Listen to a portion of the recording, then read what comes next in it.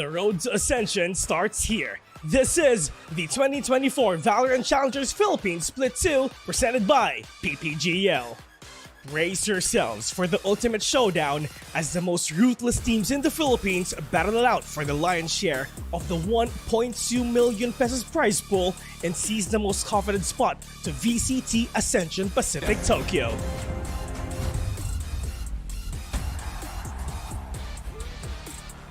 A total of 10 teams will go head-to-head in the regular season. These are the top 4 teams from the Split 1 playoffs. And 6 teams who went through the grueling phase of the promotion relegation, 2 other teams from the Split 1 crossover matches, and 4 new teams who qualified through the Premier mode. From here on, teams will go through a similar single round-robin format where every game is a best-of-3 matchup and every round counts. The regular season concludes with the top 2 teams advancing to the knockouts, while the 3rd to 6th place teams proceed to the crossover matches. Teams will need to give it their all as they defend their slot in a single elimination bracket where only the last 2 survivors will advance to the knockouts. The higher the stakes, the fiercer the competition gets, as the remaining teams in the knockouts test their might in a grueling double elimination bracket, all leading up to an intense best-of-5 lower bracket finals.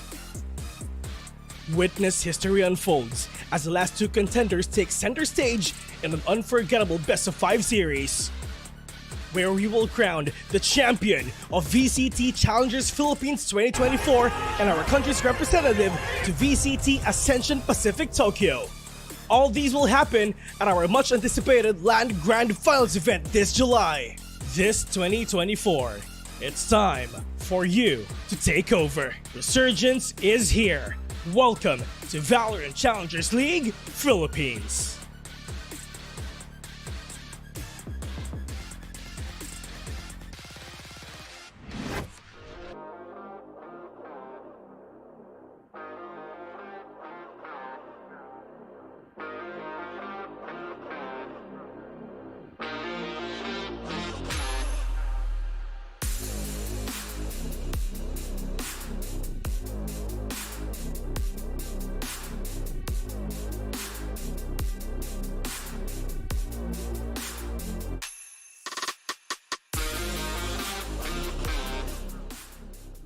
Magandang hapon sa inyong lahat mula Luzon, Visayas, Mindanao o kung saan pa mang parte ng mundo basta ikaw ay Pilipino at gusto mo ng Valorant, nasa tamang lugar ka na dahil welcome one, welcome all to the VCT Challengers dito sa Philippines Split number 2 kung saan papunta tayo sa Japan.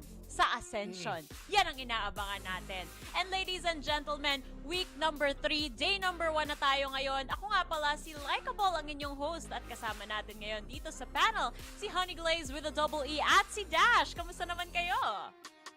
All good, Laika. Pero sa mga nangyari last week and dito na natin i-anticipate kung ano na nga bang pwede pa namigay, ipa-extend throughout the fights na mangyayari na nga for today. Honestly, excited lang ako dito sa unang game pa lang natin kasi pasabog na. Pero mamaya na yun kasi may kita naman natin mamaya. So, ayun, exciting. Last week, maganda rin yung mga laban natin. So, ngayon, makakita tayo ng napakagandang laban for this day. Napakagandang laban, napakadaming pasabog nga naman at syempre hindi yan mangyayari kung wala ring pasabog yung ating mga sponsors. So bago ang lahat, maraming salamat sa Mineski Global, the official tournament organizer of the 2024 VALORANT Challengers Philippines presented by PPGL, the biggest multi-game esports league in the country. Also, special thanks din to our official super app partner na si Grab. Score Grab's lowest prices ever with up to 15% cheaper fares on GrabCore Saver delivery fees as low as 15 pesos with Grab Food Saver delivery and thousands of budget-friendly meals as low as 99 pesos with Grab Food Saver meals. Guys, meron pa tayong code na pwede nyo nga gamitin starting 11 a.m. onwards. Yung Grab Food 60, get up to 60 pesos off on your order basta may minimum spend kayo of 550 pesos sa inyong mga orders. And magpa-order na kayo ng merienda nyo dahil dyan sa Grab na yan. Pero last but not the least, this tournament is officially sanctioned by the Games and Amusement Board.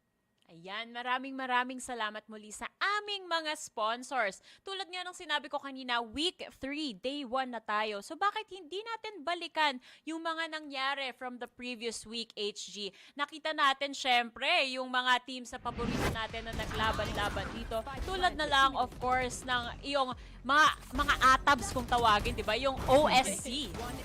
Yes, OSC has been really amazing. Consistent pa rin naman sila after, even though hindi sila nagkaroon ng magandang start on the first week, ito naman din ang kanilang panunumbalik. We had Dignified, especially pagdating sa kanya magiging opening. At ilang beses sila nagkaroon nga ng consistency all throughout. At itong highlight na ito talagang walang kapigil-pigil na umarangkada talaga si Folex nung nawakan niya na yung kanyang operator. Yeah, and something to add rin for the side dito ng Zol Esports. They got the first win during the last week. Nanalo sila against Subversive and very much needed kasi nakalaban nila yung Oasis, nakalaban nila yung Naos. Now, they got their first ever win dito. And sa mga teams na nakikita ko rin malalakas like Rank L Cuties and Party World, they are still performing so well during the last week. Ito nga, nakikita natin na itong Rank LQTs, pinakaba tayo nung nasa split sila against Oasis kasi sobrang dominant nung first half nila. Pero come the second half dito, Dash, Oasis pa nga rin ang nagpakitang gilas. They took it to overtime, they won that, at pagdating pa nga sa split, they took full ownership. Yeah, and yun na yung napahirap dun sa series nila na yun eh. And after that, Sunset naman, Oasis Gaming just got the ball rolling dahil dun sa overtime win nila and they were able to dominate Rank L Cuties. But honestly, Rank L Cuties did well. Ang isa sa mga naging highlights ko dito ng last weekend is itong Party World dahil sila ang bukod tangin ngayong nasa lead, nasa top on our leaderboards na tutuusin ang laking bagay na yun dahil ang dami na nilang nakatapat. They even proved to us na kaya nilang paba and then pagdating sa mga ating mga storylines or even in the matches ang meow. But then again, here comes the third week na kung saan yun ba ay kaya nilang ibigay consistently. Sakto din yan no? Kasi kung titingnan naman natin, syempre, ang isa sa mga minamatahan talaga ng mga teams dito, which is our defending champions, Zol Esports. Sa wakas, nakakuha na rin ulit sila ng win dito, which is something na ina-anticipate natin, kailan ba magsa-step up ulit, kailan natin makikita yung glimpse ng Zol Esports na nakita natin from our last split. Ngayon naman, makita na nga natin, ano na ba ang current standings natin? Ano na ba ang estado ng week number 3 natin dito, Hody Glaze? May mga dapat na bang mag-alala sa nangyayari sa team nila? What I mentioned earlier, nandun pa rin naman, Carty World, dito na nga on the top of our leaderboards, of our list. Pero, sabi mo nga, may kailangan na mag-alala. Katulad na lang din, syempre, nila Tyrant Esports and Subversive dahil it's already the third week here in the regular season. At bukod tangay pa rin naman yung ating mga top teams na nandito na nga on our top 4 teams. Kasama na rin itong OSC. But yun nga, as you mentioned, parang kailan ba ulit magkakaroon ng momentum na yung Zol Esports para magkapuntos pa? Basically, HG, nasa halfway point na tayo ng ating tournament. And kailangan na talaga mag-step up nitong mga teams na nandito sa lower fours natin. And meron pa naman silang chance if ever na, for example, sa Subversive, mapanalo nila lahat ng games sila starting today. So, napapahirap yung mga standings nila. Pero nakikita naman natin, Carty World, yun nasa pinakataas natin dahil naka 5 games na sila. Ang init nga naman. Pero yun nga, sabi mo Dash, diba? 5 games na ang nalaro ng Carty World. So marami pang pwedeng mangyari for the standings. Kasi sila yung nakauna kumbaga sa mga matches nila dito. Pero ito nga ang ganda ng pagkaka-explain kanina sa tournament explainer natin, diba? Na sobrang bigat na ng stakes at this point. One would even argue na mas matimbang na yung stakes ngayon compared dun sa split 1 natin. Which is why it is worrying on the side of Zol Esports. Dapat mas nagsi-step up sila ngayon kasi sayang naman. Ascension na yan. Japan na yan, di ba? Konnichiwa na yan. Sayang naman. Siyempre, shoutout nga pala kay Ray Ray, ang ating avid fan ng Japan. Shoutout rin kay Laz, ang kanyang favorite dyan. Shoutout din daw kay Vil, ang ating paboritong Bang Bang Tournament caster. explainer. Yan, tournament explainer. Ang galing kasi mag-explain ni Vil. Dapat i-shoutout din natin yan. Pero ngayon, i-shoutout natin ang first team na sasabak dito sa binansagan na PHL Clasico. Kilalanin na natin ang walang iba, kundi ang Oasis Gaming. Wow!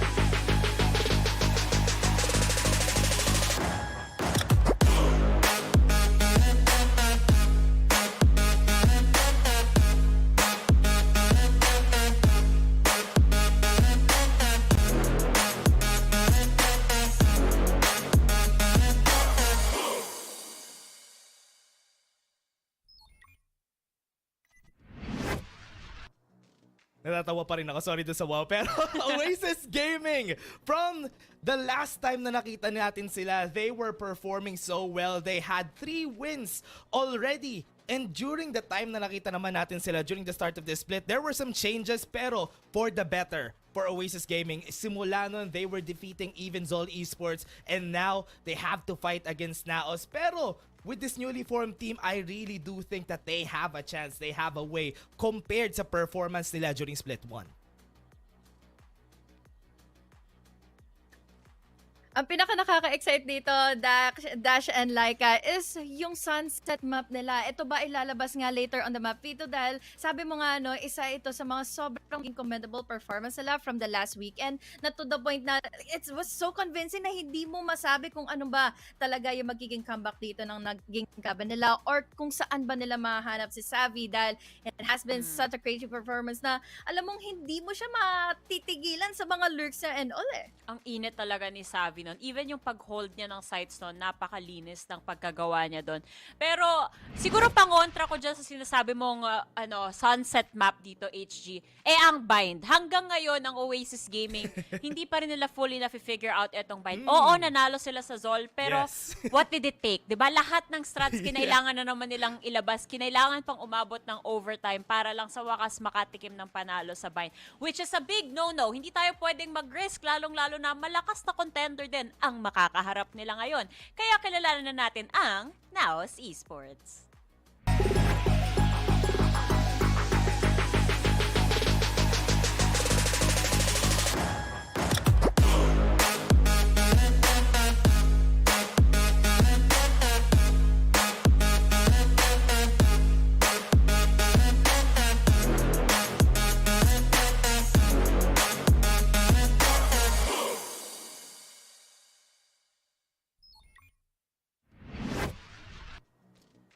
It has been a convincing and dominating start para sa Naos Esports na pahiwatig na kaya nila kaagad simulan itong mga linggong nagdaan ng flawless nang walang katalo-talo. Nakita din natin as you mentioned, Bind has been such a great performance. Nung nakalaban nila yung Just Us, Papi Chulo was always there. Kapag siya yung lagi nahuhuli, siya ang magiging laging problema even though na nasa 1v3 situation siya, Papi Chulo can still go in for those multi-kills. Yeah, and 13-0 on their last performance against Just Us is something na pwede nating sabihin na ipagmamalaki nila against Oasis Gaming for the games that are incoming. And also, ban Icebox against Naos. That is a fair banning system, yes. Pagdating talaga sa Icebox, parang magdadalawang taon na atang tinitake ng ownership nitong Naos, tong mapang to. Ang ganda talaga ng performance nila at lagi silang may sariling meta na dinadala pagdating sa map na to. So para sa'yo, HG, tingin mo, ang kailangan iba ng Naos ba ay yung sunset, tapos sa side ng Oasis naman, ban Icebox? May ganun bang factor dito? I don't think Naos can have a problem sa mga bans and picks nila dahil for sure they will completely dominate and bind. But Sunset, feeling ko mapapahirapan sila to the point na hindi mo masabi kung kailan ba magkakaroon yung laban nga between Nexi and Javi 8K on those Sentinel roads. Oy, And sakto Oasis- yan. Ay, sorry, Dash. Parang sakto yan kasi yan rin yung head-to-head natin actually. Yung Sentinels roles natin dito, Dash. Sige, continue.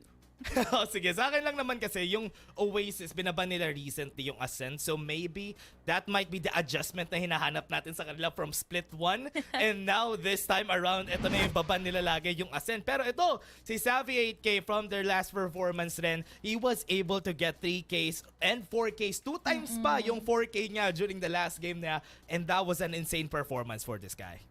Ang nahuhuli na nga lang siguro for Javi 8K is that there are times nga na parang hindi siya sumasabi or hindi talaga siya yung nagiging punot dulo kung bakit magkakaroon ng opening yung team dahil nga siya yung sentinel, siya yung makakapag-completely hold ng mga sites. But compared for Nexi, siya kasi pwede siyang makapag-flex din, pwede rin siyang umabot nga going into the initiator role. Kumbaga siya may pagkakataon nga to make an opening din for Naos Esports. But with that kind of comparison, parang ibang klase pa rin yung atake ng ating nasa head-to-head.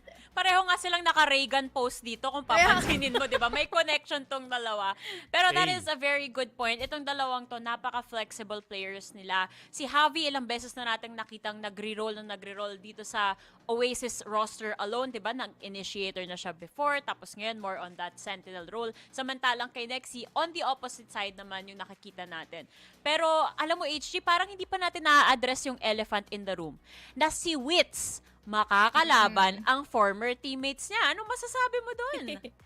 That's so exciting dahil it's gotta be a point tuloy para nga sa Oasis Gaming na will be Wits the main reason, the main impact kung bakit man nanalo sila going into Naos side. Makatapat nila yung Naos for the series. Dahil di ko rin masagot sa mga tanong na ito. Meron tayong Nexi, we even have your Madre and Eman. So what is the answer for the series talaga, di ba? And honestly, ang daming high impact performers rin dito from both sides of the teams. Kelly S getting 30Ks, 2 times niya na ata nagawa from 2 series rin yung 30K niya from their games. And also, to add to that, will Wits be the reason or the catalyst para makapag-revenge from Split 1 itong Oasis Gaming? Mainit-init yan no? Yung diskusyon na yan. Syempre, yung mga nasa comments dyan, ibigay nyo na ang opinion nyo. Total, mahilig naman kayong magbigay ng mga opinion sa comment section. Binabasa namin yan. Kaya kung ako sa inyo, mag-type na kayo right away. In the meantime, kami dito sa panel ay papunta sa ating map vetoes. Sabi nga kanina, potential ban Icebox, potential ban Bind. Magkakaalaman na dito. Pero ikaw ba, Dash, ano sa tingin mo ang unang mapa na matatanggal dito? Kung ibaban kasi ng Oasis itong Icebox, tas yung, or rather, asan kasi yung binaban nila recently, like, pero ang nakakatakot dito, if hindi nila ibaban yung yan. Icebox. Yan. Yan. Play it safe. Good ban, good ban. Tama. Convincing lagi kasi talaga yung mga Icebox maps dito ng Naos na to the point hindi mo malaman kung kailan na nga ba susulpot kaagad itong mga nasa backline sila, itong laging si Eman FPS para nga makaikot and all. Pero stick to the usual plan, ang Naos always banning Ascent, so it just leaves out to the question, ano ba yung mga giging prio picks sila dahil mukhang Sunset pwede for grabs ang Oasis dito. Split or Sunset yung nasa isip ko, pero mali pareho. Never let them know your next move, ika nga nila. Dash, parang iba yung pagka-own mo doon. Ano bang masasabi mo na papunta tayong Lotus? Honestly, Lotus naman from Oasis, not really bad. They have been opting for their map, this map for quite a while, and now is going for that safe pick rin for them. Pag wala yung Icebox, Split is always a good answer kasi their performance from these two maps are really great din naman. Ang magiging tanong na lang dyan, ano yung susunod na ban natin? Ibaban na ba nila yung Bind? Yes, they would. Masaya ako dyan, masaya ako dyan. Si Dash dun, no? Hay, okay lang. Ako bilang, alam nyo naman kung sino-sino supportahan ko ngayon? Paalam sa Bind. Paalam din sa Breeze! Nako. Understandable. Okay na to. Okay na tayo sa Ayan. map dito na to. It can go really 50-50. Tapos, ang magiging ender natin, ang game ender natin is going to be Sunset. And this is such a great map dito. Dahil who would have thought ay lalabas nga nila yung Lotus. Lotus has been really one of the best maps pa rin naman. Coming in from the side of Oasis. But this is also a point and question Ang laki ng Lotus map, ang laki ng possibility ulit na pwedeng i-execute ang Naos kung anong ginagawa nila in Icebox going in Lotus. So, there's really such a difference tuloy sa map dito na to na nangyari before pa sila magkatapat-tapat na nga. Yan, from last time na nakita rin natin sa Lotus itong Naos Esports, parang matagal-tagal na rin nun It was when they used Chamber then for their side dito sa Naos. Kaya, tignan natin kung how their performance is gonna be on this map. Gusto rin maki-input ng aso ko kung naririnig yung may tumatahol sa background. Gusto lang niya sabihin na na ang dami pang ang possibilities, lalong-lalo na sa Lotus map natin. Kasi so far, this split, hindi pa yan nilalabas ng Naos. Marami pang question mark. Baka may bago silang strategy na gusto ilabas dito. So, excited tayo dyan. Pero let's move on forward dito sa ating predictions. Tinatahol ng aso ko, was! Arf! Arf! Was! Ako, ayun na yung prediction ko. Ayan, halata Dalawa naman. kayo. Dalawa kami. Okay, Diba? Wow, diba, Dash? Wow. Wow. Sorry. Nagulat kasi ako kanina. Sabi ko, okay, naka-Oasis shirt pala siya. Sige. Ikaw ba? Wala tayong bawi. Wala tayong jersey no, Dash? Totoo. Pero ako, for me, ang iboboto ko ay Naos. Just because of history for me. Dahil yung last performance sila during Split 1. Uy, pang na to pang 12 match na nila tong magkakatapat-tapat in Uy, all bakit? of Valorant. So, ito na, nagagalit na ako Bakit likeable Nagulat na din ako ako nakalagay? Direct. Hindi ako traidor. Yari. Dalawa na yung bumaboses para Tatlo sa kami side sa ni Ate Naos, guys. Laika. Ayan. Binago na. Ayan, okay na, okay. Reaction nila ay no? Ang nakakatawa dito, dalawa na yung bumoses para sa kanila na Oo nga i-propose eh. na Oasis nga. But yun nga, it's going to be Naos for me dahil before sa siguro na Mapito, yes, pwedeng Naos. Pero pagdating na Mapito, parang pwede talagang mag-escalate to a third game and then Oasis can take it. Nawalan ako ng words nung nakita ko yung prediction ko. Parang halata naman kung sino pinipredict ko ngayon. Nagulat talaga ako. Iba pala. Ako pala. Pero ayan, na-lock in na yung predictions namin dito. Yung mga nanonood ba dyan? Owas o Naos ba kayo? O Naowas ba kayo? Magkaalaman na. Pero in the meantime, casters, take it away!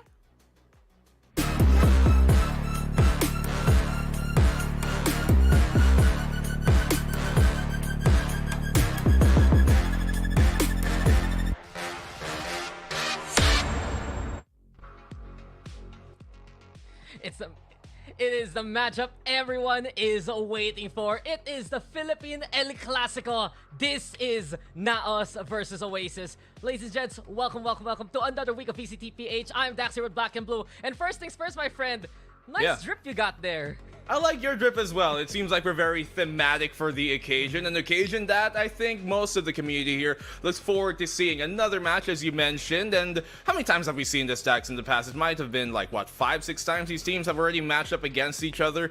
Obviously different iterations of rosters, but they're both in a similar ship. Neither of them were able to win the championship last time around when they were touted and projected to be too. I dare say it's like, what, their 11th, 12th time by this point. It has just been a rivalry within the Philippine scene again and again and again. But I gotta ask you, man, with the apparel you have, do I even have to guess who you're predicting as we get into Agent Select here? I mean, you know, there's a lot of reasons here for me to obviously go with what I'm wearing right now. I'm wearing a Naos jersey, and Naos have been the team that did end up further last time around, and they did win the last matchup they had, but I'm actually going to go with Oasis here. Why? Because I think what Oasis bring to the table, they have Wits here, who knows obviously how Naos play, and they do have the edge now of learning more from their last matchup. It makes me think though, man, it's so easy to predict Oasis, right? Big adjustments, the roles are set. You see dubstep already on the Omen. But on the other hand, maybe I'm gonna go on the Now side, despite me wearing the Oasis jersey. It's been more tried, tested, and so stable for Naos. You already see Ja back on a signature chamber pick that has gone rampant on a map like this. And it's very exciting actually, because we look at the agents, right? Wits is on that fade, just an adjustment here immediately by Oasis. Very curious. I'm wondering if that fate is a specific choice against Naos on this map, if they're expecting that chamber to come up to be able to use that haunt to find out where Ja is. Now, arguably, I think this veto is pretty neck and neck for either side, but what's your take on what the maps we got? No, I agree with you completely. We were talking about certain maps being removed. Ascent has been a permaban for both of these teams. It's already removed by Naos. Oasis shaky on bind. They get rid of it within the second picks. And I do like that Naos have pick splits for their second map after the fast Oasis games on it. But we're talking about Lotus, and Oasis Gaming is the one that picked it up. And we've seen how successful they have been all throughout the year on Lotus. Well, will that ring true? Obviously, only one team can win this time around. Lotus has been so far perfect here without much of a fuss for Naos. But let's get right into it. Another matchup between these two powerhouses. Naos on the attack. Yeah, back in Split 1, this was the Oasis map. OSC trying to broke that record a little bit there. But Naos, you said it, perfect so far. Big wins the past few weeks. And as it stands, Naos on the attacking side to begin with. Nexi gonna be on that Viper. Marky on the Viper there on Oasis. See the adjustments already for both teams, especially given that Wild Oreo has joined Team Secret. Someone had to pick up that second controller for Oasis. Well, I mean, I do think, and I've mentioned this in their past Oasis games, this roster, I do think there's a bit more flexibility in what it provides now that Wits is on this team. Wild Oreo, obviously, such a great talent, but a lot of them were kind of sharing similar roles, and now things seem a bit more defined. Yeah, it's time though for Diplo Prowler over onto Mount Mojer, keeping an eye out. It's already a first salvo here awaiting Naos if they do play into C. It's quite ironic though, you have Wits, the former team captain of Naos, now on the Oasis side. And Ja still waiting, but the first round already, a bit of a waiting game here. No contact being made here, just At least only towards that 30 C site, but seconds on A, it's been pretty quiet. They might have heard him place down his util there, Ja. He's going to be the first point of contact. Yeah, John looking to find the engineer. Hon's gonna need to play a paranoia though, courtesy of Dubstep, and Naos now running out of time. They need to hustle onto the site. Through the door, they will go. And Savvy 8K One ready to enemy receive. remaining. A 3K's big. Marky's there down on the board A. too. 10 and Oasis seconds Gaming left. looking successful for the pistol. A very late round push here from Naos, and that's a risk you run. You don't have any second chances in this case. Obviously, Ja's been spotted out, and for the most part, almost a flawless round for Oasis to start off the game.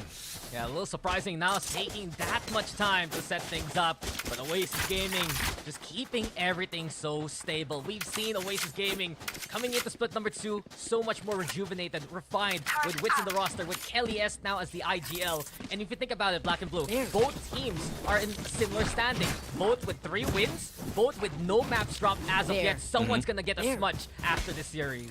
All right, and how apt is it that it's going to be against each other this early in the season, right? Both teams obviously gunning for that revenge and for the return to championship form.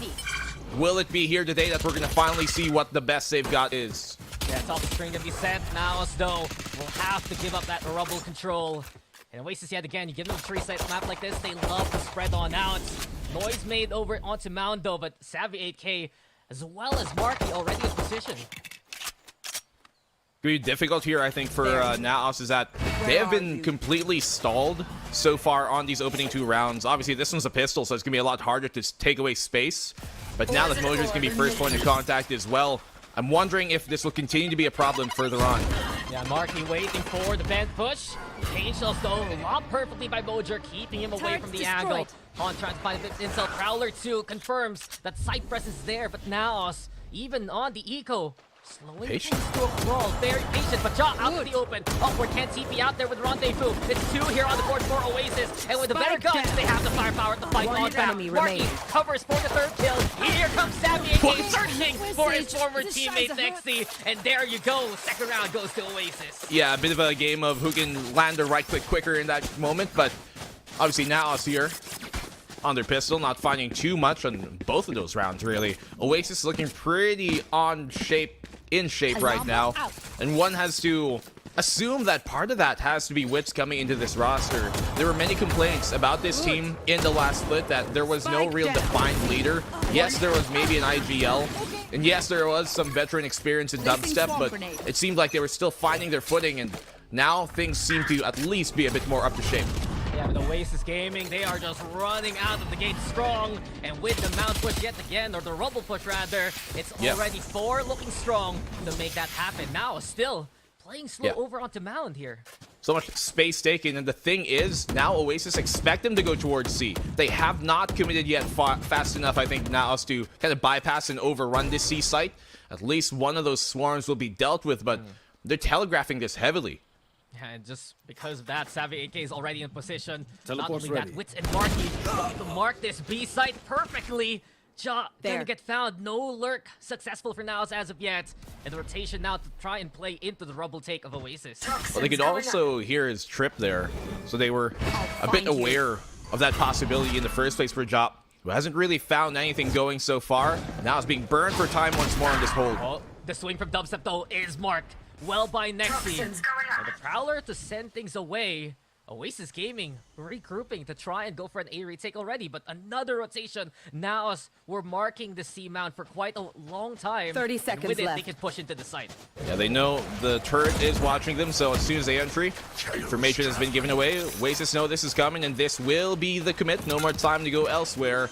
Plans should be stocked, but the question is, how does the hold up? Oasis still do have weapons to fight back with. We're here. Yeah, Oasis, there is a big chance for them to find an off angle there with Kelly S. The firepower in the clutches though of Naos. And with it also, Nexi watching that flank. Possible pinch though, that doorway. Timing. Not marked as of yet here by Naos themselves. And the timing will come on in. Well done by Kelly S. Distraction made there by Marky. A 4v3 now as Oasis move on to the site. Marky with another one. He's on fire in the game so far. And Wits will just take down any familiar face in front of him. Oasis takes their bonus. Wits with a bit of a wave there at the end. Hey guys, remember me? How you doing? And what a way to welcome him back here as well. The third round win by Oasis on the bonus. And now, once again, they have been playing this attack creepingly slow. Been running out of time without taking much passive control and space on either side of the map. It's been allowing Oasis to have so much more time to rotate on a map that should have a long rotate for the defense anyways. They're letting Oasis do what they want. Yeah, you gotta wonder now, why don't they just play the burst that they've been exceptional at so far this split? But you gotta remember a little bit of history here, Black and Blue. Back last year in 2023, this was the map that Naos would try to avoid versus Oasis, and they just had to deal with it in the grand final since Oasis took that upper bracket double ban. But now Kelly S already finding Ja, and another beautiful beginning for Oasis Gaming here. This is a map that we have seen problems obviously come in for Naos in the past year. Recently, yes, it's been going pretty well, but they have not yet faced a team as calibered as Oasis have in this season just yet. And obviously, an opening pick here towards Ja has spelled his slower start even more so. Yeah, it's gonna struggle for Ja to find value. Let's see if Naos trying to heat on up. Mojer is just made to sit down by Wits and Marky. The C stops the flights. And we are going to see air control ground all the opposition. Savvy 8K marking his targets. Good for the double. And Kelly S wildly swinging, wildly killing. 4-0 now for Oasis. Pretty good start for Oasis. Defender side as well is working out for them. This map, as attacker sided as it may be, Oasis do put up good numbers on both ends of the floor on this map. They're pretty neck and neck so far in the past 6 months. When it comes to performance here, it's showing, definitely so. If they continue this up, this might be a map number 1 that Naos are going to let slip, but they've got even more so now ultimates to utilize and further their control here. A main push looking to be imminent. And you already know Oasis Gaming targeting Naos coming into the specifically set for Naos right now. And Ja gets on the board. Expecting the push there from Kelly S. Perfectly placed with his crosshair. That's a pick here for Naos. Bit of a fun fact, Ja has been using that same op skin since he joined Valorant. Like, he has not changed from the infantry op now, and you can see the consistency it provides for him, but the C site is under siege. That they give up for free. Yeah, Mr. Coach here telling us how it was, but Naos with the push, the Prowler going wild after the Nightfall. Teleport's ready. And with it, Naos, they're going to be able to play into the bed, but the lockdown's going to be a bit of a problem. And Oasis Gaming looking to make space for themselves here. Now, how do they play this? Do they play within the site or out of it? Obviously, there's a bit of a corner here that you can see Mojer at, but the trap is there. The Seize is going to catch, rather it's a haunt merely. He can fend them off, but he gets taken down. Quick swing there from Dubstep Marky, also watching Poison Cloud itself, and now they're going to have to back on the flank, courtesy of Nexi. But Oasis finish off the round, just sticking the defuse and calling it a day. A few picks here and there for Naos, but it won't be enough to win a round. Here's the problem. They had no post-plant utility there to at least delay time off the spike. You have one Molly, that's off the Viper. You have a nade potentially in Mojer, but he was taken down. And the two kind of tip of the spears here for Naos have been having a very quiet game so far. Obviously, Mojer laying eggs, and Ja, he's only gotten himself active in this previous round. Yep, he's only found operator kills so far. X is there, well placed by Nexi and Ja. But the problem is, it's still been Oasis on a tear. They have 5 rounds in a row. They have so much money to work with here, Black and Blue. And now, I like them calling a timeout. They have such a deep coaching staff right now. You, of course, have old school coach there, Amix still within the mix. You got Stackman Do now joining on in. I do like there's even more perspectives here for Naos. But right now, they just can't find what works here. You have to wonder what they bring to the table, right? Stackman Do, you also have Oliphant as another analyst that they have, so they've added a lot to this roster in terms of heads, in terms of chefs, but will it really be enough for them to prevail here? I think so far, they're slow play. This is not something they can continuously do against Oasis. The initial idea to get the punish, though, off of their push was good. They have the up, look for the punish early on, you have a chamber anyways, and you know Oasis love to push either towards A or C, so get that punish, and then play off from there with the advantage. And you know where Mojer is so strong at? Making those burst plays happen. This pace is not suited for him right now. And Ja, this is danger, but he can just snap back away from danger there. He does get out of lobby. Nexi trying to watch if anyone crosses the one-way. But now it's again, similar plan. Mount still being controlled by the book. A hair later, Ja might have actually found the pick there, but Oasis, same defensive setup. Take Mound away. That's their game plan right now. And force Naos to go C, where they're more confident on their retake here towards that C site. Yeah, the Rumble has been so problematic here for Naos, especially with Dubby and Kelly S making that push happen. Naos, though, still a lot of time to work with. It's been the case throughout the game, but they're banking perhaps on Jot to get an opening pick here to begin another salvo. A Haunt thrown over onto B, looking for a lurk. Wits is there in the middle of the map, but beyond that, a small creep here from Naos, heading towards A right now. Maybe a chance courtesy of Evan. It's actually pretty good, the fact that they're making this noise here towards A, but I'm not too sure if Oasis bite it or if the fake has really been sold. You can see them checking towards B with that Prowler.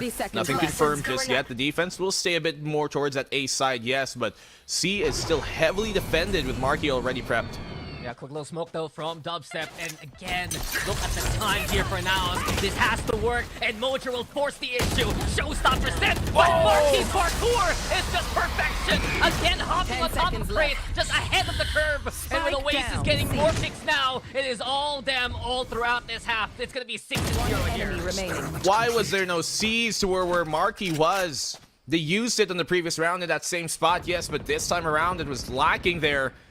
Obviously, a bit of foresight would have been much more beneficial, but as well, they're getting bypassed here. Rather, they're not able to bypass the choke a lot of the times. You'll see Mojo get separated, isolated from the rest of the fight. I would almost wager let the rest of the team push in first and then let Mojo follow up on in through to buy that space. And there has to be some sort of counteracting idea towards this rubble, because Oasis have been taking it for free and Naos are bled dry for time every single round. You want to play? Naos Let's have gotten play. their wings clipped in the most literal fashion. You expect Mojo to fly, but somehow, someway, Marky is always on top of things. When do you see another player get extra elevation over a raise, right? That is such a rare sight to behold, and Oasis exploiting that back there. It's a bird, it's a play. No, it's Marky in that case. He ain't even flying, but he is climbing higher. Naos, they do have that tour de force, but obviously Oasis are aware Viper's Pit might help them in their post-plant woes, because they have been having a problem in keeping the site itself after taking it in the first place. Retake potential for Kelly S is going to be big, but now they're actually giving some sort of presence here towards B, and that's going to pull the Viper away, which is crucial for this C take. Yeah, Showstopper still available though for Kelly S if he sees any pressure over onto Rubble. But really now, B looking likely, courtesy of Ja. At least the tour de force trying to suss out a pick, but Wits, he just knows exactly what's going on. The chemistry, just that familiarity of the opposition. A pick here for Oasis and Mojo and the rest. They tried to creep onto C, but watch out. There's still Marky. Nice flick though from 30 Soldier seconds there. left. Savvy 8K gets a trade onto Poppy Chulo in response. Ben though being completely contested. Here comes Emma now, but Savvy 8K down. still C. alive to find the double. A 3v2 as we get Naos on C side. Here comes out the Nightfall as well. The Spike still not flying it down, and he's taken low from that, but they can pivot towards the B side where Dubstep's at the ready. Good one for Dubstep. Paranoia here on the swing, and he gets the double. 7th round already here for Oasis. Perfection. Is just no escape when you get hit by a Nightfall like that into the Prowler. It's gonna chase you down. Add on with the Paranoia, you're just double blind and you're just double dead, man. Oasis Gaming, 7 rounds in a row. The map mastery is clear, but you can see that this defense is out-rotating now. 30 seconds left. I thought there were some awkward timings there as well for now. It's like they already kind of sold the fake that B was potentially their intention. They pull the Viper away. It would have been a great time for them to hit, but then they make more noise towards B, pulling the attention towards John. He gets found. There you go, Mojo marking his target and finding the first. A little bit of flights. Now it's playing the aggressors now. Yep. S, Oasis still able to hold them off. And this is looking good. to be where Oasis really brings out their strengths. There's actually a good thing here. Ja has to be careful, though. Savvy is waiting right around the corner. Sees him now. But in a 4v4, especially in this case, the defense is a lot more spread thin. But Savvy doesn't care at all. He's going to win that bout. Just so precise right now. Wits though found by Emin in response. And we watch out for Savvy 8K yet again. Avoids the C's. Play into the lane. Viper Spit not fast enough to save Emin. And Oasis, they do drop the spike. They have the lockdown again. Now, can they even force the issue? It seems like they're gonna have to back away because of it. Yeah, thing is, they can't play in that corner on the back of the site because, well, this point, Oasis expected fake out potentially here, but no, they're going to commit towards his B-side hold. There is a nano swarm to keep them at the choke, and this is looking terrifying to try an entry to. It's not just terrifying, it's suffocating. You TP into your own death there, Papi Chulo, as Oasis always have something to stop Naos in their tracks. 8-0, we didn't expect a start like this. I can't believe this start from Oasis. They came out here to play. I might have predicted them, but who would have expected this kind of start? And this is a problem, though, especially when you play kind of a chamber-based comp. If you don't find picks early, you're going to find nothing. And Naos, even after finding the trade on towards Rubble, not able to bypass Savvy here, who has been having himself not just a hot game, but a hot season. Best season from Savvy so far. Best game of the season is what we've seen here. 13 kills on the board. Marky there with 11. The core components, the foundations of this Oasis roster, doing all they can against their bitter rivals. And now are the ones looking so lost, and where Oasis truly thrives in. You can tell here, Oasis really came to this match prepared for Naos. They've studied what they do. They know a Rubble is a big part of their game plan. You take that away, that's half the idea of Naos' attack here in Lotus, suffocated. And with the Prowler contesting plus Marky's push, again, the Lurk of Wits having a tough time to get an angle. Ja, he has the Vandal here now in hand. Marky still trying to get the target going. Sees him. Your rifle knows Marky's there. But with the duck screen up, now Naos, they're gonna be befuddled in what to do here. Hero Vandal, but will that even be enough? Marky on the cross. His Hunt is actually being pretty good to check him on out, but they don't spot him in the corner. Marky eating them alive. A triple now for Marky. And the Viper strikes. Wits shatters the eye, and Marky strikes with Venom. With it now, it's Nexy all alone. All around him are familiar faces. His former team corners him, and now Oasis have made it to 9. This is just all of them all day in this half here, Black and Blue. Oasis have looked amazing so far. A lugubrious projection now, looking for Naos in this map, as they've yet to really win anything so far. They're a Rubble, looking very desperate, and their other attempts towards the other sides have just proven to not give them much of anything in return. And once again, Oasis are going to take away this Rubble, looking for Mojo to fight for it. Mojo even has the showstopper, but will hop over onto Roots. It allows him now to play the corner. This time now, is trying to maximize that toxic screen value. But with it, Oasis back away. They realize that Naos have sent all their forces now onto main. A lot better showing in this round, and Naos really need to start taking this Rubble away in the first place anyways. But can they open up trio? Dubstep's Paranoia is still here, and it's at the ready with Kelly S, if in case the push does come. But the one-way is going to prove to be problematic. Look at Oasis, they're pushing up on the flank already. Yeah, the last time Oasis gave up Rubble control, they just held wide door. This time around, they're now able to get the flank going, and Nexy will fall. A push from Mojo though. Throws the Pain Shells onto A. They crack the mini door to try and go into B. Also, Ja play over on the spawn. Showstopper heard.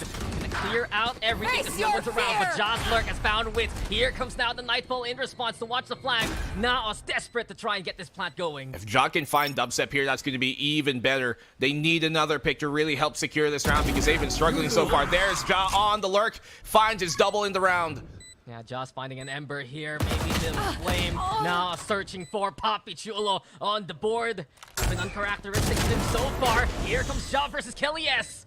It's in the space. Kelly does find the frag, but in 3v2, it's difficult now for Oasis. Now setting themselves up for success. Emon on the board there. Upper now being held together, and with Kelly S trying to make his way through this one smoke, blocking these 3 players ahead of him. Nice shot from Mojo. Naos will finally get around here. First one on the board for Naos. And while it looked dicey at some moment there, you can see how much of Naos' game plan is based on that Rubble. They're finally able to take control of Rubble. It's only the second time this entire game, and they're finally able to win a round off of it. And when you look at here, Oasis pushing up towards C, confirming the A take was to come. It allows so much more information for Oasis. Obviously, Ja finding those picks was big, but that's really what helped him secure the round. His first initial pick that he found on Wits helped them incrementally. And with that double control. They got more space, but Kelly S doesn't want to give it up again. Here comes Marky now to start things off strong. And Oasis Gaming putting many forces ahead of the curve. Dubstep has found Papi Chulo, and Oasis wants to keep pressing and keep pushing. Showstopper sent, and Naos is sent packing. 10 now for Oasis Gaming here. Absolute decimation and destruction for Oasis towards that rubble on A main. It's a lot harder for the attackers to fight for that if they can't get ahead of it. And Kelly, and rather Mojo, who's trying to bypass it, did get hit by the paranoia from Dubstep. Perfect timings. Oasis knew that Naos really wanted to fight for A again. They read that perfectly and dumped every single egg they have into the soul basket of A. And now Naos are looking to do the same once more. Now one more try, says Naos. Maybe the third time here would be the charm. Angel start things off. Will slow down the Naos push immediately. Jado's been seen. He gets the rendezvous on the way. And with the first push there from Naos slowed on down. Oasis take the rubble here. Prowler play. Dubstep going for the TP. Kelly S will go for the connection. And Kelly S again. Huge kills to find the triple. Ja and Papi Chulo left themselves, and it's so difficult. They swing on out. Kelly S almost good for him. Papi Chulo fighting for his life, but it's not enough as Oasis still swings. 11-1 to end the first half here. Goodness. 11-1. That's all we see here, folks. Oasis have been running away with the first half, and now continuously try to contest that rubble. I wonder why they don't wait a bit more, right? Wait and be patient. Have somebody watch out for the C and B push. Wait here towards main. Let them burn their initial utility and then pop out of the choke and then try and get the punish. You should in any case have protocols for this exact scenario. Where is it? There should be a C's there towards that back pillar with the paranoia to support it as well. Where is the paint shells coming that way? They do have nanos, rather they do also have the paranoia, rather the snake bite from Nexi. Just a lot of missing pieces, I think, on this attacking side. And now that would look good already there with Papi Chulo at the end. But it's still not enough. Oasis Gaming. It's not even just mid-round rotations, man. It's just that early call from Kelly S to play aggro. Oasis listen to it. And we've heard, really, that shift of IGL from Savvy to Kelly. It has helped so much Oasis Gaming coming into perhaps this split. We've seen Savvy have such a great game. Kelly S still doing what he does best. Speaking of, as they push into A, Ja finds Dubstep. Also lurk there over at B, but Ja goes for the double already. That's exactly what they need, though, here. Ja, chance for another single bullet in his head hunter, and heads he has found. Obviously, a pistol round would benefit them heavily here, but a long, long walk for them to take. It's a tough mountain to climb. Looking to make base camp already coming into the second half. Oasis, though, so close to getting to map points. They take the sites, but they do manage advantage. And Savvy AK trying to find a bit of impact. Marky, though, the frenzy's good for clean up. A single kill for it even. Unbelievable stuff from Oasis already. They equalize the numbers, but watch out for Ja. He's already on the flank to Eman alongside Papi Chulo. Anticipating perhaps if Oasis dares peek on out. Now the timing shifts to Ja. And Wits already sees him coming. Oasis Gaming making miracles happen here. But let's see now what else they can do with that frenzy. A triple for Marky and a pistol again for Oasis. They see themselves on match points. That was going so good until it wasn't. The frenzy just stealing things away here. Marky finding a double there towards water. And then obviously as Ja is found off the flank. Problem is there, Dax. Why was it Ja being first contact? In the flanking case, it should be push. It should be the push, the main push, that initiates that contact, and then Ja chimes in on the fight. He shouldn't even be peeking there in that moment without the rest of the push, pulling attention away from potential flank opportunities. So synchronized and finding small gaps in the good shot timing, but Ja again good with the shot. Here comes Oasis to try and hold the Dubstep. Watch out though, he's cornered here, and now it's ready to scrounge some guns. Wits though on the mark with the third, using that bulldog to absolute beauty. But here comes another challenger, and Papi Chulo will shut that down. A second round here for Naos now. It buys him a lifeline, yes, but I mean, Nexi's not able to pick up a weapon there at the end. Bit of a moot point to mention that because, well, the comeback is so far away. Very despondent, picture being painted for us in Naos' case. As Oasis, a huge cushion for them to rely on. Don't have to take any risks right now. Can simply build up their economy and go for the buy next. And Naos Gaming such a long path ahead, but at least now they have the guns. And they dissuade Marky from pushing. Taking a page out of the Oasis playbook. Control's good. Jado, an angle he can snap away from, and exactly that. A first pick for Naos, and they're going to be able to play safe from here. I mean, that's okay. But when you need to have as much plays as possible in your pocket, and you pull that out early in the half here as a chamber, when you already do have the weapons advantage, they're going to be ready for that on the gun round later on, and we're going to see if that's still going to be effective moving forward. Do they expect the crouch peek there from Ja? Absolutely not. Heating on up.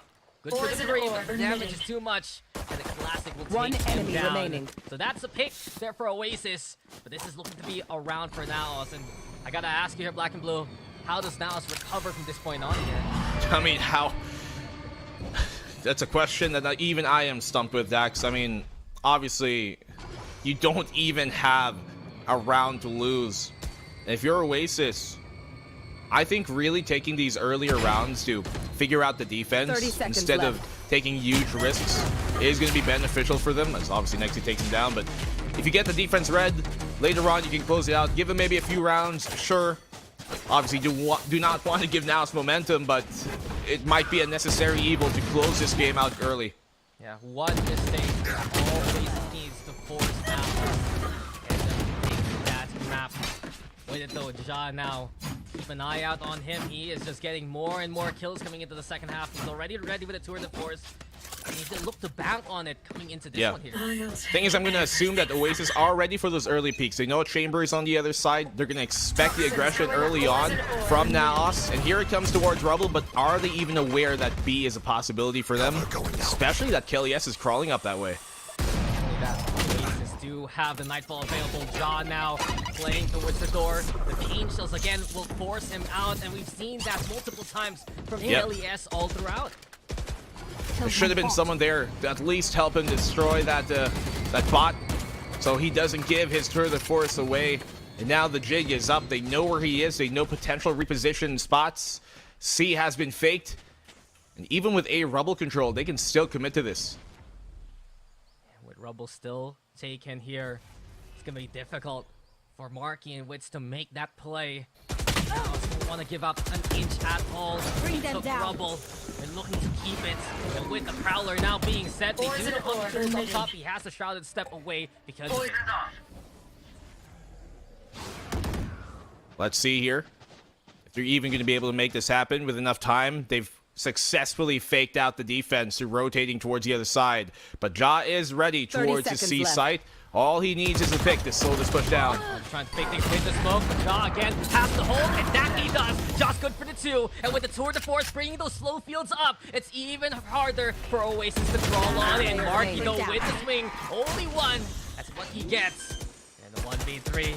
Everyone 10 seconds left. Mark W here. At the plant, Mojo though with the swing from Halls, and with it, Naos will find their 4th. The great stuff being shown by Naos here early. Obviously, the tour de force is such a great tool. Once you find the pick, the choke is stuck. They need to find this pick against Savvy as well, so that they don't have an option of pivoting towards B if it ever does happen to become an opportunity that they present. Naos here, really banking on the AWP of Ja. We've known him to be one of the sharpest shooters with that weapon in his hands. But will that be enough to turn the tide of this bout? Yeah, he's up to 15 kills. And now still up the same Rubble tap and Satchel out. Play for Rubble. Oasis expects as they play into Eco, but that is a rare whiff from Ja. Allows Kelly S now to play on the B side. Watch out for Mini Door and Edmund from Blink. Mojer 2 reinforces from Naos arriving quickly. And this should be a wipe away of Oasis here. What can Kelly S do with a spike in Naos' hands? Not much for sure. The up will be safe coming into this, and Kelly S is obviously found. Naos continuing their streak. But let's not get too ahead of ourselves, folks. 7 rounds more for them to come back into. Dax has put it, a tall mountain to climb, a ladder that will take ages for them to get back into. But if they do somehow do it, this round could change things. They're now getting within reaching distance of this lead. They've called a timeout here. I believe this is Oasis's timeout. They've forced out here. Yep, so that's one per side, and especially now that Ja is starting to feel himself heat up, this op can really make things a lot more difficult for Oasis. I mean, come on, it's 4 rounds in a row already here for Naos, and Ja, he was in single digits in kills a while ago. Now he's up to 15 every single round, especially that pistol to begin with, right? He was finding those first frags here for Naos, and this defense, sure, it's a little bit more akin to what Oasis was doing a while ago, but Naos is taking it to a next level with the extra angles that Ja is providing. And Ja really here is a core part of this defense. He needs to be able to consistently find these picks. It's big pressure onto him for sure, but I mean, if there's anybody who you're going to put that pressure on, it has to be him on this team. And I want to see what else next he can provide here in holding things down. Obviously, they do have a Sentinel in Ja, but his role here isn't exactly to be the traditional Sentinel in that case. So it falls on the Nexi to really hold down the kind of weaker side of the defense here, where there's less positioned players, and help them in this bout. It's time now to get back to the action. And Kelly S. Knives out, happy to lead that charge. Papachulo making his way towards the box. There's the door off for pressure, and now taking the fight to Oasis immediately. Marking good for the 2, but now they found the picks all throughout. Kelly S in the corner, straight down by Nexi. Ask and you shall receive their black and blue. Naos will find their 6th round here. Yeah, good pinch here coming from Emon to open up that door. And he uses the haunt, he uses his utility to make sure that nobody's coming from deep sea mount, so he can peek freely into that door and make sure there's a bit more help. Without Emon there, I'd wager Nexi gets overrun, they take the B site, and things get spiraled out of control. But good help here from Naos. I mean, is that the question here? And now black and blue, are things starting to spiral out of control? Yes, there's still a big gap, but Oasis is seeing this thing dwindle bit by bit here. They need to find some way, obviously, to stop this momentum from continuing on forth. Dubstep at the point. Marky, he's the only one with a proper gun in his hands, and that itself is a Guardian even, which ain't going to be the best weapon against this op that Ja's got beaming down towards A. I want to see them be able to potentially find where this op is in the first place against Naos, find where Ja is, and then subsequently deal with it with any means necessary. I mean, they still have tools to make that 3 ultimates. Witz has had this Nightfall for so long, but because Ja has been finding pick after pick too early before the Oasis execute, they haven't really found a good timing to commit with the ult. They're gonna try to play into B though, and the Prowler is gonna sense that coming immediately. And here's a classic game plan by Naos, right? So much attention put towards A, but in their defensive case, they leave Ja here to solo hold it while the rest of the team can focus on the opposing side of the map, which is C. They do have to play into B now, and it's up to Emma to try and hold them off for a second. He's good. The checklist looking clear for Naos already, and with the showstopper too, Mojer, he's just gonna look to find a prime target. Wanting to find anything with the ultimate, but beyond that, it's only Kelly S on the board. Shorty versus Sheriff. Eventually, the big guns brought out, and Naos have made a 7th round possible. How many has it been, black and blue? It's 6 now in a row for Naos. Yeah, Shorty almost betrayed Mojer there. Okay, I get it, right? You want to secure the round, but I have to say that the showstopper was a bit overkill. 5v2, bro. You can afford to lose weapons right now. You built up so much economy. It's okay. Well, maybe not too much economy, but you built up some economy. You can take the risk and just try and end the round with what weapons they got. They're going to need this showstopper to even further secure their long coming comeback. It's 5 rounds still they got to climb up into. And we've seen incredible comebacks happen before in VCT PH. There is still a possibility now, but now they're gonna have to deal with the full fury of Oasis Gaming. The Nightfall finally set. Darkness looking to play onto the side, but the answers from Emin is clear too. He does throw it over onto Mound. Oasis, F and sure, but they still get the site anyway. And here's the thing, you know that in this case when a comeback is imminent, or rather a huge, long lead is there, they're gonna dump all their ults into a single round at match point, so you gotta save that showstopper for a situation like this. And now they're gonna be retaking with an op, which is difficult.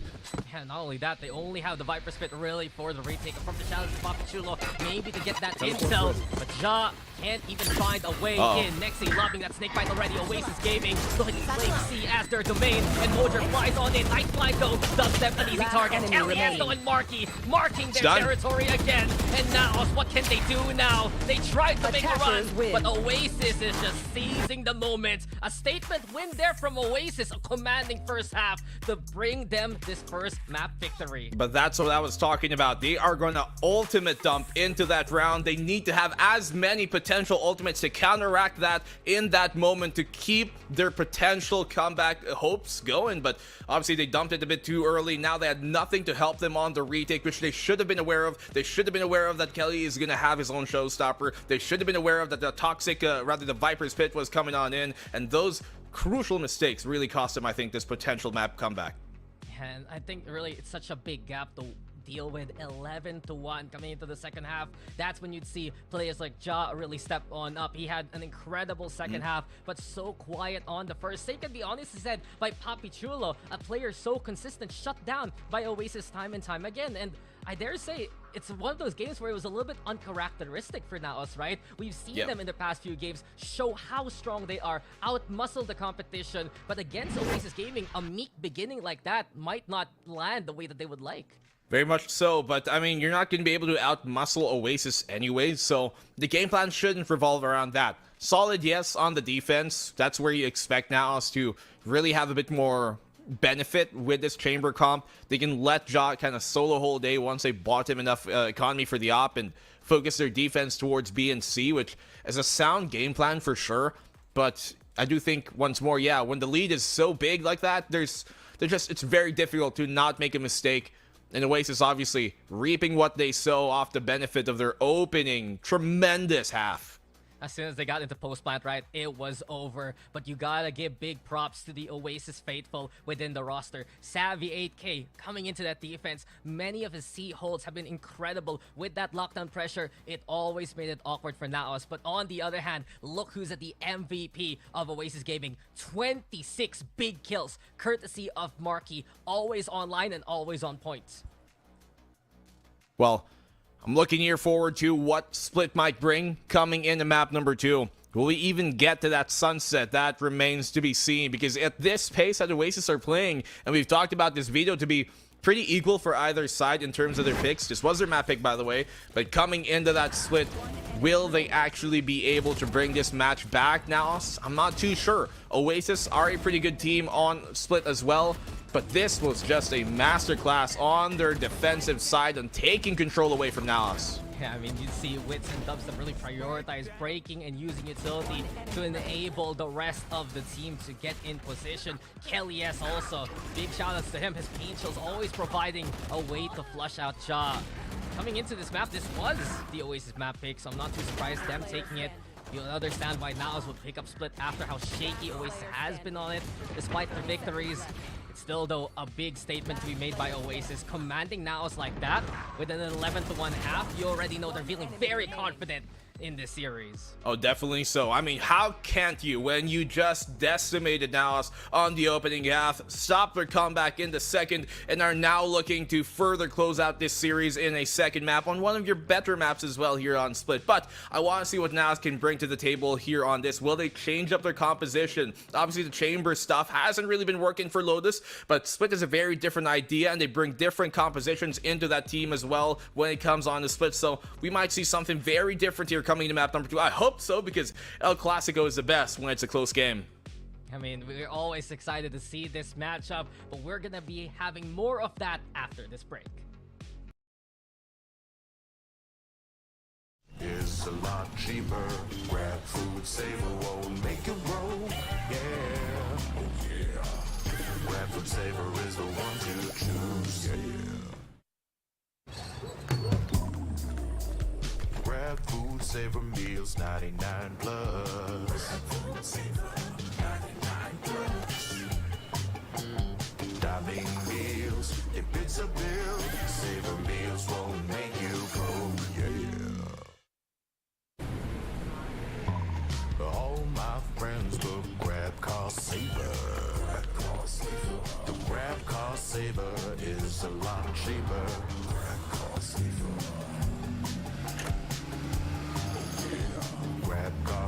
won't make it roll. Yeah. Rap car is the one to book. Yeah.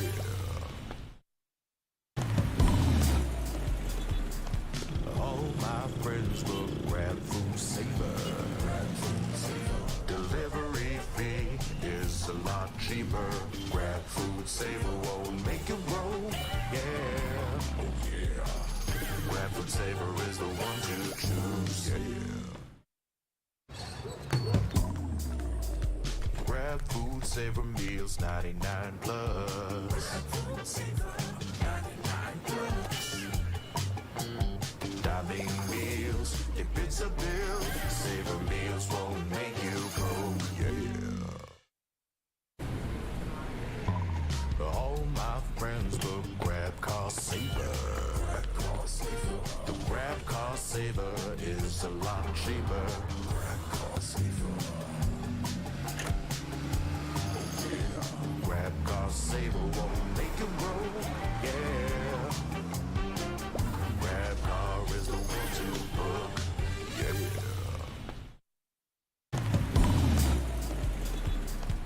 All my friends will grab food saver. Delivery fee is a lot cheaper. Grab food saver won't make it roll. Yeah. Oh yeah. Grab food saver is the one to choose. Yeah. Grab food saver meals 99 plus. Grab food saver 99 plus. Dining meals, if it's a bill, saver meals won't make you broke. Yeah. All my friends will grab car saver. The grab car saver is a lot cheaper. Grab car saver. Grab car saver won't make it roll. Yeah. Grab car is the one to book. Yeah.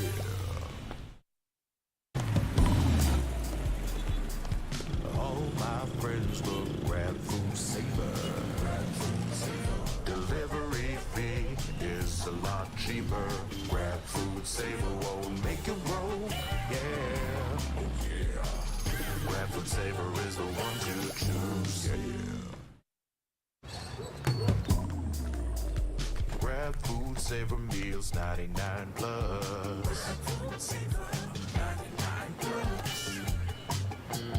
Dining meals, if it's a bill, saver meals won't make you broke. Yeah. All my friends will grab car saver. The grab car saver is a lot cheaper. Grab car saver. Grab car saver won't make it roll. Yeah. Grab car is the one to book.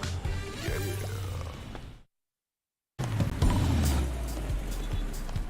All my friends will grab food saver. Delivery fee is a lot cheaper. Grab food saver won't make it roll. Yeah. Oh yeah. Grab food saver is the one to choose. Yeah.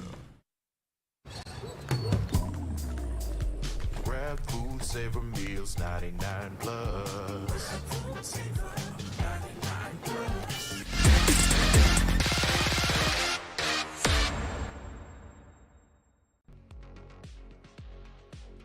Oasis Gaming in the driver's seat. So it looks like I'm winning the jersey battle right now here, black and blue, but you're winning the predictions there. After what we've seen from Oasis Gaming, though, they are firmly in control of how things are gonna be. Welcome back, ladies and gents, as we're gonna go into our second map of Split. That's in black and blue, still here with you, though, in the El Clasico of VCT PH. But man, Naos, they did recover there during the defense, but that first half, too much of a doozy, courtesy of Oasis. I mean, this rivalry traditionally has been pretty back and forth, Dax, but that one was one of the more decisive wins we've seen during this entire rivalry. I mean, we talked about how many matchups have these guys had, 10 at this point, maybe even more so. up to your, I guess, own summations if non-VCT matchups count. But in this case, in the VCT, Oasis, I think, this is what I was worried about from Naos. They lost the last time. They have a lot more to learn, and they have a new a new roster, and they have somebody from Naos as well. So there's so many things going here for Oasis, and they also are able to kind of avoid some of their worst maps here, right? Bind is obviously taken off the table. Ascent, which is kind of 50-50 for them sometimes, is also removed by Naos in the first place, and so this is shaping up to be even better for Oasis as the series move forward. You know what else though I do want to tackle here is coming into Split. If you look at the history between Naos and Oasis, maybe that's where Naos will find a bit of hope. When they played during Split 1 against each other in our first bouts of that split, it was Naos that took it 2-0, and that second map was Split. Very commanding pressure, very commanding presence also, courtesy of Naos. But you do make a very good point there, Black and Blue. It's a different look here for Oasis Gaming right now. Wits is now into the roster, and interesting enough, Oasis has been experimenting on what to play on Split, especially what we saw against Rank LQTs last time around. Yeah, they tried the Sage. They tried swapping out that Sage for a Sky earlier as well. I'm not too sure what they will stick with, considering both of those games went pretty long, right? It went the distance. They were able to win the other one with a Sage, but no real convincing wins just yet on this map, I think, in this current season. The last time they did actually have a convincing one was last season, and that was with a different roster, obviously. So the core here still remains for Oasis, but I do wonder if now this is where Naos is going to come on alive. Split has traditionally, for some of these players, been one of their better performing maps for Giant Papichulo as well. And then we move on now to where Nexi also, early on in year number 1, this is one of his best maps as well. And he was one of the few players you'd see on the Sentinel top fragging during on this map in the very first year of the VCT, and so there's a lot of familiarity for these players on Naos on this team, a lot of bias obviously for picking this in the first place, and obviously with recent results with Naos really performing well here and Oasis struggling on this map, at least in the previous split, rather in this current split in previous games, there's much reason to believe that Naos can bring this into map 3. Brother, let me bring out some numbers again. 13-0. Yep. That was the scoreline last time Naos was on this map versus Just Us. And if they can put up a performance like that again, I won't be surprised to see us go for a decider. But now the records do show that Naos finally have taken a map loss coming into split number 2. Will it turn into a series loss? Well, they're gonna try their best to prevent that and force a decider map anyway later on. And I'm really excited to see what else we're gonna see if we do go to that map number 3. But let's talk about Oasis Gaming right now and what they're doing right. And I dare say, Marky and Savvy, when they get off that hot, that fast coming into a series, it's a very good sign for Oasis Gaming. Well, you pulled up a number, 13-0. I've got another number for you in Oasis's favor, 10-2. The comeback here versus Rank LQTs that they delivered the last week, 10-2 comeback at the end of the half.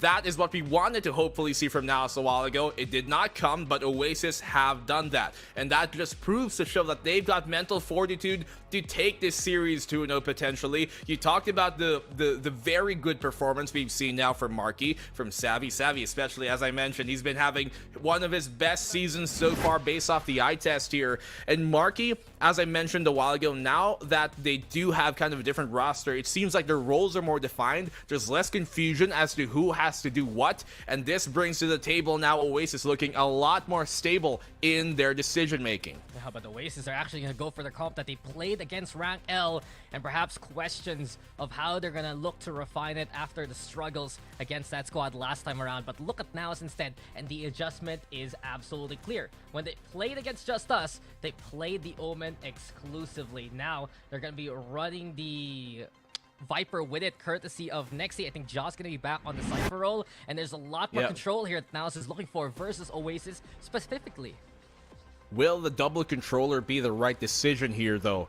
Last time around, they did have Jaw on that jet. They ran the double duelist, but will it be the right case in point? You look here now at the Sage of Oasis. Perhaps the idea here was so that they don't get isolated, right, by those orbs. When they do push on in, it's gonna be very hard to rush with a double duelist when the Sage is available on the other side, and maybe that's why they want to play this kind of more default heavy composition. But you gotta remember where Oasis struggled versus rank LQTs, and that was when they were on the defending start. They're gonna start things off on the attack here though, and maybe they can make the run the same way that they did last time around. But on that defense, it was just interesting to see Oasis still get outmaneuvered and outmuscled, even if you had the Viper as well as, or rather you had the Cypher and the Sage there to try and slow things down. Teams like Rank L were able to find a way in and play a strong execute onto a site. If Naos can replicate something like that, then that might be the weakness of Oasis again. That's a very good point, because maybe perhaps, as we were seeing also a while ago, right? The fact that you look at when they were trying to push on Lotus, Mojer would get isolated so much on his pushes when there was utility at the ready, namely their Marky, maybe on the Viper, you know, slowing them down and stopping them in their tracks. Savvy as well. If they have Jot to accompany Mojer on that site while they wait for the utility to dry out on the choke, perhaps there's a bit more these two duelists can do together as opposed to having them a bit more separated. And so, will this be the right decision? It's interesting too that now Jot on the Cypher, we've seen him play on other roles in the past, but Cypher, even though they've been testing and toying with that in recent times and in the last split, he hasn't necessarily shown his best games on the Cypher itself. It doesn't allow him to be as maybe gung-ho as he wants to be sometimes, to try and be a bit more stable. But is that really the game plan here that should be being pursued by Naos? Well, my counterpoint there is they've really tackled and decided to tap on Mojer as that main duelist. Bring that confidence to that young gun. A few adjustments. Sometimes Nexi even plays Initiator. But with that being said, it's time for us to get into our second map. Naos' map pick, and Naos' last chance to tie up the series already. Dubstep quickly with the slow orb, and Oasis looking to play into mid. Follow the Trailblazer and follow Kelly S. The bite though doesn't actually connect onto Mojer, who swings instead to get that pick. Yeah, big pick there to shut down Kelly S. You can tell Oasis wanted to immediately take mid control away. As Naos react, puts Oasis at a standstill here on what exactly to do now. The A site is going to be pretty difficult for them to go to. Both of the main anchors positioned there, and the cross is ready as well for Naos towards mid. No paranoia ready though. And a big showdown in between the Sky's wits on the signature agent, Eman, the IGL now of Naos. Take that mantle, but Savvy 8K, that's the beginning Oasis is looking for now. They find Mojer over onto B Heaven. Poppy Chulo backs away to play the CT. And Oasis, with mid control, they have options to try and go into A itself. Noise made by Marky, the pick's even better. Emon gets found there. That's a great find now by Marky. Still, obviously, Nexi is here on the back of the site. They aren't aware of this. He has no cage to try and help him. Aside from the front one, Nexi needs his kill, and that he does fine. Over onto the site itself. Nexi plays off an incredible trip there by Ja. And Nexi doesn't need to be the Cypher to know exactly where to play. Anchor down, Nexi holds. And with Marky only at 13 HP, the chances of Oasis keeping the pistol run is looking unlikely. Spoilers ahead, but Naos will still take the pistol after the 4K from Nexi. Very clean from Nexi there on the site. You can see that was the right idea from Naos to pull back away. They know at the very least Nexi's going to be good for one there. He has so much utility to support him. I didn't even initially see that he has a Toxic Cloud, but that is really what helped him play off of this. And even this smoke here being set by Poppy Chulo helps Nexi play around within the site and stay alive for so long that by the time they find out Nexi's there, round is done. He can take the Sentinel away from Nexi, but Nexi will still be a Sentinel at heart. Just incredible work off his teammates' utility. That know-how, that expertise has always made Nexi one of the biggest threats coming into any site. And Oasis had that for a while. Now they witness it firsthand. Into mid we go again. But now it's down on the anti-eco. I want to see how Oasis play this, actually. They're not going gung-ho on the anti-eco. In tag down, obviously, by the Cloud, but Mojer's eating them alive! Oh, Mojer's Judge just goes maximum there. With Savvy, though, finding a way into A. The problem is the spike is in the clutches of Naos now. That mid-take answered quickly by Naos. Savvy picks up a Spectre along the way, but with 3 holding here at mid, you can see danger is coming towards the Cypher soon. Yeah, Poppy Chulo's watching the bot, while the rest of him dealing with this vent potentially. Where's the Judge? He swapped it on out.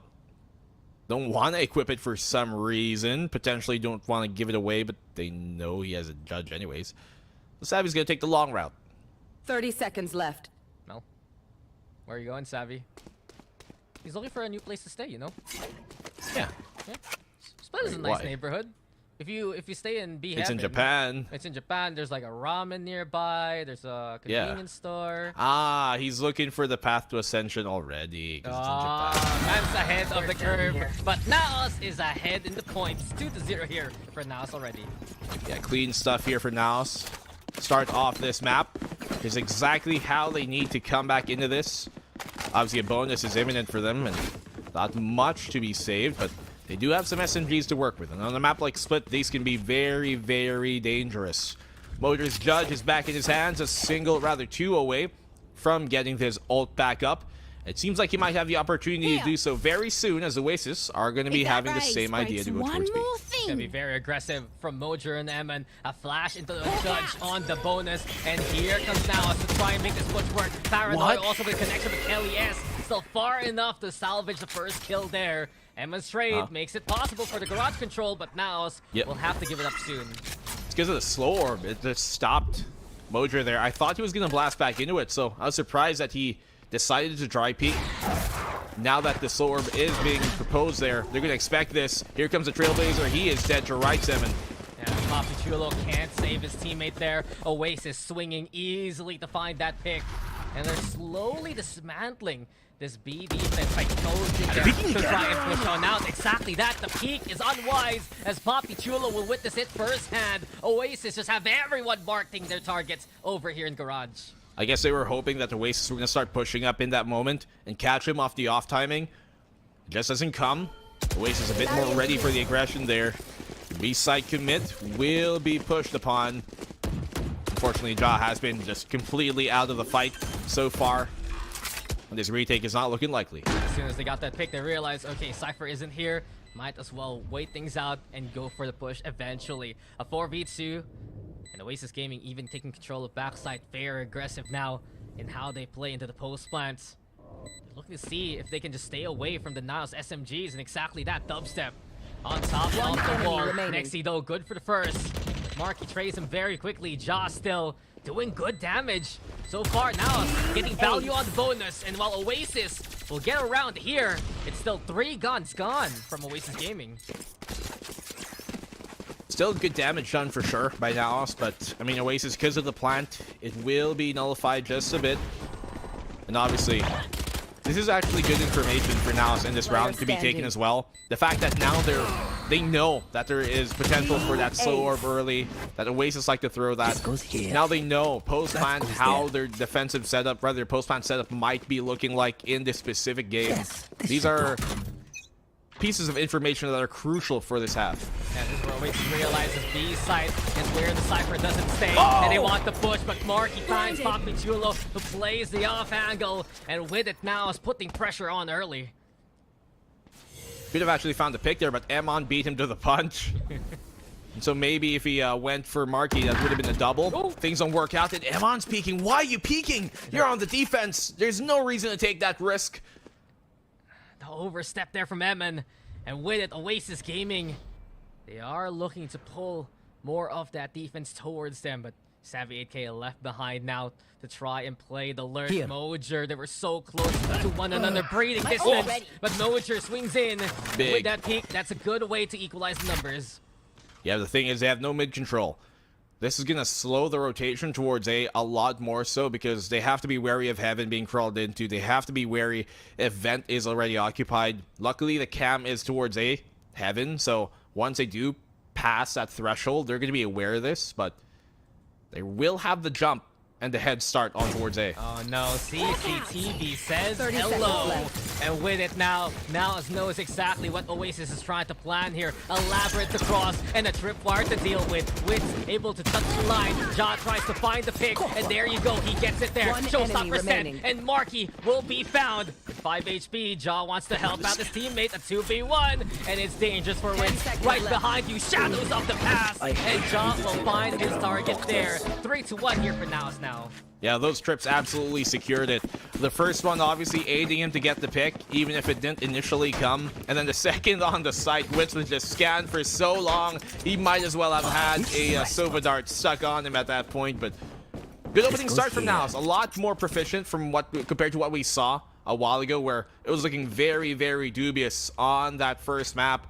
But his defense here, looking a lot more confident for them. Oasis also, there were some opportunities there. But really, Mojo finding that counter pick was huge for Naos. I mean, even in the first map, Naos did show their strength coming into the defense. Now a map like Split, where it suits them even more. So yes, please. Naos so happy to take these rounds to begin with. Just prevent Oasis from getting that momentum. Speaking of though, Kelly S now making noise towards mid, but this is already being read well by Naos. They have tripwires, they even have Nexi in position to help out Ja here.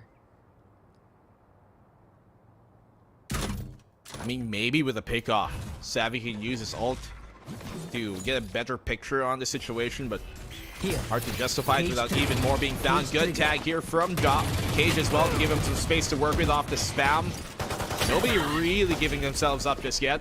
The take should happen, and they will get the spike down. Yeah, Oasis peppering that screens well. Gives him the space to play onto the side. Seeker's still going to be out here. Watch out for Marky. If he's flushed out immediately, has to drop onto the side. An easy target there as Mojo will find him out in the open. Another one for Mojo. Kelly S still makes the trade, and now is desperately looking to find the push here. Dubstep Frenzy out in hand. Vandal now picked on up. Papi Chulo sees it coming and easily finds his final opponent. Naos now have found the 4th round here. Pretty good for Mojo to start getting these kind of cleanup kills. Not only will it obviously help him build up ultimate economy, get those orbs going, but he had himself a pretty quiet game. And getting these cleanup kills can help you kind of get activated and confident into taking righteous duels again. Early timeout here from Naos, rather Oasis too, and so you can tell that Naos, they're starting to get to him. Yeah, the Oasis gaming. The shoe suddenly on the other foot. Naos is off to the races coming into the second map. Mojo, who had a very quiet beginning there on Lotus, already commanding attention from the get-go. And it's just such a reversal of fortunes here, Black and Blue. Suddenly, the players who struggled in Naos a while ago, they're the ones popping off in their map pick. Well, it's looking pretty good for him right now.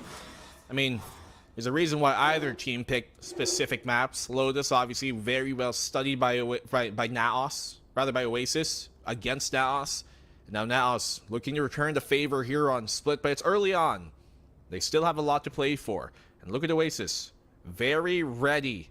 Their ults will be in the next coming round. Single orb for anybody is going to give them that. Dubstep might have his res. The showstopper can come online. All big, crucial ults that can turn the tide of this and start to get them back into the game. But they need that space here, Black and Blue. And while Oasis has been trying to separate Naos in the anti-push that we get early on, it's still been Naos succeeding. The flashes from Eman and Papi Chulo have been brilliant to keep this garage controlled. And as of right now, it's the same setup from Naos. They're ready to push into it yet again. They're pinging it wildly. But with Oasis throwing that slow orb, already dissuaded the mid contest instead. The jumping from Nexi will confirm the Naos suspicions. They know now mid is occupied, and obviously B main has been taken away by Naos, so biggest threat right now could be a possible pivot towards A from mid. There. That's what Naos are trying to read right now. That's why they send Emon here towards Heaven to maybe help out if the push does come. Oasis really waiting for an opportunity here. We'll take their patience. Trailblazer sent out here by Wits to begin the salvo. And they do take Vents control. Smoke also in the way of Heaven. Oasis getting piece by piece of mid as of right now. You also watch out for Marky versus Mojo perhaps over at the garage. Because that spike over at Ramen means that Oasis can just back away from this A fake that they're doing here. Definitely so. Trailblazer just to check if the vents are occupied, which it is. The Oasis are being burned for time here. A is going to be very difficult for them to commit to if they suddenly bum rush without the pick. So obviously the cam will confirm that as well. 30 seconds left. Thing is though, that's a good destruction of utility. Now it's going to keep the defense towards A as Oasis are looking to try and execute B. But it's still so responsible for Papichulo and Mojo especially. It's a last-ditch effort from Oasis given the time. And this execute needs to fly onto the side. Kelly S, bring the space needed. We get the from the shadows too. And Dubs actually flashing out Papichulo. Distracted by the movement of Kelly S. Watch out for Mojo instead from Garage here. Good fight by Ja. That was crucial, and now Mojo finds a pick off of that as well. 4v3, they know the backside's going to be occupied, and here comes on the retake of Naos. Oasis wanted to push Mojo there, but Naos now over onto Heaven. They're going to have to fight from two fronts. W though with the res, bringing it now to a 3v3. And Mojo still looking for the timing. Distraction needed, courtesy of Ja. He provides a kill instead. A triple for Ja as they go for the push. Mojo with the clear, and here comes Naos on an incredible retake. Ja again, finding a multi-kill here. 4 for him coming into this round. And Ja comes alive. And this is where you see the best of Ja. When he isn't put into a position where he has to be first contact always, he can pick and choose his moments and when he's feeling confident to take first contact, and then some other times he can let that information play on out. And obviously the neural theft was crucial as well. He finds Savvy on the opposing end of the floor. That just lets everything be set into place. The res there actually bought them as well an opportunity, but obviously doesn't matter. He's just gonna die again. And Naos Esports doing so well to be so proactive around that map. With Mojo's Garage presence, you can see the pressure alleviated immediately. And like you said, Black and Blue, Ja performs at his best when he is not pressed to force an issue. Just so smooth on the movement on the retake there, as Oasis need to play into B again. Kelly S thinking about it, but the paranoia should dissuade him. Mojo over onto the corner. It's 3 for 1. Make that 2. Easy pickings there with a 1-2-3. And now have already stopped Oasis in their tracks here. Into the meat grinder they go. Savvy connecting. That second shot could have taken him down as well, but it was actually a wall bang on Eman. Imagine if it was another. Things could have been very different, but into the meat grinder they go. And ground meat they churned up as. Well, I guess I know where to get a burger next time around, courtesy of Naos Esports. In Filipino terms, giniling. Yo, I just had that yesterday, and now it leaves a bitter taste in my mouth there, good sir. Naos, though, it is such a sweet opening for them, man. Everything they're doing is just doing it right. They have taken Garage again and again, kept that pressure on. Oasis is effectively forced to play into mid, and Naos is expecting it. Kelly S does have his ult. They can use Savvy as well off of that if they find a pick, and that they will. Now take that space, get Savvy his neural theft, assess the situation from there. Yeah, well, that's been the only weakness of this Naos defense so far. Over-peaking and staying out in the open a little too long. It happens now to Nexi, and Jaws looking for the time here. Dangerous to do so, as Dubstep was watching. Exactly what Oasis needs to succeed. This B-side is wide open for them.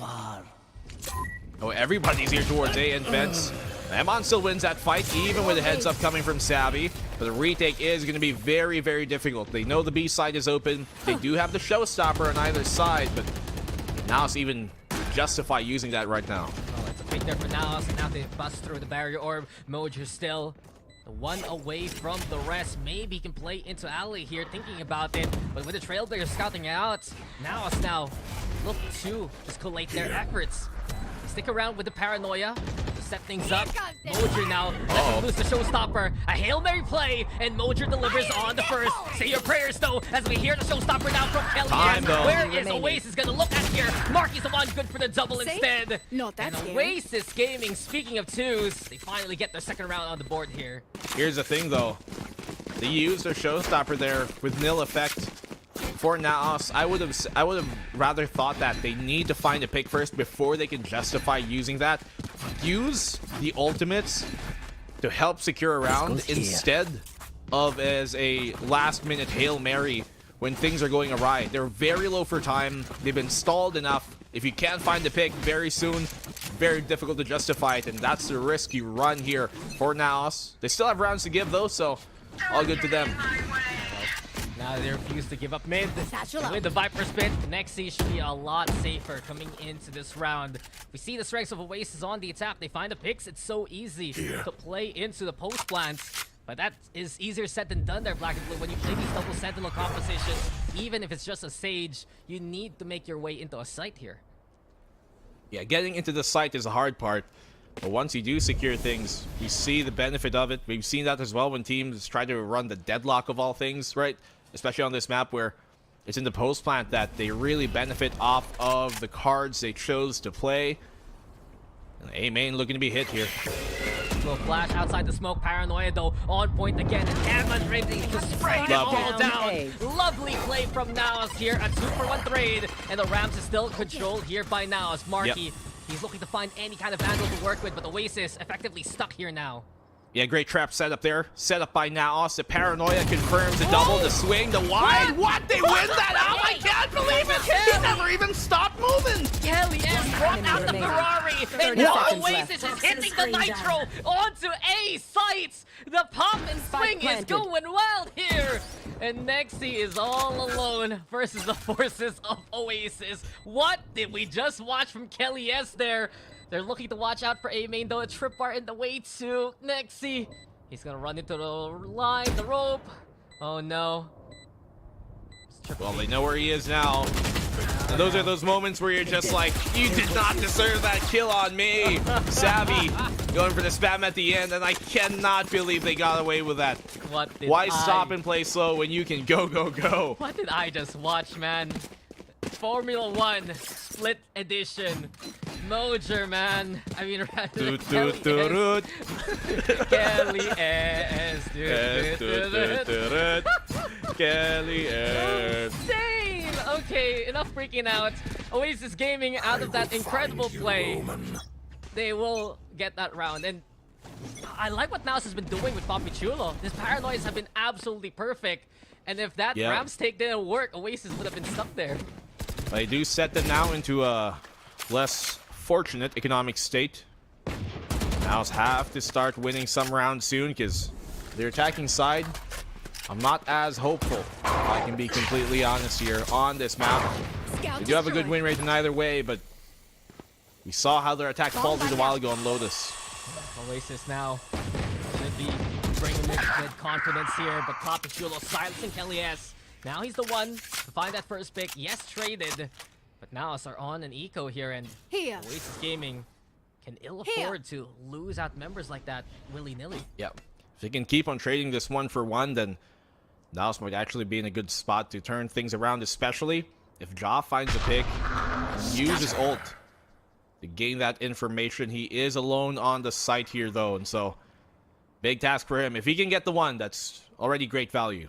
Yeah, everyone's looking at Ja to perform on this ult with a stinger in hand. The danger is there. Evan grounds what he can. Ja pushing on. Avernus able to outshoot him. 1 HP. The Dream's still alive. And now he's gonna get healed on up by the Sage there of Dubstep. So the plant should go down. The barrier orb begins even easier as Heaven will be blocked off for now. Are they winning these fights when they're with movement as well? Just jumping upon things. Still somehow gaining advantages. Oh, Mojer trying to entry. He's got the judge, but that angle's a bit too tight for even a shotgun. And Oasis are going to take their 4th round, so they're cutting into this lead 1 round at a time. Yeah, Marky making a statement there with the spray, but in the end, Oasis Gaming, he said it, they're black and blue. They're forced to put themselves in awkward entries, but they do so anyway, and they get the job done. Once that has been cleared, it is just so much easier for Oasis to build up the defense coming into the post plant. And it's crazy to think, right, that first hurdle is the biggest one to leap over for Oasis. Everything else succeeding, a lot easier for the rest of the round. Well, what might be awkward for Oasis is very uncomfortable for Naos is what's happening here. Naos not even able to try and take early positions towards B. As Oasis steal it away early on, Paranoia has to be their key point here as well. We've seen that from Papi Chulo. If they can set that up once more, can be a great way to stop momentum, but Oasis are pulling back. This is good for them, and Savvy can start to make some space towards A. Yeah, it's a lot more safe actually for both sides. Oasis not forcing the issue towards Garage, and Naos not really overextending there after again and again. They have to deal with a slow orb play, courtesy of Dubstep. Instead, there's a watch out for Savvy 8K and his lurk. He's sussing out where Ja is at. They almost meet within distance over at Heaven, but the noise made here at mid. Oasis Gaming trying to pull some forces as they look to rotate towards A here. pulling a lot of defense towards B. You're going to leave A a lot more susceptible to the upcoming push, the onslaught that Oasis are about to release. They do have one orb for the res. If Savvy can find the picker as well, that's going to give him his ult and further confirm 30 seconds positions. left. Ja's been reliable in the screen's hold. Can he find even more? Wits, that's a big pickoff. Yeah, Witch finds first, and onto the site we go already. Watch out though, Ja's still around. Savvy K though, assassinating Emin, and now it's full itself. Poppy though, massive with a double. We go to a 2v2, and Dubstep looking to find an angle. Poppy Chulo able to teleport over onto safety. Oasis, they need to plant this now, and Kelly S will try to hold him off. The double's waiting, the line on up, and Kelly S will connect. Oasis Gaming around away from tying things up. I can't believe it. Kelly S finds it anyways. So Poppy Chulo always in a scramble. So valuable here, but Savvy finding his timing, biding his time. No real check, I guess, towards that towards the ramps of A main to find out if anybody's even waiting there in the first place. Really unfortunate the fact that they keep on having these holes and openings considering their comp right now. Naos forced to have a timeout here. Yeah, it was a fun game of Spy versus Spy in A, but I told you, the lurk from Safi, it'll be instrumental, but Eman just didn't expect that at all. Given though the run by Oasis is already such a good sign for them. They're one away from tying things up. They're on the attacking side of Split, and they've learned their lessons against rank L cuties. Maybe coming into the defense, it should be a lot more stable. And you gotta wonder here, now as the set plays have been strong, especially when the paranoia and the flash is used correctly. But when it comes down to chaos, it's Oasis winning those duels. Yeah, they've been having a hard time of gathering that information to really position themselves. In that round, Oasis were also doing a great job of pulling the defense towards what would eventually be the weak side of the map. Rather away from the weak side of the map towards B, so they can assault A, with only Ja being a big problem there. Eman obviously coming a bit late, and he gets found.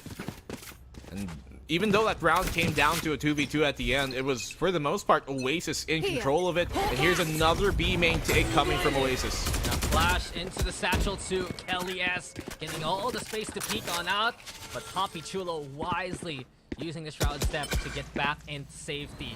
This time with Poppy at the helm. We'll look to see if he actually plays off his own paranoia. Oasis, though, rolling their way into B. The smoke dissuades them, and they're gonna back away. Again, though, Black and Blue, non-committal. They leave the spike behind to go elsewhere. The thing is, this is what Oasis did the last round, and so now they're gonna expect that that A pivot is going to come. If Oasis now double fake this out and make them think they're going to go A like the last round and then commit to B, maybe through mid, this is going to be so good for Oasis to tie up the game with. Yeah, but Naos refuses to fold here at mid. And then Mojer now looking to find the swing. Here he goes again. Nexi though holds them off. Mojer's there too. And the crossbar connects so well for Naos. X marks the spot. Oasis die here. That was almost completely dry as well from Nexi. No snakebite, no other utility aside from the cloud coming on up and a paint shell to follow up. Quick picks for them. And when it comes down to the guns, this is where Now shines. 30 seconds 2v5. And now they're in a very difficult position to try and further push. Man's making a salad there and knifing the cabbage as it goes at him. But in the end, Oasis in a desperate predicament. Now they built the lead in the first half and they want to keep it moving into their attack. The paranoia is going to be set. Martin is struggling to move on in. Eman holds them off. And Naos keep the lead going into the second half. 7-5 to end their defense. Flawless round for sure, but Oasis have done a great job of keeping this game in close. Coming back 4 straight rounds for him. And now they're slipping a bit for sure. There's a bit of RNG, let's not gonna lie, put into the mix, and it definitely benefited Oasis, but I mean, one man's fortune is obviously benefiting Oasis in this case. What I do want to see though from now is coming onto this attacking side. They have that double controller. Oasis don't. You have a lot more to play with here in terms of conditioning early on. Get aggressive early, and then play the mind games later in the half. You already know who's gonna be on it. Nexi and Ja have been sharing basically a brain cell there, man, multiple times. They're so in sync with how they play off each other's utility. And right now, Ja will look to trust the toxic screen set up there towards there. Waldo, very classical and very old school from Dubstep. Slows down the mid push, especially during the pistol. I mean, there's a reason why everybody's been doing it since the start and inception of Valorant as a whole. It works. It's effective. Yeah. Now they're going to have to destroy this. It's going to burn time, potentially control away. It's very difficult to push through that even after bursting a section of it. My man Eman bringing out the ice picks, and eventually they do carve a hole into that barrier orb, but still the setup from Oasis looking so strong. You have Dubstep over into heaven with a single slow orb insto. You have that Cypher tripwire also into vents. And Naos, they're gonna take their time to crawl into mid, but the danger now might be onto Nexi. The jumping care from Wits, the paranoia is avoided. Well movements here from Nexi over onto cover, and Eman will reinforce. Naos will keep their teammate alive there. They hear a lot of commotion on either side, both attack and defense here. But now it's like they're pushing up towards mid. Naos crawling here. The cam does see him. He's in a very dangerous spot for him to be right now. Can't even commit to this. Doesn't know where Savvy is, who finds a free pick off of him from the top. Good trade from Nexi. Savvy can't escape though in a commit position like that. And instead we look into the smoke. Kelly S, what you doing, Kelly S? Who you waiting for? It's Nexi instead who plays patience to perfection. And now it's just force now a B take here. Pain shells to cover the cross. A chance now to plant that spike. Marky though wants to push already. Eman will get it down, and Poppy Chulo providing covering fire in the chaos. Now looking to fight on back, but Dubstep delivers the clutch there in the end. A triple kill from Dubstep, and Oasis will take this pistol now. I can't believe it. Dubstep turning back the time to an older era with a mere classic on this stage. He starts off the game slowing things down and ramps it up here at the end of the opening pistol of the second half. Things were looking so good for Naos. Oasis were on a scramble to get back into the B site here, knowing the spike was right under him. But Poppy Chulo and Moser being those gates to keep him at bay, but yet Dubstep finds things going his way with the mere classic, the freest gunman of them all. Now we have been saying here for Oasis Gaming, Dubstep has been finding his form when he is on a better roll. It brought him to controller, he's been thriving. Coming into Sentinel, he's able to play akin to how he was during previous days. And as of right now, that's another moment where Dubstep finds it within himself to get an incredible clutch. The moment here for Oasis, and with it now, they're on the anti-eco instead. Dubstep has seen some of these players on the opposing end of the server many times on over, and he knows how to deliver. Now it's now on the attacking side of all things, losing the pistol, but look at this, the run and gun from Kelly. Yes, is his signature move, and it works again. Man does it again. Kelly S stands for family here, man, because he is fast, he is furious with these swings. Whoa. But the damage has been done, and that was very close for Nexi. Onto the side we go. Wits getting tapped away by Poppy Chulo, but the pain shell's okay. Even with the vertical bounce. Matt's got game.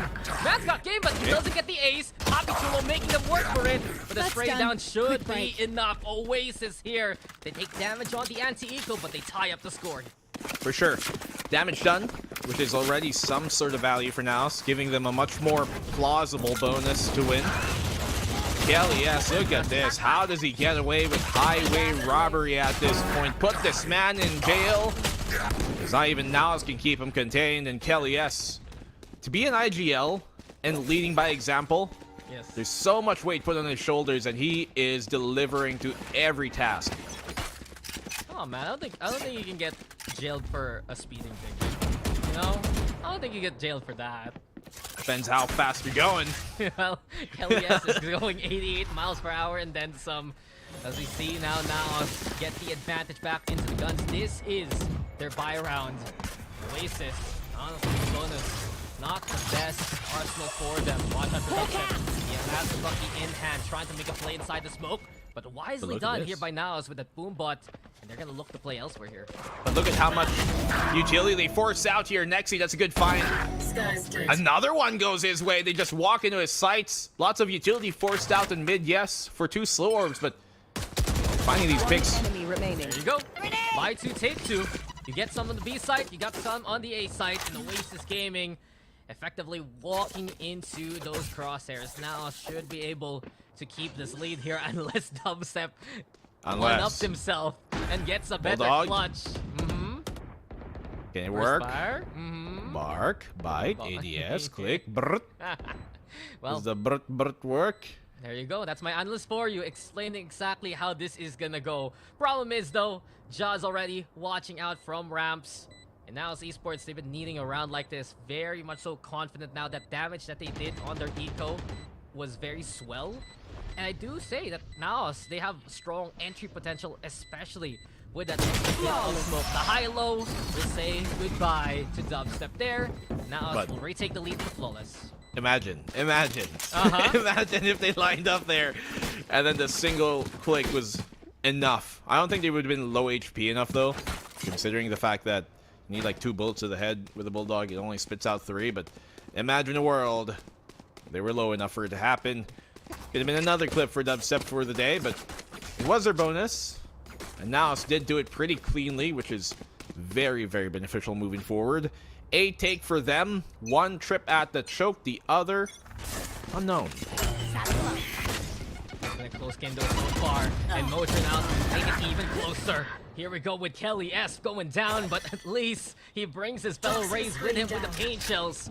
And again, Kelly S so bothersome with the angles that he bounces those pain shells in the first place. Now still with ramps control at Dubstep alongside Wits. The veterans here of Oasis waiting to see if anyone's gonna cross. Noise made. Ja also over onto the corner, but you can see the setup here. The flash is prepped, courtesy of Wits. Already we see the push on in. The swing comes out from Wits. The slow up there too. And Oasis Gaming looks to fish for a pick. And there you go. Dubstep down getting A. the catch onto M, and Ja's gonna get trapped in the corner too. What a flick. They dropped a spike as well within their sight. Ja, he's pushing even forward here. Next he gets a find off the mid lurk. Marky's there for the trade, yes, but Ja is also creeping up towards the vent. Could have been even better. Papichulo does not have his ultra reposition. They're going to need another pick to make this more viable, especially if they can find Marky on the B site. Yeah, Dubstep was just so fast in the rotation though, and it allows the trade to happen for 30 seconds left. Oasis. They do lob a smoke over onto Heaven. Marky trying to see if he can get the catch instead. It's Ja who finds one of his own. And here we go with 20 seconds. Marky now looking to find the swing here. Already spots out the cave of Papichulo. Hounding, stalking, but Paranoia is played so well. And Papichulo wins another one. The reads have been so on point for Papichulo. It's like up to Savvy AK to try and clutch. Ja has the angle. They're already with the tag. Spray though looking very desperate here. It's so difficult for Savvy to find an angle. The TP now to go for the double up. And the SBE boys will bring it for Naos again. 9-7 now for Naos Esports. Well, bringing up dead names, but it's truly alive here in spirit for Naos as they come alive at the end. 2v3 at the end. And how on earth does Papichulo have the foresight to expect this? Well, a flick from Dubstep, obviously, of course, but he had no information that Marky was there. He can only infer that that's where Marky could have come back into, but his paranoia was so sharp, so on point. Yeah. You better check this man's PC. Dude, all throughout the game, Papichulo has had incredible paranoias, the set plays on the defense, now just the fortitude and the know-how to lob it exactly towards Garage. 13 assists for good reason. And yes, Papichulo isn't dragging out as much as he usually does in other series, but he's still pivotal for this team because of those utility plays. That's what they need from him right now. They don't have as much initiating utility as they would otherwise like because of this double controller, right? They do have that Sky to help them out, but the paranoia is going to be a crucial piece of their attack as much as their defense was too. Yeah, a quick little Trailblazer sent towards mid. Dubstep trying to avoid it, but it's still dangerous with how many players watching out for his jump peaks. 3 marking the Heaven position over at male next team. Also anticipating a flash play here from Oasis. With standing in attention, there's the contact now. The paranoia gets Good the bail. next C will bail out again to safety. But where are the reinforcements now? Here comes the shot though, lining it up so well. Wins now with the push. Marky's there too to pick up the gun. And with it now, Oasis Gaming. They get the pick elsewhere, but they have to deal with the oncoming forces of Naos towards A. Dubstep though peeks on out. The goes good for the pick. And it's going to be a flat here for Naos, but the Oasis have found the numbers in their favor. Yeah, I found the low HP player. Really great job here by Oasis as well to readdress. Where Dubstep's going all the way to the opposing side of the map. He's going to take the long route just to go back on towards A. Trying to look for a weapon, perhaps there towards B main. I don't know, he's going to go for the res with this much time still. Very good idea. My camera is Say a destroyed. weapon.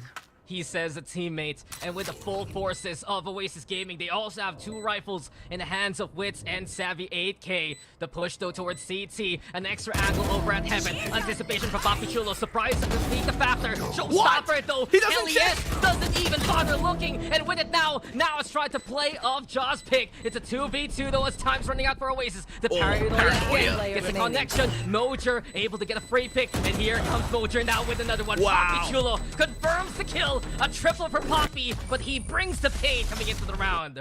I mean, obviously, it was a 5v3 against an eco, yes, but Kelly doesn't even check the angle that he knows his teammate died to. He knows Papi Chulo is there, 100% confirmed, and gives his back. Could have been it if they find Papi Chulo in that moment. It's a 4v2 with the advantage of weaponry as well, finally being diluted. And a crucial mistake in that moment could have cost them this map, really. Yeah, it's a bit of a heartbreaker. You'd think that Oasis would actually check Heaven a little bit more with that showstopper. And with it's going to be that timeout. They burned the res, but you want to say something? Let's not forget, Paranoia again, Dax. Yeah. Obviously, they knew where Savvy was going to be going, but the timing of it, as soon as he gets into the AoE of it, immaculate once more. The thing is, though, Papi Chulo heard that, so we're saying, his util's been good, but his frags haven't been the best. Suddenly a triple kill for Papi Chulo, so take that as you will. Naos Esports looking even more threatening coming into the second map here. Oasis have to find some way to wake up. This is their final timeout of regulation. Another one will be gifted to them if they do extend this in overtime, but now still have another timeout in their pocket to utilize if it ever does come to it. Kelly S with the operator coming on out.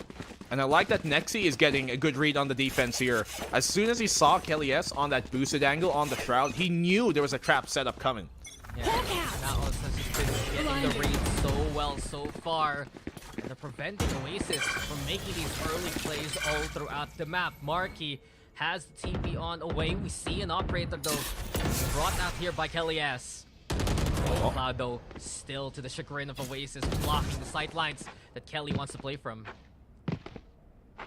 Be very wary here, especially since they have no information that the op is even available. They know it's possible. They have to check the economy, yes, but no confirmation of that just yet. Oh, Nexi's toying with fate here.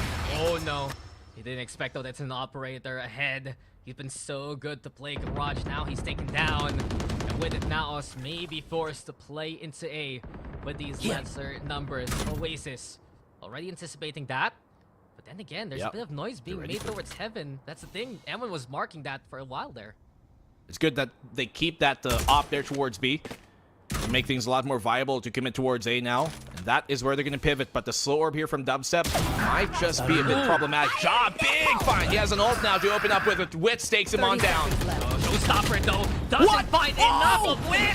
And Wit with 7 HP. The lucky number 2 survive. Oasis Gaming given a lifeline and Wit will deliver around. What was that?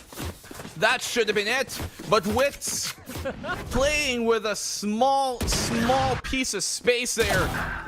Dodging and weaving through from the ult, he saved them the round. He single-handedly saved them the round. Without him, Dubstep wouldn't have enough time to help on the fight itself. It could have been very, very different for an ending there. But Wits coming in big, the newest addition to the roster, proving why he was the right choice. The man is gonna scratch a lottery ticket after that one. Lucky number 7 smiling brightly on him. And Oasis Gaming, we've seen incredible rounds go their way. That was another one. Oh no, though. Just too much movement from Kelly S. And Ja will punish him accordingly. Dubstep also can't heal with his own healing orb. He has to settle the ball now. We hear the Seekers as Naos push the chase into the B site. And the pressure is on as Nexi's there too. A strike from Naos can't be decisive. The Paranoia still gets the connection, but Nexi finds Dubstep. Marky able to make the trade. Wits is there too again, but this time around, he's been flushed out by Mojer. A 3v1 as Naos take B site. Great defensive cage by Ja there as well. As soon as he got tagged by the Paranoia, throws a cage down, allows him to have a bit more concealment in where he was. Not cover, but concealment. There's a difference. And allows as well the rest of the team to focus their attention on being a bit more secure in that situation and taking the proper fight, taking down that back site as well, keeping them alive.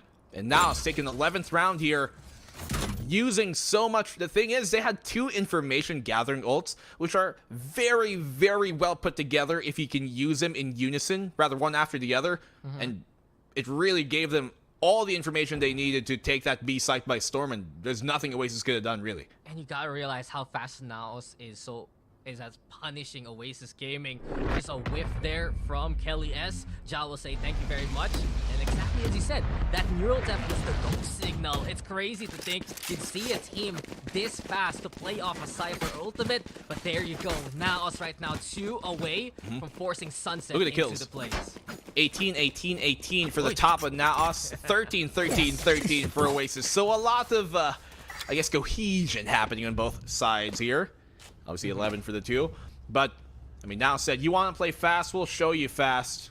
They're coming in and looking to take over this map and extend it into the 3rd.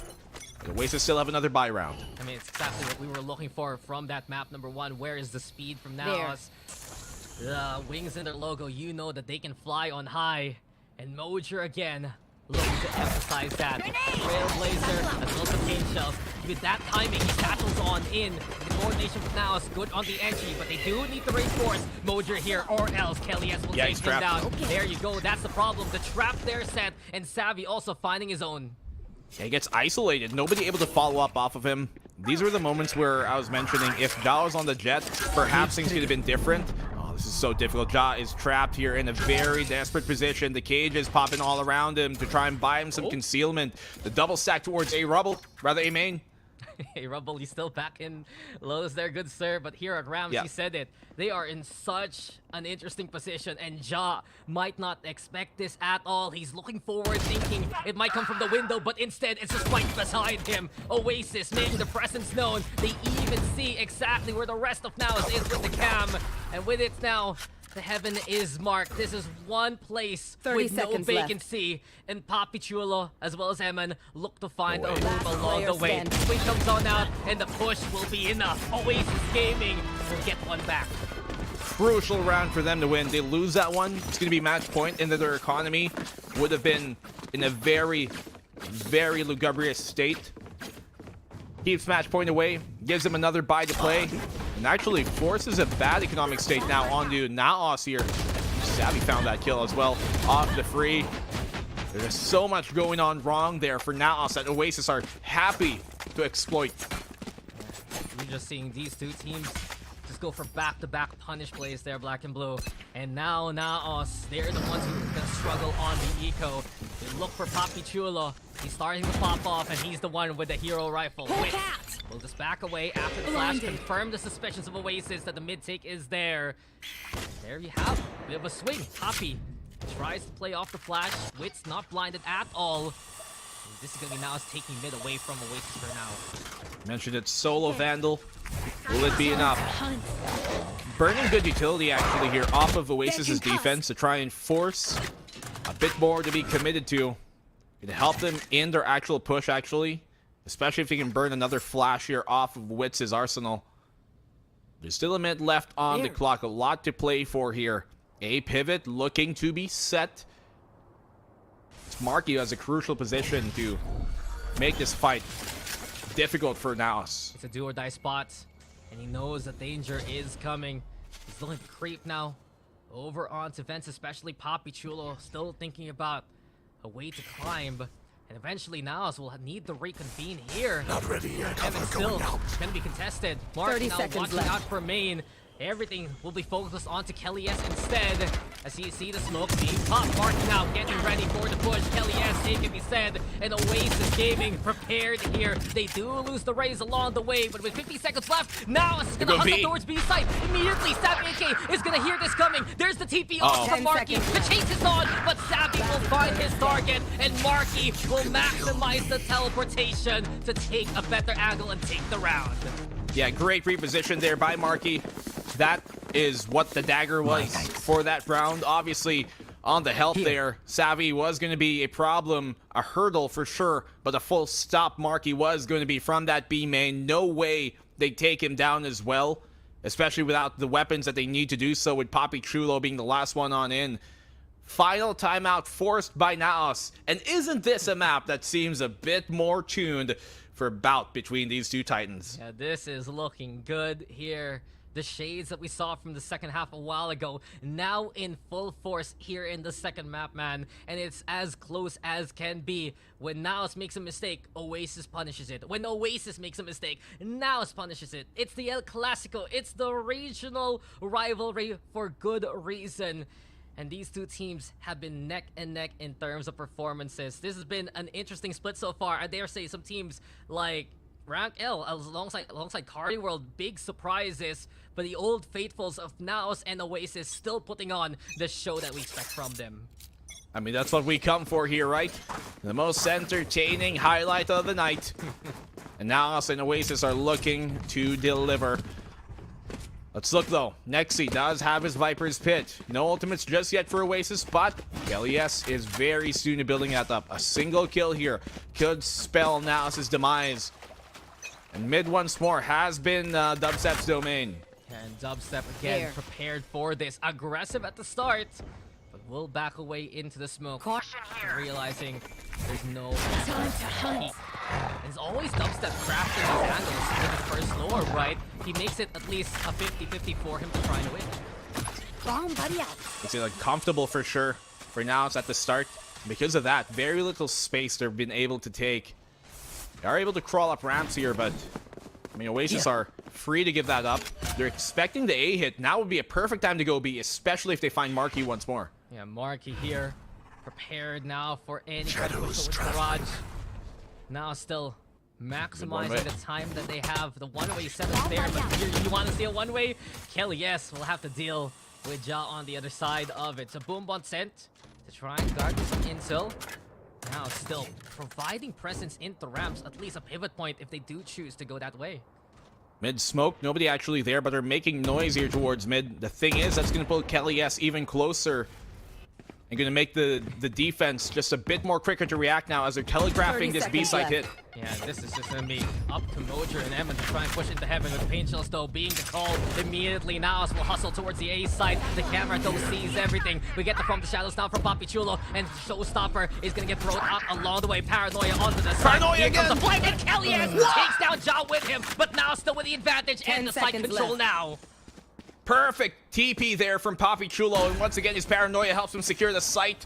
Unfortunately, Kelly S does take himself down in that fight, but gets Ja in return. Papi Chulo another, and this round should be done, barring an amazing clutch from Wits. It doesn't come. Match point now for Naos.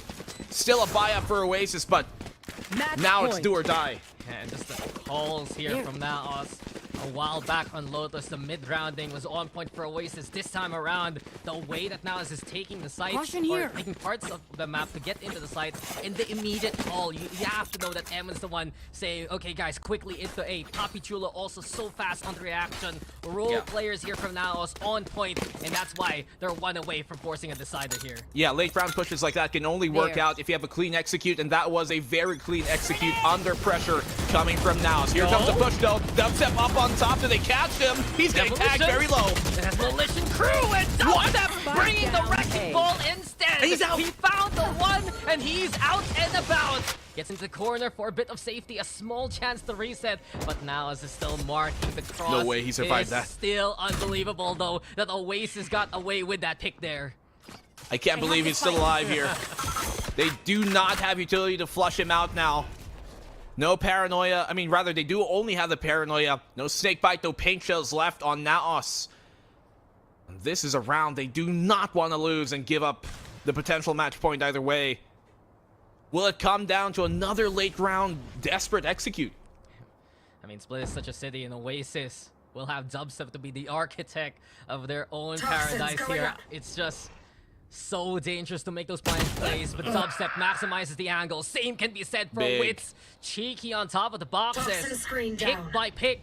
Oasis getting advantage, and Naos, they're just trying to find any kind of opening here. 30 seconds left. Even go for this at this point. Naos desperately need to find an opening here. But the door is shut closed by Oasis.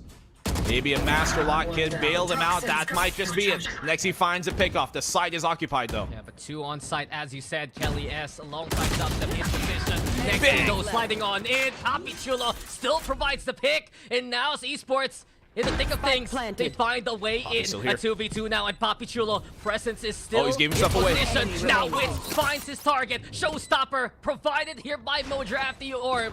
But he's using it to dissuade any kind of push. Trailblazer, does he see the opposing target? He's now gone with the rockets, and into the gunplay we go. Marky and Witz come from heaven. Mojer down below, looking to play the 1v2. And here comes Oasis now to try and find a swing. One by one, they move on in. It's Marky to hit that nutty shot. Oasis Gaming are looking for overtime, and they're 1 away from tying things up here. Was a big risk for Papi Chulo to play in that spot on the heaven, yes, but little did he know if he stayed there, would have had a much better opportunity to find a pickoff. Emon barely shows himself into the cage. Now almost able to bail themselves out of a bad situation, but it comes down to the final round of regulation. How apt is it? Overtime or not? We expected a game like this to go on this long. And now they want sunset to come their way, but Oasis already wants to say goodnight to Naos. It is do or die here for Oasis especially. They need this round to force OT. An early goal, Nexi expecting Dubstep to be on top of it, but they're just going to use that to stall things for now. Neural Theft is online for Jot, sure, but Dubstep's got a res. They can take some risks here, or they can play for the retake. Either option viable right now for the Oasis defense. And Naos have been pressed to go into late round pushes because of the Sage play that Dubstep puts on as well. And speaking of Dubstep though, if he dies early, he loses value. He has the rest. And Oasis, do they dare look for a trade early on to get the advantage? As of now though, it's still the same game plan for Naos, but with more presence here from Oasis towards A, Ja can't get in towards ramps as he would like. Yeah, he's struggling. But they have burnt most of the utility off of Dubstep. All he's got right now is his res to utilize. Seekers will confirm any sort of presence here, and Papi Chulo deals with 2. No mid is currently being occupied by Naos. And this is an opportunity for Jot to start crawling up towards A. Yeah, Oasis have the heat map now. Naos will look to find a way in. There's still an angle to play the A though, with Heaven completely left behind. But instead, Naos making their noise towards B here. Angels to slow things down. Mojer again separated from the rest. And here we go with a cyber cage in the way, but Mojer gets away with a kill. And the 2 providing another miracle here. And now as Esports wipe B side cleanly. Oasis will go for the rest to try and go for the 4v2, but the pressure's on, and Ja is already here at spawn. All now eyes here on Dubstep. Ja's waiting on one side, the rest of Naos on the other. It's a killing floor made by Naos, and they have created a 3rd map destination. They will take splits 13-11. I can't believe that Mojer wins that fight on his entry towards B. They committed to it. I was wondering if this would have been even the right idea, but every single fight they took, it went in their favor. And the thing is, everybody who died here from Oasis at the end of the round, they were so deep in sight that even if Dubstep there was able to get back into the retake, he would have had no opportunity to get another res going on online because they were so deep. So everything at the end working out for Naos. When they needed a miracle, divine intervention came. Look, if Kelly S could get away with kills in the first half, Naos, they expected they would get 1 round like that back. And that's exactly what happened. Even in the one-way cyber cage, Mojer sprays and puts them all down. With it, he gets the MVP for Naos Esports. Incredible entries for Mojer, and it's such a far cry from what we saw in that first map with that extra bit of aggression. Nexi, though, also performing so well here for Naos Esports. Well, Kelly S asked, can somebody match his freak? And that Mojer responds to. Nexi here looking pretty good as well. You'd love to see them come online, especially after a desperate, difficult game for map number 1. But Dax, we're going to map number 3. Sunset is going to be our playground. You can only hope to see an amazing game once more here, coming from both sides. And look at these nasty first kills from Naos Esports. I was saying a while ago, Mojer providing that entry, but with 15 first kills over the 9 Oasis had, you could see that Naos, they're always within the advantage to begin these kind of rounds. It happened a while ago in Lotus. It was just better from Oasis on the recovery. But damn, just an incredible opening from Nexi already set the pace early on for Naos. Lovely stuff, obviously, here. Coming in from Nexi to start off the game. And obviously, as things progress as well, so many crucial kills. Let's not forget a point that we've been talking about all game long. Paranoia play coming from Papi Chulo was crucial. Some setup plays, some immediate split-made decisions. On this dubstep clutch is one for the highlights too. But yeah, just as a whole there, Papi Chulo delivering so much value. It might not reflect on the scoreboard, but he did great. Nah, it's okay. We're gonna shout it out anyway. Most valuable utility. Papi Chulo Paranoia, as pristine as can be. And an incredible game number 2. A scoreline many of us expected to happen given how close this series can be. And what would the El Clasico be without a decider, right? Sunset looking so exciting as both Naos and Oasis are just neck and neck right now. I mean, obviously, so it's only right that we're going to go to map number 3 between these two titans that we've come accustomed to all year long. But we're going to go on over here into a break. When we come back to VCTH, we'll be back in here. Don't go anywhere. A lot cheaper. Grab food, saver, won't make it roll. Yeah, oh yeah. Grab food saver is the one to choose. Yeah.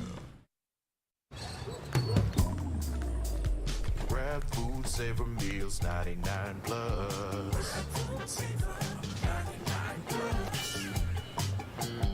Dining meals, if it's a bill, saver meals won't make you go. Yeah. All my friends will grab car saver. The grab car saver is a lot cheaper. Grab car saver. Grab car saver won't make it roll. Yeah. Grab car is the one to book. Yeah.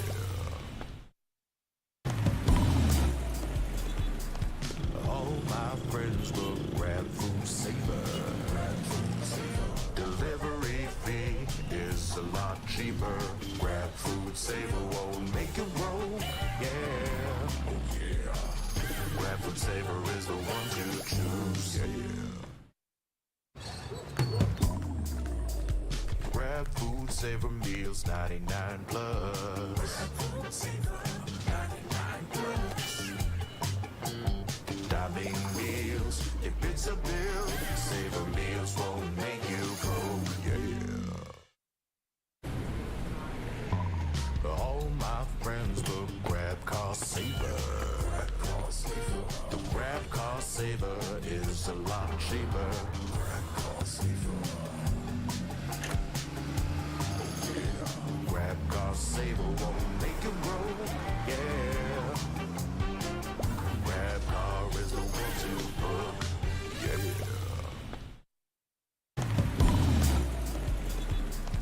All my friends will grab food saver. Delivery fee is a lot cheaper. Grab food saver won't make it roll. Yeah. Oh yeah. Grab food saver is the one to choose. Yeah. Grab food saver meals 99 plus. Grab food saver 99 plus. Dining meals, if it's a bill, saver meals won't make you go. Yeah. All my friends will grab car saver. The grab car saver is a lot cheaper. Grab car saver. Grab car saver won't make it roll. Yeah. Grab car is the one to book. Yeah.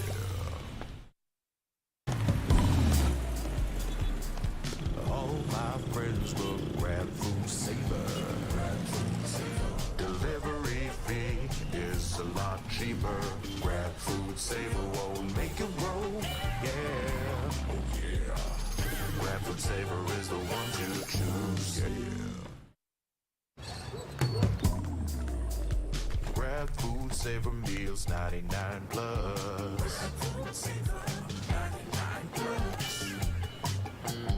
Diving meals, if it's a bill, Saver meals won't make you broke. Yeah. All my friends will grab car saver. The grab car saver is a lot cheaper.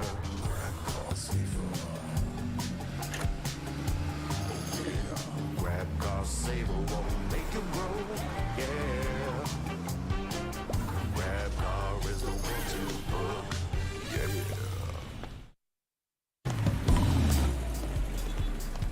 All my friends will grab food saver. Delivery fee is a lot cheaper. Grab food saver won't make you broke. Yeah. Oh yeah. Grab food saver is the one to choose. Yeah. Grab food saver meals 99 plus. Grab food saver 99 plus.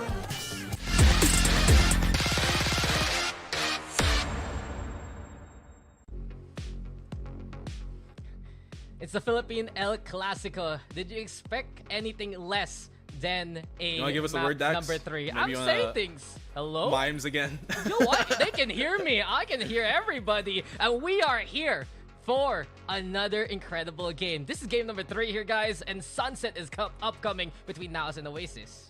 I mean, it's only apt that they're going to follow the script. Another match that is touted to be an entertaining show. And the way that Naos come back, I think, is a very convincing one. If it was a stomp, I actually would have been a bit more worried for this map number 3 coming from Naos, because then you're just going to put it as like, okay, Oasis just weren't feeling themselves during map number 2. It's not really a true test of how Naos and Oasis are playing right now, but we got a pretty good sample from that map number 2 to kind of, I guess, infer what map number 3 might look like, and I'm expecting things to be close again. Maybe not coming down to final round of regulation close, but it will be about, I think, that both teams are really much more prepared for. And not only that, both teams have had incredible records coming into Sunset, so I'm very excited to see what is going to be brought to the table. But let's quickly recap how the series has gone so far, especially for people just tuning on in. Map number 1, Lotus, Oasis Gaming, incredible first half, 11-1, a rally there from Naos, but it wasn't enough and Oasis took it. On the other hand, though, Split, Naos, incredible start courtesy of Nexi, had a bit of a lead, a small comeback there from Oasis,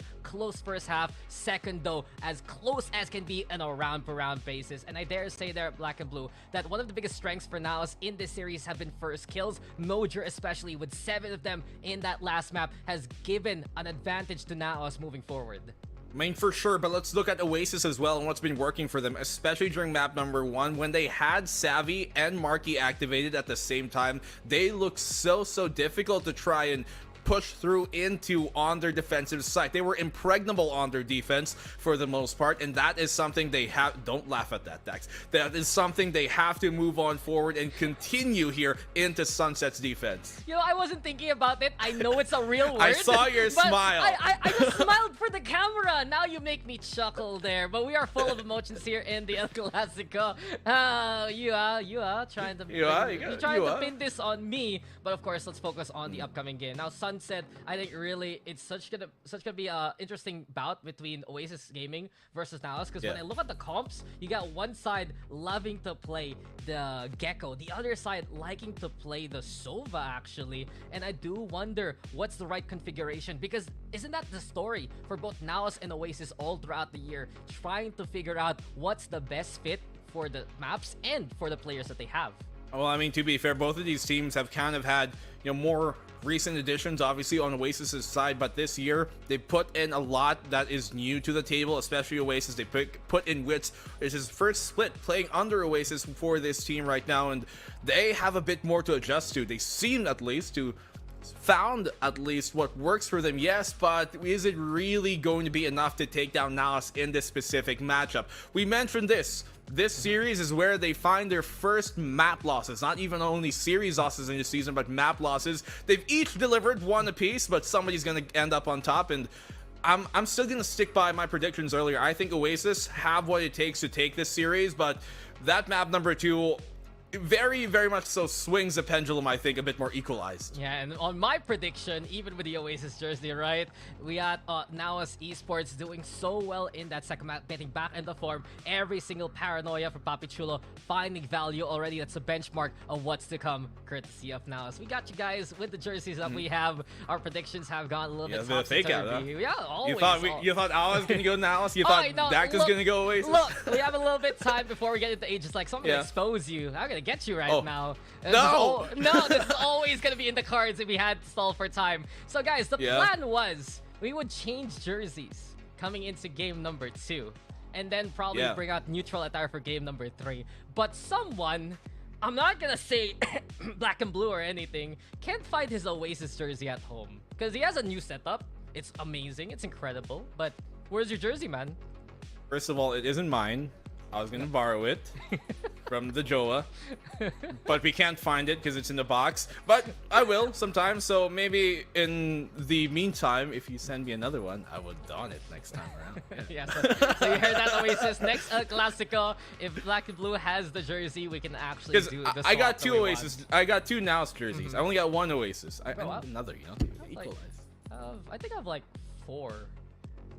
I mean, Oh, I doubt your size would I fit have- me, Dax. Yeah, I know. I have 4 jerseys total of Oasis Naos, 2 each. Yep. And then I have 1 Naos shirt and 1 Oasis shirt. Even my Sure. merch is so equal, bro. What is going on? You bipartisan? Pick a side, Dax. I'm wearing one thing right now and picking the other. But I guess Sunset again. Yep. It's a strong decider for both, because you were saying a while ago that we were avoiding some map picks that could have actually gone to swing the pendulum of advantage to one of these 2 teams, especially with Bind being removed there by Oasis, with Naos getting rid of Breeze. I do feel that those last 2 bans especially are, for Oasis' sake, something they've been experimenting, hasn't really stuck out the way that they would like. And then, if you remember the Oasis Breeze itself, it's so difficult to deal with, and Naos doesn't want to play against that.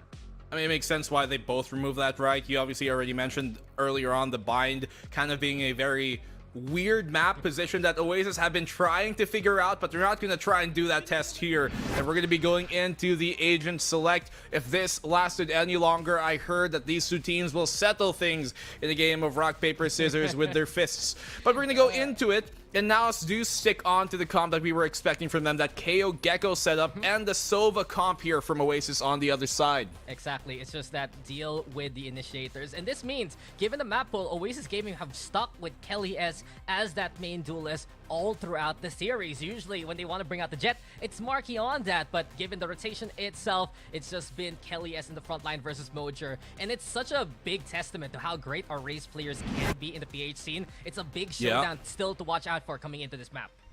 Yeah, we haven't seen anything from them that isn't raised from those two players here today. But why change what's been working for either side? Raze obviously in a very, very crucial position as a duelist right now. The changes, don't worry guys, we know you want to see the ISO, the Neon. That will be coming soon. Not today, not this week, but soon, sometime in the future. And when that does come, I'm curious to see if these 2 teams are going to be playing the same comps that we see right now into the playoffs. Yeah, I wouldn't be too surprised. You still have some of your landmark picks here, especially for Oasis Gaming. I look to Wits running that KO. Oasis has always loved to have extra initiators in their roster, and Wits will provide that. Also, that know-how versus Naos Esports gonna be helpful for this specific matchup. But Eman has been doing so well too. That IGL, the calls from the second map, and with the Gecko also into play, safer plans here for Naos Esports. Thing is though, when it comes down to it, what we have seen, Dax, utility for sure bails them out. But the biggest swings we've seen in this series have come from big-time players making those crucial, huge plays. Whoa. We saw it from Kelly, yes. We saw it from Dubstep. We saw it from Papi Chulo. Who will be the next to step up to the plate and knock it out of the park? Now, Sir Oasis have many, many players to field for that challenge. But it takes a certain kind of monster to deliver. I can't believe you changed your catchphrase there. Why would you do that? Not just yet. It ain't time. Okay, we'll hold it off for the big time play later on, and we're expecting that coming into this map. We're just getting everything set and ready for an incredibly important matchup here. The winner will move on to still be perfect within their series standings. The loser gonna get a blemish on the record, and of course this head-to-head could tell the tale of who's gonna get some of the buys in the playoffs later on. Who will take it though? Oasis versus Naos. And one thing I do want to look at, of course, is the Oasis Sova. Given Marky's going to be on that, the lineups here on Sunset are so anti-Cypher that Ja will have to adjust his tripwires accordingly. Ayla's oldest time. Naos Oasis. Ever just the same. Two teams do battle. Okay, we are not meant to sing, but we are making sure everything is fine. Obviously, you gotta stow away your Pop Nemos. We're gonna do for a Yap Fest as we're making sure everything is set and ready. I do gotta ask you though, Black and Blue, any expectations for this game, even personally? Anything you're expecting to see between these two teams now for map number 3? The team that loses is gonna lose their first series in the season. Congrats. No, okay, anything more serious, on more serious notes, I do want to see how much of a difference their ideas and initiators are going to bring to the table. You have the Gecko on one side, yes, and Naos, and the Sov on the other. More direct information gathered for Oasis, that will be very beneficial, but there's a bit more hit power, I think, coming in from Naos here. And obviously, on the plant, that means that an extra gun can be ready to fend off the retake if it does come in awkward moments. So if you're Oasis, it might be very difficult to try and exemplify the idea of hitting them when they're busy. A lot of teams will try to retake and initiate the retake when the spike attempt plant does come into the fold. But because they have the Gecko, that means that Emon in this case will still be ready to fend them off even as they try and go for the plant. And I'm watching, of course, that the stats of Oasis Gaming coming into this defense. It is scary to see Oasis take a big lead from it. They did it versus Just Us, 11-1 for that half. They did it against Rag L Cuties, 11-1 as well. The Oasis defense has been so scary to deal with, and now must have watched the tape to get ready for this one, or else they're gonna suffer the same kind of consequences. What consequences do we have in this case? Aside from you guys listening to the casters yap once more. If new? I had a big red button to start things, I would. But obviously I don't. If this was a LAN, which we're gonna have, by the way, if you guys have seen the video, we're gonna have LAN Grand Finals. If this was a LAN, this is the moment where we can have the hosts be like, yo, ask them what they think. What do you want to say to the other team? And this would be the moment we could farm. You know what I really want to do at Aladdin, honestly? What? I want to be one of the peeps with like a t-shirt cannon. I know it's not really popular in the PH, but if we could get like the orgs donate a bit of merch. T-shirts? And then we just basically launch them at people at the LAN. That'd be really hype. It's like, who wants a Naos jersey? Who wants an Oasis jersey? That kind of deal, you know? What if a catapult? Let's use like a t-shirt slingshot since we're Pinoy, right? Uh-huh. Right? We can use a t-shirt slingshot, a big one, chuck it into the crowd. Lucky winners take them home. Hopefully it's in your size. Yeah, well, it's usually those are triple XL, so you have a nice little dress to sleep in at the end of the day. And we are still in the tech pause, guys. What else smart can we say here coming into this one? Not gonna lie, to expose myself. It's actually the first time I've worn this jersey since I received it, to be honest. So I'm glad to pull it out for a very momentous occasion.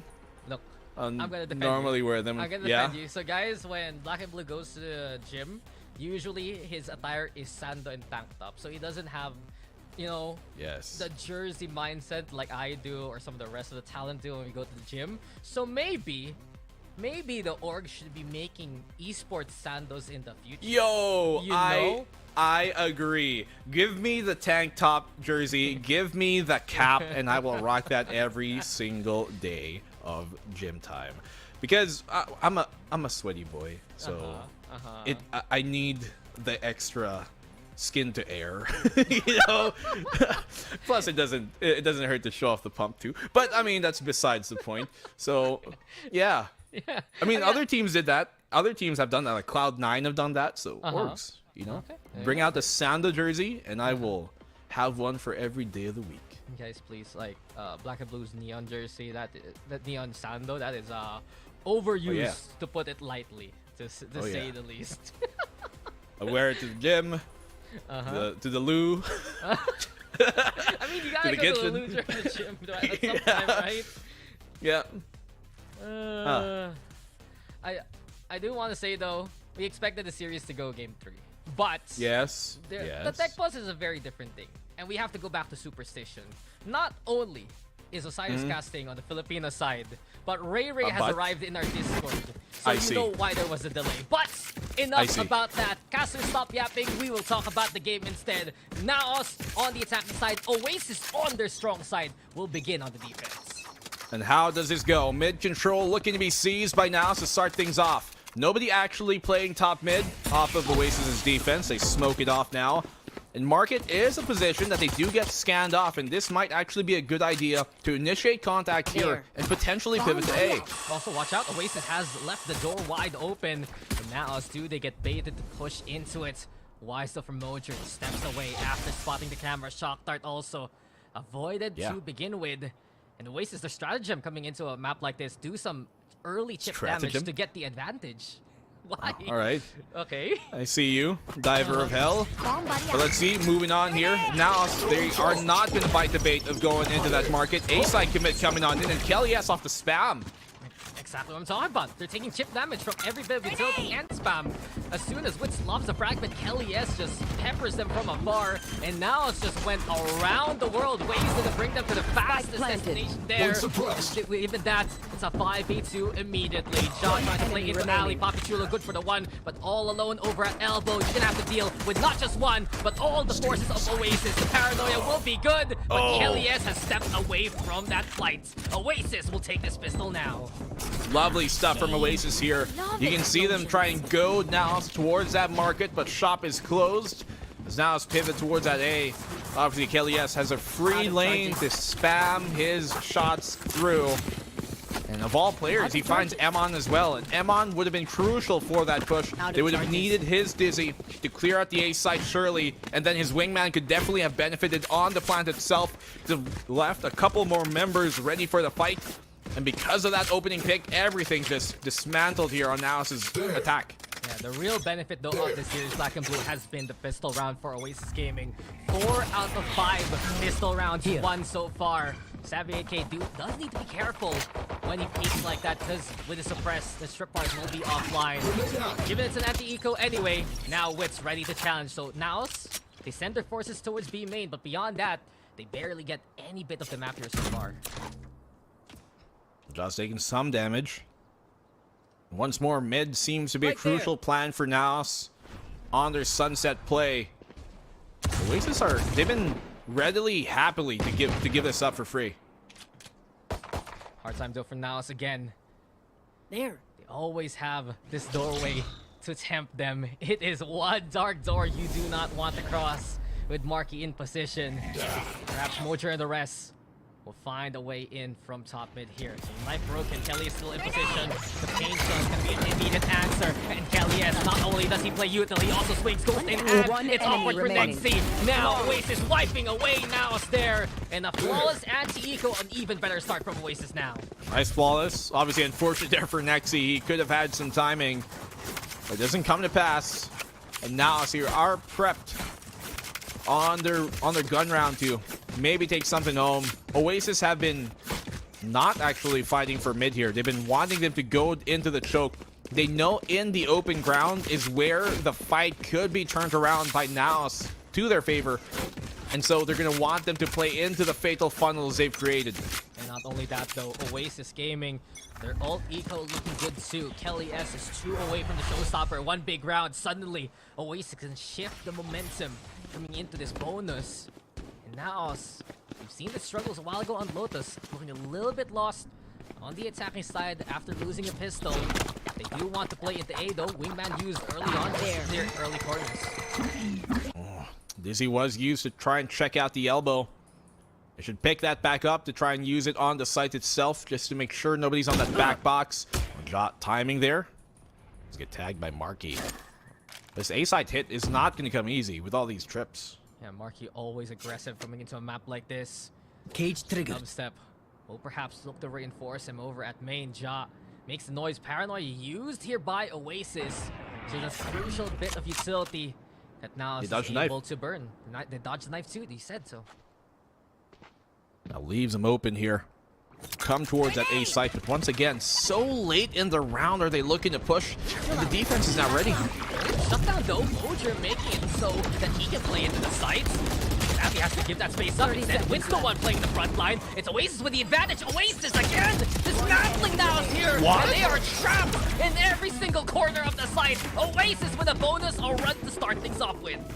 None of Naos really hitting their shots there. Mojer had the advantage in that fight towards Savvy, but he gets run down as well. Kind of hit with the inaccuracy of his movement. Not planting himself before he actually takes the shot.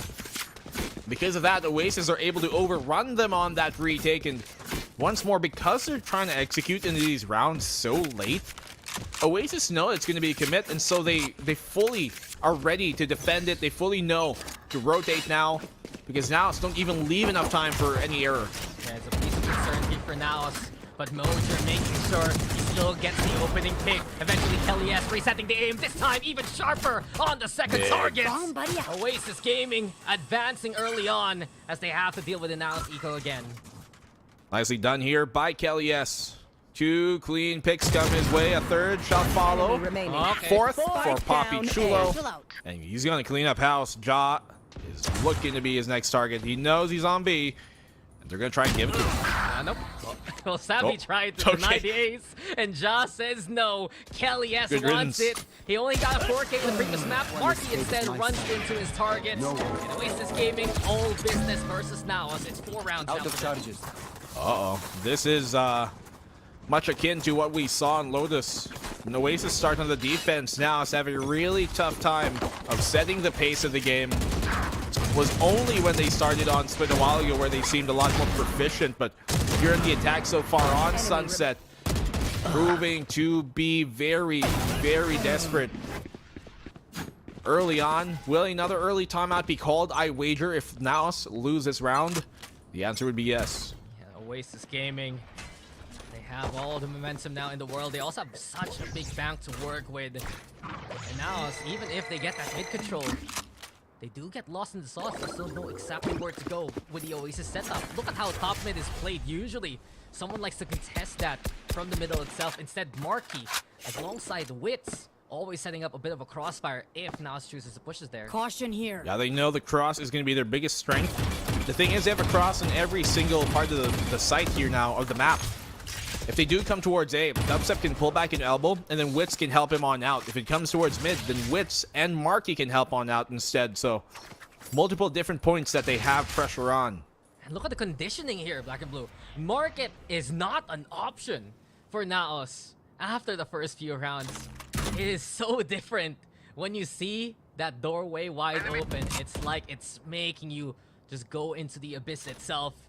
But in any case now, it's a more standard play into B main. Kelly S now with the showstopper satchel in. Who's the target? Absolutely no one. Evan up close. Sario sprays down 2. Look at the third. But Poppy Chulo protects the team. Jado very low. Shot clock not enough to kill him. The Neural Theft getting tags though. Knows exactly where they are. The fragment also bounces off the wrong direction. And Marky desperately trying to find Ja there. 4 HP. Ja still alive. Counter fragment right now. Courtesy of Nexi. Paranoia gonna be there too. And Oasis Gaming, they do want to make the retake happen, but Nexi and Poppy Chulo over at B main. There's the smoke right now. The Dark gonna be the play. They know one's on side. Witstone's right down by Nexi. And No Ja way. alive and kicking. Even with a sliver of HP, he will always fight back. It's up to Dubstep now. He is detected, and right behind him, there is Ja. Naos will take their first round because of it. I can't believe Ja survived that. The scan actually confirmed he was there in the corner, and they still could not take him on down because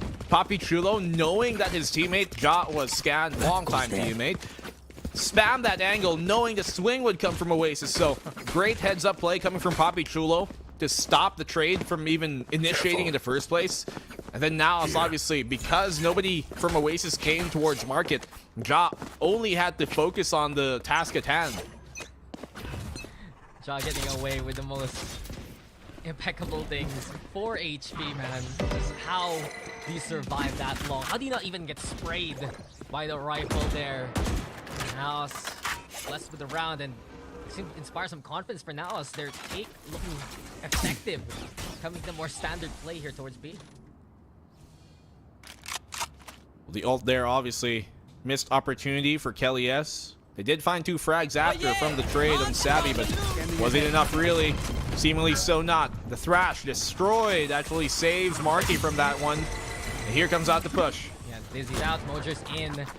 With it now, they're gonna get the space that they want on the side. Marky looking for the timing here by the smoke, but has to retreat back into market cover. Being applied now is also. Did they even get the Thrash back online? Seems like Evan doesn't have it available as of yet, so there you go, ready now. So there's still, that's a little bit of the team. You want more? Here's more. Look at the late round rotate here coming from Ja as well to try and clear out that market. Does he get the detain? I don't believe so. He's still up and alive. Yeah, it's time for Oasis to make way towards the side of the Mosh and fall. And you can't step on it at the last moment! Not like this, Oasis! That's not how you play against the Mosh pit! Just a little too early! Stepping into the sea of green, and with it now, Oasis will have to back away. Ja though preventing any kind of retreat. Kelly as the lone survivor, but Oasis fumbled there as soon as they make their way towards the spike. You gotta dodge the last second boom, or else there you face your doom. Now it's coming away with another stolen round in very clear fashion, clean rather fashion. That picture was clear as well. And now that Job has started to kind of play the lurk game after the post plant late into it, it's going to further delay this retake on the defense because they're going to be wary about it. They still do typically have a tripwire towards market, yes, but we saw there that that can easily be bypassed if Job starts to go through CT. There's your PSA, guys. Unlike any other Molly in the game, the Mosh Pit does the most damage at the very end. Oasis learned that lesson firsthand, and now finding momentum swinging back in their favor. It's always back and forth in a series like this. But now they have control, and all the savings Oasis had a while ago, it is dwindling here. Dubstep peeks from above, Evan marking that spot. Pain shells now to force Oasis away, and this should be the plant for Naos. Big pick there for Eman. Got them the security they needed. Obviously, he's low HP, but all he has to do here is play his utility, especially if he could retrieve his Dizzy, but that doesn't seem to be the case as Oasis are on the jump here to try and retake already. Elbow is their priority right now on their hold. Kelly S back onto the site though. With the elbow firmly held by Naos. The plant also within their favor. Savvy K watching the lurk now, but just aiming a little too high up. Ja down below, but Kelly S and marker with the spray down. Eman finds the off angle there towards Link, and Oasis will have to cede the round. Naos answer the 4-round string of Oasis with 3 of their own here. They concede as the rounds start to bleed against them. Naos here a third. One more to tie things up. And look at their economy here, Dax. Might be a good timeout to start be called from Oasis here. Naos, perhaps their newest additions on the coaching staff certainly benefited them to make sure that they can come back from these type of deficits. I mean, not only that, they come from different perspectives. One from Australia, one from Thailand. It's just Naos right now looking to play that worldview, but Oasis Gaming, all Filipino coaching staff, Coach Robotics should be one calling for the timeout right now. And it's such a interesting collapse here for Oasis right now. They've struggled against Naos, finding the small bit of confidence to push into these sites. And with it, with that wingman, courtesy of Eman, it's easier for Naos to play post-plant immediately. I mean, let's be real here. Both of these teams are 2 of the highest prospects we have to represent PH coming into Ascension. And so different perspectives from different portions of the VCT competitive circuit are definitely beneficial for either team. But I do think that Naos in this case have that benefit now of potentially gaining a few rounds on the attack and then closing out on the favored defensive half. And they're just getting more rounds already here versus Oasis than other teams have done so within split number 2. Naos, if they can tie things up and go on the run, it's going to be so good for them moving into the defense, which we've seen in the Series B, where Naos is strongest at. Let's get into another round here. Economy still available for Oasis, but they lose this round. Eco will be imminent. Now with the ultimates as well, they can play for retake here. No ult just open yet for Naos, but a single orb will change that. Question is, Showstopper or Thrash, which is more of a important one to build up here for Naos? Well, Naos, they do get mid again, but Right with there. it, it's an easy pivot over into A. The way that they've been doing so far. Dizzy early on for the clear. There. Bomb Oasis. buddy out. Don't peek these aggressive angles, though. They love to just play anchors within their similar angles. That being said, though, Savvy AK, he has the camera and a trip intercept up towards elbow, so it isn't going to be as easy for Naos to play there this time around. Look at the other trip. It's within the middle portion of the site as well. Could be good for the spam if it ever does come into play. Lot of utility here being used up on either side, but crucially, Dubstep still has his paranoia. This will be very, very important if he can get into position to use it, but Thrash being committed into a market push now. Evan with another fast fish, and here comes He's out. market being taken by Naos. Hell yes, though, with a fire sale of his own. Mojer will be mowed down there. Now Esports are running into the sidelines of Oasis. Timeout reset, looking good for Oasis. Hell yes, found the 3, make that 4. Did you know that there's always a Mr. 4K on the Oasis roster, and right now, Kelly S is exemplifying it. Yeah, quad kill 4K to keep the 4th round away from Naos and stick it to the floor there at the end with a flawless round. Oasis 5-3, building up even further, but they are on the defensive side here, Dax. This is the favored side for them on this map, and this is where they need to build up as many rounds anyways. They got the showstopper now in Kelly, who is far and above the top performer of this matchup here in this specific map, yes. Will that continue to be the case? You look at Naos there. They went for a market attempt. It didn't work out this time. Will that further dissuade them from trying market once again? Yeah, Josh gonna go for the push again, though. The Cyber Cage making sure Marky has to watch the angle. It's an attention play here from Ja. Now the challenge even. And Kelly S wary of mid as the rest of Naos look to play into A again. Yeah, he wants it. If Naos actually come through A main stairs here instead of elbow, it would be a lot freer for them to try and take, but obviously they don't know about these trips just yet towards this position on the deep elbow. Savvy's looking to play off of that. And it's another readjustment actually from Savvy. A while ago it was closer to the site. Now it's diagonally placed here at elbow. Suppress is going to be the play, though. No one on site. Savvy, of course, has to play away from the angle to begin with. Showstopper, though, and Dubstep's right on top. Mojer, where's the 6th sense here? Not going to happen. Only damage towards Dubstep. Also going to be the boom bot. Here comes Kelly S now, showing Mojer how it's done. Fly high for Kelly S. The elevation to get the angle. Dubstep also as the smoke dissipates. Timing is everything here for Oasis. And the clock is now on their side. A flash into play. A Page Shells 2. And it's all about utilities now to make their way towards side. All of the poppy here. Good for the double, but that's all he'll get. Oasis now will pull away with the round. Yeah, Poppy trapped in the corner there. Nothing that he could have done in the end. And even the flank off of Ja, he doesn't find the angle on Dubstep, who was already pretty low because of his off-angle positioning there. Great stuff being shown from Naos. Mojer almost getting around the corner, but once more, he's been having himself a quiet game in this map, and they need him to come alive. If you notice, though, when the pace is a lot slower, that's where Mojer struggles. When it's all about playing fast, loose, and absolutely heavy on the hit, that's where he shines. And this now is timeout necessary just to get everyone back on the same page. Oasis was very successful in the timeout code a while ago. As soon as they called their own pause, it was how many rounds in a row they're black and blue? It's definitely been a much more,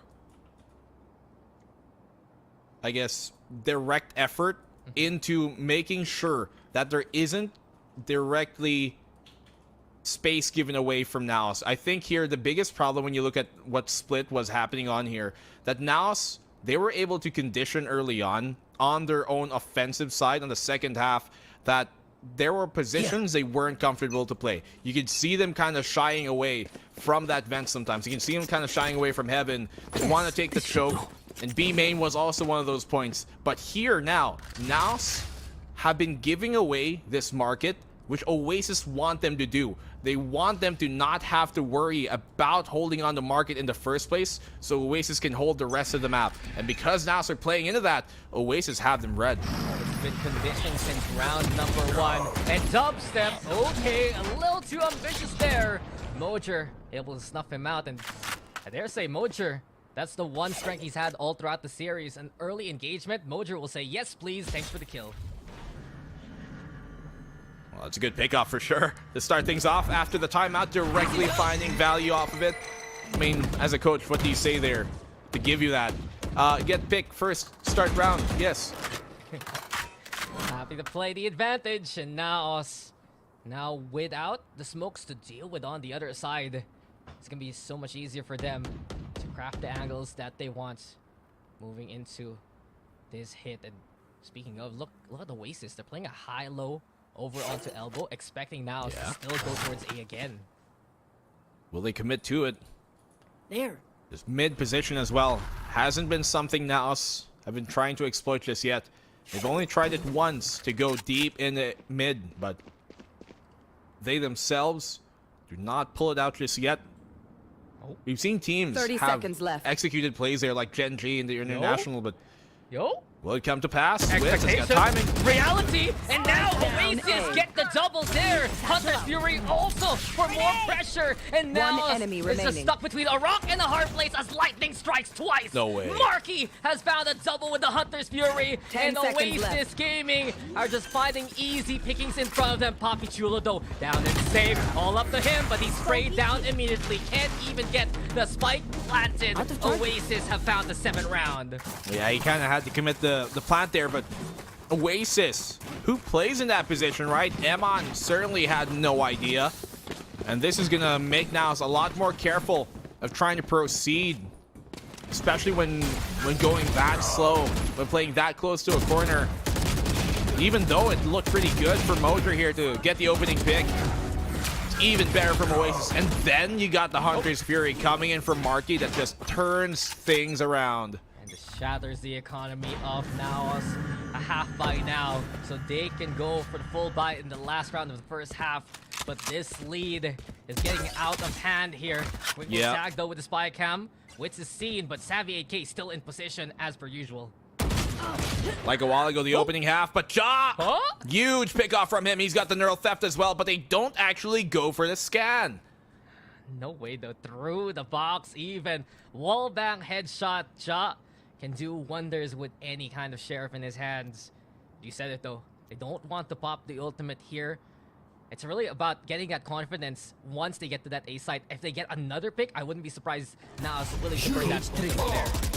Here comes that neural theft, rather the null command as well, as you mentioned. Savvy getting peppered here. They do have the ult to utilize if they find another pick on the site and stuff. They know Papi Chulo is within it, and the plant will go down. And with the first wave, they do get Savvy 8K suppressed. They just march through the utility, but Dubstep now has the angle. There's gonna be a quick little fragment too, but Nexi on the board. Dubstep only good for the one, and now is making their way onto the site and carving a path of destruction. Wits here trying to play against all the angles. Needs to pick, and he can't find it versus Papi Chulo. Marky all alone, and Oasis looking lost here. Naos have flown into the site, and they will take the round because of it.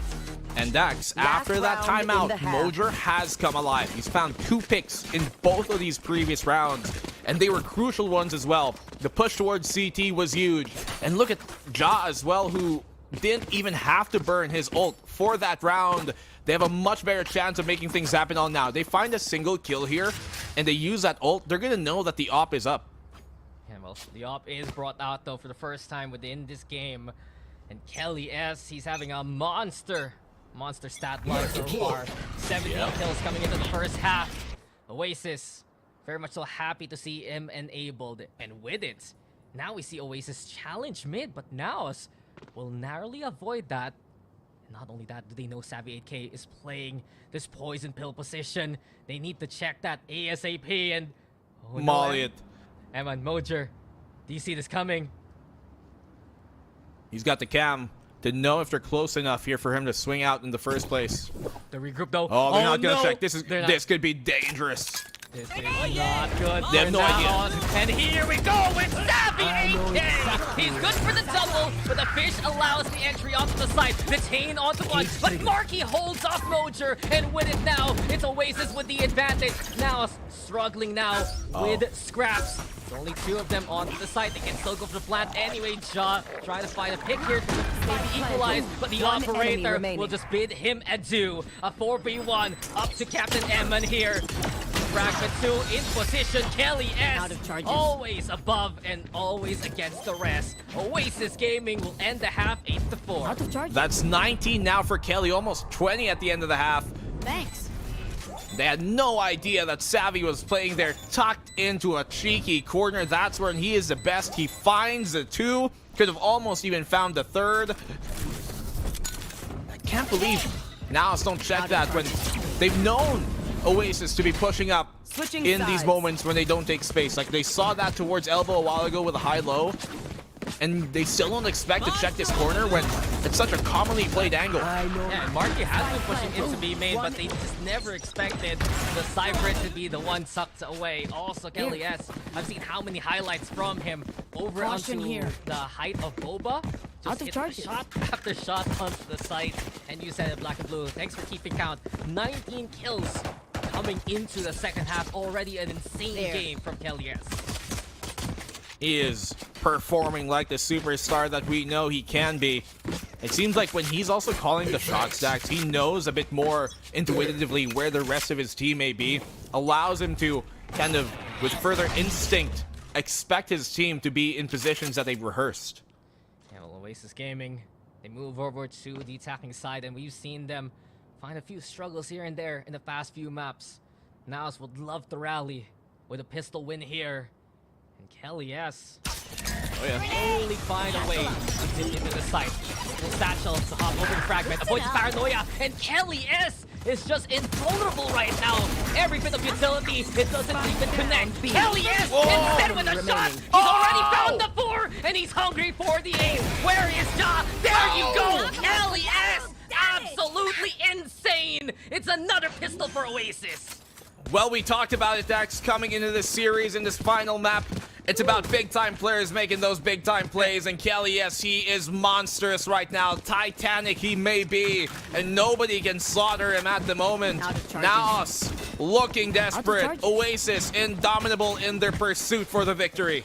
It's 5 this time. Kelly S has always been 1 away with Out of multiple charges. quads, but the ace is now a badge of honor. Phantom in hand, full armor, ready to go. Confidence about for Oasis, and Kelly is 3 away from the showstopper to provide even more entry threat. They were actually doing pretty good on that hold there, Naos. If the paranoia connected, maybe things could have been differently. I would assume as well it kind of messed up the sight line that Mojer had peeking out there from close to the market. Without the ace coming from Kelly, yes, things could have gone very differently. But sometimes you need a hero for a disaster.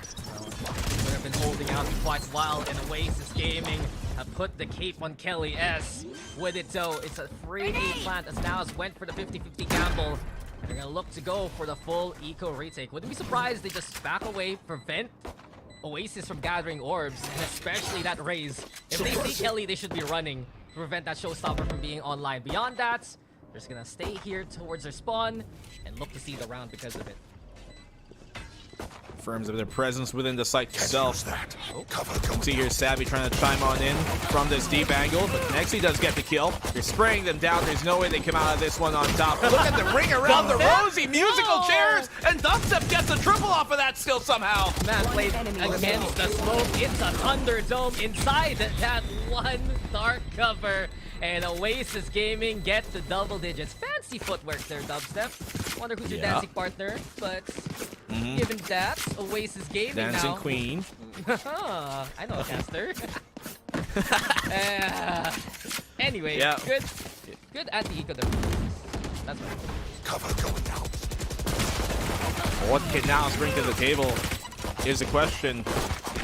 An absolutely crucial bonus for them to convert. And then they need the gun round after as well.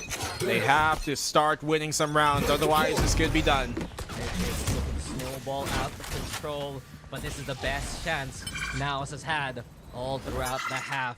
It's a different setup though. Kelly S, he's gonna see it's relatively free to play into backside. Ja, on the other hand, ready to catch anyone who moves into market. But Witz already found Nexi. The swing comes on in. Ja, though, able to outclass the Raze. There's a Cyber Cage. Witz thinking about where to put that spike down. And eventually the commit Spike is there. We planted. get into post plant quickly. A 4v4 as Emin and the rest of Naos rotate towards the site. Yeah, you can see Ja kind of checking out this mid, looking where Dubstep's going. He's going to wrap all the way around through the tiles to try and get into market late into the round. But the plant is down, as you mentioned. Ja timing. Ja again, just creeping on in. Ja, undeniable over at market. And he has just been the merchant of death for the round. Dubstep too far from the action. Ja was waiting, anticipating, and finding the 4 along the way. There you go, that's what Naos needs. 4K for Ja to get him back into the game. Neural Theft as well.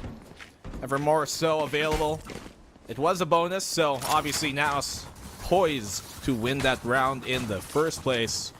But now that Oasis are activating into a gun round, Kelly S is a single orb away from his ult, and he's been pretty good on it. Yeah, but we've seen this from Naos under defense. Once Ja gets hot, everyone else will start following suit. It happened a while ago on Lotus for a little bit of a run. Here in Sunset, it's a lot more manageable compared to that 11-1 standing from map number 1. And with it now, Dizzy immediately broken here by Oasis, but Naos will know that A main is quickly taken. They don't really fight for mid. The smoke as well on top mid kind of feigns the idea that they're looking to pivot towards B from that top mid. Naos defense will adjust. I'm going to wager it's a fake out from Oasis. They don't actually plan to commit to it. It's more of a conditioning tool that you can expect them to use later on and actually commit with. I mean, it's the strength of Oasis so far in Sunset. They've conditioned market to be a no-no zone within that first half. Here in the second, they're looking to make it even easier for them to execute into these sites. But Naos, a lot more forward presence. They're willing to challenge mid. If they have the chance, a second one-way though. Here, courtesy of Papi Chulo to dissuade Kelly as we push his way. Oh, Boombot, Aldrone, the paint shells will deny them immediately. Could have actually done more damage than it did on the marquee, but here comes out that B-side commit. Tripwire, nobody really ready for the spam, I think. No, Ja actually does have a good spot for this one way, but it's going to work against him potentially. Oh, Ja kept busy though by Savvy 8K, and with it, Oasis now moving through the market inside the smoke again. The pop flash is out, and Kelly S gets in the face of Ja. It's a 3-for-1 trade as Oasis Gaming is happy to play into Pulse Plant. Marky though looking lost in the woods. Mojo will find him out in the open, and look at him zoom into the market now with that satchel. Wingman though out. Wits, that would be the one onto the side. Emma trying to clear whatever he can as Wingman goes back to Boba. Mojo also spotted by the cam. It's difficult here for Naos to try and reconvene. Wits' pillar, exactly the testament and the foundation of Oasis' success. Wits with another one. And well, how the tables have turned. Oasis Gaming have made it to 11. Huge round here from Oasis. Could be the dagger. Still enough economy to kind of force up a buy from Naos, but in reality, the fact that Savvy did keep Ja occupied there meant that he wasn't ready to spam his own tripwire, which would have certainly found him a free kill. Would have very much so benefited their cause. And now it's another timeout to be forced out. You have to, I guess, at this point, buy up. Just play with a one stinger M on yes, but they have no second chances to give. Yeah, just 2 rounds more and Oasis takes the series. But I kind of want to put my focus during this timeout on a certain player here, Black and Blue. Wits return to VCT PH. Not only against Naos Esports, not only is he slotting in well for Oasis Gaming, second fragging right behind Kelly S, but people have to realize Wits was out of professional competition for split number 1 after getting dropped by Naos, and an immediate return to form after incredible business ventures, well, is looking good for Oasis with this pickup. Also helps that it's a bit of a reunion here with Dubstep, former teammates of old that we've known and have seen. The old championship 2022 duo become accustomed to. But Oasis, they are the ones right now who have the story being written for them, the script panning the pages in their favor. And Naos are looking to maybe upset that The scoreline might not suggest it, but now let's have some different ideas. Now still has a shot, but this is now effectively a do or die situation. They invest their rifles into this round. Kelly with the showstopper, and in the smoke, he is denied by Ja. It's a 1-for-1 though, as Savvy on alert has found mid presence and found the mid pick. We do get the spike planted though, and Oasis trying to escape with the Cypher. The Cypher takes to cover the cross. Neural Theft though can be online, and now it's realized everyone's gonna be on B main now. Mojo with the boombox though into play. Aldron gonna be there too for a bit of intel. Now it's lobbing the paranoia. Here comes the pain shells to go for the corner, and please, and Mojer with the satchel too. Blows up Marky along the way. Showstopper set, One and enemy the remaining. dying embers of his life. It's Mojer who does come on alive. Now will find the retake there and get their 6th round. And that's what you need from Mojer. Gung-ho, no holds barred, no fear in his eyes, and you look death directly in his gaze. His stare remains, and Naos, they still continue. 2 paint shells thrown into that choke.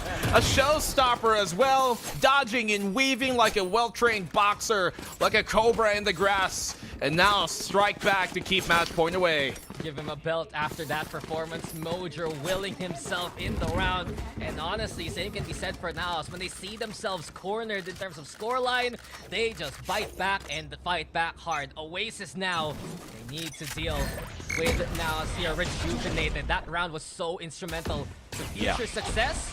And look at this, Mojer daring to peek. Shock darts there. Kelly though sees the contact. Paranoia though on point, and that's awkward for Kelly. He bounces back to the wall and dies there. Lovely stuff once more. Game plan here of the defense set around that paranoia. Poppy Chula, and Mojer finds another kill on a dubstep. Desperate to pick up the rifle, and Mojer just sprays down through the smoke. It's free for Mojer, and he's happy to collect more along the way. Wick already tagged down to half HP. Naos, the early aggression again, giving themselves a moment of reprieve. Nice picks to start things off with Mojer. That confidence will go the distance. And Mojer now fell by Wick, but Papichulo immediately on the train. Savvy all alone. There's just no way to tap the heads of Naos there. It's convenient for Naos as they found their 7th round now. It's working out for them right now, but I've also noticed, Dex, when you look historically, Nexi in this split and even in the last one, his worst games have been typically when he is on this KO, when he is poised to try and set up the rest of his team. He doesn't get himself activated, and it becomes a lot more difficult for him to get hot late in the game if he himself is out of the fight for the most part a lot of times. But now Mojer is coming on alive. Good help from Poppy Chulo, but they're going to need a bit more to come back in this game. And it's something we brought up for this about now as Esports, right? Some role adjustments. How successful will it be? And sometimes he struggles when you see certain players known throughout their careers to run things like the Sentinel being moved over to Initiator. But Nexi has found utility to still help out Naos along the way. Small silver lining.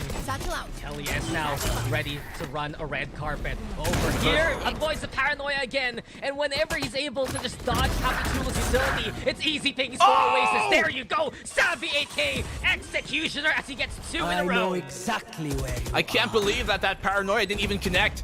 He didn't expect Kelly S to be that deep.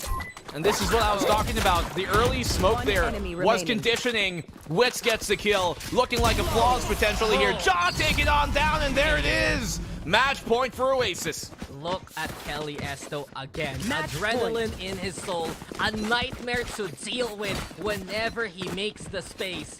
And he just cuts the attention of Naos. Papichulo had to deal with him to no avail. Ja kept busy. The rest of the players of Naos on site felled by Savvy. And that pinch is just a win con here for Oasis. As this is not just match point, this is series points. Naos. So much to do here. 5 rounds to get back into this game at the very least. Just to force overtime. They're fighting for mid. Oasis, no, they don't have to contest just yet. B main as well, taken away. Market is actually completely open. But Oasis want to take their time.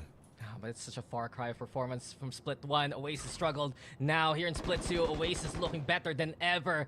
They just need one more round, but Nexi looking to deny it. He's been spotted though by Marky, as you said. Mojer though, unseen on base. So 1-for-1, now he's overrun. Here comes Oasis Gaming, and Dubstep getting into cover in time. Emma trying to find the angle. Hunter's Fury heard and seen, and where does it mark? It's going to be launched over onto Boba 2, and Twit's also going for the push. Ja will go for a trade. Ja will get the second, but Papi Chulo has been spotted. All up the Ja now. The hopes of Naos resting in his hands yet again.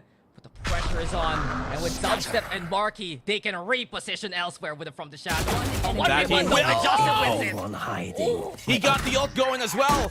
Now he has a chance here, and he's got the camera. I would wager, don't even burn the camera just yet. Save that for when you're a bit closer to the site itself. He knows that he's got trips on the front side. Elbow and CT is his biggest problem. Can he deliver? Big time player, big time play. Ja around the corner, and Ja does it once more. Keeps Naos in the game.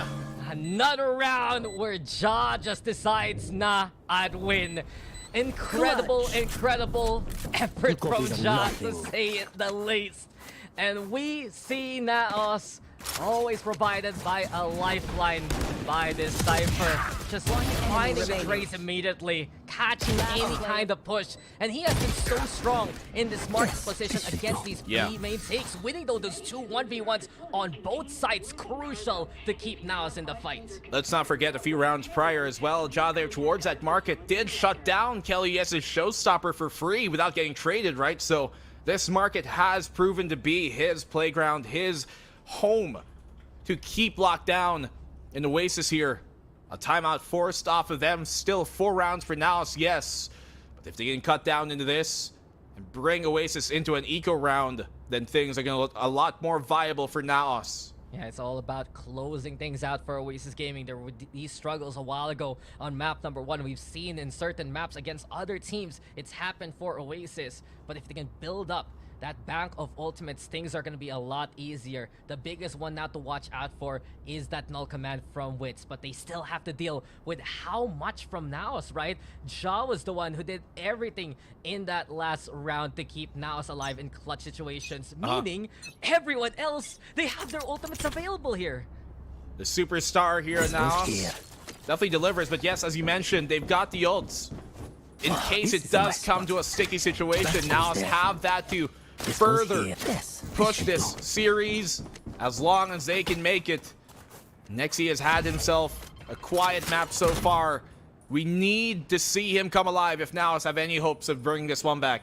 Well, Ja's the beating heart of Naos here, and he's the one with the setup towards A. Oasis crawling into elbow. Just looking to check things out, realize the presence of Mojer isn't here right now. Something has to be amiss onto the site itself. Now, with the null command, Chop moves over on the CT so he doesn't get affected. So the camera is still going to be online. Oasis do make towards the side, but here in the flag, there is danger. Sammy AK, good for one, good for another! Mr. Double Kill right now, doing all he can for Oasis Gaming. Savvy has been so crucial in this game, and look at that, the Thrash just denied off the suppress right in time. Naos in a very, very desperate spot. They lost their Showstopper, they lost their null command as well. Ja has information, but will it be enough? Wits pulling the plug against the opposition, and here we go with Naos on rating. Eman, no! Unreal flick, unreal shots, and Eman with another one! Deliverance! Thy name is Eman! As Naos again, they survived to tell the tale for another round. Deliverance thrown back at their face. Naos, what a way to turn things around. And because, Dax, that they survive once more, they still have the Showstopper because Mojer died. Unintentional effect of the action for sure, but it's one they're gonna take. Savvy has been so consistent in giving them value here, Oasis. But yet, Naos, you ask for someone to deliver, and when you least expect it, Eman comes in big. And look how choreographed it is. Eman giving the clutch moment there for Naos. But not only that, he's the only one who used the ultimate there. Naos still has the bank, the only fund of ultimates that they would like. And Ja, he's 2 away from the neural theft here, as now again Oasis will walk into his setup. They've been loaned around here by the Shark. Naos have to be careful when they do jump. Here comes out that push. Trip will be bypassed. They destroyed as well, so won't get too much value out of that. Savvy once again towards mid. Oh my god, he's always so deadly. Oh no. The threat shut down. He's always getting double kills. Why not double swing him instead? Nexi with the shutdown there. An advantage here for Naos as they don't have to deal with the off angle anymore. And Mojer, he's ready with the showstopper. Goodbye, Kelly S. Easy target there for Mojer. Dumps it though inside the smoke, fighting for his life. But Chulo able to snuff that out. Wits. All left the Wits here. A 1v3 again versus his forward team. This is difficult with the smoke in the way. There's the spray, but Chulo answers back. And Naos still in the fight here, black and blue. Rounds in a row and double digits now. Alright, it's getting pretty dicey. Thing is, Naos, once more, have to make sure they don't dump their util and their ultimates, especially early. They had to use a showstopper in that one, sure. But Oasis, similar to Lotus here, if they can build up their ults and save it for the round that they need to, then they can win things over. They're going to pull out a force buy, a half buy here at best. But we've seen Oasis and many other teams win these type of situations at match point. Yeah, Oasis Gaming, they know they're near the finish line. It's all up to them to cross it here with their half buy. Savvy though, still putting a bit of pressure. Line up there with the Cyber Cage, also the cam. Deploying Forcing drone. Mojer back. So some initial map control for Oasis to begin with. They also look the angle towards market, braving through paranoia though way too close. And Papichulo will be overrun. Chaos now ensues as Oasis tries to play onto the site. The neural theft also going to be the play, so immediately Oasis knows the lay of the land. Here we go with the From the Shadows. A again, the team is there. Kelly Esto, awkward timing. Ja will get the one, but he's traded quickly. Great trade here from Savvy, and Savvy's doing so much work. He's gonna chill here towards mid once more. Nexi, oh no, his back is turned, but the timing does dissipate him. Not gonna happen again. But Oasis Gaming, they've rotated well, causing now Naos to scramble back to the Savvy site. flank. It's a train of three trying to rush into the station, but Savvy's flank as well as Wits. There are angles here for Oasis. Wits on the board, but now it's clear out elbow. Last Mojer player moving standing. with the satchel, but This might be it. Emin away. And now Oasis Gaming, they have the man advantage. Mojer has to go on back towards the spike, but here comes Savvy, and time That's it. is dwindling. Oasis Gaming, they take the Attackers series win. 2-1. An incredible outing there in Sunset to beat their rivals. That's the thing, in close fashion, they bring it home during the bonus, rather during the force buy of all things, and they separate. Mojer separates when his teammate was low. He gets taken down in isolation, no trade there available, and it just came down to the point where Oasis had so much more to work for with that lead that Naos were playing catch up throughout the entire map. Yeah, not gonna lie, I think really in that last moment, that satchel making it awkward for Emin to just go for his own setup. A heartbreaker there for Naos at the end after the clutch moments from Ja and Emin especially. But in the end, Oasis Gaming, they're building up these big leads at the start, black and blue, and it was so paramount to their first and third map success in this series, just having a strong defense to begin both Lotus and Sunset, right? Yeah, just starting off the map with the advantage, it's already a big factor to deal with. I was hoping for overtime just to see it go either way. I didn't mind which way it went, but overtime definitely would have been so apt for these two teams. But Oasis, they bring it down here to almost the final round of regulation and finally close it off. And we cannot talk about this game without mentioning the GOAT himself, Kelly S, in this series. Not only in the final map did he deliver, but throughout the series, he was quintessentially the best player that they needed in these moments. You know, where the name gets inspiration, and Kelly S, the run to that 13th round was just him paving the way. On the other hand, though, Ja still always going to be a threat. No matter what setup, no matter what role, you can always rely on someone like Ja to find impact along the way. And truthfully, now in this series, we saw the resiliency. We saw how good the recovery could be, but Oasis Gaming, with the leads that they built and exactly what we have been pointing on out, that early momentum giving them that buffer to win it all at the end.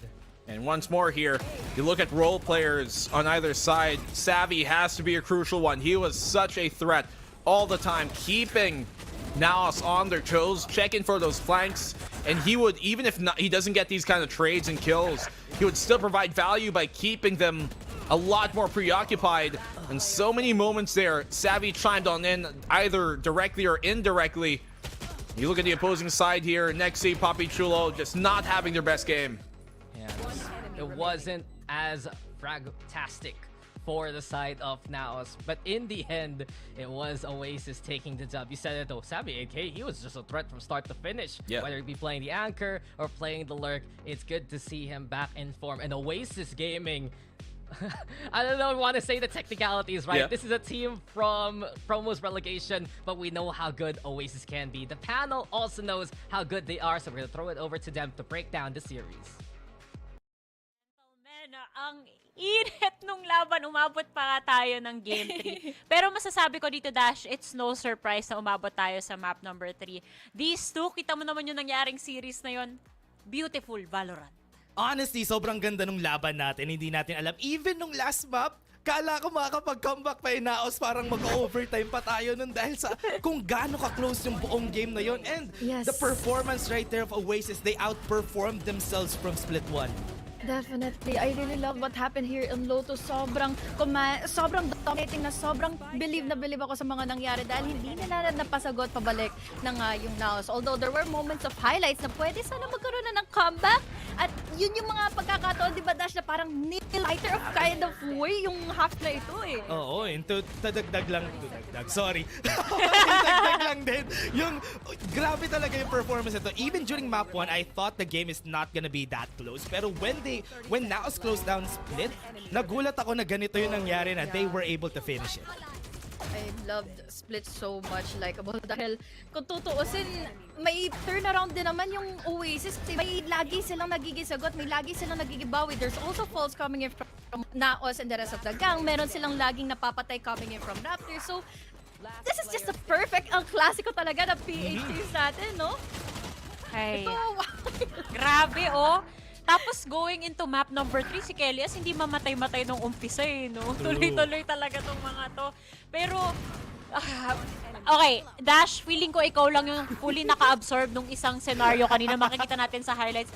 Ano yung nangyari dun sa round na na-clutch nila, Eman? Yung 5v3 ata yun? Ang Okay. bilis ng pangyayari, bawal kumurap eh. Nagulat kasi ako nung pagtingin nila, especially sa A, na-clear ni Eman yung tatlo eh. Yung pagka-pick niya, na-clear niya yung tatlo. I think ito yun. Ito yung clear niya yung tatlo. Kaya nanalo sila dun sa round na yun. Pero it was still close. Yun talaga yung nagpaakala sa akin na matatapos sila. That clear, then yung dalawa napatay yung... dalawa was able to get their own kills while Eman was clearing the site was so good. Ramdam ko yung pagka-Taglish ni Dash today. Nalilito Sorry. yung utak niya or English or Tagalog. Okay lang yan kasi feeling ko yung MVP natin, medyo same yung struggle kasi magaling mag-Bisaya, mag-Tagalog at mag-English si Idol Kelly S natin dito, Honey Glaze. Magaling din mag-raise. Ang galing niya talaga mag-race. All throughout 3 maps, na-dominate niya yung series na ito with being almost one of the top frags pa ulit-ulit. And kitang-kita mo pa how he has been maintaining his consistency. So nabilib ako doon sa Sunset map na lang yun dahil na-close out nila yung series na ito. And finally, na-equalize na nila yung kanilang nagiging El Clasico na sagutan. Ay nako, kung napabilib niya tayo, mapapabilib niya pa tayo lalo dito sa ating interview. Dahil heto na siya, Oasis Gaming's very own, Kelly S. Hello. Hello, Hello, Kelly S. Ayan na nga, congratulations. Napakalupit naman talaga. Ay Thank you nako, ako didiretsuhin kita kasi syempre Oasis fangirl ako dito. Tanong ko, kasi ito, napapansin namin dito, yung mga analysts, no, may sakit tong Oasis na parang nahihirapan kayong mag-close out ng game. Nagagamot na ba to, Kelly? Kaya na bang i-close out yung mga games nang hindi tumatagal ng nasa 12 scoreline? Kasi sa nakita namin kayo na parang... Malapit na eh. Siguro konting linis pa po. Konting polish sa mga post-plant, mga retake para next time bugbog na talaga yung kalaban. Wala nang chance makabawi. Yan, gusto ko. Bugbog daw yung kalaban.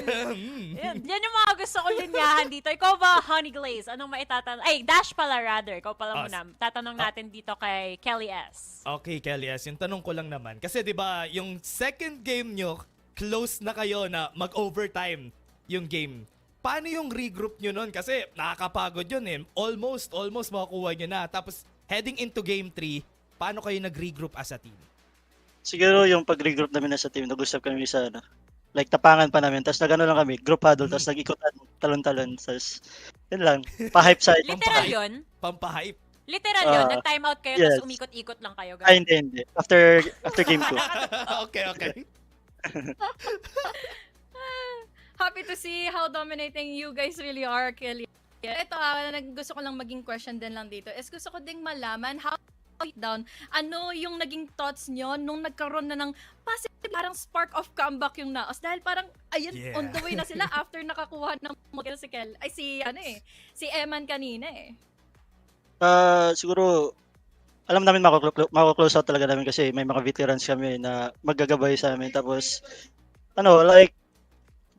linisin lang talaga namin yung round kasi natatalo kami sa mga post plant eh. Doon lang sila nanalo sa mga retake nila. Kaya yun, inayos namin. So, nanalo. So nice na nagiging aware sila, Likeable and Dash na. Importante rin kasi yun para at least malinis yung mga flaws nila from the rounds. Pero ang sabi ni Kelly S, na nanalo daw yung Naos sa mga post-plant. So, ang tanong ko, Kelly S, sino ang mananalo sa larangan ng banter? Baka may gusto kang sabihin. Kasi nakita ko yung release na video ng Naos sa paghahanda dito sa sa matchup na to. Baka ikaw meron kang gustong response. Anong masasabi mo sa Naos Esports? Siguro yung response ko is mag-thank you ako sa kanila kasi binitaw nila si Witch, tapos nasa amin na siya. Thanks for the win. Wow! I love that response. Okay! Di yun yung ina-expect kong sagot, pero gusto ko yan. Maraming salamat, Kelly S.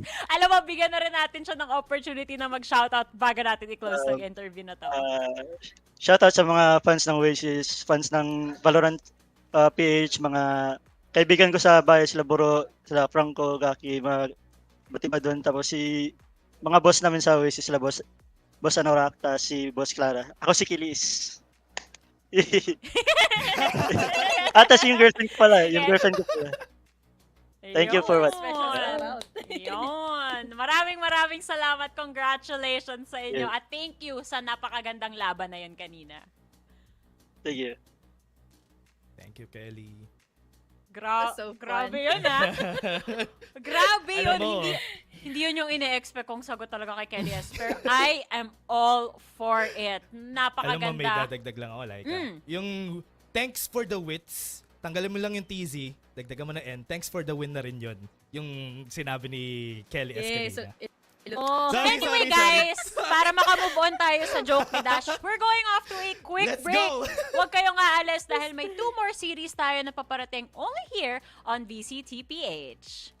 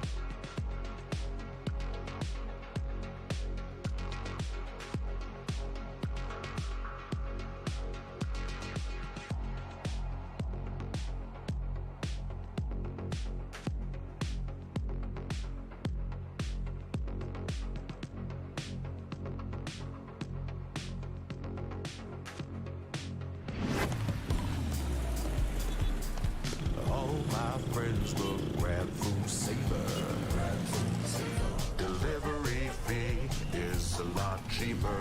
Grab food, saver, won't make it roll.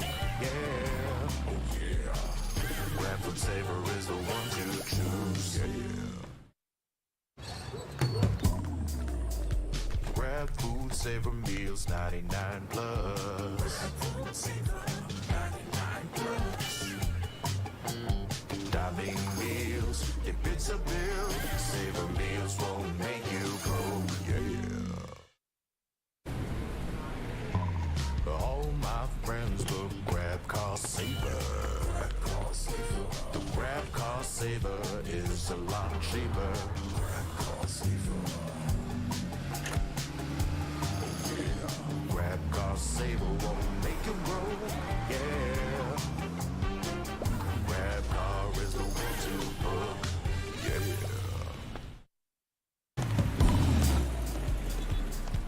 All my friends will grab food saver. Delivery fee is a lot cheaper. Grab food saver won't make it roll. Yeah. Oh yeah. Grab food saver is the one to choose. Yeah. Grab food saver meals, 99 plus. Dining meals, if it's a bill, saver meals won't make you broke. Yeah. All my friends will grab car saver. The grab car saver is a lot cheaper. Grab car saver. Grab car saver won't make it roll. Yeah. Grab car is the one to book. Yeah.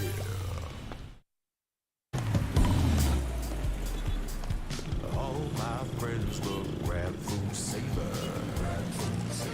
Delivery fee is a lot cheaper. Grab food saver won't make it roll. Yeah. Oh yeah. Grab food saver is the one to choose. Yeah. Grab food saver meals, 99 plus. Dining meals, if it's a bill, saver meals won't make you broke. Yeah. All my friends will grab car saver. The grab car saver is a lot cheaper. Grab car saver. Grab car saver won't make it roll. Yeah. Grab car is the one to book. Yeah.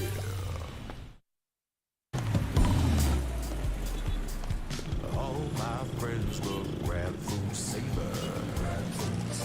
Delivery fee is a lot cheaper. Grab food saver won't make it roll. Yeah. Oh yeah. Grab food saver is the one to choose. Yeah. Grab food saver meals, 99 plus. Dining meals, if it's a bill, saver meals won't make you broke. Yeah. All my friends will grab car saver. The grab car saver is a lot cheaper. Grab car saver. Grab car saver won't make it roll. Yeah. Grab car is the one to book. Yeah.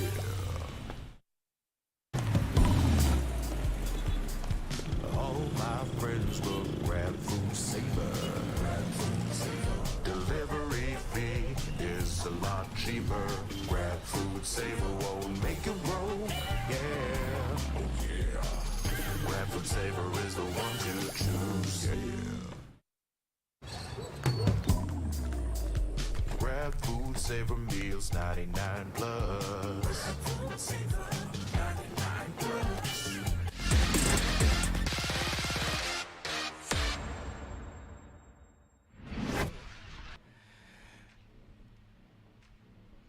Ladies gentlemen, boys and girls, presenting the panel syempre para i-introduce ang lahat. Andito na, wearing that red band, that red coat, we have Laika!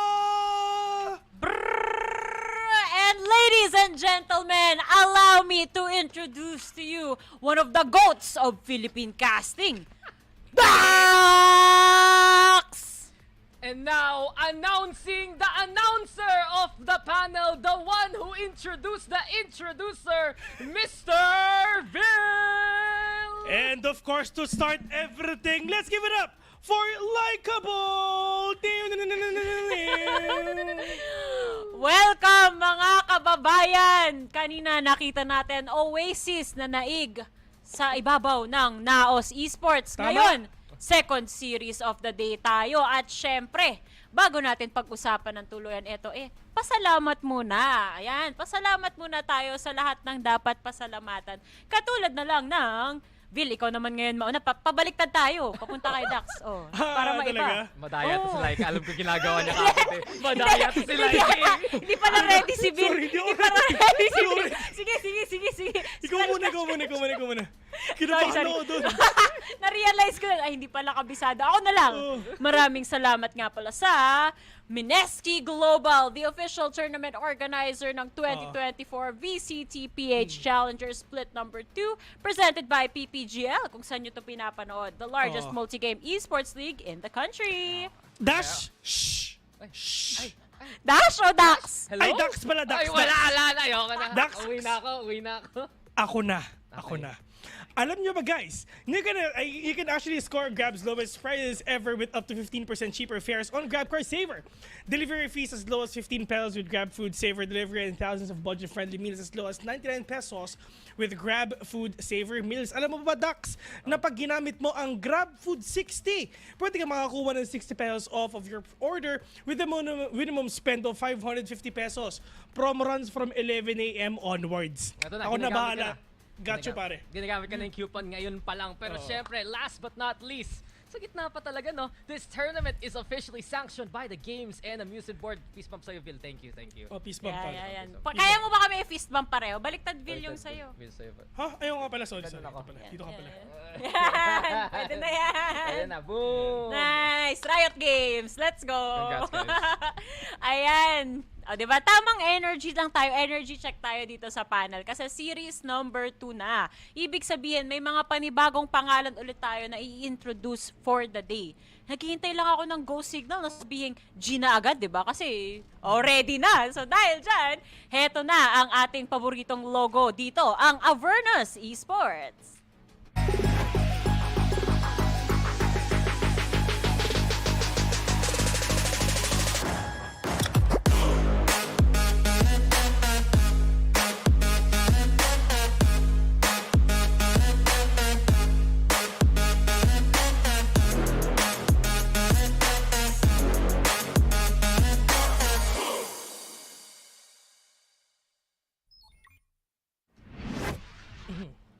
Alam mo guys, galing tayo ng El Clasico pa syempre gusto palagi natin ng mga newer faces into the scene. At kung saan ka pa, diba, kundi Avernus Esports. You got Zeus, Dance, XTY, you're as well si Hydra Kid, the returning face. Mukhang siya ay babalik dito sa matchup na ito para sa roster. And he's always had that history pagdating ng VCT PH. Pero talaga gusto ko tingnan yung nagagawa ng team na to as a whole. Dance, incredible initiator. Laking tulong talaga sa setup. XTY, always a threat pagdating ng Sentinel. Pero lahat talaga nakatingin kay Zeus ngayon. A prodigy in the making para sa Avernus Esports. Sobrang aggressive ng mga plays niya, especially pagdating ng Jet at Race na ilang beses ko na nakikita, may mga angles na tinitake siya na hindi mo i-expect na gagawin ng team like Avernus. But with that extra bit of aggression, dun talaga nagsisimula ang lahat para sa ganito kagandang logo, di ba?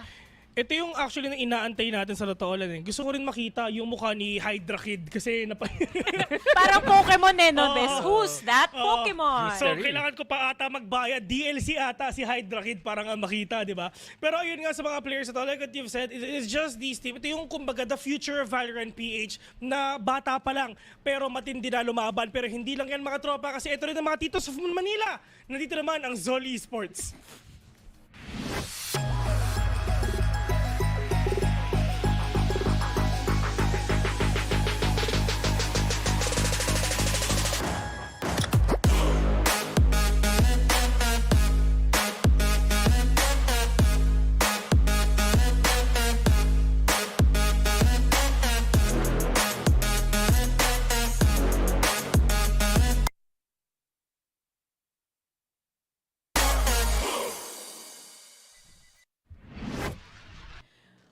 maraming salamat sa pag-intro, Vil, sa Sol Esports kung saan nandito si Kakarot, Micro, Zint, Kevzi at si Patman. Parang switching roles muna kami dito, pero ang tanong, Vil, dito ba sa Sol Esports, nagpapalitan na rin ba sila ng roles?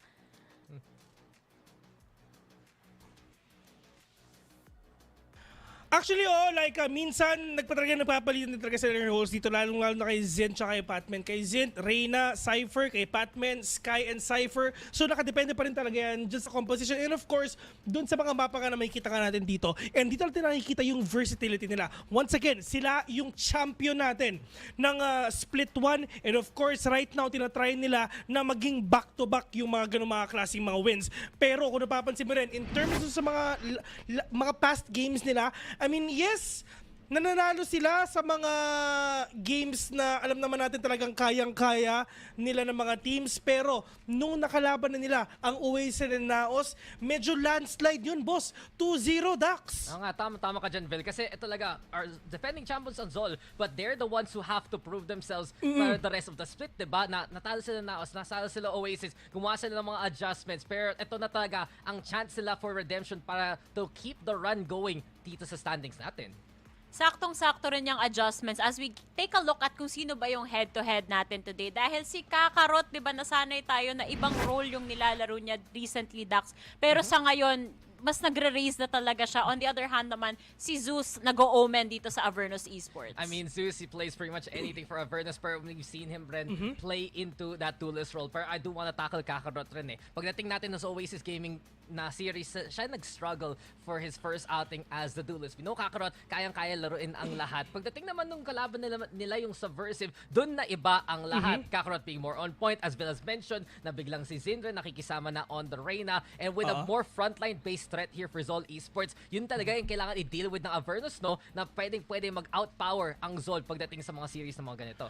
Dapat talaga nakikita natin dito yung versatility nga ng mga players natin. Lalo na kay Zeus, actually hindi lang din talaga siya hard na omen. Nag-jet din siya, nag-raise din siya. So, kumbaga, kahit ano ibigay mo kay Zeus dito, talagang kuhang-kuha niya. Pero pagdating naman dito kay Kakarot, talagang nagugulat rin talaga tayo na ito rin pala yung gamit niya. So, in terms of adjustment phase, talagang mas nag-a-adjust na sila fully as a team as well. And dun nga yung nakita, comparing dun sa nakita natin dun sa last year, of course talagang ibang-iba na Zol Esports nga na nakita natin. I mean, yes, napanalo nila yon, nag-champion sila doon, pero iba pa yung mga members nung mga tumalo sa kanila. Malaki na nga rin talaga yung difference ng Zol Esports dito. Pero comparing sa Split 1 alone versus sa nakikita natin ngayon, nakakakaba kasi nung Split 1, 'di ba, groups pa lang, natatalo. Sila lang yung team na nakatalo sa Naos Esports na former undefeated nga naman. Kaya ang laking question mark ngayon na bakit ganito, Dax? Parang laging landslide nga yung mga victories against Zol Esports. Mabuti na nanalo sila, I believe it was against Subversive. Subversive. Yeah? Pero kailangan manalo rin sila ngayon against Avernus naman, di ba? I mean, that's a really good point there. Like, let's be real, guys. Na kagdating dito sa Zol Esports, they need to rebuild their case, no? Na, okay, guys, tayo nag-champion, pero if we struggle against the top contenders sa ating mga set, eto na yung the rest of the group stage para tayo bumawi. And with a new configuration, marami silang time para mag-experiment dito. Actually, ito I mean, nanatalo sila dun sa mga top teams. Kumbaga, kung sila nag-prepare dito, mas nag-prepare ang Naos dito when Oasis. At kitang-kita mo, talagang natu-2-0 pa nga yung score nila. Pero at least yung mga next games dito ng Zol Esports is yung mga bago sa VCT. So in terms of experience, meron pa rin silang lamang no matter what. Actually, yun nga din, di ba? Magandang talking point yan dito, Vil, na pag ikaw kasi yung champion, all eyes are on you talaga. So feeling ko, pagpunta natin dito sa map, Vito, etong Avernus Esports, all eyes on Zol talaga sila. Pipiliin nila yung mga mapa na hindi, yung sa tingin nila lalamang talaga sila against sa Zol. Or perhaps nung nakalaban niya netong Zol yung Oasis at Naos, may nakita na silang mga mapa na pwede nilang pagkalamangan talaga. So tingnan na nga natin kung ano nga ba yung mga yun. Off the top of your head, Vil, ano sa tingin mo yung mapang hindi natin makikita ngayon? I mean, kasi if ever chinek mo sa Avernus, ang pinakamalakas silang mapa is actually Lotus, which is 2-0. So go signal na yan, ang go signal ng Zol yan para nga talagang tanggalin nila. Pero if ever lumabas pa rin itong mga mapa na talagang gusto pa rin nilang malaro, siguro talagang gagamitin nila. Pero syempre, Ascent, malay mo talagang mapasok pa rin I mean, ayun, Lotus wala nga, which is Zol pa ang nagban, which is yung sinabi na nga natin, the strongest map of AVN so far. And it's not surprising kasi Zolren permaban nila ang Lotus from time to time. Bind, ito nga tinanggal ng Avernus. Pero Icebox being the pick of Avernus. I like this pick for Avernus for 2 reasons. Una, natalo nga yung Zol against Naos dun sa kanilang first outing nung season natin. Pero syempre, Avernus rin, sila yung nakakuha ng panalo. Kakaiba yung comp nila. Yun yung pinakagusto natin para sa side ng Avernus na sobrang chaotic na playstyle nila but they're also very creative. Clove Harbor, I'm excited to see that. Pero pagdating talaga ng second map, split pa nga tayo. Actually, in terms of creativity, talaga nakikita na nga natin yan lalong-lalo na sa Avernus and Zole, no? Like Steve said, pagdating nga dito sa Icebox, pwede tayo makakita dito ng Harbor and Clove na ginagamit din nila back then. Actually, dito sa Ascent, ito yung pinaka-wild na nakita natin dito sa Split eh. Diba? Sorry, ito yung pinaka-wild na nakita natin sa Avernus rather, which is yung Phoenix nung Bridge. nung tinanong natin yung Avernus back then na yun nga yung ginamit nila. Pero onto themselves actually, if ever gustong manalo ng Avernus dito, they really need to win map 1 first. Ikaw ba, Vil, kung nasa pwesto ka ng Avernus na ikaw yung rookie, kumbaga itong napapanood dati nga, David versus Goliath na naman na situation, di ba, going up against Zol, mas pipiliin mo ba yung mga mapa na alam mong confident kahit papano yung team mo or ia-anti-strat mo lang talaga yung Goliath na kalaban mo? If every anti-strat natin sila, matatalo tayo in terms of experience na pwede nilang mabigay eh. So kumbaga, kung ako yung maliit, ano ba, sino ba? Si David ba yung maliit? Oo. Ayun, kung ako si David, doon na lang ako sa mapa na sobrang comfortable ko na lang laruin. At least, at the end of the day, no regrets or anything, tinry ko yung best ko, na ganun. Pwede kang mag-coach, Vil. Nakaka-motivate ka magsalita. Nakikinig ko palagi pag nasa stage si Vil eh. Or pag David pala, Davil ang makikita nating. Davil. I just want to point out also na I like the fact na Zol are picking maps na sobra silang stable in a way na kahit hindi sila nanalo the last time nasa Sunset sila, they did take down Naos in Grand Final. Same can be said para sa Split. Ito yung mga maps na confident na yung Zol sa history na from Split number 1 and they're gonna need that history to bring them back to those glory days to begin with. History? Naglabas ng history book ang historia natin dito sa panel. Yung reaction ni Dax. Sa pa. Meron talaga ako nararamdaman pag nakikita ko yung Dax eh. Iba. Nanggigigil ako eh. Okay.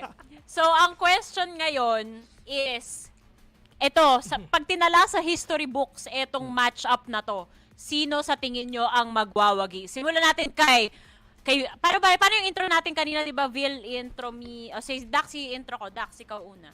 Okay, sige. Ako na muna bago si Vil, di ba? I do have to say though na kailangan natin talaga umasa sa Zol sa pagbalik nila. Coming into this kind of set, syempre there's gonna be more experimentation. Pero experience is such a big deal para sa Zol Esports. At hindi kailangan nila mapaalala sa lahat. Isang simpleng fact lang guys eh. Sila ang defending champions. Hindi Naos, hindi Oasis. Zol needs to reconfirm na sila yung team to beat. At kaya ako pupunta sa side nila. Ito I mean, sinabi ko pala nung una, talagang naniniwala din ako sa Avernus, sa Dark Horse kumbaga. And sinabi nga natin ng map Vito pa lang, na if ever gusto manalo ng Avernus dito sa series na to, dapat talagang solid na play na pinapakita kanila sa map 1 for them to snowball their win on to a 2-0 o papunta naman sa 3-0. I mean 3-0. Sa 2-1 dito nga sa game natin ngayon. Pero it's just Avernus, malaki yung kumbaga, malaki yung tiwala ko sa kanila kaya sa Zol ako. Iba ka talaga, Bill. Every single time may prediction, iha-hype ni Bill yung hindi niya ipe-predict. Lagi may curveball. Dire-diretso Tapos yung sabi niya, Avernus. best of 5 pa. Kanina. Biglang 3-0. Naging 3-0 eh, no? Ang galing. Okay, ako naman, para sa akin, syempre, yung experience nandyan pa rin naman for the side of Zol. Feeling ko may chance na may iba to na panibago tong Avernus dito, especially with Hydra Kid going into the realms. Pero yun nga hindi mo pa rin basta-basta mawawala yung experience at yung chemistry na meron yung Zol Esports. At dahil dyan, 3 Z ang makikita nyo dito sa ating talent predictions. Tulog na yun. Kung gano'n. Tulog na. Pag 3 Z, tama. Yung share mo, pwede na. Higalang ganun. Oo, ganun. Sabay-sabay nga tayo, sabay-sabay. Okay. Manonood na kami! Casters, take it away!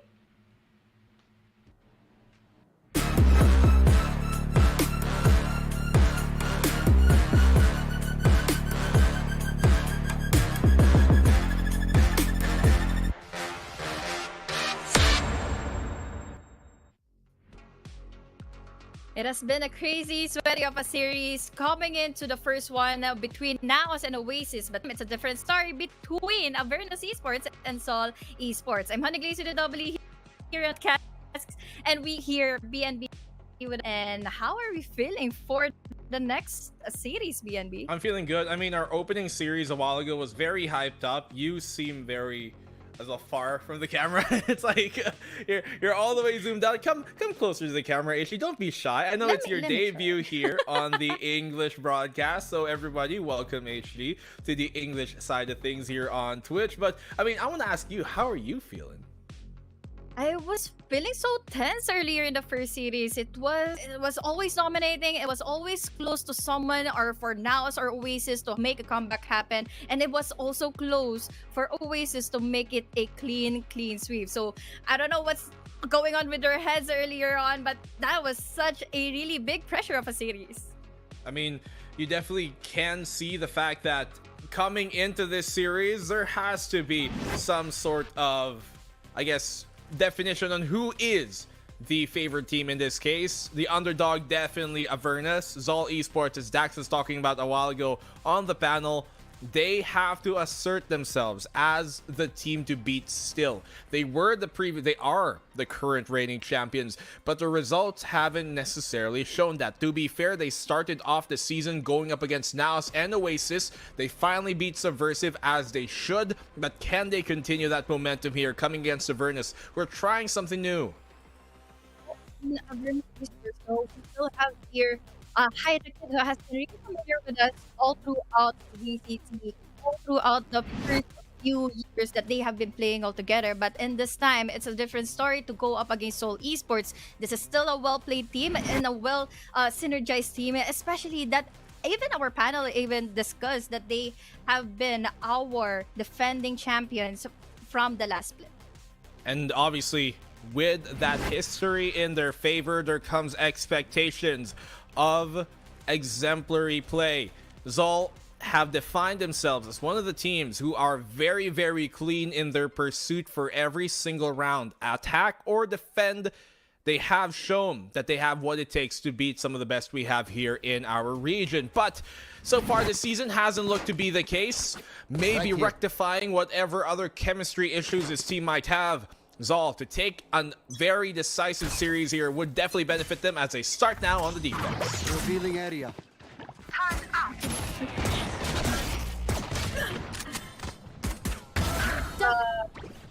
Since at the moment we have here still XTY going in with a Gecko, and we have Wingman to think about every time. Big fight there towards A main. Definitely one side coming out on top compared to the other. Avernus finding the pick. Some damage being done. Kakarot being taken away, but the even bigger pick here is the fact that Ur was found on Avernus. They don't have those smokes now to use. Anything. And looking. Yep. I mean, you can see here, obviously, that in this case, Avernus are kind of put into a rut. Where do they commit to? That knife is going to confirm presence still from Hydra Kid to be here still towards B main. Avernus looking to maybe commit now towards his B long. Patman with a connection. That's Hydra Kid being taken on down, but Zeus is chiming in for the fight, and the rest of Avernus, they come into the bout here alive. 2v3, Kevzi and Zind on the rotate from the A site, and the post plant will commence. Avernus, do you have the man advantage? The Zeus is low, but with the Sheriff, a single headshot, even at range, can end things up. Zind still does have his Sheriff in hand as well. Have to be careful as they progress now on here forward. Waiting now for the opportunity to strike and not find information. Zeus, a second, rather a third kill to his name. And XTY confirms the opening pistol here for Avernus.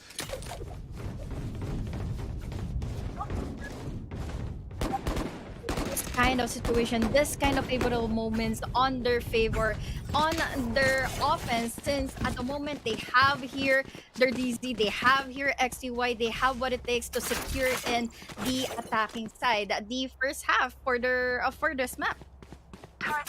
Lovely stuff here from Avernus to start things off. And I love the fact that they exercised patience, waited for an opportunity. Zal got antsy and pushed, and they got punished here. And look at the fight. Hydra Kid off the shock dart to start things off on Kakarot. Moving on forward. Angle here still.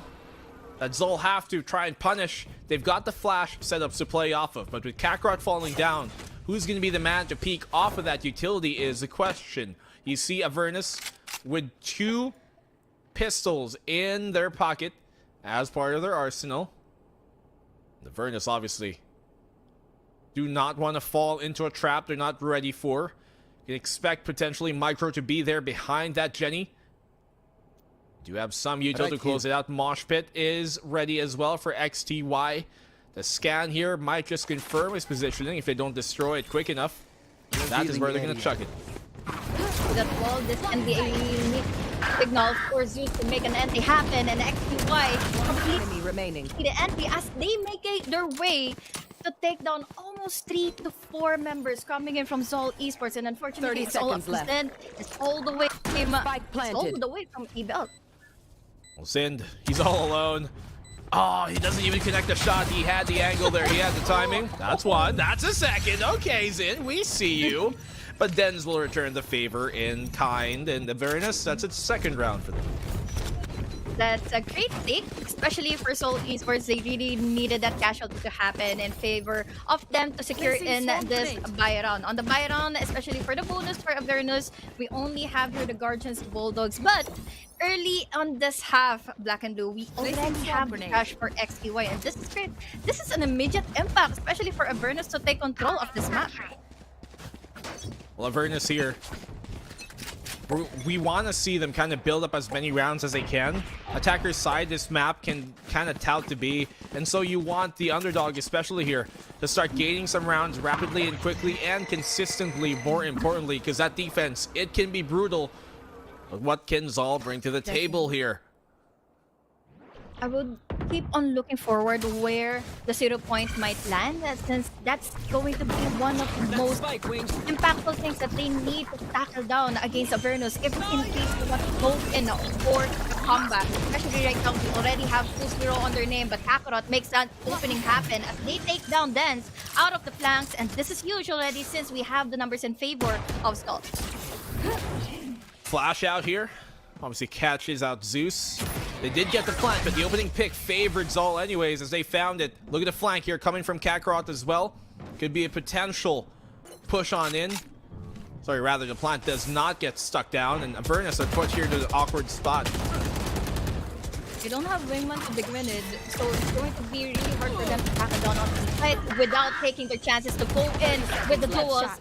This is all winning out in a 2v1 scenario. We can see if this is still survivability to the finest for Zeus, but unfortunately that's the 3K to end it up in favor of Zal.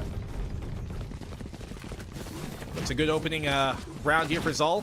They do it relatively cleanly. Some damage done by Avernus, yes, but ultimately enough. Did a good job of putting up the stall versus the offense. Now Micro here, he has a Soul Spectre to utilize. I want to see if they have setups to be proposed here with that flash to really counteract things, as Avernus are on the attack now coming towards B. Not really push immediately, and a risky take for Zol to make, especially that Avernus already has their buy round. They were unfortunate earlier in the previous round since again they were just on their bonus, but then how many members were left behind from Zol Esports? It's just 2 members of Alive. We have Kakarot, we have Kevzi, so by all means they need to make sure that they create an impact with the Guardian with Kevzi, but at the moment at least they were able to take down Dens from the flanks.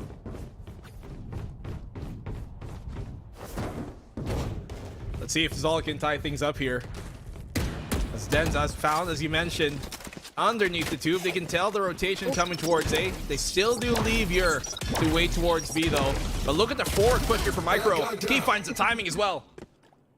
He needs to play the close angle fights, and now going in for the flashbang, immediately taking the cover up against XTY, but unfortunately XTY managed to recover immediately. It's all up to a 3v4 scenario, and I think this is the best way for Avernus to recover is just go in for a rotate and then 30 reset seconds left. before it goes all the way in the hands of Sol Esports.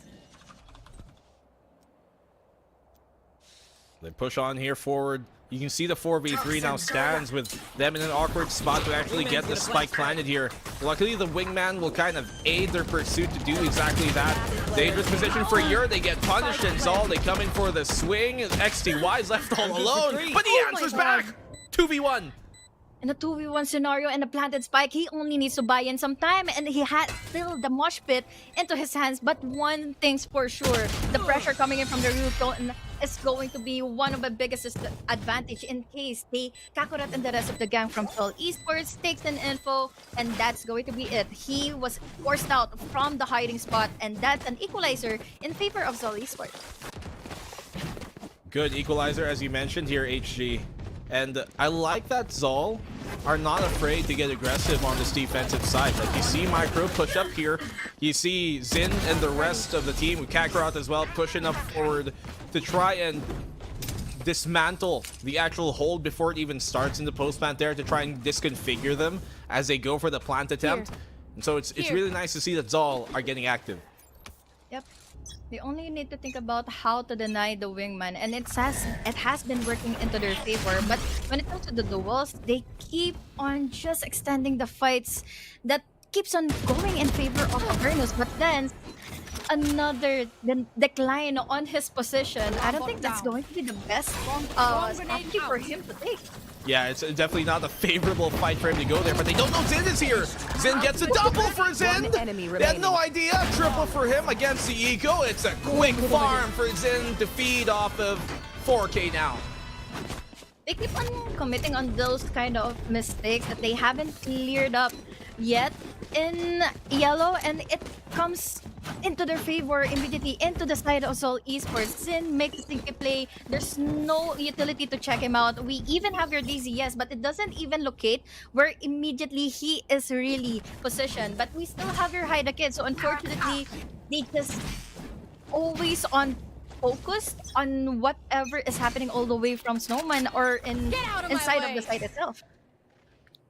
Zeus here. Blades on out as he's going to try and set the pace, lead the charge for Avernus. A dart will be dodged through towards mid as they send Kakarot to try and fish for a kill, but it doesn't come. There's some pressure put on the attack though. Take flight. Low pacing indeed. They need to utilize in their ultimates and abilities to commit fully into the site. But will they be able to do so now that we have Kevsi available with the lockdown? We even have setups, so this can be one of a big disadvantage for Avernus in case they want to commit an A, especially that dance is immediately out from the lurk. Yeah, good find there. Flash as well from Micro coming in big. You're gonna have a difficult time to try to get within the site itself as Zeus is here at ready. Now going with the tackle, we have your Kevsi to deny in the numbers together with Zin and Kakarot. Now it's all up to XQY, but unfortunately he only has a corner to work around with. That's a lead immediately in favor of Sol Esports after Kevsi was able to deny a lot of members from Avernus, even though with their utility. They were trapped there as well. Had the difficult entry into the site itself. As you mentioned, you know, Kevsi being in the corner, Zin as well from up top to down below. Making things a lot more difficult for Avernus to even get some semblance of control within the site itself. And this is why I'm worried about Avernus. They are very outgunned in this bout. And Zol are just doing what they want. It's kind of understandable that we have your Zeus on the Vandal. He still has enough to work around with since he only used the Blade Storm on the previous round. But this is a different story. We finally have here the operator in the hands of Kakarot. And this is good. At least they're going to try and immediately push into A, or at least find someone to work around with. But on this kind of shot, this just attracts attention coming in from Zol. Visions here for Avernus. Maybe do some damage economically. Nice shot by Hydra Kid, who is now making his way into the game, by the way. We haven't really seen him perform till now, I believe. And he's a player that we have seen on previous teams, namely teams like V Black, Geek. He's one of the more experienced teams here. I'm not calling him a geek, guys. It's the name of the team. Kakarot finds a pick. They are just really well aware of Dance and his capability to go in for the lurk. But now, as they make their entry, we have here still the world hindering them from trying to get inside the side. That is what be giving him a lot of impact. Micro going in with the damage, going in with the denial. It's only up to Dance and his Marshall. What more can he do at this kind of situation now that the spike is already compromised? Well, I mean, there's an op on the opposing side. He's not going to have an easy bout in that one. Maybe he can take down Patman here, but Patman's a step ahead of him. Sees him on the angle. He is further from the corner. And if you know your trigonometry and geometry, then you know that he will have the advantage in that peak. Zal, take a 5th round. It was a good start though. Not gonna lie, we had a great shot coming in from Hydra Kid. But when it comes to worst, they have to cross around the wall given to us by Patman, and it's going to be one of the most disadvantaged thing for Avernus since they are decayed. They're immediately taken down by Kevsi or even have your Macro, and with that 0 point, they cannot do anything with their utilities as they move on forward into A side. They're trying to go here towards this mid. The op though is ready. HD Hunter's Fury coming on out. A tag for Hydra Kid and a kill. Important kill indeed, since it's only one more initiator they need to think about. This is still a 4v5 situation, and looking back on their ultimates, they still have the capabilities to win this round. But unfortunately, they are quickly countered by the lockdown. Answered back with the Wingman and the DC, but unfortunately, Patman either going in with the people trying to go him for the shots, but if you leave Wingman behind, it's going to really be an unfortunate situation now for Avernus. Avernus here. They at least have found some of the picks going on. They deny the thrash with that ult here. Up the null command. Flash from Micro on the backside. Can't confirm the kill, but he's found some space to work with. Another goes his way. And look at Kakarot, who's trying to chime on in from the flank. Yep. At the very least, he still has the operator going in with the initial damage and the shot against XQY, and then popping in the Blade Storm, but immediately tackled down by Dance with just 1 tap to the head and an immediate round for Avernus. Immediate shutdown there. And Avernus, that's a good round to come back into, especially when Zal were starting to run away with the game. And Hydra Kid, obviously, we mentioned it, it's his first entry into this, and he's found value so far here, HG. It's a good shot. It really is a good shot with just a minimal space of an angle. But at the moment, oh no, Avernus has to face the operator in the hands of Kakarot. At the very least, they have initiators to work around with their utilities. Oh, they know. They know now it's here towards the B side, this op.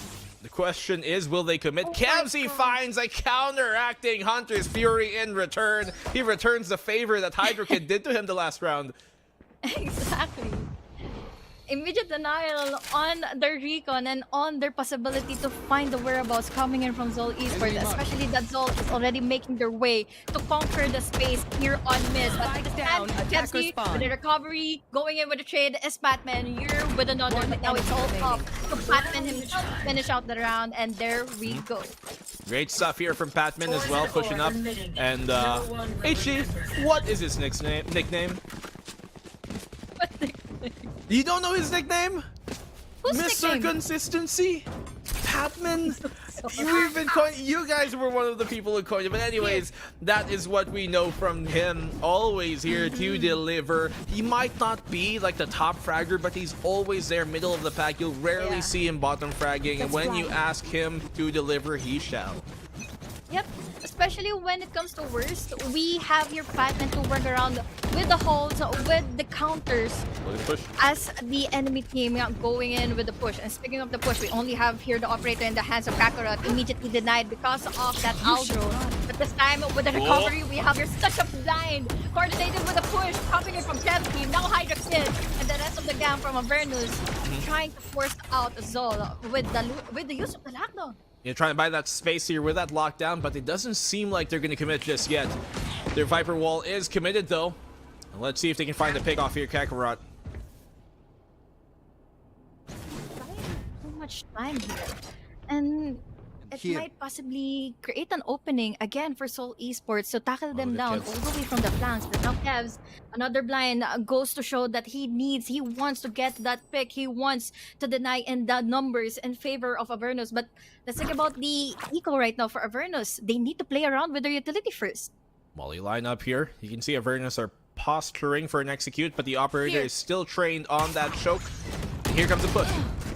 They weren't able to tackle down on Kevsy, but at least they take down Micro all the way from the back lines. But here, that is a good start. But they haven't focused on Kakarot just yet. Kakarot all the way from the back ends of the map, back ends of A side. He needs to have someone going for the follow-up and the response. And Hydrokid was able to deny that response. It's all up to Kakarot and his operator once again. Big finds here by Avernus, and especially Hydrokid there. Dens gets the shot connection. What a round from Avernus. Great discipline, exercise, and shown. And I really like the fact that they knew that their biggest winning point there would be able to, as much as possible, make the life more difficult for Kakarot on the op. They threw all their util to try and dump and push him on away, and they used that small window of opportunity to get into the site. What I also love here is that we have your XQY finally making use of his utility to at least amplify the space that they can push immediately against Seoul Esports. But this time, speaking of a push, speaking of the space, we have your Kakarot once again, undenied still with his operator. Let's see if he takes down Dens once more in this round. Mid, Den's big find from him, but he has to be careful. There's an op. He should have just run away. But he didn't. He wanted to make the 2K happen. At least make a comeback. At least we have an opening for Avernus to spike down inside of the side. But in the next kind of situations, it's always who the gate can counter out Wingman. Kakarot going huge here towards mid, finding another kill. The plant denied as well on the site itself. Saul have done a great job here of putting the stall on Avernus. Now what do they do? Here, Avernus has been lacking on pushing inside of the site itself. That's why Wingman has been always denied. They need to think about what utility to throw in before they completely let Wingman plant. And now this time, they don't have the slightest idea. We have the stairs and then the thing and then the blind and then Patman goes and was. But Zeus with a counter, but now he has the blade storm at hand. That's no rightly given for Rooster and Patman. Goes and wild to rescue the rest of the gang for that plan. Yeah, a bit overzealous to pull out the ult there, but I can see where he was going with it. That Dizzy was perfectly timed by XTY. Somehow, right at the ready. I love the counter flash. The pop flash from Micro comes in through. But yeah, the Dizzy just bought them a chance there. Unfortunately, not enough for Avernus to turn the round back, but that gave here Zeus an opportunity to potentially turn the round around. And, but Kakarot's op has been so devastating. And you gotta give it to Batman, especially that he composes himself. He understands the mentality coming in from Zeus. He wants to get in that kill. He wants to clutch in that round to start things off for that clutch. But now on the final round on this half, we still haven't used the Viper Split. But this is another tackle going into B side. Well, Zeus is doing some sort of damage here towards Patman, who's dodging and weaving. Patman's actually super deep, and he gets a kill as well. If he finds another, this is going to be huge, but the trade comes in for Zeus. It's crazy to think about they haven't pushed back Patman just yet from that kind of situation. But this time, there goes the blind. Mike is really on point with the flashbang.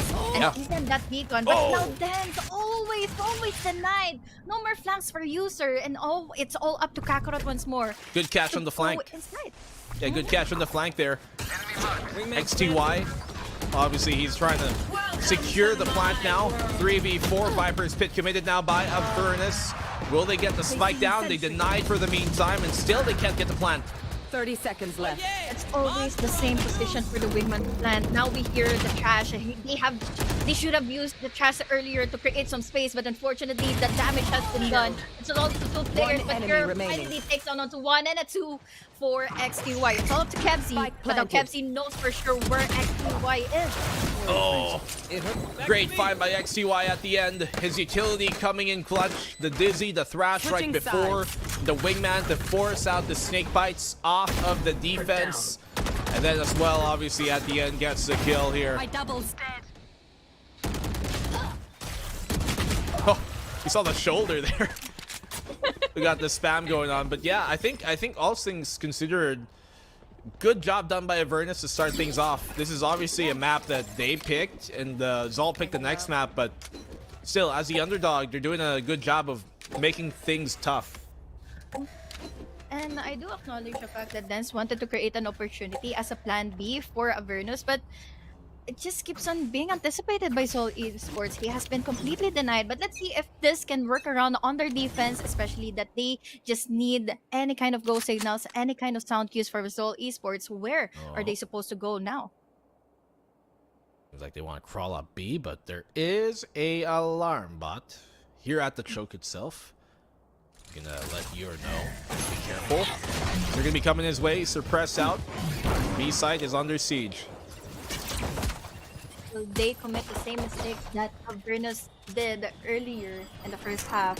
Now two players are also in the backside in the middle of the ground. We have here Zeus missing out the shots against Kakarot, and Batman goes in well with the 2K. Speaking of 2K, it's only 2 members left alive for Avernus. Oh, big picks here. Zol especially. That's Patman with a third. XTY left all alone, and as good as he performed in the previous round, he is trapped here. There's no way for him to escape. That jump pick, that confirms this position, that confirms Zin can go into the push all the way from Snowman, and I really do love how Zin is having the capabilities to tell Avernus this is how you should do the flanks. He has been popping up since the first half, and this time they need to think about Zin with his lurks since they were not able to counter it. XY was just overthinking where he was. Well, he definitely was. He had so much going against him, obviously. 4v1. But case in point, Zol overrun the site. Not much of a fight was able to be put up there by Avernus. What can they do now on this defense? It seems like they want to send Zeus up early. But he doesn't even have a gun. He has a mere classic to try and take an early pick here with. And I don't think it's going to be possible for him. Yes, he only has classic, but then again, he can be the info that Micro needs after that 0 point. So unfortunately, yeah, that goes Zeus for this round immediately. Yeah, because of the suppress, Micro checked the close, and Zeus did not have his dash to maybe bail and dash out of the way if it doesn't come to it. Padman here so deep, and he is going to be eating them alive. One enemy remaining. Padman always missing out the opportunity to take him down without any answer back, but it's all up to Yor at the moment. He only has the snake bite at hand, but what more can he snake bite and the classic do? But just take down Kakarot. At least was able to take down onto one, but Sind is already on the move. Well, bit awkward there at the end, and Yor somehow gets a kill on the Zind. I mean, Zind only did have a ghost in his hand. I want to pick it up. No way. Oh, he gets a dink as well in Kevzy. Maybe if he had the ghost, things could have gone differently, but yeah, Zol taking 9.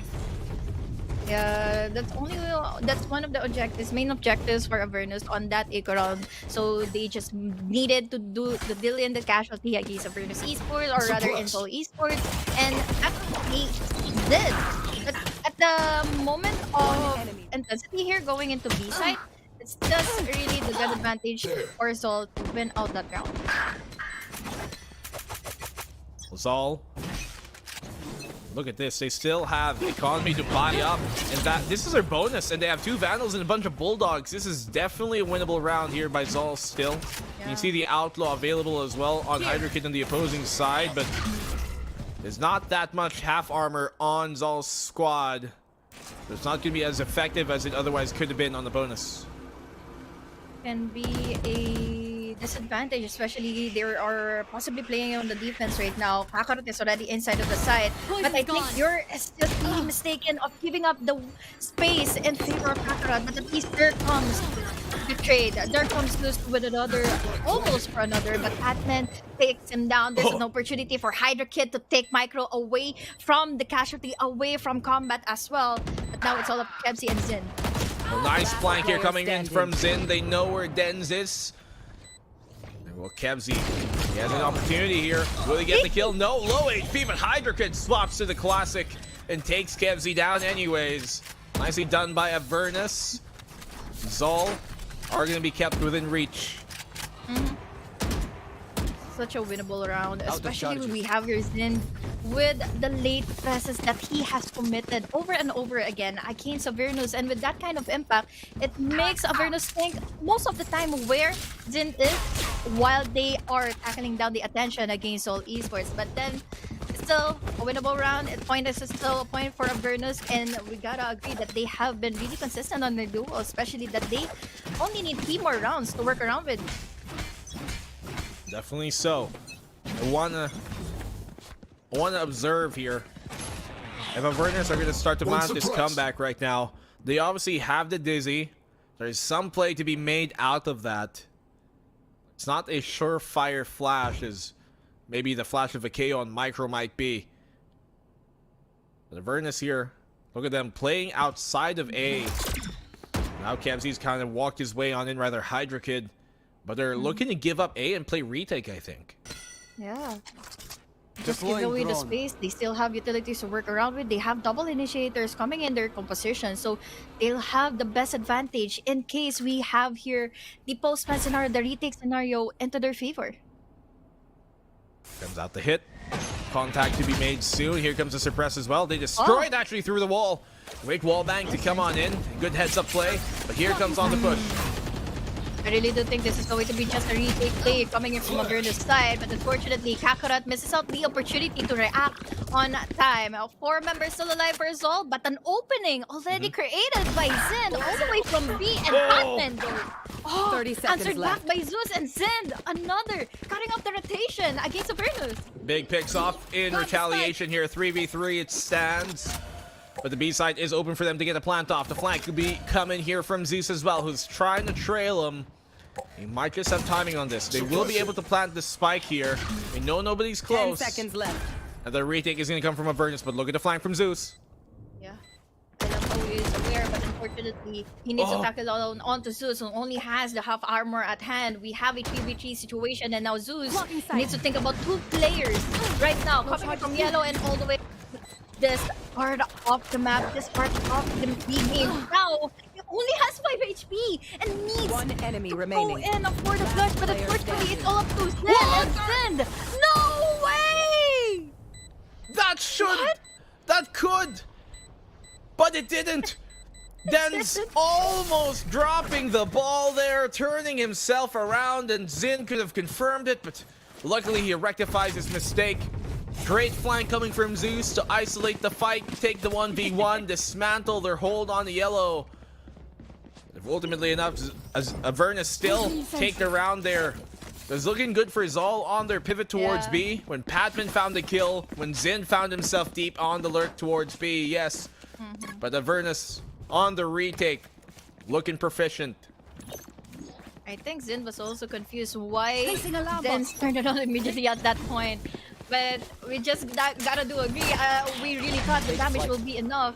But now, the info is already enough for Avernus to at least decide, will this be another retake play for them in case worst comes to worst, that Batman will be able to cut off the rotations again. Oh, here comes out the suppress. Kakarot trying to buy them an opening. But the Mollies are keeping him at bay for the meantime. Flashes on out. They know that Hydra Kid is here, potentially with the Outlaw. Plant will go down, yes, but they don't have the best weapons for this fight. Actually, they have to face around. At least they still have to face the trash coming in from XTY. But what more can they do after they can be denied potentially by the 0 point, especially with Kakarot coming into play, or with the gracious one to the head against XTY, and now Batman goes in wild with just a sheriff on the heads coming in from a further side. And now that's going to be it for a thrifty round 1 for Zol Esports, making it a 10-7 scoreline. Yeah, great back and forth there from Zal. Always ready for the trade. Nobody getting isolated. Them all playing together.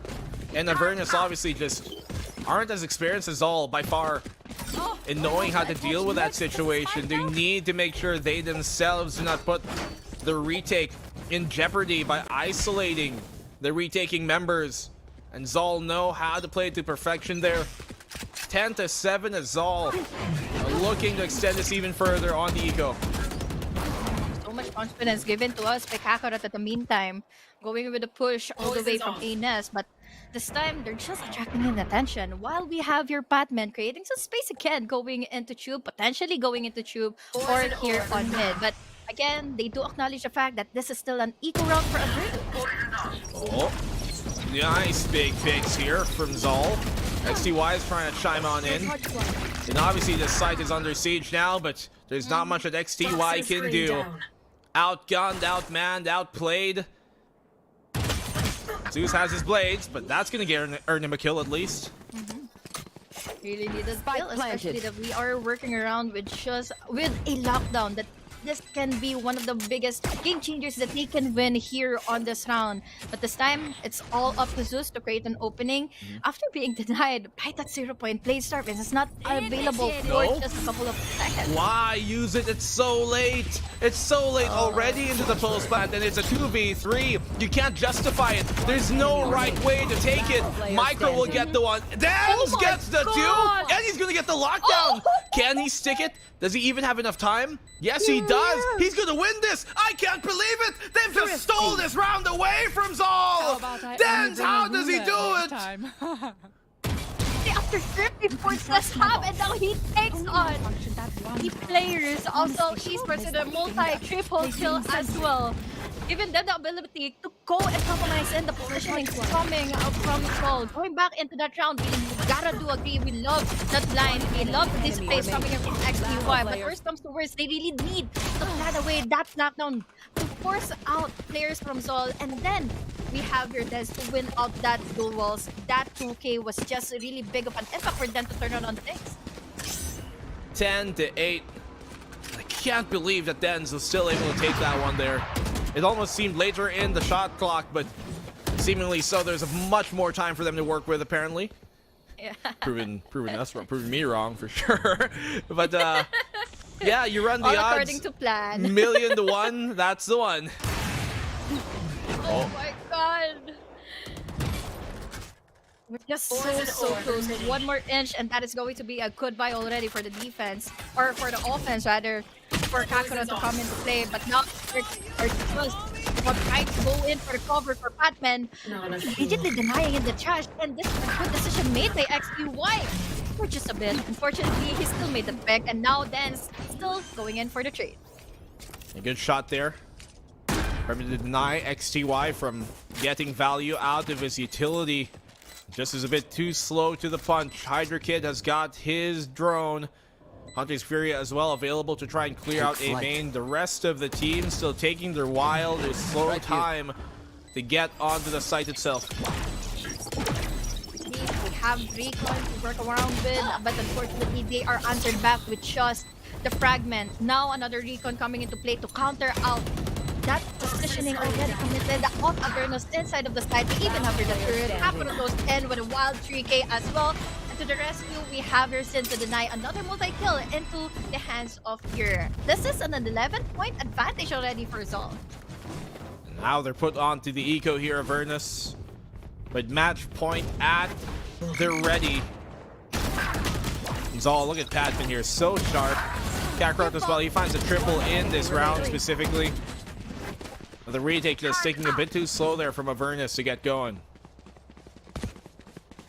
At the very least, in this round, we gotta say Hydra Kid has the potential to use in another Hunter's Fury. If the Soul players, Esports, or Soul players to just have the info. But at the meantime, that's such a good opportunity he created with just a white pick. With just a Seraph, now one member down. And Kakarot was the first player to go down. He just spammed the left click there off the Sheriff and still found the kills connecting for him. Luckily, the kill will benefit them here as they are on that eco. Rifle retrieved, rather held onto by Dens. We're all together now inside of the high and low ground advantage. At least we have the first contact coming into play, possibly for Zeus. But still no info gathered. We still have to work around to try and deny that ultimates available for Seoul Esports. But I don't think they will be working around with it. Before Zin, or rather Michael, going in for the play, going in for the enemy third remaining. kill as well. There was a quick answer though, but Hydra Kid with a shade to try and rescue things up for Avernus. Spike planted. Very awkward position now for Hydra Kid to be in. They know he's coming from that A site. This is a shock. Okay, we're not gonna talk about that one. It happens to the best of us. Yeah, Hydra Kid, do what you can. If you somehow pull this one out of your rear, I would be very surprised, but it doesn't come to pass. Patman confirms it, match point now for Zol. The one surprised with Patman with his position already anchored inside of the side. But this time on a match point against Seoul Esports, this is going to be big of a pressure since we have ultimates available. They still haven't used their own Viper Split. We still have here the null command to tackle down the utilities and overall deny the retake capabilities of Avernus, which they have been winning for the past few ones. 12-8 it stands with Avernus here. Having an opportunity to throw this around. They've got that lockdown, but obviously Hunter's Fury could be a threat to that. Counter lockdown as well is available for Zol. I'll look at the push on to B here. That confirms that most of the presence is going to be coming A. Now relying up to the decision making coming in from Dance. He has been really big, creating a big impact here against Seoul Esports with his early initial picks, with his early takedowns when they want to play in for the retake. But now that they don't have any slightest info where Seoul is, this time they have to react immediately since they have his Viper Spit coming in from Batman. The retake here might be difficult for sure. There is a Viper Spit in front of them, but they're going to have to dismantle this. The thing is, this null command is going to shut down the biggest tool that they would have had to destroy this Viper Spit in that lockdown, further delaying it, but still Dens gets a kill off of it. Time being burned here. Lockdown plays so much pressure now for Avernus to come back with. I love this, the combination when it comes to the utilities and ultimates. We have here the null command to cast out the potential.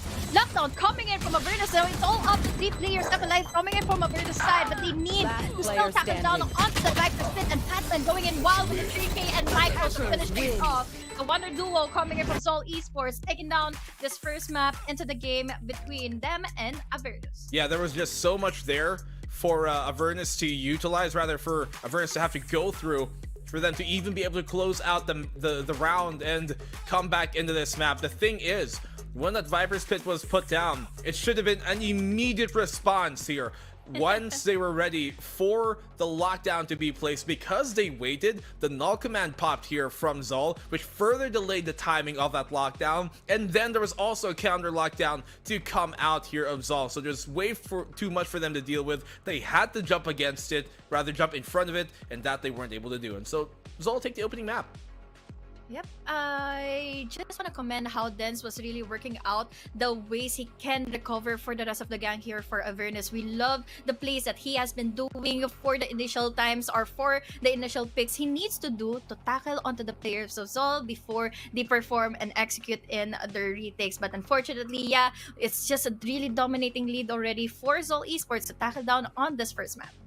I mean, they are the favorites for this series anyways, right? So it is kind of to be expected that this is what's going to happen, but you definitely feel bad for Avernus because there were opportunities there that they could have turned this map around. Maybe if they find a counter lurk working their way, maybe if they're able to take down Patman going their way, or maybe if they don't falter towards the op, then things could have worked out differently on their own map pick. Obviously, Zol here, a bit more of a shaky kind of mid map, but ultimately enough, it comes down to them closing it out. It always coming down to the fact that there has been slightest of a flaw when it comes to the decision making of Avernus. Every time we see here XTY trying to extend in the duel, even though that he needs to quickly recover after taking down onto one. Yeah, we do agree that he needs to create in some space since, or rather he needs to tackle down at least 2 more members, but we gotta anticipate the potential trades or the potential response from Zol Esports to recover from that loss. So yeah, there's still some time for Avernus to fix those flaws and then recover on the next map. I mean, the way that Zol here have come into this map and obviously kind of set the tone midway throughout consistently, I think is a more important fact. In rounds that you don't expect them to win, that's what they turn around. This arguably should have been a much more decisive map in Zol's favor. There are some obviously opportunities there that somehow Avernus turns into a 1 round, like that really kind of awkward lockdown placed by Dens, which somehow works out in their favor because Zol decide to throw and push it. But you can tell that they're feeling it. They want to take these risks. They want to see what they can do. They're going for the heat check. And obviously sometimes they realize that, well, they will get checked against Avernus. One thing for sure, they keep on being countered by Micro. The timings when it comes to the flashbangs, the mollies, to force them out from their positionings as well. And then the suppress. It has been the biggest impact altogether to deny in Avernus and to have their comeback happen for this map. But we gotta commend still Avernus for giving us such a show in Icebox since it's still stretched out with a 13-8 scoreline.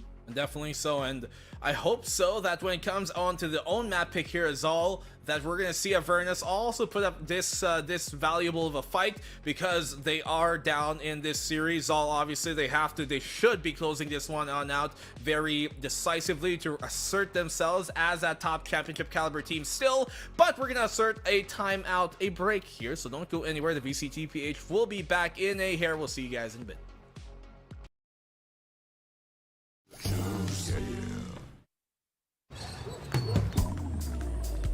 Grab food, savor meals, 99 plus.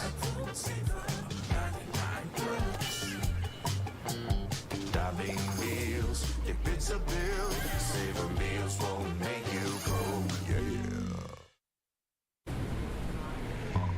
All my friends will grab car saver. The grab car saver is a lot cheaper.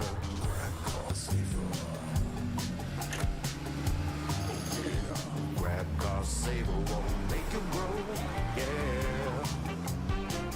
Grab car is the one to book, yeah.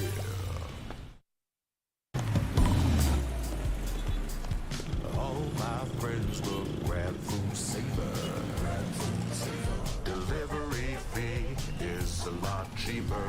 Grab food saver won't make you grow, yeah. Oh yeah. Grab food saver is the one to choose, yeah. Grab food saver meals, 99 plus. Diving meals, if it's a bill, saver meals won't make you go, yeah. All my friends will grab car saver. The grab car saver is a lot cheaper.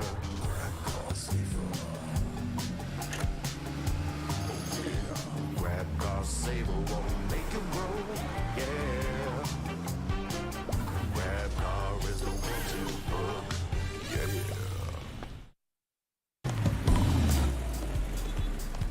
All my friends will grab food saver. Delivery fee is a lot cheaper. Grab food saver won't make you grow, yeah. Oh yeah. Grab food saver is the one to choose, yeah. Grab food saver meals, 99 plus. Diving meals, if it's a bill, saver meals won't make you go, yeah. All my friends will grab car saver. cheaper.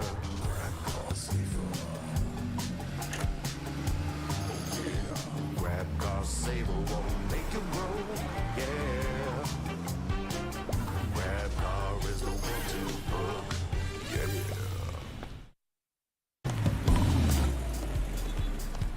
All my friends will grab food saver. Delivery fee is a lot cheaper.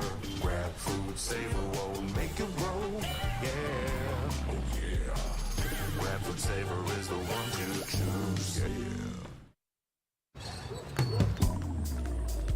Grab food saver meals 99 plus. Dining meals, if it's a bill, saver meals won't make you go. Yeah. All my friends will grab car saver. The grab car saver is a lot cheaper.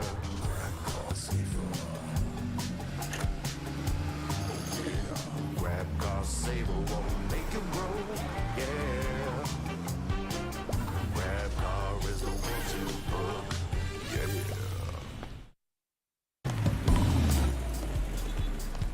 All my friends will grab food saver.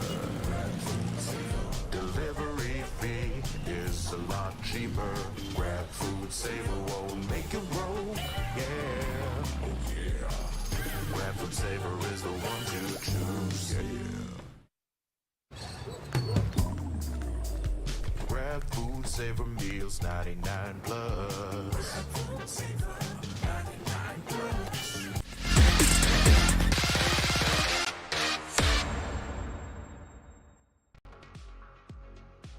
Hi, how are you? Are you okay? Are you feeling down? Well, you can watch the VCT if you want to feel happier, because we got some great games here today. I'm going to be your therapist, Black and Blue, and your caster here, HU, is doing a marvelous job. How are you doing?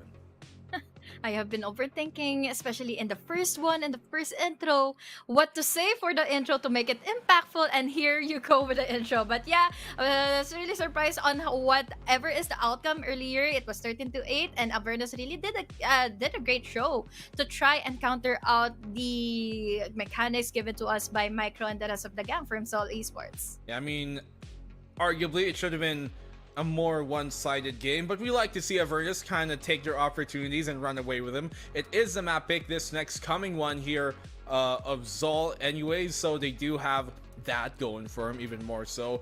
Dax in the panel was talking about a while ago that this should be kind of more a decisive victory, as similar to, you know, their previous outing, the previous match that they did play, and they have to be able to make sure that they start to use these regular season games as kind of warm-ups for them, because their first two games, H3 in the season versus Naos and Oasis, very unconvincing for Zol's favor.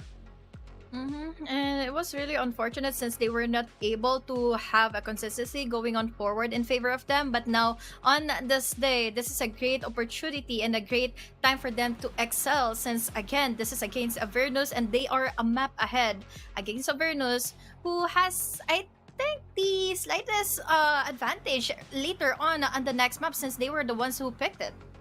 Well, I hope so. I hope so, because Icebox didn't work for him, but we did see moments of brilliance from them. I believe I've heard that we're gonna have kind of a swap in on who is playing what. I believe they're gonna be swapping Hydra Kid out. Sad. Get one outing out, but they're gonna put in, you know, their kind of core starting rotation here instead of diverting to the 6-man in Hydra Kid for this next on map. And I'm hoping it's the right decision here for Avernus, because they have yet to really find much go in their way this split, this season as a whole. They were able to beat ranked LQDs during week number 1, yes, but they have yet to do much against teams like Cardi World and Old Stinky Cat especially. So map win, even if they don't win this series, winning a single map here against Saul will definitely benefit their case, and it'll be a lot for them to learn from. Exactly, and we also have like Zara, who has been really phenomenal on the previous game that they won against Rank LQTs. He was able to work around with the Harbor and even with the Viper. And with that being said, it's one of those things. It's one of those agents that can be also impactful going into the next map. We are going straight ahead into Breed, or rather into Split. But in Split, they need to cover up all the chances that Seoul Esports can go and lurk against them, since mid is one of the most vulnerable things for them, since that also happened earlier in the Icebox. We have Batman, who has been really consistent together with Sin. They're switching up their roles, they're switching up the chances, who will be going with the lurks and trying to take them down to cut off their rotations. Well, we have to find out for ourselves. Obviously, we saw great performances from almost everybody here on Zol. They are the more experienced team. They are the reigning champions, by the way, coming from split number 1, arguably kind of upsetting, a team like Naos, who are on a warpath towards that grand final win. But Zol obviously proves something different here so far. Maybe not as incredible of a start, not as impressive of a start rather, of the season, but that can change obviously as things ramp on up. We saw them win their previous game pretty cleanly, 2-0, but this next one on up, I think it has to be another one to really tell if they are back to their former selves. And am I seeing a Neon? Think so. Together on her back is Omen, and yes, it is. Are they? And for Seoul Esports, going for a double-double with Kakarot this time on the race. Are they aware that Neon patch is still not live in our current game? I hope they are. We're playing old patch, Zol. Patman. Zol. Okay, nice idea. I mean, but is this well placed?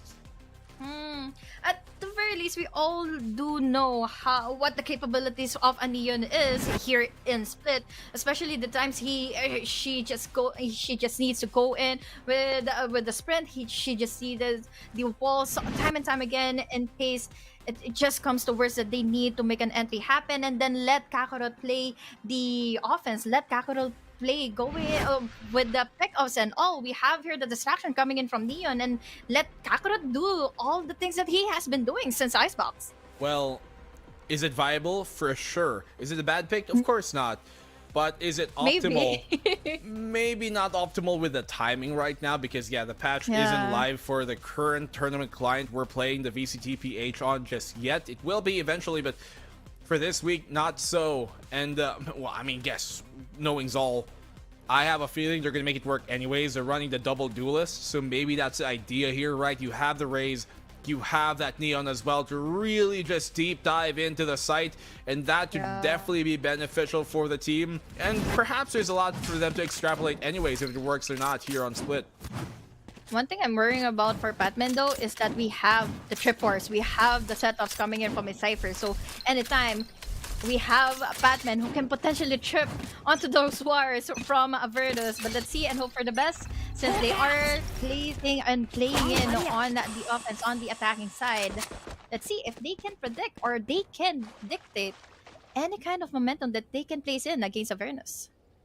There is a tripwire here in the middle portion of the site. If somebody was on top of heaven or on the rafter, to be a good spot to spam that as soon as someone gets caught by it. The paint shells here will be to try and destroy any tripwires at the immediate choke of A. Here comes on in the commit. I love the cyber cage, especially that we only have Dance to think about inside of A's side. So now this falls in a gold signal and the tripwire being destroyed. We have now here Patman missing out the shot against Dance in a potential or on a way to try and take on Dance immediately. But now we have the recovery coming in from KFC. We're down to HTV4, and unfortunately for them, this is an opening already for Zeus and the Avernus to make it happen. What? They win the round already? That quick? Okay. Nice Avernus, I guess. And did Zeus buy armor and the cloudburst on that pistol round as a jet? He didn't have a ghost, he didn't have any other gun.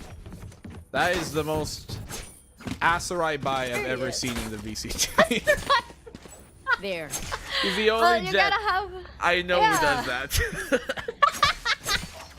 Well, gotta do agree. He needs at least couple of HP more to tackle down on that confidence. But now, tackling on the potential push coming in into garage and securing in immediately the ultimate orb. We have here the potential of just the orb play coming in from Avernus later on in the next few rounds.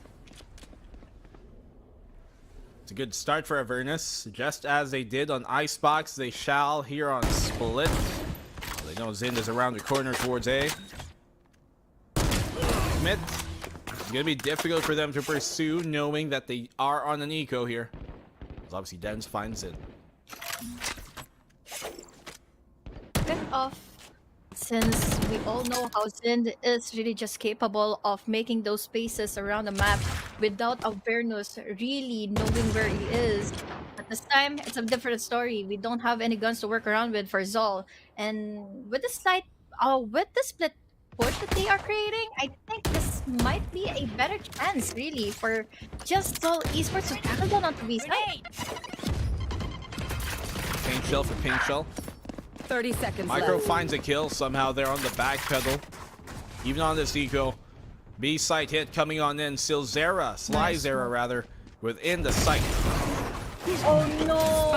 Because he wasn't aware and Zeus was able to tackle him down, but now we have an answer back coming in from Batman and Avernus, and now it's all up to Jens. But then, 10 seconds what left. more can he do? Especially right now, we still have two players Spike left alive for planted. Zol Esports who already picked up guns for an upgrade. Slyzera did not need to take that challenge. He could have waited here on Pillar, let them try and plant a tap, and then Last secure player the round. But Dens is luckily here on the flank. 1v1, he's low HP though.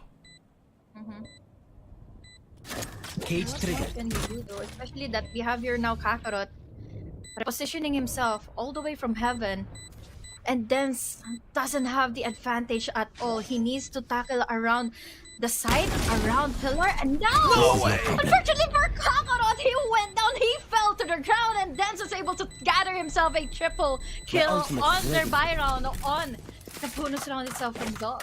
Can't believe he chooses to Weapon drop here. there in that case. Very awkward result. Could have been a an eco round who would have been able to throw around. And even with the mistakes here of Slyzera and the Avernus as a whole, still able to bail themselves out of that situation. Now Zol have their gun round. So unfortunate. Yeah, the damage has been done already to Avernus side, but then again, Zol Esports, it was such a winnable round. That's a 2v1 scenario, low HP, Dens, and with just one kind of flaw, it immediately turned around in their favor. Speaking of turnaround, we have a turnabout coming in from Kakarot here in the side, and then immediately Batman to create instant space all the way from heaven above. Yeah, it's just pressure. Now they don't know if he's still waiting here within this. So they flash towards that rubble. Spike planted. Doesn't connect on the Zind. Gonna be kept guessing. Flash on out now here for the peak. Patman taking the my risk. He's good for God. the one, but look at the flicks here coming from Zeus, who's come alive. 2v3, rather 3v3.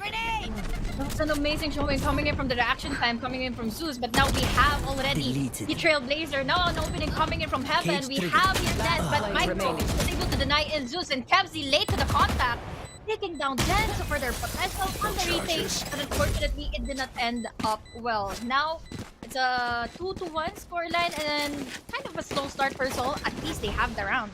Okay, recovery there. Patman is getting punished. They try and get aggressive. There was a flash, to be fair, to try and aid him coming from Micro, but Player. he wasn't able to find a kill off of the guiding light there. There's an outlaw now out here for Dens. Zol. They've got the showstopper. Maybe tie up the game. And potentially secure in some couple of heads here. Going into mid, and with that smoke, we understand the capabilities of Batman to create a space here on vent. Now making Avernus overthink what and where are they going? Now we have our Micro taken down onto here. All of the Zeus in the night and much more entry coming into play here on tower. Scout destroyed. Taking a bunch of damage, but they got the heal. XTY finds Zind on the lurk there towards A. And now A site is going to be a lot more difficult for them to push into. It's going to have to be a B site commit now. Backrow still got his showstopper. Zol exercising patience and silence here. 30 seconds to work around with for this round. At least we have here B tower already secured in case someone rotates unexpectedly coming in from Avernus. They are ready. We have triple man setup, triple man picking all the way from Ali, but now it's all up to Zeus all the way from downtown. We have now here Kakarot to deny in their smoker. A wall coming into play, but they are not aware. Zeus is all the way from the back to make that shot. 30 seconds Double left. kill and also an opening for Micro and MC. Spike We planted. have already secured in the side, added in the spike, and we even have here Kakarot to deal a lot of damage against them. 1v... Never mind. The Angel finds him before he even has a chance to try and take a clutch opportunity. That's Avernus now here on the eco. This all tie things up. I like the patience they showed. Knew not to jump the gun when they were kind of stuck there towards a heaven. Look for an opportunity. And this is what you call letting the room breathe. They paused, let the room breathe, and assess from there on what the best course of action is, and that they find is to get the punish on Avernus.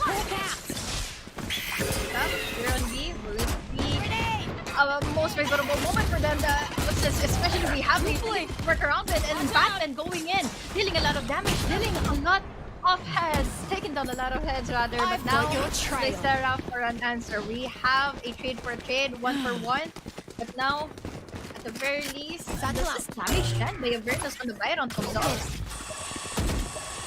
Push out here for Zal into the heavens once more, but a pivot towards A side is what they're looking to go for towards. Will they even check where Dens is here? That's an opportunity for a big play. Will he find the one that he does? A second for Dens, a third might come his way. Zin taking the bout. He takes him down, but he's trapped in a rock hard in a very difficult place. Kakarot here, left alone in the 1v3. Well, since again they only have Shadow to work around with, but now with the double triple pick, it was also unfortunate for Kakarot and the rest of the gang of Sol since they are tripling by Avernus. Let's leave whatever happened in the past. Nice stuff there on the eco from Dens. As I mentioned, he had an opportunity for a big play and that he delivers. Job to check things out, rather position himself out where he doesn't get checked. Avernus. They've been winning some of these weird eco rounds that have been completely tilting the economy as all. Yeah, since game 1, I've been looking at Dens and his performance. I've been looking at his time to redeem himself from the first half in the Icebox, but now it's a different story.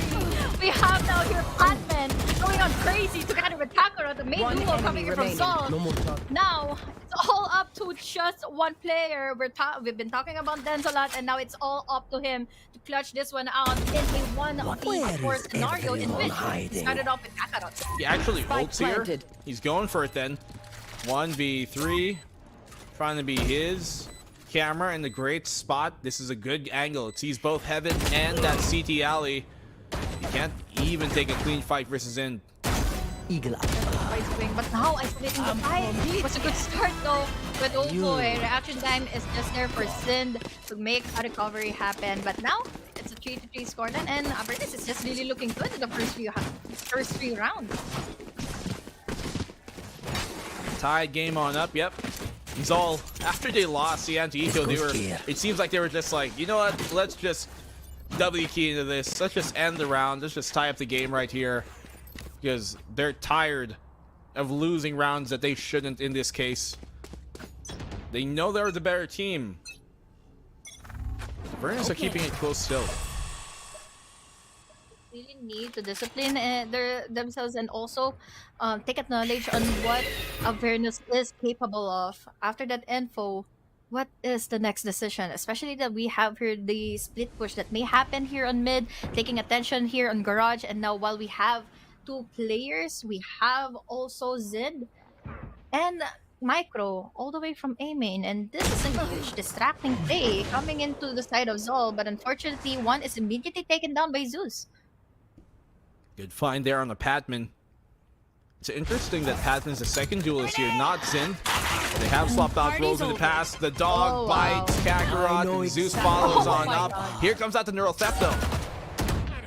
This is going on well for Zeus to take a against Micro and Zin. At least he was able to deal the damage, to deal the casualty. Now it's all up to 2 players left alive for Zol, and now they're making their way going into A.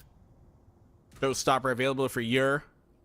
No way that the Avernus turn another eco, or at least half by round, in their 30 favor. seconds left. They spot out the cross coming on in here. Damage being done towards Zen's. Showstopper out available, and Kemsey connects and shuts it down. If Yer wasn't shut it down, Last that player could have been standing. around, especially made for One enemy Avernus. But remaining. now it's all up to us, like Sarah. 1v1. We still have the blinds. Another can still come into play. We still have Smoke Dog coming in from Cesara, but he decided to play around the contact. He decided to face up head to head that duel against Micro, but unfortunately it went to worst case scenario. No way Micro actually still had both of his flashes on him. Even after that whole round, he didn't expect the second flash to come there. Who would? Good early punishes here by Avernus. They found 3 kills there for free. Showstopper could have won them the round, but nicely done here by Zol to at least restabilize. These are looking like very, very scrappy rounds for Zol when they shouldn't be. I really do think that Atman has been really jumpy, but this is one of the basic things that a Neon player needs to do. He needs to create in distraction. He needs to attract in distraction. So there can be space for Sol to create or to take down, since they are already inside of the site with the turnaround coming in from Kemsey, but Kakot has already secured it What? in. But the bullets are not planted. hitting.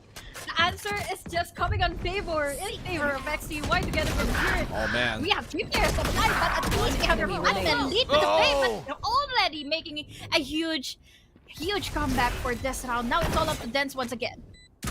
Perhaps he's not doing as much with his Neon ult, but he definitely is capable of taking those gunfights and winning them. Unfortunately, Kakarot not able to find more than one there. It was more than enough to allow Patman the time to get into the fight. Careful now. The round will be Zol's, so that's a 5th to them. They have been consistently taking distraction, taking attention here on mid, which has been baiting out really the attention from Avernus side. So yeah, it was so unfortunate that it was already late. They were already late to the party, but unfortunately, again for Kakarot, he missed out the opportunity to take Player stand. the heads coming in from Avernus goes side, here. which was already the open opportunity for him to take. Well, I think the more important opportunity here goes there. are the ones being given to Avernus. But they aren't converting as cleanly as you would like when you're the underdog. The eco rounds have been pretty damaging to the economy as all, sometimes even winning them. That's a good thing, so maybe this one could be another. This has been crazy, especially when it has the sheriff at hand, especially when he needs to make that contact be impactful in their favor. But now it's all up to Kakarot with the use of the outlaw. Now followed up with the trailblazer and also the pain shell. Now have an info, but unfortunately they are counted out by just the paranoia and Slicera. This is a huge opening to delay in some time from Zola's Esports. Time ticking here for Zol's attack, and where they actually will commit looks like to be the B site. The tripwire, this is something that they don't have the paint shells anymore to deal with. No trailblazer either to eat it, so how will they go over it? He's able to bypass it with a showstopper. If he kills Dens here, this is going to be big, but he doesn't even get the kill off of the showstopper. They've taken the site though. Never mind, they're staying alive. Dens is low 30 HP, seconds but left. still fighting and still kicking. They have no idea. Kemsey's within the site as well. Kemsey survives. He outlasts, and now it's a 2v2. In a 2v2 scenario, standing. one all the way from One up, out, enemy taking in the remaining. distraction and the attention coming in from Zol, but it's all up to Zin to work around with the mind games, and Zeus will he go in for the push, and he will. He created that impact, he created the momentum, but unfortunately it ended up still in favor of Zol. He still gets a kill at the end. It was looking so good for Avernus until it wasn't. Once again, 30 These eco seconds rounds left. have been very damaging to Zol's economy, yes. Remaining. Last But player they're not able to close it out when they had every opportunity to do so. That kind of lacks there. Maybe thought the site was clear until they found out suggest we keep Kevzi was still winning. there. Been really crazy with his picks, with the sneaky play that he can do, especially that Skull needs to take advantage of at least someone all the way from up top, all the way to B tower. But now it's the same scenario with Batman pushing all the way here on Vent. Giving on a lot of damage to Slicera. Immediate counter, immediate force back with the use of Paranoia. But now, still, they are not hindered to try and take down A side. Oh, peek out here. Zeus off the backside, staying alive, but not for long. The trades happen to be favoring Zal. As it stands, a 3v2, it settles to be. planted. No more dog, no more guiding light. And obviously the scan here, oh, he actually does some damage there. Paranoia coming his way. It's going to be difficult now unless they can dismantle this ramp hold. Last player standing. The top position is just really critical for them to answer back, try to be reactive, but then we still have someone to think about inside of A side. We had the Paranoia earlier on, which can create the opportunity for Kevzi to just TP and help the duels that's happening here on A. But now going back, especially for Avernus to amplify on the mistakes on the plus given to us by Zolly's score. Nice lead done from Zal here. But Avernus, another eco that they have at this point come accustomed to being. Zal have been continuously resetting their economy here. Pushed out for Patman. He's got the Thunder Fingers to come out here. Can he get something going? Will he be in the corner? Yes, he will. 2 kills now for Zal. Oh no, unfortunately Dance is already taken out.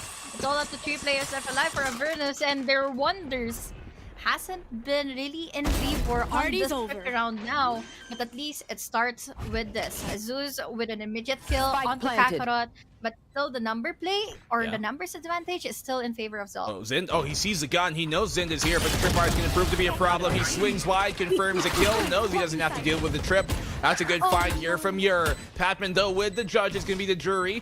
Trying to keep him alive there. You can see XTY defending Zeus, but it's a 2v3. Oh, this one way makes it so much more difficult to peek. Micro does catch him from the rear as well at the end there.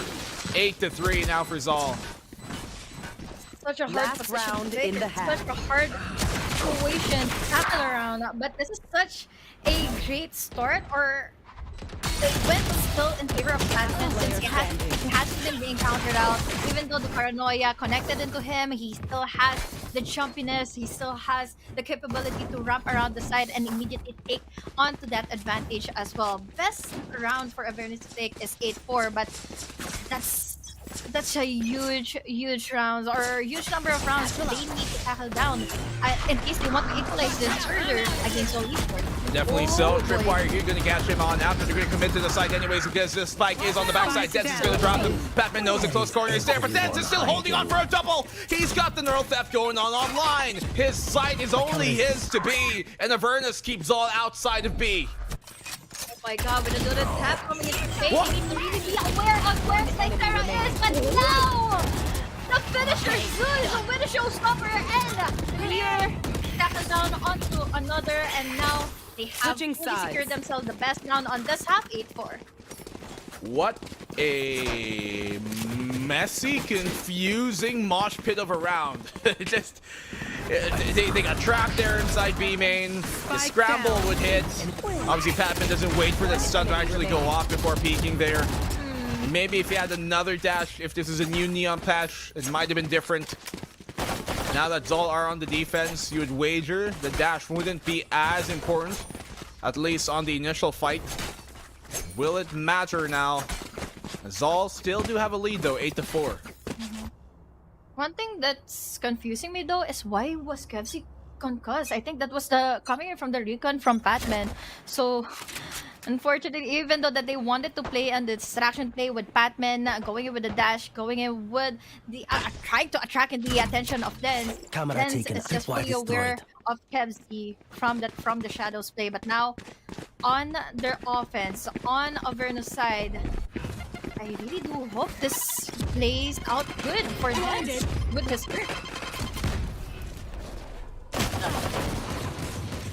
Some noise being made here towards B main. And I don't think Avernus really want to commit into the holder. That's Zal. That's actually a good smoke by Slyzera to fake out a potential explode through the site here, as he does pop that smoke. Now Avernus are coming through mid, maybe going to pivot into heaven.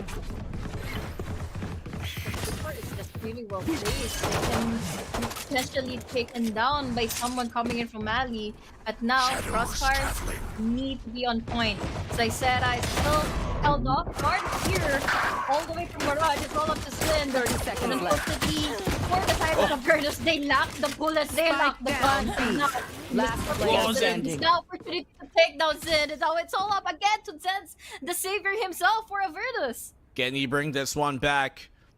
He knows where both of them were, but not currently are.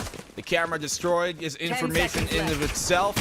Padman trying to pull his attention. He connects onto it, Dens, but he doesn't have timing to get this. No, he's got time. He could have stuck that one, but Padman gets caught off guard! What are you doing? Dens brings it home once more! Has been really jumpy. Batman, what are you doing? That should have been it. That should have been the pistol round. But now, another Spike pistol round down, coming B. into the favor of Last Avernus seconds gives them more of a boost. enemy. That they can still make a comeback happen. But really just goes to show how composure is playing out really, really well.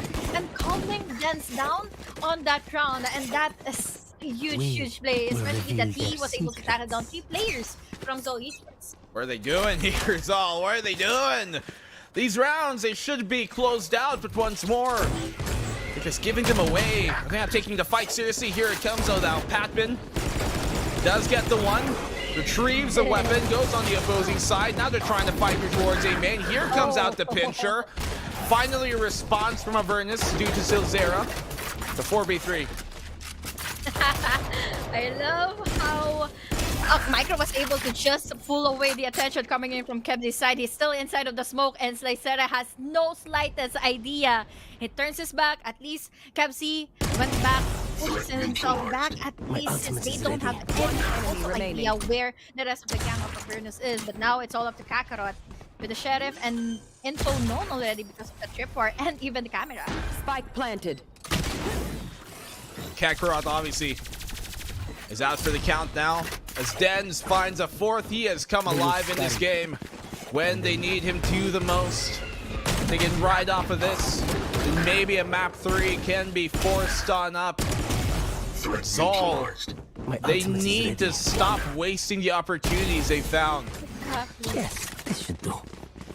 They have been committing this kind of flaws, this kind of rounds that should have been preventable into their favor with just their discipline. They haven't been disciplined enough to tackle down onto Avernus and tackle down onto Dance. Dance has been really the greatest and impactful player from Avernus side, and it can happen once more on this round when they have already a better chance on their guns as well.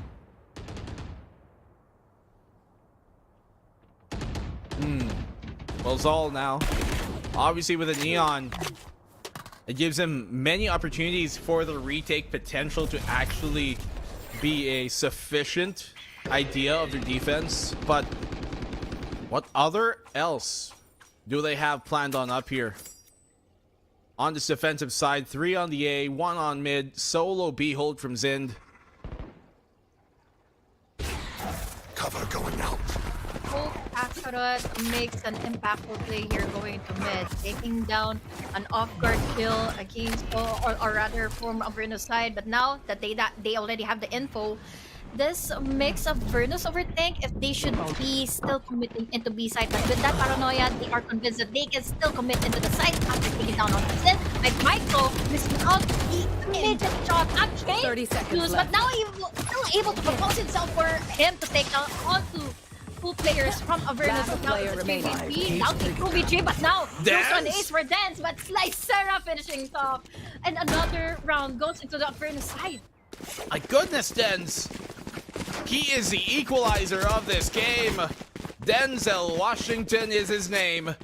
7-8 and even against all odds. He's delivered us absolute cinema, a blockbuster from Avernus to break through the hold here, Zal, and tie up the game potentially. Yeah, look at the scorelines, look at the KDAs compared to the side of Zol Esports, who even has the lead. Look at Dens fragging out 24-9 KDA, and this is already huge because they don't have any chance to find and counter him out on the later stage of the round. But now, picking off the early stages of this round is already happening, and they have already caught Michael Hatman with a huge counter, using in the judge, dropping in the spike, and now it's all up to Slicera to try and pick it up. Zal 2v3, but obviously the weapons are heavily in favor of Zal now here. Neural Theft will confirm that Slicera is at the choke, and so is Dens on the way. He's got his own ult to utilize though here. Drops down. Oh, they know it's close. They know there's a crossfire as well, but no paranoia to break this. It's gonna be hard. I they know do have the exactly neural where. theft, but at One what enemy cost? remaining. You already know where they are coming from, and they have already wasted, they have already exhausted their neural theft. At least it's all up to Dens. We still believe in Dens in a 1v3 scenario. This is still doable, but he still needs to pick up the spike. We still have the early smoke, but now he goes in with Tedford being attracted all the way from heaven. But now with the pick together with Zed, unable Dens with his clutch. If Dens somehow won that again, HG, I don't know how I'm gonna react. I'm gonna call it a sham. Like, there's no way he gets away with these over and over. 24 kills to the man's name. Check his PC, because Dens is going nuts. And he's like the Papi Chulo from Naos, since it has been really working in favor of them on their clutches on a 1v3, 1v2 scenarios, on a really big of a disadvantage kind of round for Dens, but he knows that he can still work around with. But this is a different story. By round already for Seoul Esports, and we even have the ultimate available for Patman. But this is also still kind of different, since I hope they're ready again with a judgment coming up of Patman here on B Tower. Patman could be deadly for Avernus if they don't have a flash or utility to help on this entry. Here comes out the pop flash. Dangerous. It comes, he dodges it, gets the one, only the one actually, but Zal are here ready for the hold itself. A double knife for Micro. The paranoia connects on the Dens, but he's fighting back. 2v2 once more, and look at this, Micro is all alone here. Zin still on the help. Oh, he gets the timing on it, but not as much damage as I thought. Camera taken out. Dens in a 1v2. He already knows one is already here on Pillar.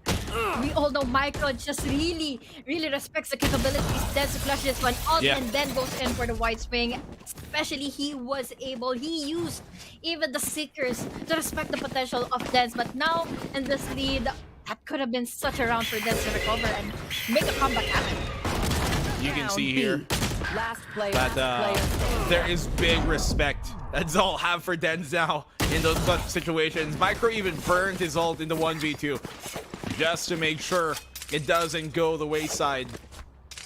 Look at this, even with Zal, they don't have the best economy.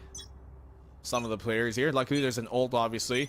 Get We out have of my another one way. for the buy next round, but can they close it out here? Push out from the defense. Batman gets the one. Micro chimes on in as well. Avernus, will they respond? No, they don't. Batman, that's a double now. All up to XDY was able to track it down and then create a trade against Batman. But then, oh boy, speaking of Den, we have your Dens. Detected by the camera, he doesn't have any slightest idea that Zin is already tackling into ramps. And now, already a goodbye. It's all up to the 2 HP XTY against 3 following players who still have enough utility to work around with to tackle down onto XTY again. XTY is way too low to do anything here. The spike is out of his reach. And Zal are even playing this super safe. They're playing all the way back in spawn. The cat hides away. XTY comes to play.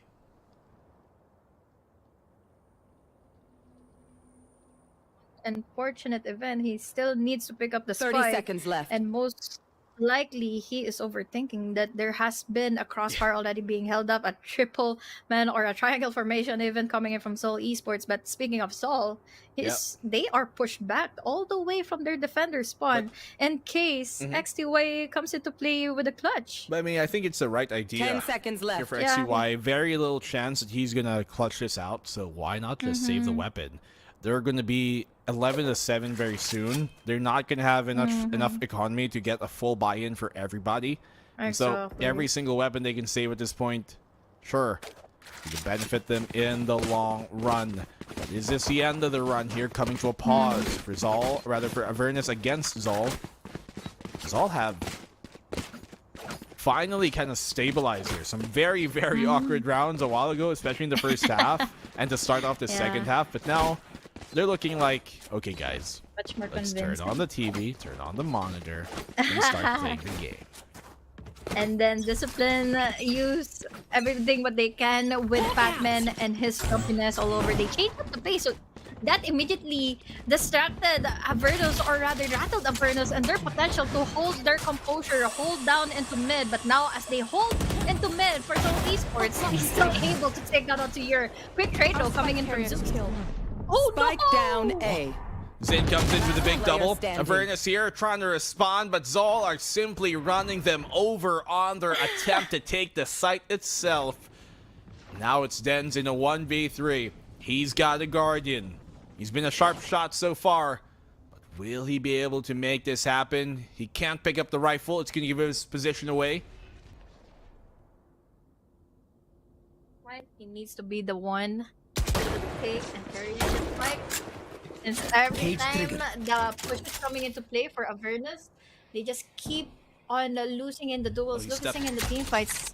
But now it's all up to Dens, and they already know where he is. It's only just a matter of seconds, a matter of push coming in from Kelsey and Batman. And look at this, Batman respecting in the capability of Dens. 30 seconds he left. made way to Now's a good time to all ult. the way from backside. Now's a good time to ult. I'm not sure why he isn't when it's actually a really good time to ult in this 2v1. And there's no way he's gonna know that Zind is here in hell unless he checks it. Unless he's got supernatural senses. The camera pops. Zind finds it. Why didn't he ult? That was a perfect moment to do so. Match Exactly, point. he has been really crazy on the duels. He can win out that 2v1 scenario in case he already has the info. But yeah, it's just about the fact that he doesn't know where Zind is that might take him off guard when he uses the utility, when he uses the neural theft. So at this point, they don't have any more room for errors since they need 5 more rounds to tackle an overtime, and they only have half armors. They still have their ultimates to come into play. They found my wife. Oh, Pain Shell's coming on in here. Dash on out from the entry of Zeus, but will the punish come? You're a good find. It is a punish from Patman though, and Dens is coming big. There's the LP we were looking for. Neural Planted. theft finally coming into play for Dens. It's all the way from heaven, but now he still needs to tackle them from micro. He's still tackling Lady, but player now standing. still winning out the duel, making it triple. All off track right now, and a multi-push coming into play for Avernus side, and this makes them capable at least to push it to an overtime in case they have favorable moments against all esports. Big round there from Dens. Especially, he has been having himself a huge game. 30 kills to his name. 8-12. Put it on the shelf. Zal here. Still unable to close out against Avernus. You almost want to see the Avernus come back at this point because, especially Dens, he has been having himself the best game he's ever had. Look at all of the ultimates that went into play for Avernus to just win out one round. It's all up to the showstopper of Fear to create a massive space or even tackling down the top members trying to end on speed. But now speaking of showstopper, oh no, they connected the paranoia into here, making him unable to use the showstopper, but he was able to tackle and deny Kemsey from his position together with Zeus and Dens, and then covering up their back sides. It's all up to Patman, all the way from top to tower, but at the moment, 2 members are just player waiting in standing. for the crossfire. 1v4, no way no way that Zin pulls this one out. Pulls another trick out of his hat. Round should be done. Avernus bringing it up to 9. Isn't much economy here for Zal. I would have even suggested for Zin to save that gun instead and drop for his team so they can get the proper full buy into the next one. Especially their Kakarot, who's kind of low in economy. But they do have the ult at least onto him. Timeout! Yeah. Off of Zal. Finally! Finally, a timeout given by the two teams. Especially Avernus really needed one of the timeouts earlier in the first half. But now, this is a good one for them to make a reset happen. Especially for Zol to try and deny the momentum has been created by Avernus. And they are not really that far. It's not impossible for Avernus to make this an overtime and even a game 3. Well, in this timeout, gotta make sure that they really set themselves here to not drop the ball and bring this even closer. Avernus are very quickly heating up into this match. We've seen them take very wayward rounds and turn it around into their favor.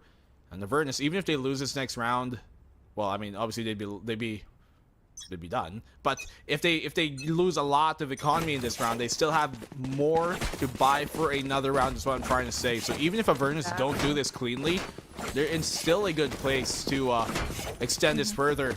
And it will put Zal into an awkward situation. But look at the op here, coming out from Patman. Oh no.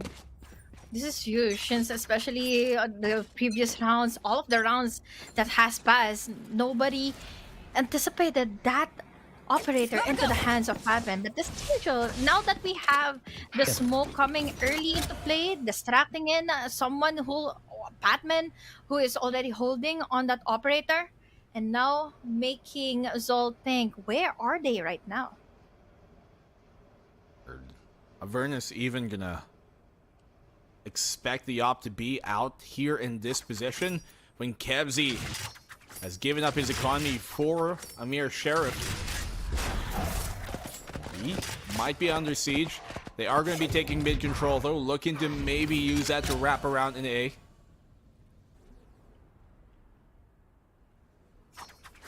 But A is just really difficult for them to take, since we have Rizin with his trip force, with even the neural Teffen, the operator and the angle of Patman. I think one of their smokes are already used, so they have to wait in for another. But now they still have the cyber cage. One pre-fire is all that it takes for Patman to secure in a kill. 30 seconds but now left. that they are slowly creeping up all the way from top side, this is already huge for them to secure in A side. Yeah, the thing is they're going to smoke off the CT anyway, so I don't know why he repositioned there. They know someone's within the smoke. Sin comes in big with Patman as well with a mere classic, and all the frags are going Zal's way, and the showstopper to drop the bomb and the hammer on this game. 2-0 for Zal Esports. Bro, and that is such a huge ender, especially for Seoul Esports. But it was also a commendable fight and a commendable struggle, pulling back and forth against Seoul Esports. Avernus really did well on the series, especially Dancy has been really commendable. He has been really popping off, consistent even on the multi-kills, on the clutches. He was the only Seoul player who was able to gather himself 30 to 20 kills in the second half already. And even we have Rizal who wasn't even that close to reaching his KDA. I don't know if Patman there actually was able to get a shot off with his op on the actual push, because he got a kill with a classic, so maybe he got somebody low, maybe he legged somebody, didn't finish him off, or I'm not sure exactly how that classic kill came, but I do know I didn't really hear an op in that case. Still though, it was enough for it to work on out. Zin surviving within the site, and the rest of the help defense here coming in from Zal was right on time, especially when you look at where Kakarot was in that bout. He might not had himself the most, I guess, fortunate game, but he had some moments there that turned the tide. Exactly. I love the distraction. I acknowledge every single capability of Patman to create an opening, to pull in the attention coming in from Avernus side. But some, or rather most of the times that he tries to execute it well against Avernus, it's just ending up into a casualty with no trades. And that that creates an opening for Avernus to try and make a comeback happen. So unfortunately for Avernus, yeah, they have what it takes to win a lot of clutchable moments, a lot of thrifty rounds, but with the rounds already in a huge lead in favor of Seoul Esports, they should have been afflicted on the first few ones to create a lead or even closing in the gap against Seoul Esports. Well, I mean, if we're going to talk about this game and big players, Dens was absolutely huge here, HD. He was going back and forth. He was getting multi-kill after multi-kill in so many rounds. 3Ks, 4Ks, all back-to-back. Even some amazing clutches to come out of him out of nowhere. But this was a very scrappy game at the end still for Avernus. And I'm still surprised how many rounds they were actually able to steal away from Zol. Love the 50 rounds. I love how consistent your Ensus is to try to create an opening, to have the destruction come to play and make way for Dens to clutch all of the rounds. But there was always a certain point in time for Dens, or rather just one decision making, that Dens can come on up top against Seoul Esports. But unfortunately, yeah, it's just ended up with a banger coming at the showstopper with Kakarot. Yeah, unfortunately, you know, Avernus can't extend this game further into map number 3 or maybe even overtime for that case as they needed to. But when it comes down to it, I still do think that there's a lot for them to be learning here in this series. But unfortunately, we're going to learn too much, I think, from our panel who are having themselves too much fun. So for now, I am BNB and HG's obviously appearance here. We'll see you guys in a bit. Kayo na. Parang grabe na rin kasi talaga yung nasabi ng mga casters natin doon. Kaya ang hirap rin dagdagan. Pero one thing is for sure dito, no, Dax, kahit anong effort na ginawa ni Dens dun sa second map na yon, hindi pa rin enough. Oo nga, ang lupit na nagawa ni Dens. Boss, over 30 kills, incredible sight holds. Talaga, mapapachat na lang siya sa PPGL mismo na tipong, akin tong site na to, huwag kayo pumasok dito. And Avernus, honestly, performing so well against the defending champions, no? If ever chinek natin dito, yung mga kill counts ka ng Zol Esports, talagang super well distributed no? Pagdating nga sa game number 2, I mean, hindi na talaga tayo nagugulat na itong mga players to in terms of synergy, kuhang-kuha na nga rin nila. Pero syempre, one of the few questions nga na pwede natin tinong dito is just kung ano ba yung nangyayari dito sa Zol, di ba? I mean, yes, sila yung nakuha nga natin dito na defending champions, yes, pero dun sa mga newer teams na nakikita natin dito, talagang yung struggle is andun pa rin. Dapat hindi kasi ganito kadikit, di ba, Vil? Dapat hindi tayo nakakita ng mga rounds na parang, ang pangit ng pakinggan, parang medyo kumakalat yung nagiging strategy dito ng Zol Esports.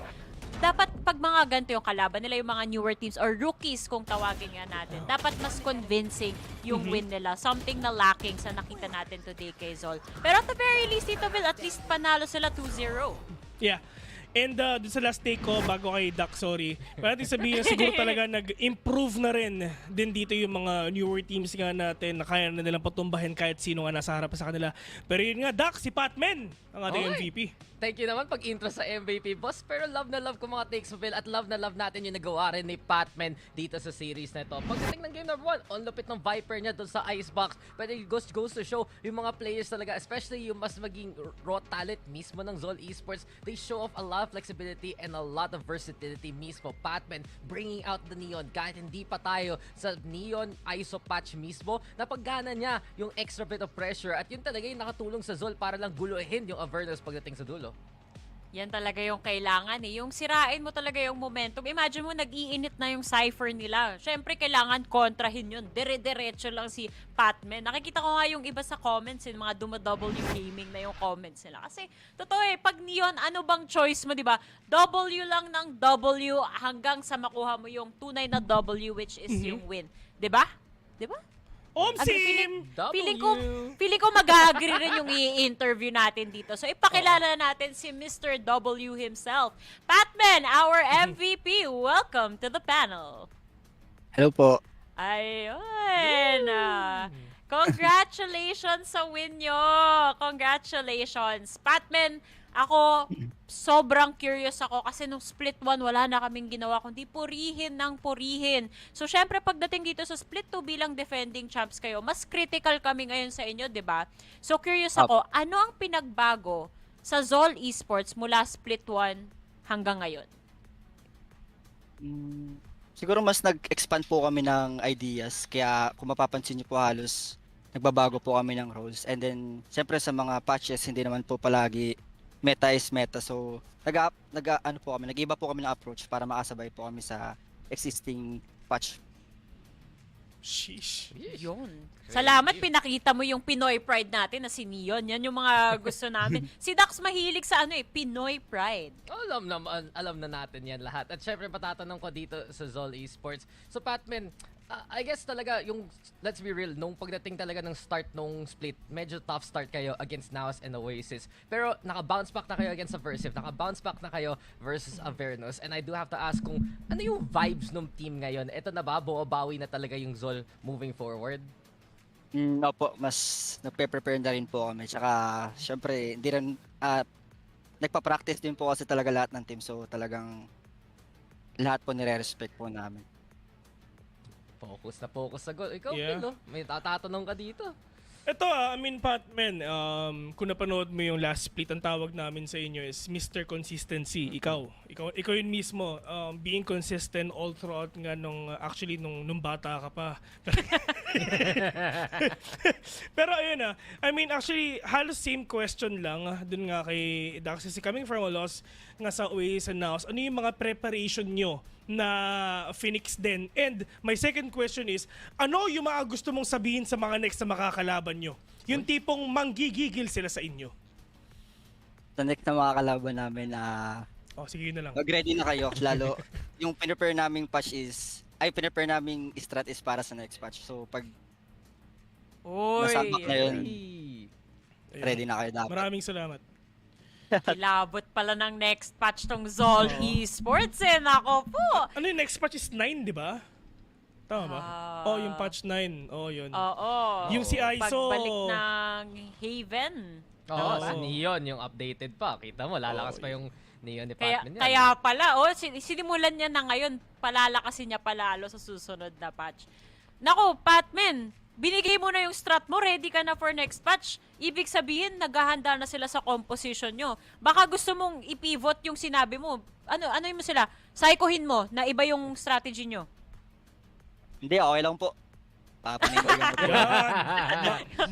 May angas. Pero ito Patman yung sabihin nga natin, ano yung gusto mong sabihin sa mga kalaban mo? Yung di pa pag narinig nila yung boses mo, matatakot Tatakbo? sila. Oh. Kahit Di konting boso. angas lang tol. Sige no, utang na loob. Light trash talk lang. Kahit konti lang. Konti lang men. Kahit Kailangan konti ni lang. Bill Sige to. no. Kailangan ni Sige Bill to, no. promise. Nanghihina ako eh. Hindi po talaga ako ng kasi pag... Sige. Hindi pong good luck lang, good luck. sige, good luck sa inyo. Kasi Mag-refer na kailangan kayo sa niya amin, yan.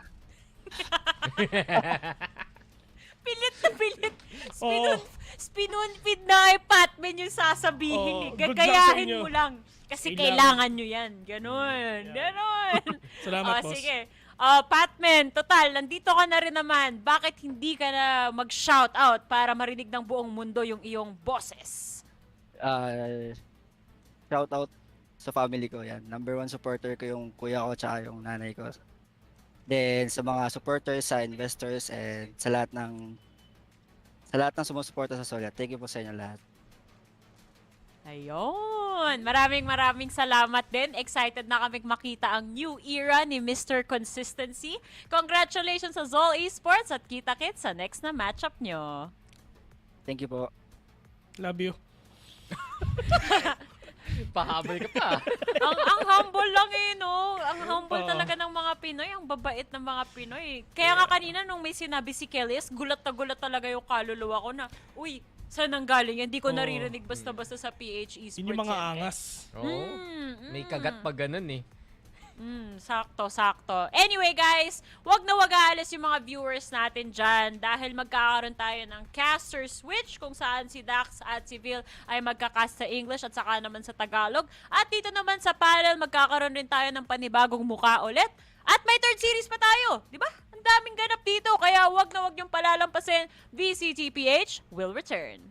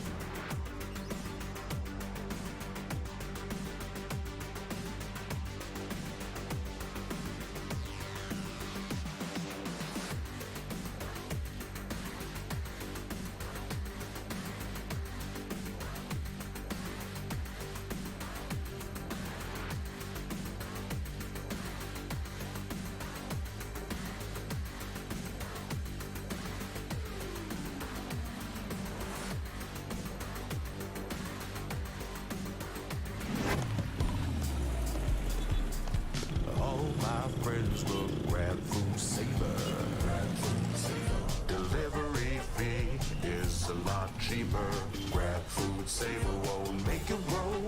Yeah, oh yeah. Grab food saver is the one to choose. Yeah. Grab food saver meals 99 plus. Food saver 99 plus. Diving meals, if it's a bill, saver meals won't make you broke. Yeah. All my friends will grab car saver. The grab car saver is a lot cheaper. Grab car saver. Grab car saver won't make it roll. Yeah. Grab car is the one to book. Yeah.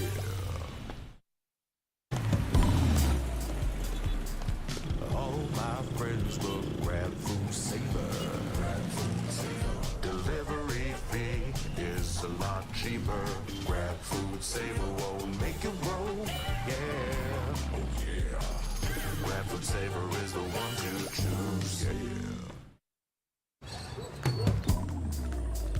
Grab food saver meals 99 plus. Food saver 99 plus. Diving meals, if it's a bill, saver meals won't make you broke. Yeah. All my friends will grab car saver. The grab car saver is a lot cheaper. Grab car saver. Grab car saver won't make it roll. Yeah. Grab car is the one to book. Yeah.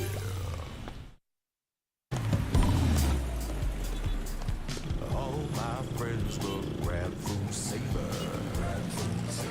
Delivery fee is a lot cheaper. Grab food saver won't make it roll. Yeah, oh yeah. Grab food saver is the one to choose. Yeah. Grab food saver meals 99 plus. Food saver 99 plus. Diving meals, if it's a bill, saver meals won't make you broke. Yeah. All my friends will grab car saver. The grab car saver is a lot cheaper. Grab car saver. Grab car saver won't make it roll. Yeah. Grab car is the one to book. Yeah.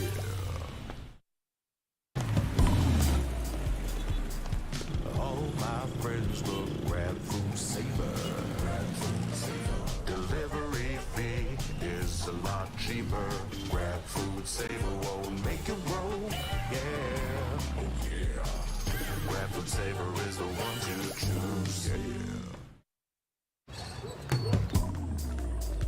Grab food saver meals 99 plus. Food saver 99 plus.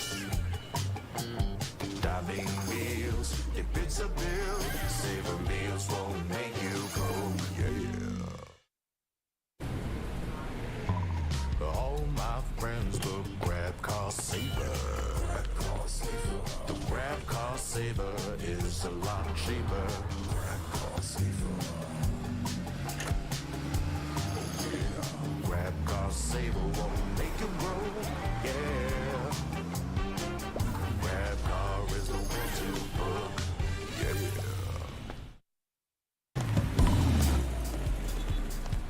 All my friends will grab food saver. Delivery fee is a lot cheaper. Grab food saver won't make it roll. Yeah, oh yeah. Grab food saver is the one to choose. Yeah. Grab food saver meals 99 plus. Food saver 99 plus.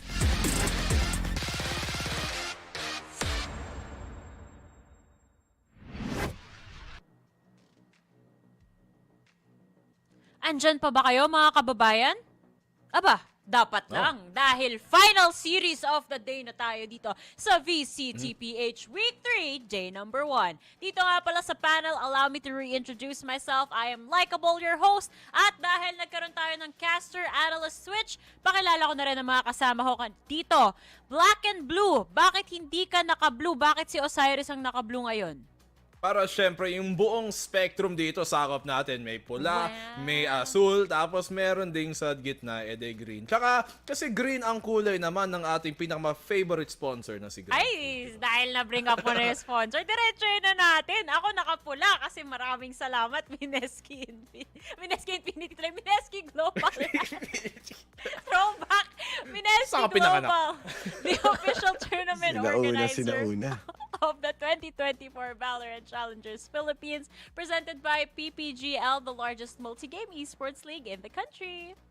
Well, also thanks to our official Kulay Green na official super app partner na si Grab. Score Grab's lowest prices ever with up to 15% cheaper fares on Grab Car Saver. Deliver fees as low as 15 pesos with Grab Food Saver deliveries and thousands of budget-friendly meals as low as 99 pesos with Grab Food Saver meals. And how do you do that? Well, you have to use the promo code GRABFOOD60 and get up to 60 pesos off of your order with a minimum spend of 550 pesos. The promo runs from 11 a.m. onward. So pang lunch yun, ha?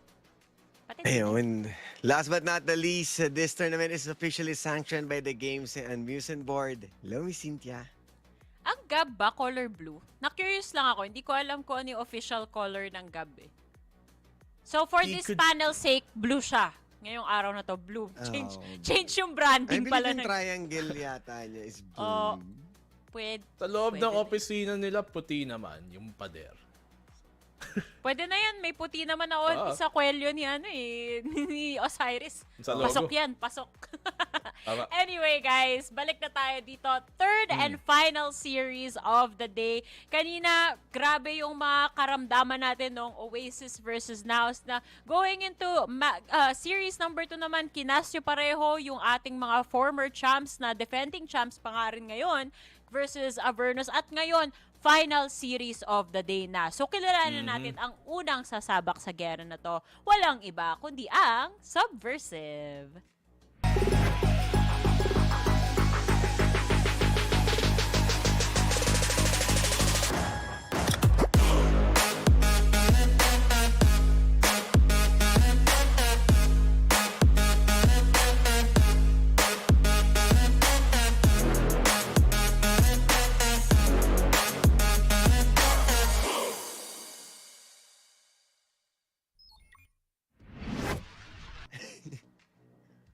Ito na nga mga kaibigan, Subversive trying to subvert expectations dito sa kanilang series. Wala pa sila masyadong nahahanap sa success dito sa series na to. But we have seen some moments from individual players na nakakakabanga dito pagkalaban mo sila. Si Food, si Young Pork, si MS Sanjay, Hiran Kyaku. And I want to point out here Foods and his performances as well as of recent. Yung nakalaban nga nila yung Zol dito, siya at saka si Young Pork yung talagang best performers nila. And him being on that duelist Foods, nakasalalay sa kanya ang madaming mga situation dito na kailangan niyang simulan talaga ng mainit na kamay at matalas na mata.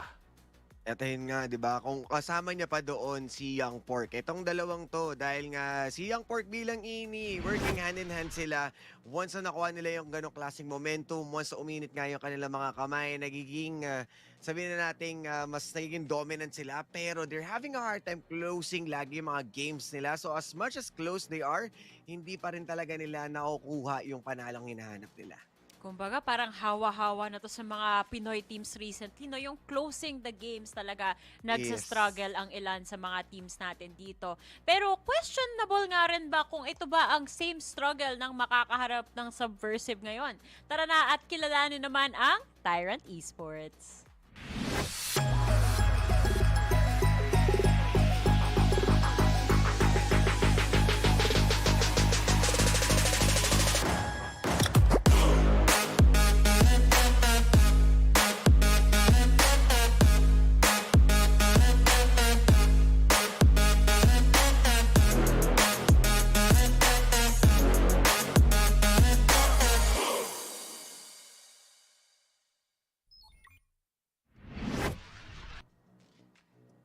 Tyrant, they have yet to look their panalo din the same nga sa Subversive. Kaya itong laban na to medyo mahalaga para sa kanila. What's good about this, nakakuha sila ng isang mapa against Carty World by shotting Patrick Watts. So it means Tyrant meron silang game plan. It's just that, again, yung sakit nga na sinabi ni Laika na damay-damay, having a hard time in closing the games.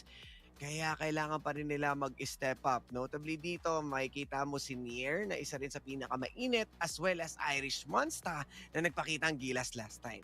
I like that you pulled out Irish Monster na madami nga siyang naidadagdag dito being yung parang pinaka-sentinel na, diba? Parang siya yung talagang may I guess, identity dito of holding this team down, being that rock for them. You look at other players dito, katulad ni Yukes as well, na minsan pa nga napapa-chamber siya. Ginamit nga niya yon dun sa Lotus nung kinalaban nga nila yung Carty.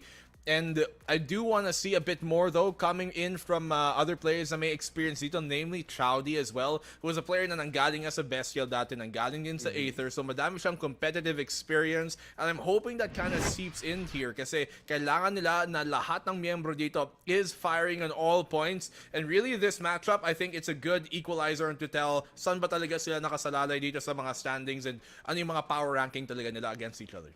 I think that's the nice thing about the matchup na meron tayo. Kasi pareho silang may sort of veterancy or may mga players talaga sila dito na may experience na. And yung challenge for those specific players, katulad na lang ng head-to-head players natin na sina Young Pork at si Chase, is kaya pa nilang hatakin yung iba pa nilang miyembro na mas bago pa dito sa VCT scene natin pataas para maka-keep up ng tuluyan yung team nila with the rest of the teams here, katulad na lang ng Oasis, Naos, and of course Zol. Pero ikaw ba dito, Black and Blue, mapaharap natin tong mga initiator natin na for some reason sinasakal ni Chase yung sarili niya dito. Ano bang masasabi mo sa kanilang dalawa? Kung si Young Pork self-love, si Chase self-hate ang dadating Parang sinasabi niya siya na daw mismo ang magja-choke, pero sana naman hindi dito para sa Tyrant, obviously. Huwag naman. Oo nga, huwag naman mag-choke. Kasi, I mean, Chase, he's a quintessential player of this team. You look at Tyrant, you look at yung mga previous matches nga nila, I think more effective na yung kung tinignan natin yung laban nila versus old Stinky Cat, because that's a team na medyo mas kapantay nila dito compared to maybe like Cardi World, and they got 0-2 in that. And when it was Chase there, he was actually one of the best performers they had for Tyrant as a whole, and yet the rest of the team hindi makaka-catch up dun sa ginagawa niya. Even though he's merely a Sova, he still was doing so much work. So yung problema dito ng both teams really is that you've had individual players sa umiinit, but yung team as a whole hindi umiinit together to rally behind them. Yeah, and tulad ng sinabi mo in Black and Blue on that Sova, pero kung titingnan natin, nasa Gecko naman mostly itong si Young Pork. Pero alam mo yon, hindi, mas mataas pa rin. Considering yung assist na binibigay dito ni Chase, explains a lot kung gaano nga siya ka-effective sa kanyang mga team fights or team calls. So right now, isa siya sa pwedeng maging pillar, an extra layer of, sabihin natin in command, para nga may panalo nitong laban nila against dito sa ating kina Young Pork. Actually, inisip ko na mabuti ang post na ito ni Chase. Baka naman pinapahiwatig niya na I have you guys on a chokehold. Parang ganon sa mga magsasubmit kalaban, kayo. diba? Oo, baka yun pala talaga yun. Hahabulin niya kayo para i-choke kayo. Anyway guys, tingnan na natin yung map veto natin kasi medyo malaman naman din tong discussion na to, especially since very slim pickings pa tayo dito, Osiris. Parehong team, hirap silang makahanap ng success at iilan pa nga lang yung mga map victories na nakukuha ng either teams. Yeah, and considering na itong mga teams na to, hindi pa nila nakakalaban yung sabihin na nating Naos or Oasis, mostly around si Zol pa lang, Old Stinky Cat, ganun yung mga nakakaharap nila. First ban, we coming in from Split. I'm expecting sa Tyrant for a first pick Ascent, as yun yung isa sa naging effective sila on taking down yung party. And okay, good ban on taking away Breeze dahil isa rin ito sa mapa ng Tyrant na nakapag-double digits sila and really up close sa pagkapanalo. Yeah, we haven't really yet seen Subversive play dito sa Breeze, so baka nga ito yung isa sa mga mapa na ayaw talaga na. But Tyrant pick Ascent, which has been so far yung pinaka-researched map dito na meron ang Subversive. They lost 3 times now kalaban ng Rank L, Justa sa trying Cop M.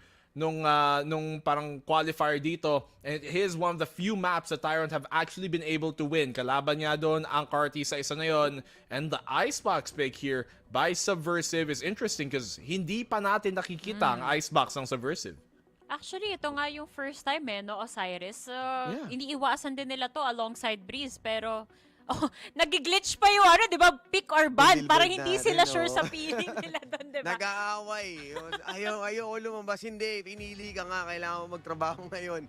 And I was really expecting a Lotus, no, para dito sa Subversive. But then again, mukhang mas comfy nga sila on bringing out Icebox. Magandang timing din dahil nga wala tayong prior information on how they play around it. Next ba, might be bind, mawawala nga dito. May and chance of pa yung course, Lotus mo. Lotus. Ayun, yun naman pala ang magiging decider. Oo, malaki pa nga rin yung possibilities dito no, Black and Blue. Pero agree rin ako dun sa sinasabi kanina ni Osiris, no, na katakataka na inuna pa nila yung Icebox over Exactly. Lotus since history, nanalo na sila against Old Stinky Cat dito, so akala natin yung pipiliin. But maybe Black and Blue may plano sila dito sa Icebox. I mean, perhaps, because to be fair, yung Icebox at Lotus pareho naman yung mapa na hindi na ipanalo dito ng Tyrant is of more recent times. At saka, pwede mong sabihin na mas okay pa yung Lotus, I think, dito ng Tyrant compared dun sa Icebox nila because they brought it close versus Carti World, wherein yung Icebox nila have been consistent losses after loss dito on this map. And so, I think they want to play with the factor na hindi rin alam dito ng Tyrant kung paano maglaro ang Subversive on Icebox kasi yun nga, hindi pa nila nalalaro ever. Oh, pareho naman tayo. We're on the same page with Tyrant. Hindi pa rin natin alam. Alam mo. Predict mo na. Nakita mo na. Feeling ko iba talaga tong si Black and Blue. May nakikita siyang hindi natin nakikita, Osiris. May sarili siyang talaga siya. May sarili siyang Nostradamus. Alam mo, wow! Alam mo naman yung future Black and Blue. Baka ikaw na yung unang mag-predict dito. Sino sa tingin mo ang mananalo sa series na to? Hindi ako taga-predict, kundi mismong taga-deliver lang ng message dito. Nasabi ng langit nung binasa ko yung mga buwan, Subversive daw. Ano sinabi sa'yo ng araw naman, Osiris? Sa kanya buwan sa'yo baka araw yung nagsabi.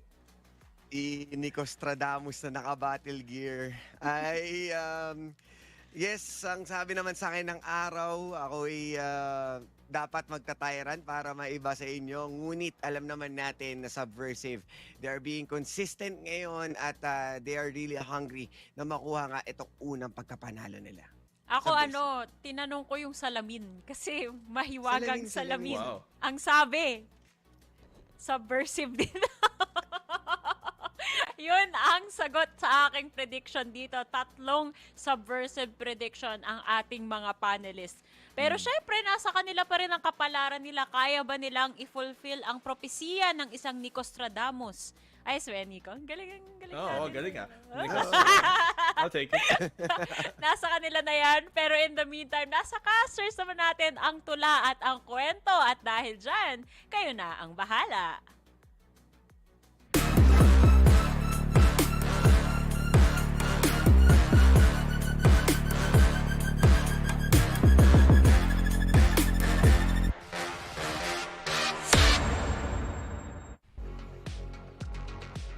The day has been already so intense, and now we still have one more series. Welcome back, ladies and gents, here in the English side of the PPGL broadcast. Dax here with Honey Glaze. Welcome, by the way, to the English cast here. Good, ma'am. But of course, this is a very interesting matchup, HG, because we got Subversive, we got Tyrant Esports, 2 teams up from promotions, looking now at the jockey for position. They have yet to prove their grounds. They have yet to prove what they are capable of once we go into the series. Since looking back into the records, looking back into the history of the teams, the series that they have played against, it hasn't been looking really well. But this time, it's one of the best chances for them to prove that they can still have their momentum throughout the regular season. I gotta agree with you. Subversive, they've been struggles so far. They haven't gotten a series win as of yet, but we've seen them take a map of OSC. And the panel, they are really believe in Subversive right now, just sweeping the predictions. But on the other hand, I've also witnessed firsthand the potential of Tyrant Esports here, HG. Their ascent prowess, especially against Carti World, that's something to watch out for. Exactly. I have been watching a lot of games coming in from Chase. He is one of the previous players coming from OSC, and that has to make an impact. He has been a viable member, although he wasn't able to perform well in the previous series that they should have won. But then again, this is a different story. Tyrant Esports and Subversive on Ascent, but I think this is just the usual kind of comp that we need to see here on Ascent. Yeah, Tyrant Esports, I think really what to point out is it's Ash now playing on the Omen instead of Ukes, who was playing that last time around. So 6-man rotation there for the side of Tyrant Esports. On the other hand, Subversive gonna be playing your stock standard Ascent comp as well. And like I always say about Ascent when both teams play KO Sova here, HG, it's all about fundamentals. And again, I really have to point out something that me and Raph, especially backstage, was talking about a few times before we saw Tyrant Esports. Their Ascent map itself has shown a night and day difference from their last outing before that matchup versus Cardi World. I think they're still kind of struggling when it comes to their consistency and all, since there are a lot of times that we see Chase not creating much of an impact, especially him being the Sova player, especially him who needs to at least gather the information for the rest of the gang, but instead he keeps on being the first one down by the other teams. But let's see if in case that changes, especially that they are starting on the offense. Yeah, to be fair to Tyrant Esports though, we didn't see that when they face off against Cardi World, they really worked on this map. But you can still see shades of the past struggles. That's something the Tyrant need to be careful of. Subversive though, they love to get on the board, and we see now immediately it's near onside. Also, a few adjustments really for Subversive. CMS now on the Sova here and gonna be on the Killjoy there. But with Ash on site and the rest of Tyrant, Subversive will have to give this up.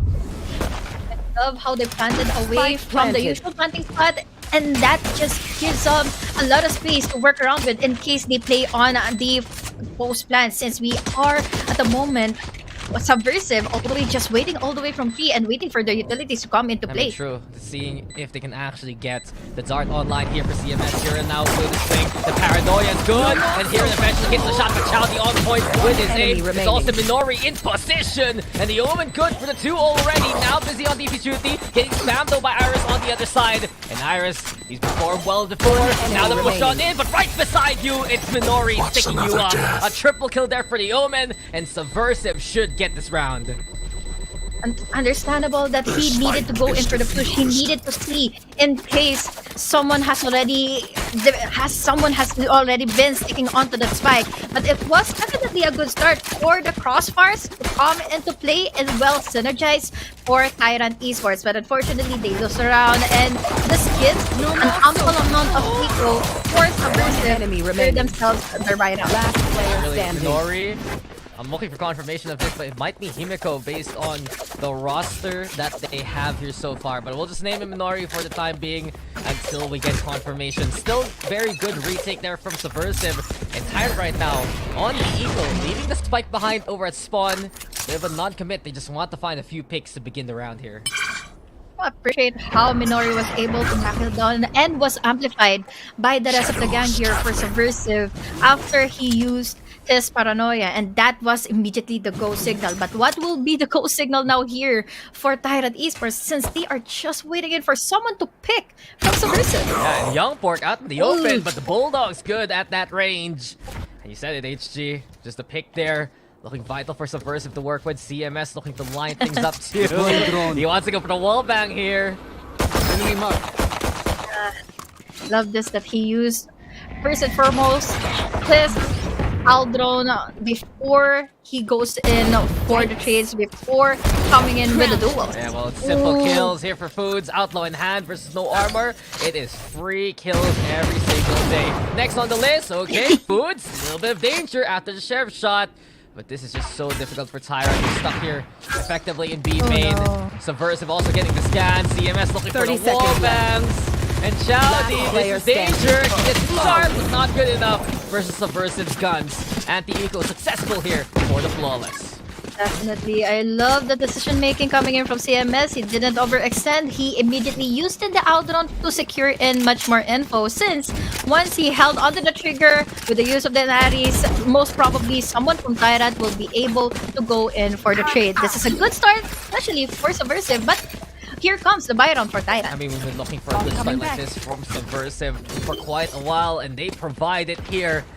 Reinvigorated, I dare say. Maybe a few of these roster swaps and the agent swaps itself can help them out in the pinch. Subversive hasn't found a series win yet. All throughout VCT PH Split 2. And now they're gonna go for the push into the middle. Very aggressive from Foods and the rest here. They get smoked on out. The beat swings. There's a chance. There you go. Chowdy setting that up well too.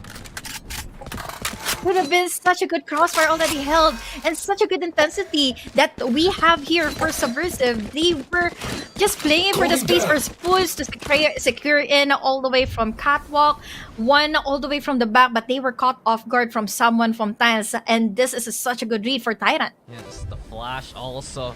Impeccable work from Chowdy.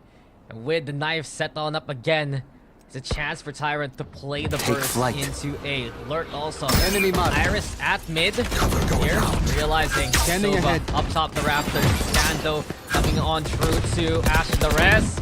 Hesitation, they're very wary of Norway. But Nori crouched inside the smoke. Paranoia, look for the connection. It's gonna be a trade immediately. But Aaron able to drop one side. Here with another one. CMS also holding things down. It's Subversive, have the firepower now to fight them back. A 2v1 here, HG. And Iris will need to pull out a monster clutch to bring Tyrant on the board. Good damage already for Subversive. Even better now with the turret. And where's the swing? The tap from Iris though is monstrous. And here you go. Aaron just playing for time. You said it, HG. 10 seconds time on the side of Subversive. And not only that, the shot rings through. It's straight to 0. A bonus for Subversive. They were competed. They were pulled back because of Minori going in with a push after he exposes himself, trying to go in for the kill. He went for the kill. He immediately secures it. But then, at what cost? We have Subversive, we have the Killjoy to take on the chase, and that was already good enough. And he was 10 seconds left. Just stay still and not overextend the fight, and that you see, and that immediately gives them the 3rd point here on the half. Yeah, just the anchors, right, on that A side.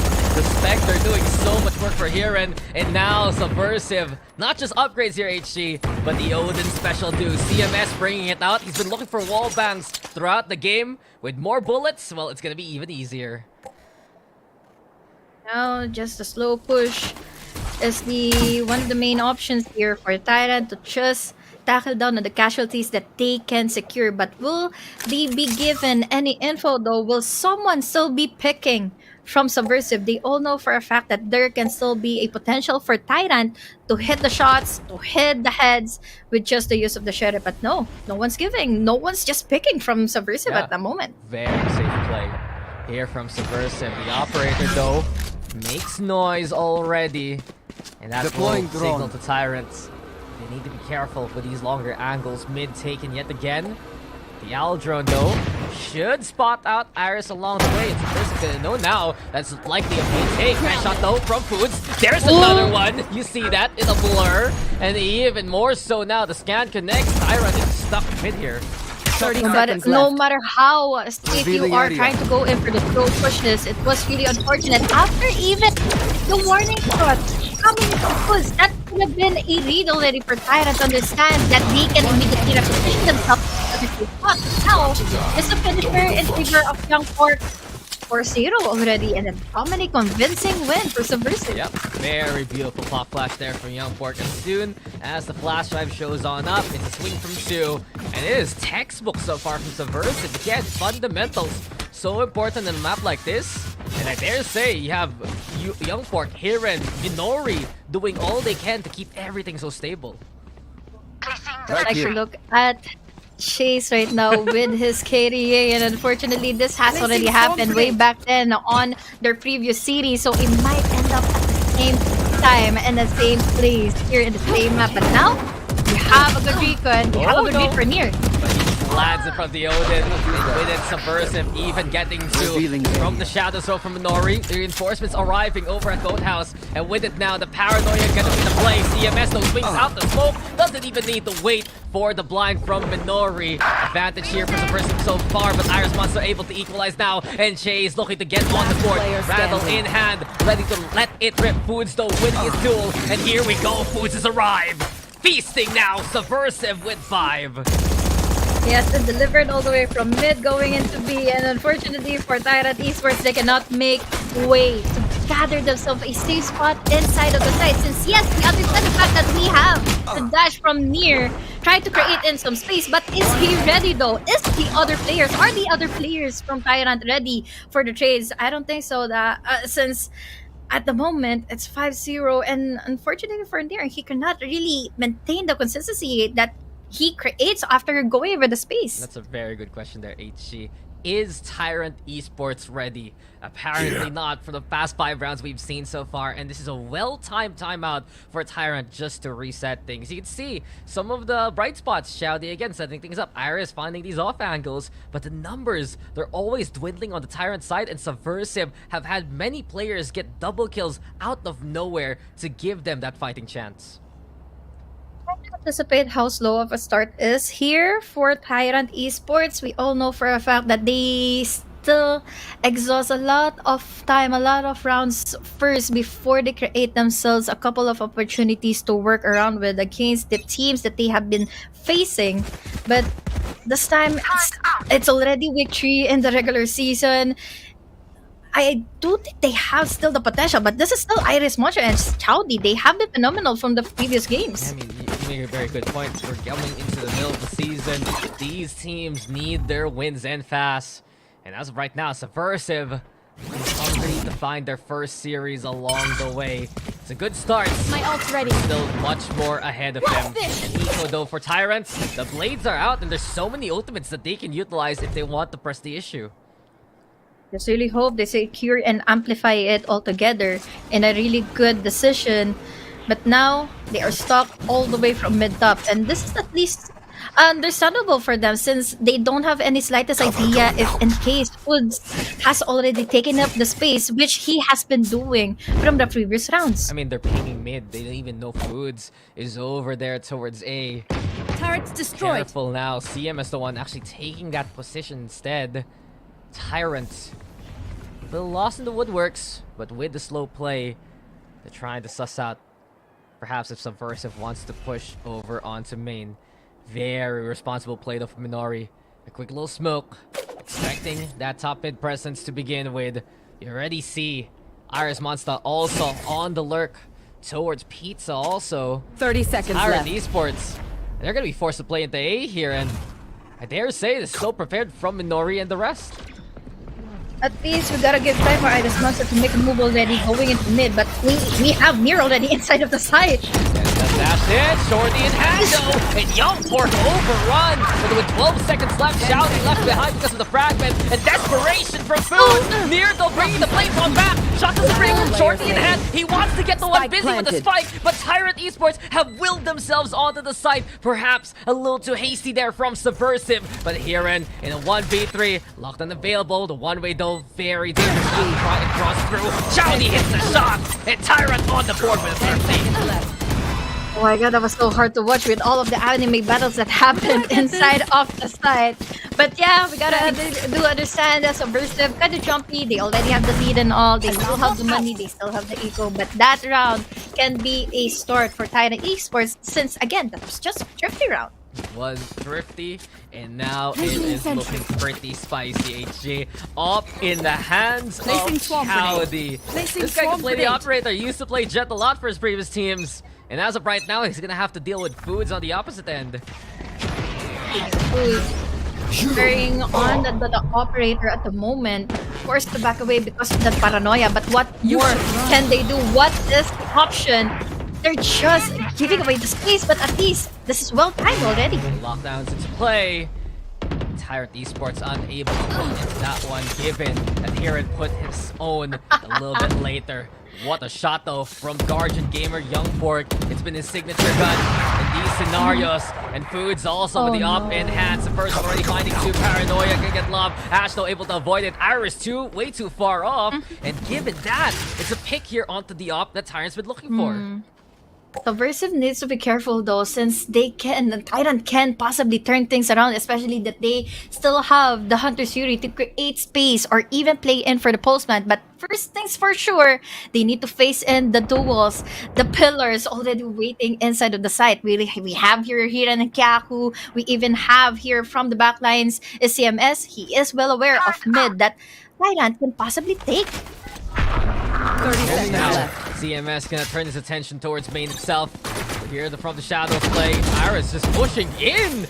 No care in the world about that third shot dart. Also, to keep Hiran Kyaku suppressed. And it's just a bunch of utility. Eventually, Hiran still gets away with the one. Last CMS player watches the standing. smoke fade.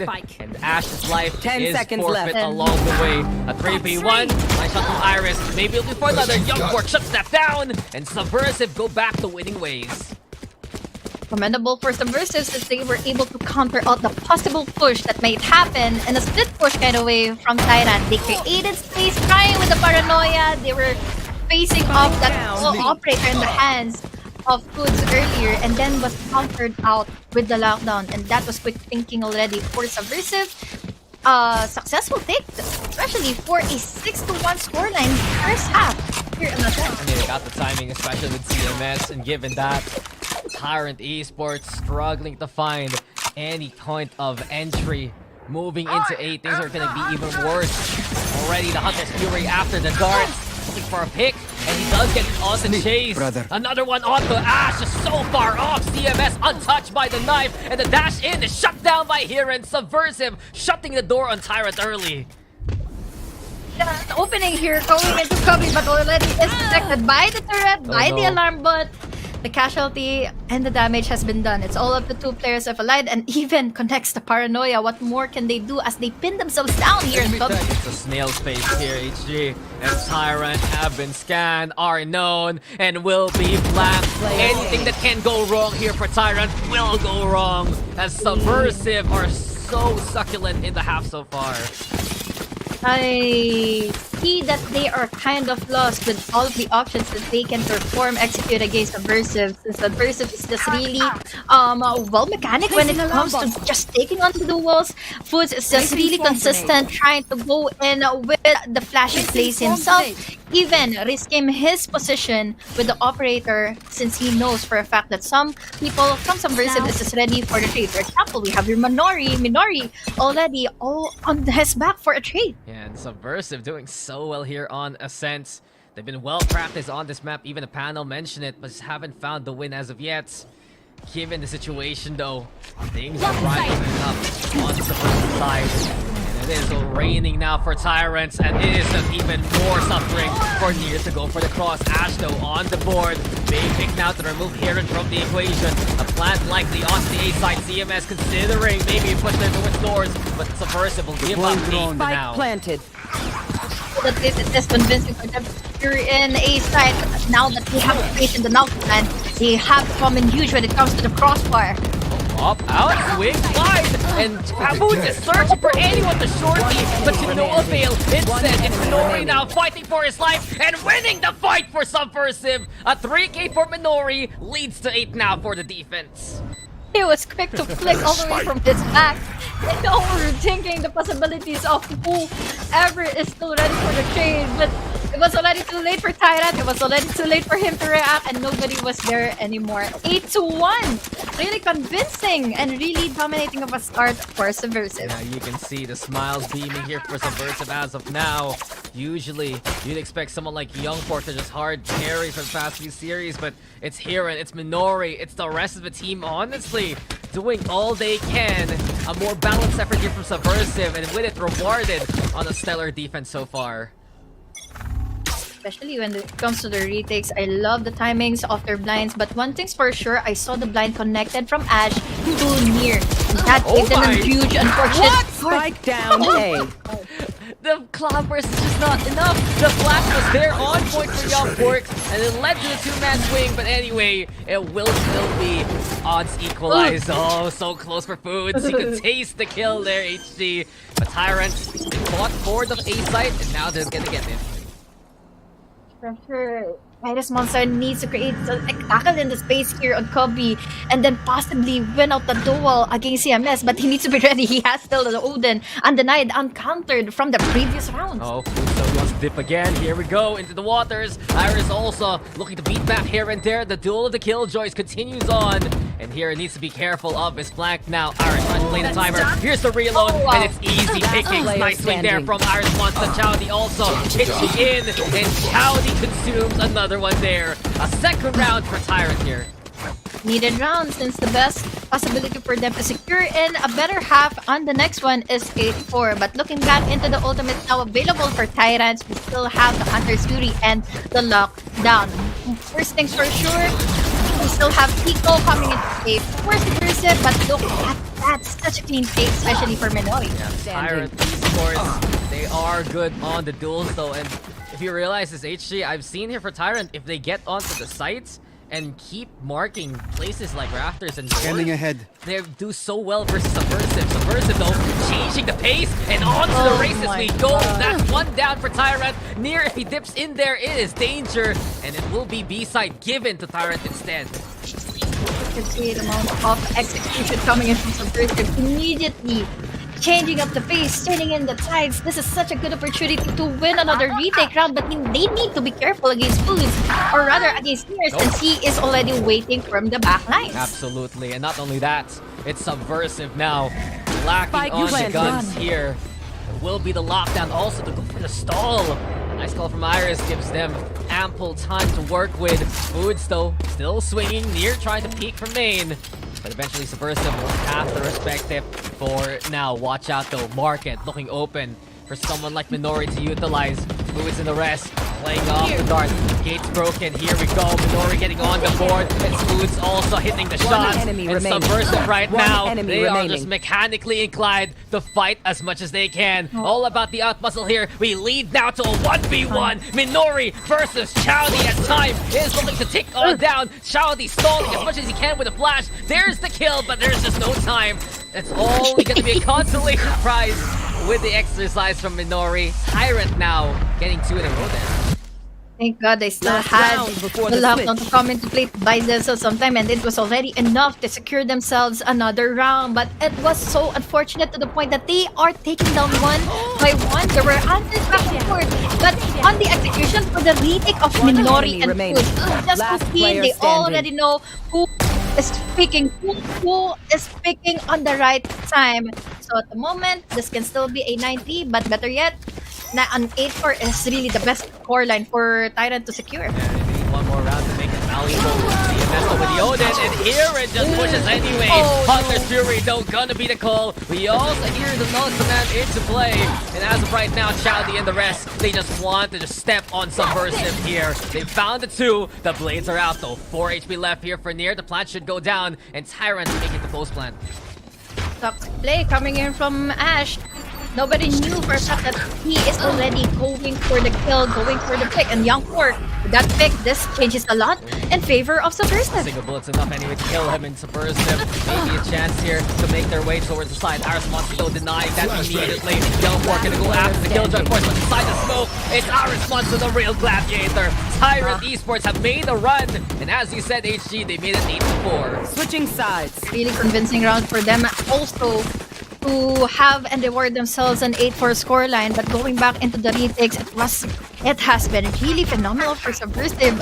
That was just a single round. That was just that one round that they made some flaws. I love their timings and everything together, synergized with Foods and Minori, and now it's up to them to continue in with their momentum and their lead. 8-4 on the first half, and Minori, Young Port, and Foods, they're one of the players that we need to look out for. I mean, Tyrant is giving themselves a chance though, and if you remember how they played against Carty World, and it was that 11 rounds on defense that eventually gave them the dub. Subversive, it's gonna be a tough ask right in front of them. They are in the lead though. They're gonna need to deal with the aggression. Yikes. Aiming immediately. What a tap from here! Just silencing CMS. Spike down A. Another one bites the dust to his hand, and it's already the one-man advantage here for Tyrant to begin with. They will not let themselves be stepped on by Subversive.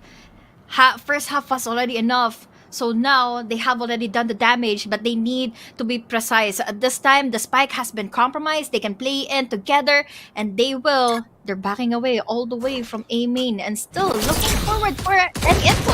Go for the flash. Chase now swings after the duration. And Food still looking to go for the free fires there, but Chase instead takes him down. And Tyrant Esports just suffocating at the start already of this defense. Avernus will deny, and here comes Chase to just run him down. It's all about the run and gun today as Tyrant will take this pistol.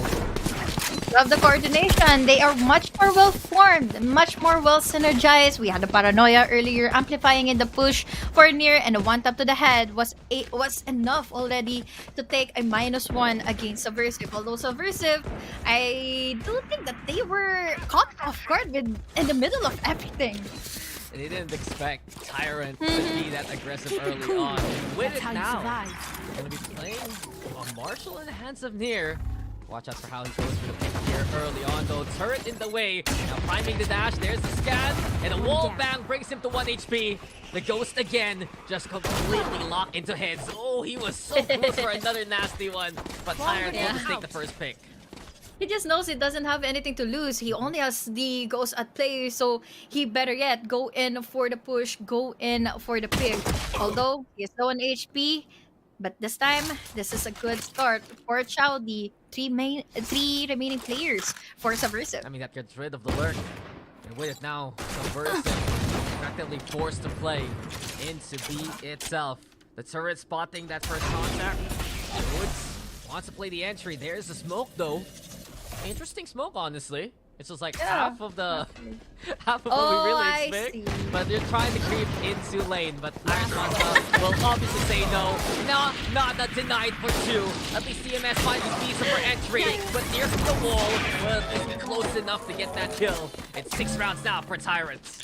Just let them try. It was just so funny. They wanted to creep up with the smoke with just a little bit of a space they can't play around with, but unfortunately, Iris Monster just knows what to do. He just went in for the free fire. He knows he anticipated that push, and that is such a well-deserved round by round for Tyrant Esports. Tyrant did take the bang indeed.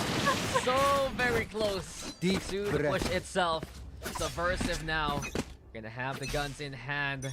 It's not the best buy actually. Seems like the Guardian. Tyrant still full sending. There's the fly, but do they expect one in the corner? Minori gets the job done for the 1-for-1. And Chowdy has to back away because of it.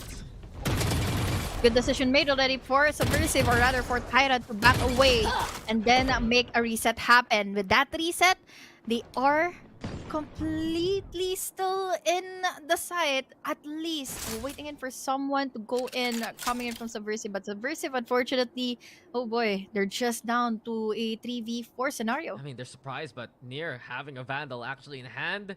And with it, wins the duel against the lurk. Chowdy the one picking up the Marshall. That slight position has been strong for him. He knows the lineups where he flashes the enemy, but not himself. The outro now. He's gonna spot out, see it, chase there. Youngport gets the kill for free. Here comes Boots now with the entry, but Near again. Near's just so sharp right now. Near far, wherever you are dead if you're in his crosshairs. And there you go, looking for another one. Youngport toying with here. Chowdy is Near at the ready, and the one for Near says it all. Tyrant will take the bonus. Really well needed round for Tyrant Esports. It was convincing. It was really commendable since again they went in for the crossfire. They tried to change up the face, and now Subversive called in for the timeout. Good enough since they want to tackle down at least the momentum. Try to push back Tyrant Esports, but Tyrant is just phenomenal on their plays, on their switch ups that they have been taking Foods and CMS off guard. Yeah, this defense has been ironclad. It's what worked versus Carty World last time around. It's what's throwing Subversive for a loop. And if you've seen the scoreline here, HG, Tyrant Esports have done everything they can to put this within touching distance. correct me if I'm wrong, but basically, is this like a 5, maybe 6 round win streak? It's just been Tyrant ever since the end of the first half. Started to an 8-4, so that's 3. If my math is mathing, it is 3 rounds I mean, 3 rounds in already. the second Oh, half, yeah, but include the rounds in the first half. HG! Welcome Wait, to I'm trying English. to count well, okay? Welcome to English where you have to count rounds. I gotta say. I know, you Listen. had 3 rounds in a row. Since the fifth half. Placing swarm grenade. Placing swarm grenade. When you combine English and numbers, it doesn't work well. So yeah, we gotta pick one only, okay? I guess this is why we are casters instead. But the op is out though. Nice bounce. I like the lineup there from CMS. Should dissuade near for now. But then again, do they even know that the op is ready here for Tyrant? Just look at how advanced the smoke is. Look at how pushback Subversive is. Into overthinking, someone might be potentially waiting in for either a judge or even a close angle fight. But at the meantime, it's just a slow push already for Subversive. Looking back at their chances of whoever is trying to go in for the pick, at least reward them with any kind of info. The orb's being taken here by Hiren. That should be a sound cue. The Chase is watching out for Tyrant Esports. Perfect play against mid, but B is gonna get given up for now. It's gonna be a retake actually, given the 5v5 scenario. Also an open hand Subversive, a slight chance to play into the site itself. Understandable, they don't want to loosen their guns. Understandable that they have the Spike responsibilities of the one-taps of the sheriffs and the hands of Subversive. But now, it's already a go signal. I think this is a good time for them to go in for the retake. I mean, they don't want to lose guns yet, but now they're gonna have to deal with a 5-man strong defense of Subversive on the retake. Staying on the site with these sheriffs, you know how deadly they can be in that distance. Tyrant also keeping an eye out on any kind of flag. The Chase already finding moves along the way. Ash moving forward into the lane. There you go, headshot connect. It's Super 2 though along the way. Tyrant taking some losses, but eventually they eradicate Subversive on the site. We see things tied on up. A better half for Tyrant Esports, and again, they have been continuously stomping on Subversive, and Subversive cannot find a way at least win out the trivia round. It was a good start at least that they secured in the site, but what more did they do? They played in for the crossfire, they played in to try and tackle all onto the heads, but they were lacking the guns. At least it was understandable, but this time, they have time to shine. They have the operator. A risky move, if I may say, for Minori. Yeah, he doesn't have armor at all. This is just brave to say the least here for Subversive. But they're throwing around these prayers. Might as well throw a flash too along the way. Nori actually watching out for A main, just conditioned right now since Tyrant has been aggressing there for quite a while on this defense. Info already coming into play, and Chase dealing quite damage. Now tagging Foods immediately exhaust his Akrab in case there's another wall bang. But now, Near repositioning himself, trying to defend here on mid, but Subversive is just really not giving them any chance for them to just tackle down with that operator. I mean, Subversive is still keeping with Minori in the middle. You get the idea, he has a couple shadows to reinforce if need be. But given now, Chowdy playing at first contact, stopping Subversive dead in the tracks. And with the stall, Ash might have a moment. This is a positive pitch courtesy of Tyrant. Ash, where are you looking? Ash, where are you gonna go? Ash, looking to catch them all. And Minori's the first one to fall. Near now, scoped in. Youngport just dies in the middle. Another one bites the dust in the hand of Near. And Tyrant is just dictating all they can. Here comes Shouty for another one. Here and desperate to find the collapse. But with it, it's still Tyrant taking the win. Find the up, pick it up, and they're good to go for another round. Yeah, another clean round, another clean take, especially that Minori was able, or rather for Ash, was able to create much of a space, much of an info, and able to backstab onto the players of Subversive and fully distracting them. They had the idea to tackle down onto mid. They had the idea that there's Near that they need to confront, but unfortunately, it did not end up well. Now, the lead finally went in favor of Tyrant with just one round. Yeah, the run from Tyrant has just been commanding. And with it, they feel all the momentum in the world. As they have just had a perfect half so far. Too many targets though. Near chooses the first. And Minori left untraded by Youngpork. An eco for Subversive as Tyrant is looking to run away with these rounds here. God, he quickly repositioned himself to safety and another pick. That's Subversive. I think he might have anticipated, but now we have 3 members defending on A side. Someone has to really pick up the spikers, but now they need to commit in much more further info before they fully head on with the commitment as well. Yeah, well, Flash is being prepped. You'll also see the 0 point set on up. And Ash just playing inside the smoke. Tyrant very brave. Play in those bits of utility, but with it, it's an Odin for suppressing fire, and they are just mowed on down. Bring a lawnmower because Subversive has turned into grass. Tyrant Esports made it to double digits. I love this. Tyrant is just so well intact with how they want to tackle things down. Now, first off, we have here Near going over the first initial push and a kill. Unfortunately, there was a slow piece coming in from Subversive since again they were just down on an eco. But Tyrant is just really much more comfortable on defending. They already know what to do on plan B, plan C. It is just Tyrant knowing exactly what to do with this defense.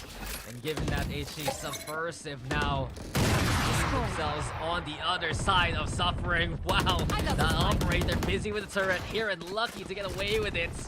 And Subversive, they do want to push into A, but that setup is really strong between Chowdy and Iris. On command, as a duo actually. It's going to be a little early here for Boots and the rest. And given that Minori's up on top, Iris desperately searching. Where's my enemy? Where's he at? Minori now priming the paranoia Near, trying to find the angle, but the lockdown's gonna be there, and Subversive eventually find a way in.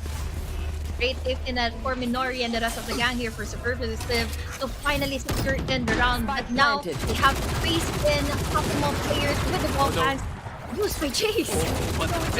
The gear there is protecting Minori there. It's not that angle chase. And with it, it leads to a 3v3. Near still has the up in hand, difficult for the racing. There's no off angle towards door. Every single player of Tyrant now.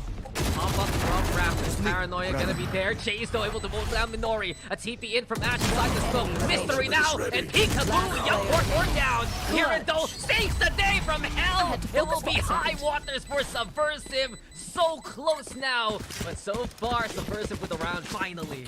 That was such a confusing round, but we all know for a fact that we have Tyrant who is really committed, really decisive on taking on that retake with all of the possibilities that they can face. But now with all of that being said, Minori, he had the discipline to not overextend.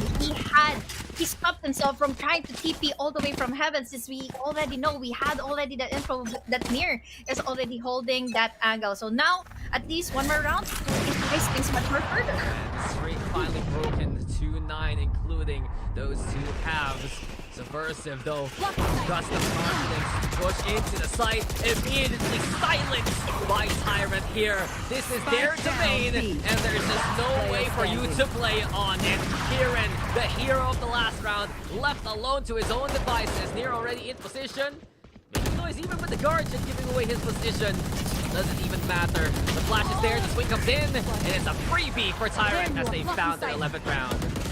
Was this in the first half? Where was this so composed and so well intact team and the execution coming in from Tyrant Esports? And this time they're just really well aware. They have the consistency, they have already the stability on their techs, on their timings, and even amplifying every itch utility that their back ends or back supports coming into play. So I really do commend Near for stepping things up, especially for Chase, as one of the pillars here coming in from Tyrant Esports. I gotta agree with you, HG. Coming into this defense, it's Tyrant completely on point. And just as you've noticed, Near now top fragging the server. 20 kills after some initial struggles in the entry a while ago. Everything enabled well by Chowdy, by Chase. Ash also has been very pesky with the paranoias and the TP plays, and it has really thrown Subversive for a loop here, not expecting where Tyrant's gonna come from.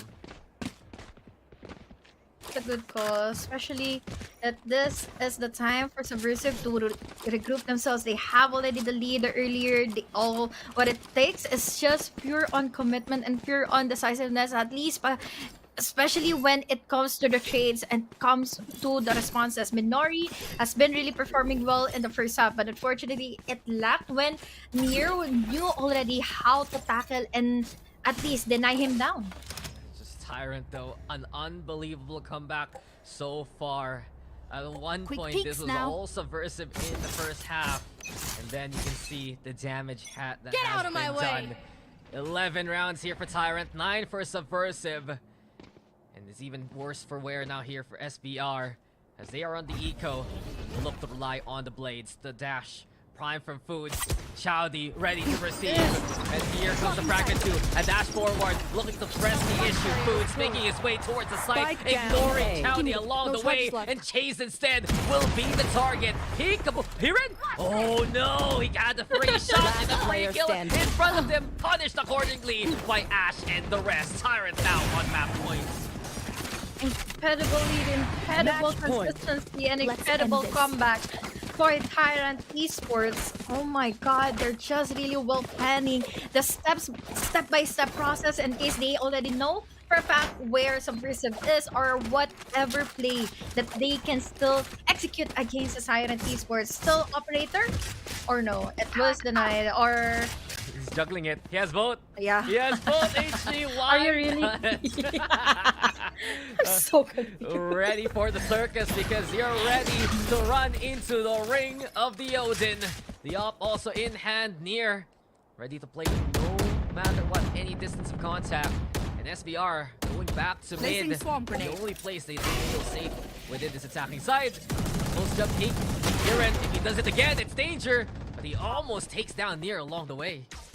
I love that he did the white pick immediately, dealing a lot of damage to Near, and he needs to back away. He needs to position himself into safety, at least be impactful as he can, as he has been. But at the meantime, it's a different story right now for Subversive. Down into A side. Foods burning to another swarm near, finding the lurk along the way, and Tyrant Esports now have seeded the sites to have the advantage. Spike gonna go down. Last-ditch effort here from Subversive. So Payton though, coming in from the retake, since they all know for a fact that they can still win it out. They had the null command, they have even here the lockdown. And the flag is good from Ash too. Paranoia connects with the Young Pork. Lockdown's gonna be there. And Subversive is crumbling standing. under the pressure. Young Pork, the only one still standing. It's a good dish served with wine. And here we go, he's roasted by Iris. Tyrant Esports coming into the second half. They take the map by storm, 13-9 Defenders to take win. map number 1. Wow, what a comeback from 8-4 to 13-9, and it was just one round that Subversive was able to secure against Tyrant Esports. So it is super commendable, super appreciate every single utility that Chase has been using. That Near was just consistent on repositioning after taking one initial info and taking a number down from Subversive. I mean, we've been hyping up Tyrant on Ascent for good reason, and that defense shows you exactly why. They did it versus Carter World. They've done it versus Subversive. Sub SBR only getting a single round within that second half. We gotta bring back who really stepped up within that map here, HG. And I dare say it was Near and Chowdy doing all they can to provide every single inch for Tyrant to take. Yep.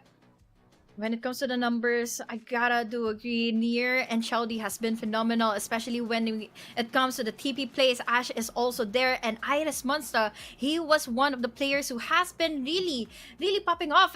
Even in the first half, he has been one of the pillars to make sure Tyrant is still composed to tackle down an 8-4 scoreline. And now it started on there. It started with their pistol rounds, and unfortunately for Subversive, they were just rattled and hassled back and forth. Yeah, it was a good start, especially from here in Kyaku, as well as the new player Minori. We know that they have a 6-man roster registered, and we do wonder if that is the confirmation of the identity. But that being said, though, Tyrant Esports, one of the big wins really have been the first kills provided by Near. 14 takedowns at the very start of these rounds have helped out Tyrant immensely, as the defense was just untouchable all throughout HG.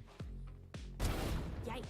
just a great start for Subversive. I don't know what happened even, but just comes to the worst case scenario that they were not able to tackle down at least near with his operator once he was able to secure it much more further. And then we have Iris Monster as well with his great holds, with his comfortability, and they are much more comfortable and confident into just changing up the face against the players of Subversive. So unfortunately for Subversive, they lost the second half of this map. Yeah, you said it.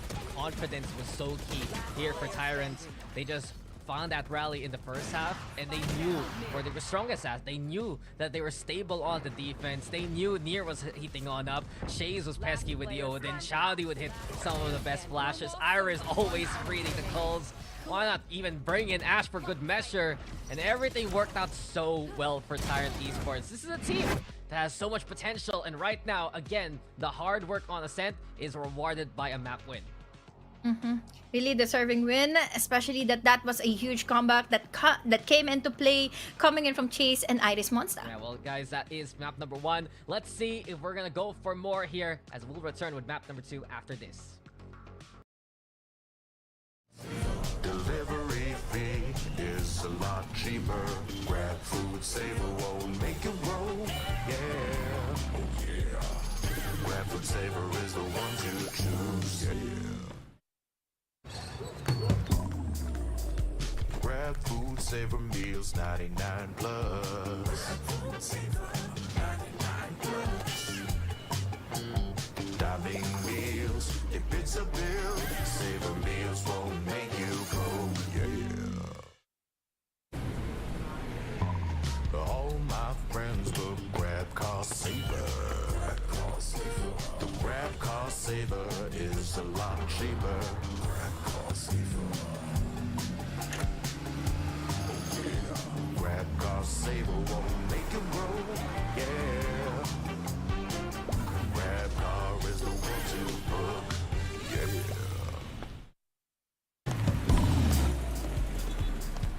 All my friends will grab food saver. Delivery fee is a lot cheaper. Grab food saver won't make you roll. Yeah. Oh yeah. Grab food saver is the one to choose. Yeah. Grab food saver meals 99 plus. Grab food saver 99 plus. Diving meals, if it's a bill, saver meals won't make you go. Yeah. All my friends will grab cost saver. The grab cost saver is a lot cheaper. Grab cost saver. Grab cost saver won't make you roll. Yeah. Grab car is the one to book. Yeah.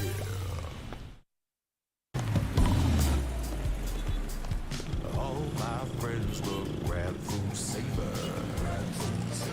Delivery fee is a lot cheaper.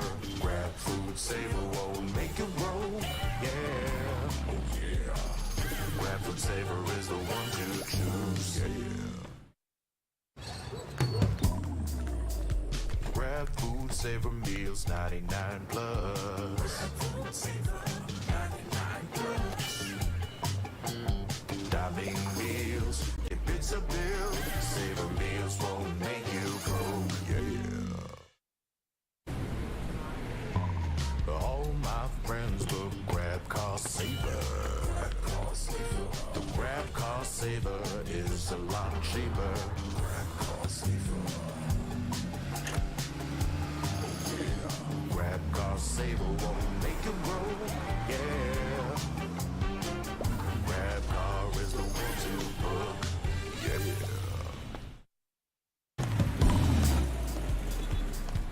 All my friends will grab food saver. Delivery fee is a lot cheaper. Grab food saver won't make you roll. Yeah. Oh yeah. Grab food saver is the one to choose. Yeah. Grab Saver meals 99 plus. Diving meals, if it's a bill, Saver meals won't make you go, yeah. All my friends look grab car saver. The grab car saver is a lot cheaper.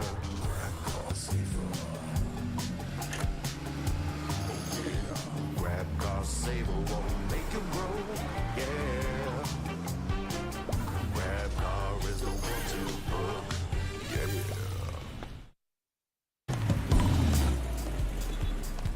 All my friends look grab food saver. Delivery fee is a lot cheaper. Grab food saver won't make you roll, yeah. Oh yeah. Grab food saver is the one to choose, yeah. Grab food saver meals 99 plus. Grab food saver 99 plus.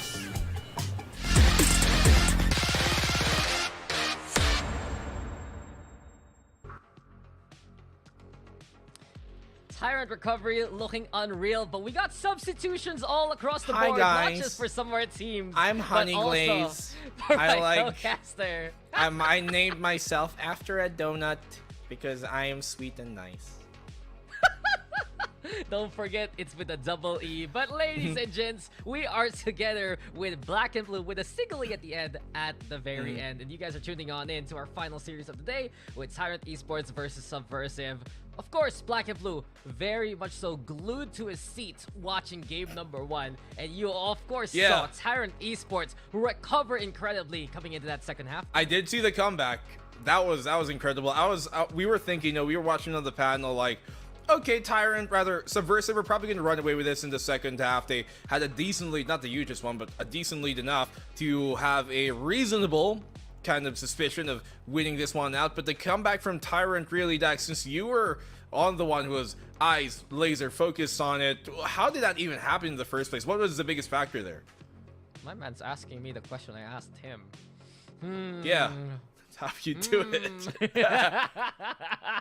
The bounce back is unreal. And speaking of, it is the bounce back. They had that momentum coming in from the first half, winning that pistol, taking that bonus, and then every single player having a field day. Near doing so well with the operator, Iris just getting the right reads, Chowdy, Chase, Ash doing all they can, and especially Chowdy. He was instrumental to have all that success, finding impact frags along the way within those rounds. But now we're gonna move over onto Icebox, and I remember you guys talking about on the panel that it's a little difficult for Subversive to find a good map pool to begin with. It's even tougher now because even though it's their map pick, I haven't seen them play it all throughout this year yet. Maybe that's going to work for them, right? Because Icebox is a map that Tyrant don't have any information on how the opposing side is going to play.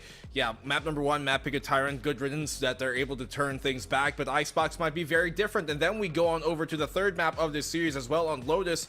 These last two maps are maps that we have yet to really see anything work out for Tyrant actually in their previous history. And that could be a point of contention here where they could throw things back in their face. But my question is, who is Minori?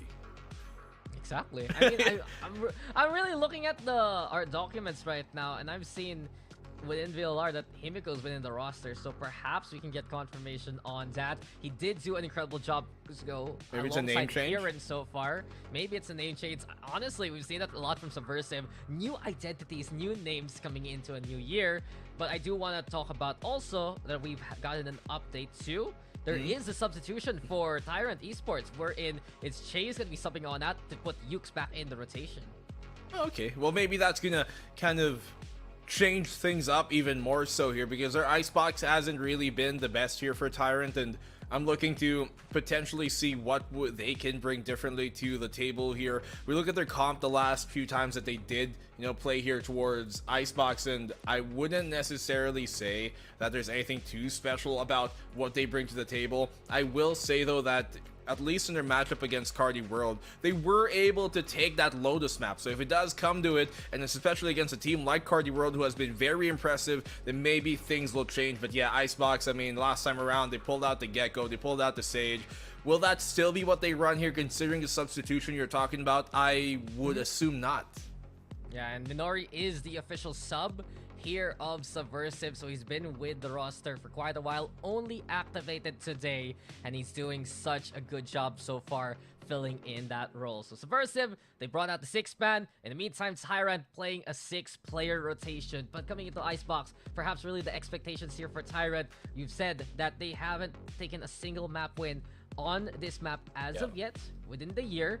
And I wonder if it's that identity crisis, because every single time we've seen them play this map, they've changed their comp, and right now, what do we expect here from Tyrant?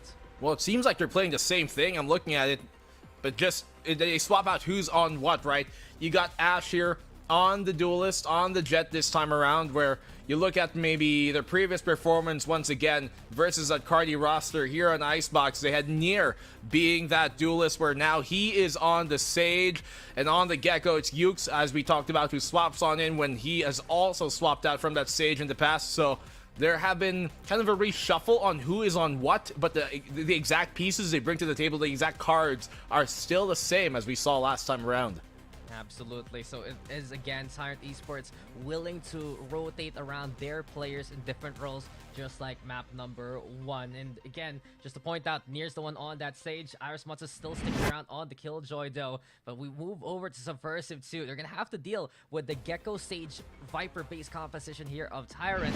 But it's still a little bit more old school again from Subversive, running that Sova, running that Killjoy with the Viper, but the Clove enabled on a map like this for extra bit of aggression and extra smokes along the way. I mean, I like the Clove in general as an idea, right?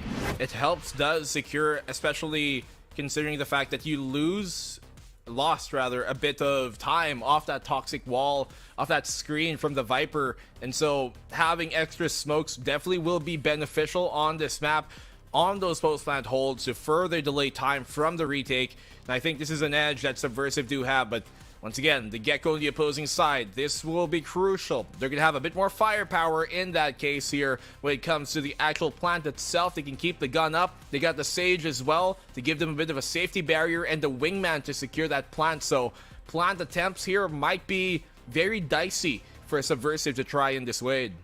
Yeah, it's just going to be even more exciting here, as Subversive will have extra firepower into the front line, but Tyrants, they're going to have stability, especially with those spike plants. You have a wall set up from the Sage. You always have that Gecko that's honestly instrumental to keep yourself alive in these kind of Icebox fights. And ever since Gecko has been introduced and you play it on Icebox, it feels like you don't need to sacrifice a player anymore just to put that spike down. We're going to be getting into the game soon, but Subversive, they're desperate to find a bounce back here because they haven't found that series win as of yet here in VCT PH. Yeah, I mean, the spike plant attempt here is notoriously dangerous for the attacking side on Icebox in general. One of the most hazardous maps to try and get that spike down. And as you mentioned, sometimes there were times in the past where you just sacrifice the guy just to get the spike down. If the Sage barrier does not hold, then you know what is to come. I mean, Tyrant, they did okay, all things considered, on this map, I think, versus Cardi, considering how Cardi World and Patrick Watson performed in that series. But can Subversive throw this back around on their own map pick? I'm just glad, Dax, that during the break, I did not go and eat ice cream, because I was about to. I mean, understandable. You guys have an interview to do afterwards, but right now you got a cast to do, sir. So many hats here for Black and Blue yet again. But we're moving that starting soon because we're starting now. And Subversive immediately ready to play into A, but Tyrant happy to play reception. Ukes and Ash already pushing forward. Pistols here at the ready. The Rax confirms that Iris Monster gets the opening kill on the Hirin Kyaku. And that mid control that they were looking to try and creep up into, immediately denied. Honestly, while we've been waiting for the pre-panel to be finishing to get into the game, I've been checking out social media, and if I remember correctly, the player registered to the Minori account used to be the man named Batghost. So I'm very excited to see such another old name back into action. Hasn't really been beat so far. Nier though setting up with the slow orb there, as well as the barrier orb, and this should slow down Subversive, who have to back into yellow again. 5v4 still as Subversive kind of reset the pace here. Wait for the screen to get some gas going. Wait for that to regenerate before they go into the attempt. Obviously still here. They're down to man count, so the plant will be quite desperate. 30 seconds left. Get in position. Young Pork now searching for a target. Tyrant though have gotten the advantage to win 3v2. Young Pork though, nice shot. And now with the big jump, he's going even faster. Faster. Taking even more down. He's found the double already. Ash has the sheriff in hand though. And looking to find another stellar shot. Spoilers ahead as CMS will get the kill there. It's the first to take his pistol. 0-1 as Subversive throw things around. I'm surprised once again. They took that round. It was a 5v4. Barely able to get the plant down, but in the post plant hold is when they made the magic happen. Young Pork obviously coming in big here. The Clove delivers. Able to dive and weave through that. CMS as well on the help in the actual post plant defense there. Now we want to see what Subversive can do. This is their first time on record playing this map, and they've got every surprise in their favor. Starts there immediately. Already looking to catch Ash in the act. Yuke's though scanned on out, and Yuke's get away with bloody murder. Foods doesn't even see it coming. A pick here for Tyrant to begin with. 4v5. CMS. I think what has to be the idea here from Tyrant, is to not let these picks go individually away from him. They have to make sure they're taking these fights all together. Someone ready for the trade at the very least. Make sure that the economic damage is equal on both sides. CMS. He has Spectre in hand. Young Pork also with his signature Guardian. Guns juggled to keep them out of reach of Tyrant, but as of right now, it's Ash looking for a way to find a pick. It's just that gun being juggled around in the background, making some noise. Are you not done with it? Picking that one up. Nori though and the rest. Time for them to find the push into the sights. Already found a way in. 30 seconds left. Mains, low HP for Chowdy. Subversive. Making close plan. Sees the target. Hold up good to find Ash along the way. A 4v3 here as Subversive have the advantage. 4v5, another 4v2. Earlier was a 3, but there's a pick from Chowdy. Stop laughing, Dax. The math isn't mathing. The math is not mathing. And now the numbers dwindle even more. Chowdy says goodbye, and we're left to 0 on the Tyrant side. Subversive, well, that's another one. It's a 2-0 to start things off for Subversive. Hey, you got the numbers right this time. Yeah, I can count. 1, 2, 5, 8, 6, 9. Why does 8 come before 6? Why not? Okay. If there's The chicken space, or the egg? The egg. I say the omelet came first, good sir. I say the Benedict. Anyway, well, being taken here. Wow! Who's a traitor to the window? Chowdy! Oh, Chowdy! Let that hair down because he won't let you down with a double kill there. Even Black and Blue surprised. Yeah. Nice, Chowdy. He chowed. Isn't Chowdy a cartoon? No, that's Chowder. I know Chowder. what you're talking about. Yeah. Sorry. Well, here in Kyaku might be some weeb anime name that I'm not aware of. Okay. Maybe if Atsurai is here, he'd know. Maybe not Raph. He's aware, but he'd not know. You would know. It's from Bleach. It's from Bleach? Of course. I'll hold my tongue. You have fighting words today, Black and Blue, ever since that last series. But anyway, now Subversive looking to find a fight here on their bonus. Okay. 30 seconds Here left. is just Spike down. well, here. I got the spike. Yeah. That's his Near. distance. If he was Right far, now I'd be he- surprised. Yeah, the backside though. Last enemy It's remaining. really close. And Near again getting another one. Tyrant with the shutdown over onto the spike plant here. And here comes Yukes to finish off the job. Tyrant on the board with their buy. Well, Near here looking like a machine. Automatic he is. These are not to be super talented. This is the rare moment One enemy. where BNB is for to be. This is what happens when you drag Black and Blue suddenly into the cast. The mindset says panel, the job says caster. My brain was set for messing about with Osiris and Leica there for a sec. It's not ready for this, but we have a game. By the way. Yeah, in Filipino, not even in English, but I mean, at least things are coming together. Round for Subversive, rather Tyrant to come back into, and now we've got the ult of a Young Pork, so please do something dumb so he has a chance to use it. Might as well, right? And the most incredible name for an ultimate, not dead yet. Right? Yep. Well, here they come.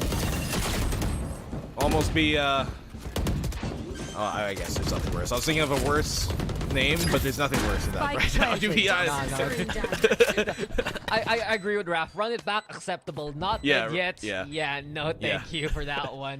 But we're running it back into the A side retake, and Ash. Oh, Near actually found there by Hiran. The flank covered here well by Subversive. Guardian, as you mentioned, Thrash still going to be in the play. The face looking for any kind of target, and even in the freezing waters, it's searching for anyone towards Vortex. Yarpork though, absolutely on fire. Youngpork with another one! What? He is just making mincemeat out of the opposition. Youngpork online, overhealed, and already we see Subversive with 3. Yeah, great position for Young Pork to be in there. They didn't check the second floor of the site itself. They got the guy on 410. I believe that was food, so they expected that there is no more vertical play to be coming on in, but Young Pork playing with foods. His grandma would be mad at that, but in this case, works out pretty well. And these two players have actually been teammates for quite a while, Dax. Yep, when you add in CMS to the mix, that has been an old school core for a team formerly known as, oh wait, they're still known as Subversive. Years ago, back in First Strike, back in the early days of VCT PH, or even we were on PGL. But quick little tech pause. Black and Blue, you just went on the cast and this happened. How good? I think it's more because Ray Ray started talking again. No way. Go tell her she's on Discord. No, she's on Discord, but she started messaging in the group chat. It's like, her presence be known. Ray Ray returns. Technical pause, because we're in the Philippines. Yeah, that's all it is. Okay, so I have an update for you. Yeah? I'll take your Sunday. I mean, I can take your Sunday. Okay, alright.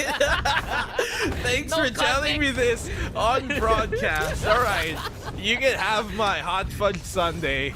Yes, sir. I'll take yours. No contact. I can't believe you just said that, but yeah. No context given. Yeah, so let them know. Yeah. That this ice cream is chilling. So, tech pause. We're in Icebox anyways. Yeah, it is.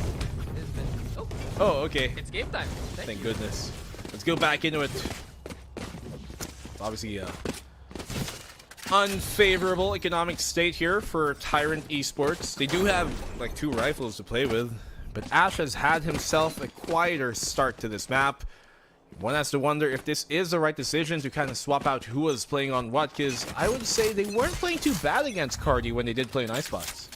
Yeah, and so sometimes these role swaps are a little too jarring, given that you're playing a main role in the one map and then you suddenly shift over to another. You see though, we've honestly seen many teams from promos actually do that. I've seen Avernus do it, we've seen Tyrant do it. And it's probably just the adjustment period as watch out for Hiran. This flank is looking hefty. Ash seems to be getting on top of things. The site's gonna get given, but look at this. A big flank courtesy of Tyrant already. You call upon his aim, and here he comes with Minori's off of the flank, only able to get the one before they get the trade-off going on to him.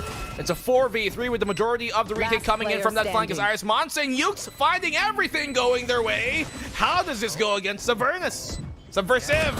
That's stuck in the past, but Tyrant Esports will take effectively a thrifty dare. They had the lesser buy. They believed in Ash to provide that first kill. And from that point on, it snowballed out of Subversive's control. Tyrant with the pinch and the round win.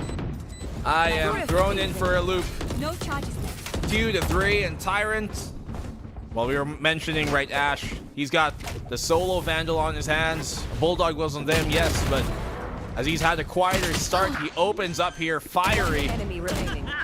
Such a great job to take these fights all together, really hound them down and never give them isolated opportunities. Subversive here. They can buy up, but not fully, not as much as they want. And suddenly the momentum shifting in favor of Tyrants. You've said it. The buy here from Subversive, incomplete. CMS only holding on to the share. But in the last round, it's a Young Pork hold on to the not dead yet. The Isle Drone gonna be sent from the garage, and Ash is marking it. But to begin the round, it's Chowdy watching out for mid. Kieran falls, Ash disengages, and Near's there just to go for the wall play later on. EMS still a sheriff in hand. Ash connects again. He has come alive now here. Finally, when they need him to the most. Do they check no, this? the Mir has no idea. To be or not. He goes for the knife. I can't believe it. What if there was someone behind him? B. The insult to injury, and that is just pain. CMS baited as Minori is the only one standing behind the wall, and he's stuck between a rock, a hard place, and the rest of Tyrant looking to run at him. We got the knife kill a while ago. Ukes isn't even gonna risk it. Tyrant ties things up. Tyrant here. Looking pretty nice, especially when Ash is getting himself going to start off these rounds. Found the opening first pick on both of these rounds, really. For the side of Tyrant at the very least. Subversive put into an eco state here. Oh man, this would be so sad if they lose this map with the fact that they were leading so much a while ago. But then the comeback just came where they only won a single round in that second half, and this is their map pick too. I mean, that's the biggest strength of Tyrant, though. A never give up kind of attitude, and it's been so helpful as they always keep the pressure on, no matter what. Chowdy, very proactive around the map. Same can be said here for Iris, also watching out the kitchen, and Subversive falls immediately. Tyrant with mid control, and Yuke's the one to shut things down. Also watch out though, another contender to this challenge. It's Ash now dealing with many. A dash on the way, but he wants to go for more from up top. He finds a spray, but it's not good enough. Instead, it's Subversive fighting. The red carpet rolled in front of them. It's already 2 down, 1 off to the side. Hate ensues as Chowdy on the board, but Food just barrels down in there. The rope is the play, and Subversive have hung some targets. Wild fight on the site. Spike But they're all low for the most part, aside from Young Pork here. Quick clean up from Nier. They have to know the push is coming from the flank as well. The rest comes on online. Iris Monster connects, and it's done. Yeah, that's a retake there. Young Pork unfortunately could not find a target, so he's not dead yet. Became dead eventually. Tyrant actually with a real res to give them those extra numbers. So Tyrant, not only have they rallied here, but they've taken the lead away from the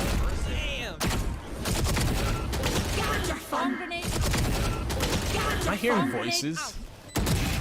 Oh, it was Gecko. It was Gecko going, damn! I thought it was Dash for a second. It sounded like him there at that moment. I was like, am I hearing the Filipino broadcast? Am I hearing the paddle? What am I hearing? But at least here, what a scramble of a round, to be honest. Subversive looking pretty okay there, but then obviously the turnaround from the retake. Viper's Pit now here towards A. Do they commit? I'm not too surprised at all that Foods decides to dash away from it. He's searching for Chowdy. Eventually, it's Young Pork who susses out the Viper, and they step on the snake to open up A immediately now. Subversive. No respect. For the take. Welcome to my world. They wait for the pit before anything else. No respect of the Viper's Pit. So they updraft, dash on over, pincer where Chowdy would be. This is his last show. Nier finds the opening pick through the spam. You should run. And this is the second frag usage.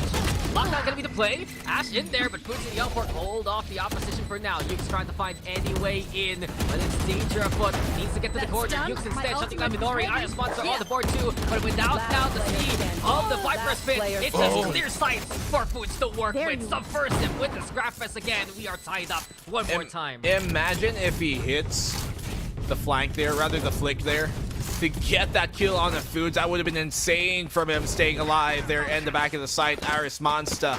Now Ash is able to pull out the operator, but Subversive have been doing a good job of winning the scrap. That's when they look the best, to be honest, when they can ensue chaos, and that's where they thrive. Subversive, they may be ninjas, but they want to just fight and fight head on. As of right now, They Get ninjas? out of my way! SDR. I mean, it's a logo, man. Is that what it is? Supposed to be. Kunai with Shade, but here we go with the blade stalled. Yukes just pushing again. He's been exploiting this orb position for quite a long time. And here he goes with the other one. Spike the Minotaur down A. of the maze. Yukes unrelenting Last on the player push. The standing. spikes down and through the Yukes. door even. Yukes is just unstoppable right now. That was a Yukes play from Yukes. Aaron Kyaku gets the pick. He gets another. Looking out for the picture. It doesn't come as Nier closes it out 5-4. And they're doing good on the defensive side of all things, right? Because, I mean, we know this map can sometimes favor that attack. But on the defense here, Tyrant are looking pretty nice. And Yukes as well, no hold barred. And he doesn't even get tagged up by the Hunter's Fury being thrown out there. Able to dodge Enemy it. remaining. Ash, good help as well. And ultimately, there's no real other breakdown of that round aside from Tyr. Yeah, the God of War. It feels like we just go racing in these rounds. Yeah. When Subversive wants to press go, Tyrant has already stepped on the gas pedal. Yes? We've done this already. I We've done this know. already! I am not over it. We can't recycle! Come on, man! I'm sorry, I'm still stuck in the first. No, yo, this is a family-friendly broadcast. I'm closing my eyes. I am not of age for this. Wholesome broadcast. Oh no! No. Oh no! Keep it away! Keep it away! This is not the time and place. Have you seen the gecko animation? Yes, yes, the twerk. That's twerk and keep resetting all the utility. There's a new one where you're just like bending yourself backwards. What? I don't even want to know where that goes. I don't even want to know where that goes. That sounds more like a GTA thing than a Valorant thing. Here. The vibes are immaculate right now, but the game has been so chaotic that in between it's just, oh, they fought, oh, they're gonna go again, but Subversive now, it is oh my trouble as they're on an eco again. They have the operator from Ash here now. Let's see if they can cook with it. Ash? Oh, scoped in. Waiting for anyone to peek out garage. Noise. Here's it. Who's that Pokemon? It's Spike Operator down. on the Heron. But no, not enough to catch Foods also. Only 1-for-1. The op has been downed. And now Youngport willing to pick that one up. The swing comes on in. It's a 1-for-1, but Nier with a shooting gallery in front of him. He's good for a double. But suddenly, the Wild Operator appears yet again. Youngport with a quick little refresh. And onto the site we go for the spike.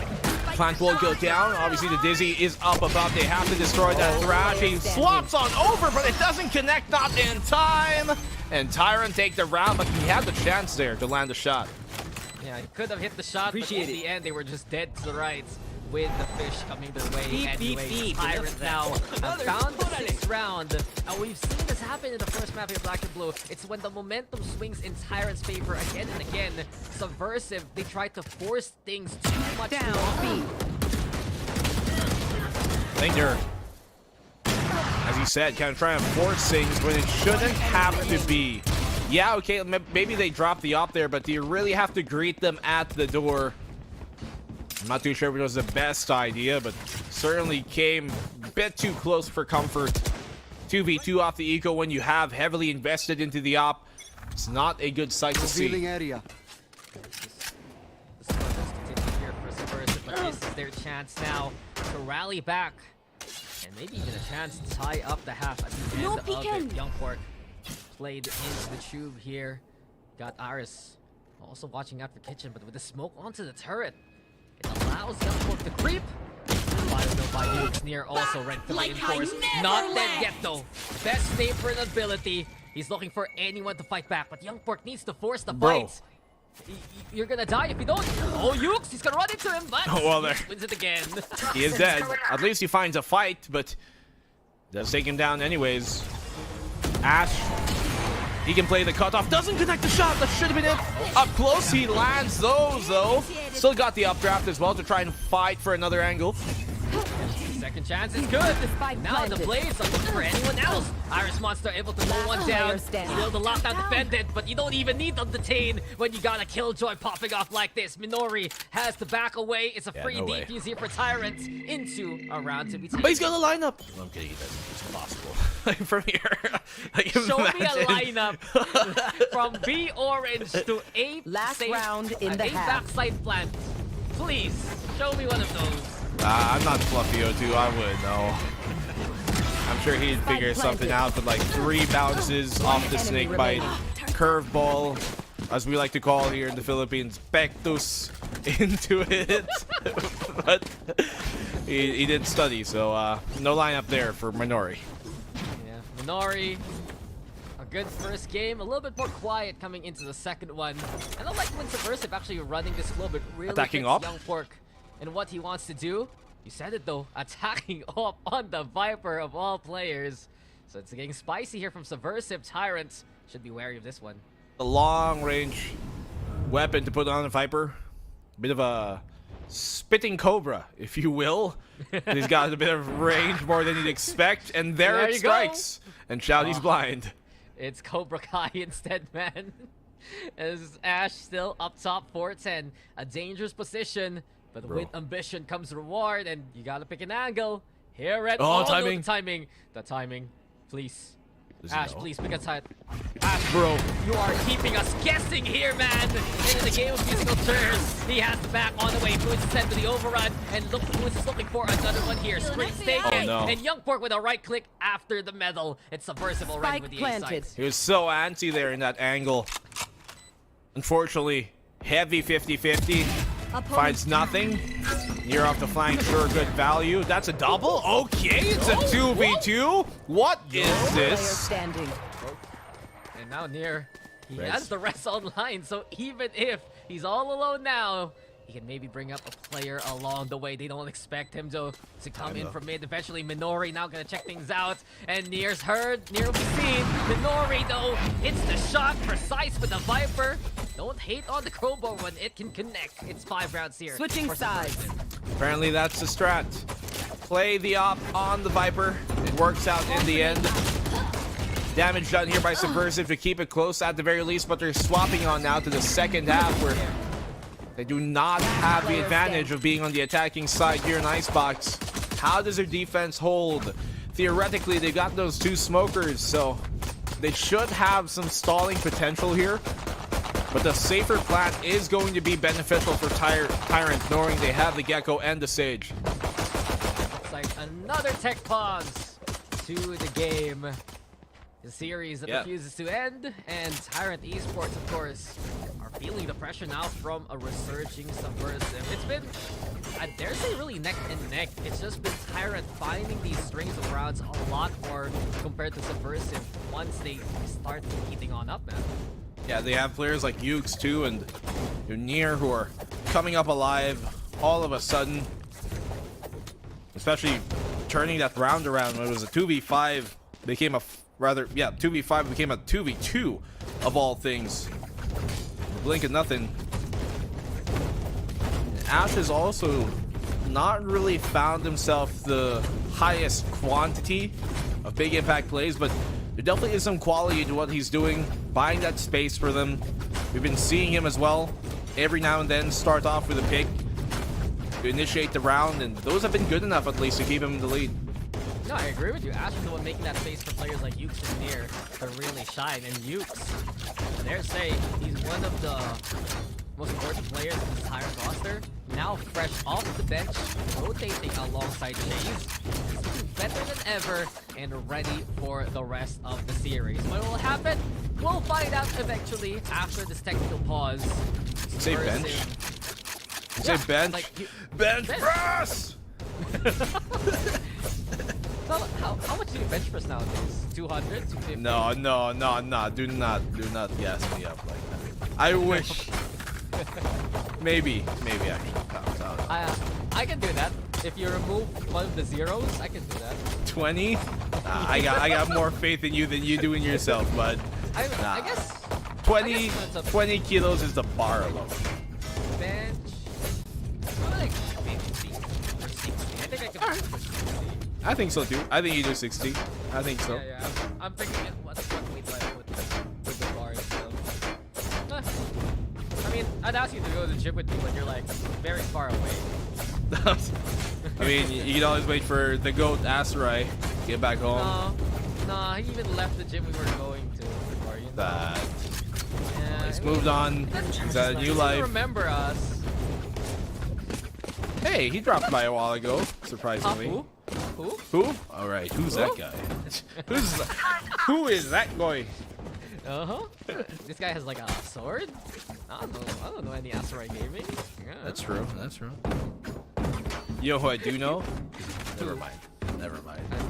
Bad joke. He was so hurt when I said that in the GC. Really? He's like, I'm nobody, and I'm like, so sad. Well, Asteroid. it's been 4 years The of best of us. being a victim, and he has to be used to it at this point. But as you mentioned, the best of us. But who is the best of this series? Tyrant looking to start off this half with a lead. Yeah, we're back into the games. The story time is over. And truthfully, Tyrant and Subversive has just been fisticuffs all throughout this icebox map. It does beg the question though, who's gonna have more of that staying power? Especially with here and here. In position already at B. Final dash. Just pushes forward. Despite the nano swarm pressure. With it now, Yuke's was just waiting to put Wingman down and get the plant going. Another target though, but Youngpork instead with a silent shot. Yeah, allows now Youngpork and Subversive to equalize the man count as Ash was looking for more, but greed is the biggest liar here. Youngpork at least able to equalize things up, but now here the retake comes and no more Dizzy. Down. There's the Wingman too, but Youngpork again with another set of kills. Ghost in hand, he's doing all he can. Shouty though fighting back, and Iris has a different plan from mid. He lobs the nano swarm. It's looking for the stall, and CMS has disengaged. Can't even get halfway. Traps are there. So far, it is difficult. Oh, this Here we is go great. again. Another molly is broken, and Youngpork does it all for the squad. Subversive will get away with it with Youngpork just being cash money for the round there. Crucial round there for Youngpork to come alive, not only in the frags, but if he did not destroy that nano swarm at the end, the final one, that would have secured the round. There was no way they could tank the defuse with that low HP. There's no way they could even continue to have enough time afterwards. I don't even believe he would have been able to get the half, possibly, at best. But things would have been so much more difficult. Youngpork, great time for him to show up again. I mean, he always shows up for Subversive. He's been the most consistent player of this squad. We know many of Subversive just getting back to their bearings here in the Valorant. But Youngpork, from day number one, very much so on point. Since day one? I think he used to be part of Oasis, you know? Before they were Oasis? No, for real. Or I after looked at Oasis? stats later. It was an Oasis thing. But that was way back when. We got the Dizzy though online over onto A. Youngpork again with another one. And the Guardian has his signature gun with a free gun of Near instead. The classic good for the double. Youngpork again has to hold things off. And there he goes to deliver another kill. Subversive able to hold off Tyrant. And with it now, the not dead yet. Ready for the Clove here. Still good damage being done by the Eco. And here's a catch off from Iris Monster. Here Yaku has no idea he is coming. This is winnable, actually. Toxin screen down. Very doable. Shouty and Iris Monster a chance, especially with the toxic screen set up. You do have Minori though coming up from up top. And Youngpork, of course, the man that they have to beat. That second life gonna be instrumental here. One enemy remaining. Already spotting Chowdy, lining it up so well with a succulent one tap. Here comes now a quick tap enemy with the remaining. spike. Iris hitting the shot though to Minori. It's huge, and Young Pork versus Iris Monster in a 1v1 showdown now with the full armor. Keep Young Pork alive. You can't find It's it. also good to get halfway, and pros just don't fake. Young Pork again delivers another round here for Subversive, and he wants the kill. He'll net it for the ace. Thing is, though, with Iris Monster kind of letting those shots ring out and him reloading, it lets Young Pork know that he's that far away, that he's not actually creeping up on him. So Young Pork just knew, okay, I can stick for in yellow, and if you're letting me know you're in yellow, and you're reloading while in yellow, then I'm just gonna stick this. I have no other reason to get off of this defuse, especially with the smoke in his face. So nicely done there by Subversive at the end, but even better damage done by the economy, on the economy by Tyrant. And Young Pork still, though, the raid boss right now with the Guardian in hand. And I did confirm, he's be part of Oasis until 2021. The talent's there. And the aim with the ace, even against the eco, is looking good so far, at least for Subversive in the front line. They do also push here. Over on the spawn from A. Here, Dizzy now. Tyrant things out at B, but they don't expect that Minori and the rest are right behind them. Chowdy now to recover a few kills here. Pressure with the snake bite. No, he gets tagged though. He's not vulnerable at all. But surprise, surprise, it's Tyrant also showing on up. Tyrant have lost 2 along the way. It's the racing for Subversive. They're gonna try to find a new pick. Yuke's though on the board. Young Pork now with the ultimate, and Subversive. They're just finding kills everywhere where they need to. Yuke's the one standing on the side. Minori with the 3K. Subversive will take this round anyway. Once again, Dax, scrappy round. These are the ones that Subversive have been winning here. After doing so much damage in terms of the chip, in terms of just overwhelming Tyrant as a whole, that's when Subversive look their best. Economy here, put into an eco for Tyrant. This is where Subversive can start to take over this game truly and bring it to map 3. Yeah, just on the bonus, they have all the economy in the world. And they're getting closer and closer to the Viper Spit and the Hunter's Fury now. Young Pork still with 20 frags on the board. Tyrant rely on the Guardian, and this game has had some of the most Guardians we've seen throughout perhaps the whole VCT PH run so far. Well, you're right. Especially an icebox here. Long range, definitely beneficial, but it just goes to show how awkward the economy has been for both of these teams, really, in this back and forth. It's been neck and neck, that's for sure. And Subversive, they found the rally behind the Clove. Now they have the stat at ready. Now, also see the crash online. Ashton with final CMS boots. It's going to be an easy target for Ukes and Tyrant Esports. They found the entry to make their way towards A. Young Pork still around to flip the script. Oh. Almost had the angle there for the spam. Doesn't come just yet. Iris Monster. He is in a position here that if they don't clear this with utility, he can be the sole demolisher of this retake. Never mind. Young Pork dropping down to take it down. Young Pork with another one, and it's just immaculate aim so far. 3 for Young Pork. The medal comes on in, and even with the decay, it's Ukes who takes him down. We go back. Solo, there's the swing, and there's Ash with a wall bang headshot to end it all. These Guardians packing a punch, and Tyrant delivers around because of it. Can't believe Young Pork actually found those 2. Almost find the 3rd as well with his medal, as you put it, being thrown on out, but just can't confirm the actual kill. Look at this from Young Pork. Always in cheeky timings. He's able to sneak into the backline and cause chaos.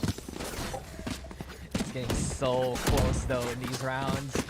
Always leading to these 1v1 situations. Someone has the clutch, and Tyrant finally found a round to call their own. Off-screen setup though. The DC is gonna get used by Ukes early on, anticipating that spike push. But with that, I got the spike and the rest lying down below. Here's the peek now. Turns my boots. CMS is Steam see it coming. Caught napping. Even sprayed down by Ash. And now the blades are online, ready to go for more. Young Pork gonna shut down any kind of montage coming his way. Young Pork with a double. Chowdy finds Young Pork in response. And it's all about the trade here as Minori holds that off. Here and also Thrown on up. It's a 1v2. Iris Monster versus the world. And in the maze, the double up is there. Iris with the expected swing. There you go. And 2 targets to deal with. Only one will stand at the end. Subversive take the lead back. Bit back and forth, Dax. Nobody here really able to stabilize. And once more, in the bout there, in the scramble, Young Pork able to find a double. He's always just so sharp in those moments to be able to do what he can to get the best value out of the round, out of his position. Been making great decisions as well, and that's why he ends up here with 25. Just finding the best angles, even with his team dying in front of him. As soon as Ash gets 2, you think that's the start. But Young Pork shutting down any kind of aggression from base from 410 is that extra bit of, I dare say, know-how, you know? It's just Young Pork always on point with any kind of angle. A B site is what they want to do now. Food's here with the operator once more. Not the best buy for Tyrant for sure. This Judge, rather this Bucky be effective once a Viper Spit comes on out, but Minori from up front gets the kill. No punish just yet. The operator is here. They have to be careful peeking into it. There's Foods with a pick. Yeah, they finally expect Foods to be nearby, and Tyrant entrapped within the garage because of it. Subversive have put a stop to any kind of push. It's just them grounding Tyrant Esports. You're not allowed to play outside. You're not allowed to go at all. And Subversive, finally, they lose Minori. The damage has been done, and Foods adds more to break the Tyrant bones. Huge next. Perhaps on the list, the Riesling is there, and Foods with another immaculate shot. 3 with the operator. Subversive have found double digits. Okay, and now Tyrant are here put into an even worse economic state with the lead possibly surmounting. Subversive can definitely extend this now into map number 3, but a bit of a fun fact. You know where Chowdy comes from? Here. Apparently, it is a combination of the Italian greeting ciao and the American cowboy one, howdy. Chowdy. I have so much to add to that, but I don't think I can say it here. Just remember An Italian that one cowboy. Picture. I sent you a picture once, just a few hours ago, to prove your points. Huh? I can't. But you know who can? Foods has been so on point. With the off right now, Ash though, cutting out down board, GMS balls. And Youngpork didn't actually go for his own ultimate. Instead, it's Tyrant now with the man advantage. They found a way on the side. Ash has found 3. The res is there too. And everything is tipping in favor of Tyrant instead. Good picks off here from Tyrant. I'm surprised these offs aren't doing as much damage as we thought, and he is dead to rights here. Food. Great overrun, and Ash versus the Evil Dead. With saw in hand and gun in the other, he opens things up. I mean, here's the one with the Necronomicon bringing people back to life here. Tyrants Esports. Somehow, they just have Ash decide to go kill and go in. There's just this moment where Ash comes completely online and has these out-of-this-world picks. Once that happens, A-side is checkpoint by checkpoint, bit by bit, taken by Tyrant. You know, funnily enough, Dax, knowing at how games are typically kind of stereotyped in characters, I'm surprised Jet as a character is not named Ash.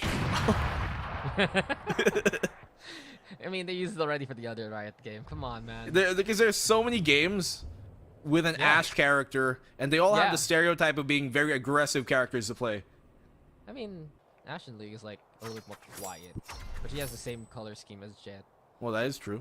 White hair. Yeah. Well, more like platinum. Still, again, why would you use the same name for the same naming color convention? Why not? I mean, Zarian with Neon are already so similar, and they're just blue and green versions of each other with the same voice. Got the same voice, yeah. Yeah. So. Shout out to Vanille, our favorite Filipino voice actor there. But anyway, Subversive.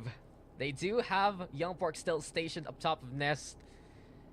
And right now, Tyrant a lot more slow than expected. That shot though from Yuke will change that pace, and with the Thrash online, it's time for them to take the site. Just gonna save the res there, not gonna use the not dead yet. Alright, Monster opens things up as well. The site is being overrun as the Thrash connects to. Those are free kills for Tyrant. This should be the game tied up 10-10. Yeah, this should be a save here. Foods doesn't want to lose his operator at all. Tyrant Esports. You just need a single pick. If you've seen how systematic these A takes have been for Tyrant, Rash isn't done with you. begs the question, where is the Subversive staying power? They're good at hitting the shots. What about the utility, right? It hasn't broken the Tyrant push at all when they make their way towards the site. Or like, sheesh, thematic. They've been pretty good at it. Well, you get that. That guy's already in Korea. I don't need to deal with it. It's just like Foods can't deal with Subversive pounding him down. And it's a big pick because that's the operator gone. Tyrant have tied things up. This has just been as close as can be as a game. But Tyrant Esports, 30 seconds. one pick is all it takes to open up the site. Definitely so. Especially there with them dropping the Clove. Young Pork has been arguably the biggest wrench in Tyrant's attacking spokes here on some of their executes. When Young Pork, either in the retake or just on the defensive hold, will do something crazy and will throw them off of their mental and throw them off of their system. But because they find him first and because they're not in a position to actually be punished by a self-res from him, it gives them so much more confidence in taking the site there and less to think about, especially because Young Pork, if he has his ult, you're pushing his site, he is going to go no holds barred because he knows he's got a second life in this. Yeah, but he hasn't really found the moment to use it. Subversive have all the ultimates now available. A full arsenal, not the best buy upcoming. Maybe even play the half buy here just to make a run later on. That's exactly what this timeout is all about for SBR. Gauge if they can win a round like this. And Foods, keep an eye out on him. The full armor means the blades are going to be out coming into this round here. Not the best buy for sure for Subversive, but we've seen them make great work with much less. As you mentioned, blades out, Guardian as well, soul that. And here is that push. Here's the Dizzy as well. Where's Foods going? Did he disconnect? Finds a second. He's going to spawn, man. He's going to spawn as Ash with the push on in. Here comes Tier 2 to continue the tirade of Tyrants. And it's just been Is he blind? a dictatorship set up by Ash. It's okay. It's okay, Foods. Whatever happened, it got caught on cam. And Hiren. Oh, he's right behind him. 1v3. The Marshall's not good enough for this situation. Tyrant back in the driver's seat, back with the lead here. Tyrants here, looking to keep their iron hold, and the curtain still on fold in front of Subversive. Yeah, Foods disconnected. Oh, he did DC. 'Cause he was W key in front. I was wondering if like was he blind by the Dizzy, or did he think he was playing Yoru and can fake him out, or did his cat jump on his W key? He got shown that picture when you DC with Sage and Brimstone going to the portal. You know, that's what showed up. It's a new kind of flash thing. Right there. I'll teach you something. Yeah. I love it. Imagine you have an agent that can disconnect the enemy as his ult. It takes like 10 orbs, but you can disconnect somebody for a round. That is awful. And I feel for Subversive, that could have been a round where Foods would find value with the blades. But since he did drop early on, he still has the blades available. We call the ult like EOD or E. Never mind. What am I getting caught up here? You can do it. The thing. EMP. There, call it an EMP. Yeah. Why did it take you so long? I don't know. There's so many layers in my head. I was thinking EDM. No. EDM. Well, there's an ult called EDM. All the gun skins become Z Spectrum. That's what happens. When EOD. No. End of days. Damn. No. was like wondering. But yeah, give me an EMP, electromagnetic pulse. Boom. Your internet dies. Imagine That is awful. DDoS You are as an awful. ult. You are awful. That is actually gonna be the most broken agent online and the most useless agent in LAN. Hey, I've got a PowerPoint to present to Riot. Here are my ideas for the next few agents. 1. I mean, DDoS the enemy. okay, you can present it to the guy in charge here in PH. Happy birthday to him, by the way. And Oh, right, yes. Yeah, happy birthday, Jason. Happy birthday, A bunch Jason. of birthdays. A bunch of birthdays. I think it's Chris's birthday too. Happy birthday, Yep. Chris. Well, that's why Oasis won a while ago. Nice Yeah, birthday that's gift, true. right? That's true. A birthday gift right there. I think I have a friend who has a birthday. Happy birthday to my friend. who Happy is birthday to unrelated you. esports. How You ever long- do that? What was your record for the longest happy birthday? About 3. 3 what? 3 minutes? 350.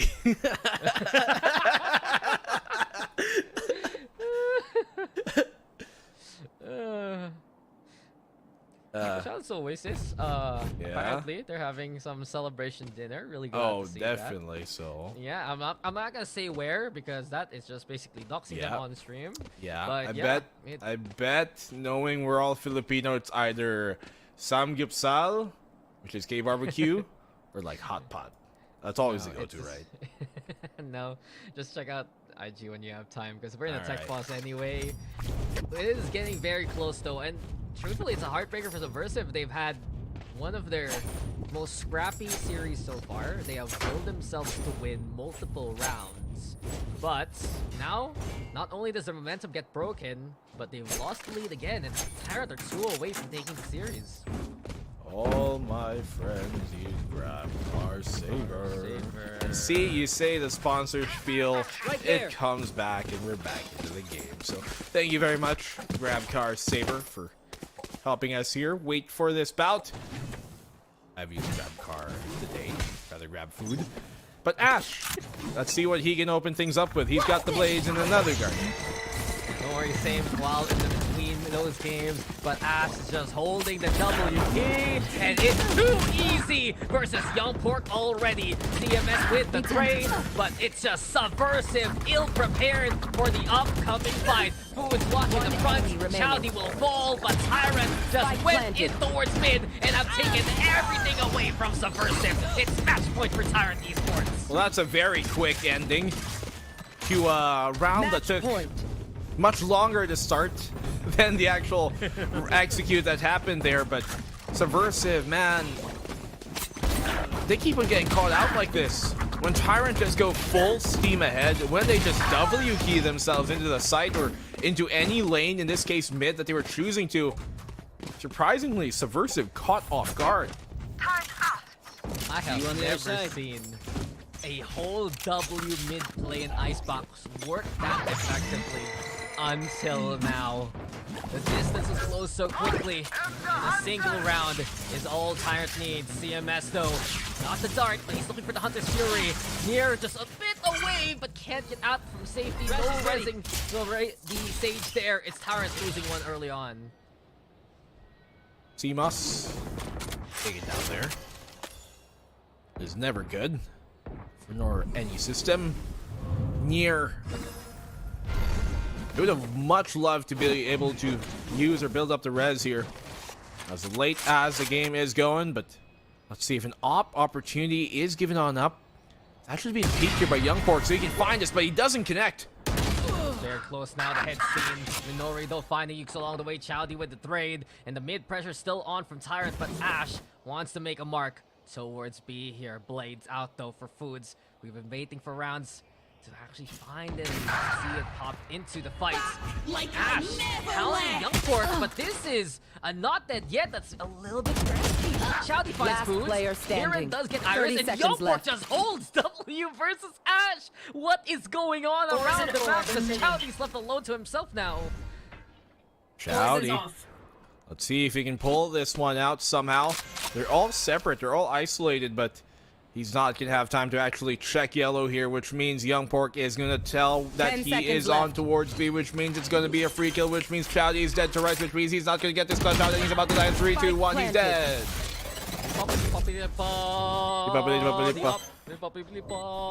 Oompa Loompa. Doopa dee dum. How many candy will you bomb? I know the dance too. the hand movement. One day you're gonna have to do it on broadcast, but we are 1 away from overtime.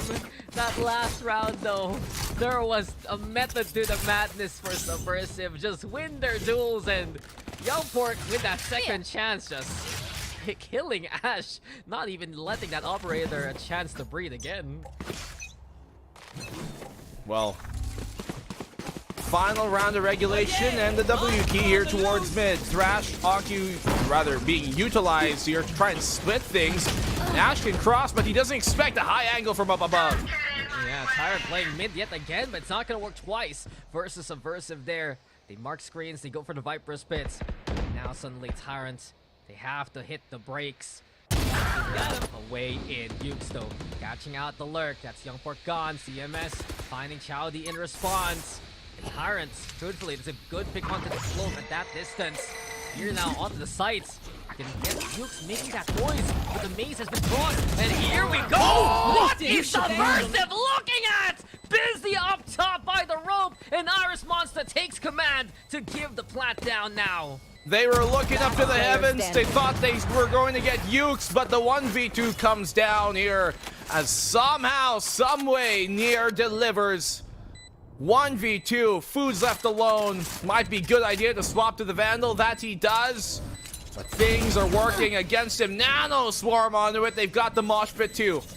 Now Naos Monster swings in. Oh Duel no. Now. Ukes is waiting for the opportunity, and the mosh pit's there to add insult to injury. No escape for Foods.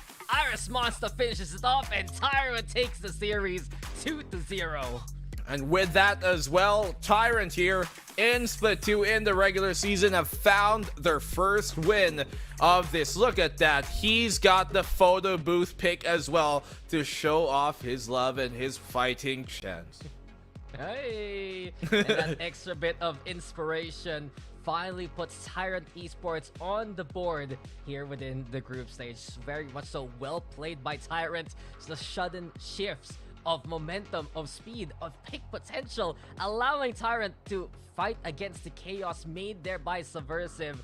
And it was a great effort for SBR. This is the best we've seen for them in terms of the standings. Yeah. And they had a good start in that first map, but unfortunately, it's another loss in their column. And it kind of begs the question now here, Black and Blue, when can SBR take the win? Just because they've lost this series again, 0-2. Young Pork so close to willing this win for SBR, but to no avail. Unfortunate too, because they were looking pretty good in those moments, especially here Young Pork, who we know to be, at least on this team, one of the more experienced competitors. We've, as you mentioned, you know, start of the VALORANT cycle, he was already there competing. And here on Subversive, unfortunately, has yet to really find and aid this team to a win. It's not all on him, though, of course. The rest of the team is liable. And Subversive, there are some individual moments that seem brilliant, but when it comes to like heavy moments when Tyrant are barreling down upon them, that's when they seem to slip, and it started from Ascent second half as well. Yeah, just all throughout the series, it feels like Subversive, they crumbled under the pressure, especially in high octane situations near even. An incredible life there, baiting out the wall.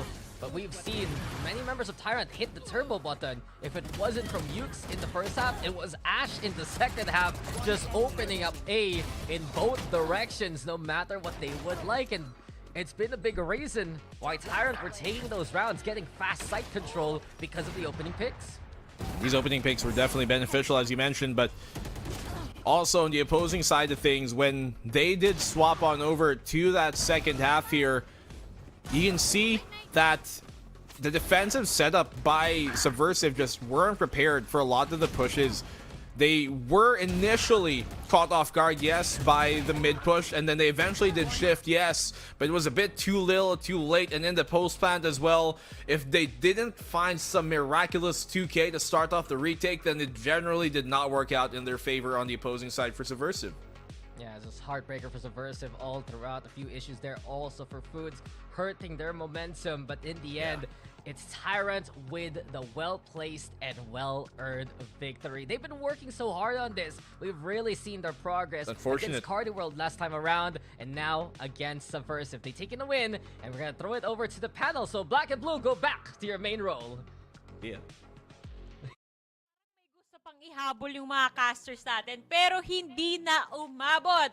Welcome back to the panel, ladies and gentlemen, kung saan sabay-sabay nating na-witness na naipanalo pa nga ng Tyrant Esports yung serye ngayon.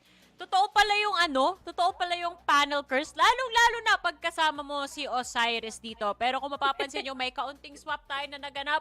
Black and Blue, kung kanina diba yung game 1 to game 2, may sub itong Tyrant ata yung nag-sub ata kanina. Sa VCT PH dun, meron ring sub. Black and Blue out, papunta siya doon sa cast. Honey Glaze in. Ano masasabi mo, HG, dito sa seryeng to?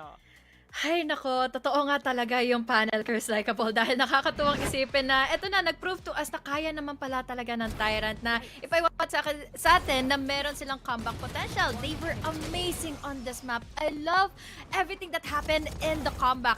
8-4 to nagsimula in favor all of Subversive, but then they were able to turn things around. Yeah, the mere fact na kaya mong sumabay sa Carti World on an ascent says a lot, and nagawa nga nilang patunayan against Subversive. Yes, may mga shining moments din knowing na nakakascore nga ang Subversive around 9 rounds. Kaso alam mo yon, hindi talaga sapat lalo na pagka online na yung tutukan nito ni Nier, and everyone right now is firing full cylinder dun pa lang sa ating map 1. Sobrang init talaga dito sa map 1 eh, no? Tama ka na, si Nier talaga kanina ang init. Ilang beses siyang naka 2K, 3K, 4K, bilangin mo lahat. Pero pagdating dito sa Icebox, yung consistency na pinakita niya from map number 1, nakasaksak pa siya doon, Bessie Wap. Osiris, talagang pinanindigan niya. Even if, on the other side, si Young Pork, tinatry niya talagang isalba rin tong team niya. Yeah, in this battle stage din na nakita natin, no, na kung gaano man siya kainit, kung ano yung kailangan ng team, he would play for it. And dito naman sa side ng SVR, unfortunately, no, facing din a different tech boss, and may mga few moments din, Young Pork on that globe. So at least nakita natin yung full capabilities dito. Kaso kulang talaga. So another portion na naman tayo ng having a hard time on closing games. Na-appreciate yung mga naging comeback nila dahil especially nandito nga si Nier. Nung babalikan nga natin, Ascent is just really amazing. Laging nagkakaroon siya ng impact to push players back coming in from the side of Subversive. Kaya sobrang nabilib ako sa mga nagawa na nga ngayon ng Tyrant Esports. But then there's also Subversive who was able to perform so much well, and muntik pa nga yung umabot ng game number 3 eh. Alam mo, aliw na aliw ako sa mga gantong role. Yung mga kayang mag-jet pero Diba? kaya rin mag-step down dun sa mas backline na roles. Pero palaban Jing pa eh, rin, no? diba? Oo, mala Jing mismo. Kasi si Jing hindi man natin masyado nakikita dun sa jet, pero pag yung raise niya nilabas, lupit. Exactly. Si Nier, pinapakitaan tayo, jet. Hindi niya kailangan ng pocket sage, pre. Siya na yung pocket sage sa sarili niyang jet na si Ash. Charot. Pero ang galing talaga ng pinakita dito ng Tyrant Esports. Hindi man nagtiwala sa umpisa yung panel natin kanina nung kasama pa natin sa Black and Blue. Napakaganda naman nang pinakita nyo at you proved all of us wrong. And para mas makilala pa nga natin tong Tyrant Esports, andito si Mr. MVP himself. Let's welcome Nier over here to the panel. Hello po. Hi, Nier! Hello! Congratulations! Alam mo, Nier, ang tanong ko sa'yo, kasi nung game 1, jet ka. Nung game 2, sage ka. Naniniwala ka ba na kailangan ng isang malakas na jet ang isang malupit na pocket sage? Sa tingin ko po, kailangan po. Kailangan ko po yung jet ko. Si Ash po, love of my life. Yun naman pala, may bebe box sa loob ng Tyrant Esports. Ikaw ba, HG, ano ang maitatanong mo sa ating jet main sa game 1? Meron akong nagiging tanong near, pero first thing for sure, gusto ko kayong i-congratulate dahil grabe yung nag-struggle nyo into game number 2, especially in game number 1. And doon ko din sana gustong i-formulate yung question ko na, how was the second half for you? Paano nyo na-i-formulate yung ganong klaseng scenario na kaya nyo palang i-comeback ito laban na nga sa side of Subversive? Dahil 8-4 yun, pabor sa Subversive, pero grabe yung naging comeback nyo. Ano lang po, hindi po kami nagsisisihan talaga. Hindi po kami nagsisisihan. Totoo po yan. Sa Tyrant po kasi hindi po kasi kami nagsisisihan. Tapos, yun lang, continue lang. Tapos tawanan lang lagi. Oo nga naman. Ito follow-up Hindi question po namin lang din. inaano. Gusto ko rin na hindi na kailangan nga magsisihan. But yun nga, maraming salamat for you guys nga sa naging answer mo po niya. Thank you. Thank you po. Okay. So, ako naman, Boss Nier. So, congratulations sa unang panalo nyo. Medyo naging mahirap, no? Ngayon lang kayo nakakuha nga nitong much needed na panalo. Ano yung mga ginagawa nyo per week na adjustment para umabot sa punto na makakuha ng itong win nyo? Yung disiplina po sa amin. Kasi parang nung mga last matches lang po namin, parang kami lang din po yung nagpapatalo sa sarili po namin eh. Yun lang po. Yun pala yun. Tsaka Yung yung walang sisihan tapos nasa sarili ang growth, ha? Oo.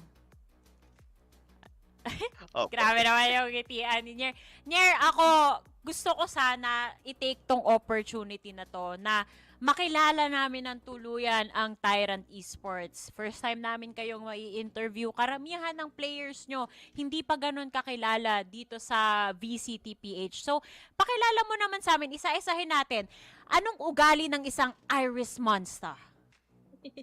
Ay ano po yan. Yan po yung laging sumusunod sa amin sa mga... Kapag ka nag-call po, siya po talaga yung laging sumusunod. Ay, masunurin pala. Likeable. Obedient. Oh. Kung merong sumusunod, sinong nagpapasaway? Ay, tama. Siya din po. Iris din. Sabi mo nga kanina, love of your life, si Ash. Ano namang masasabi mo tungkol kay Ash? Kamusta ba siya bilang teammate?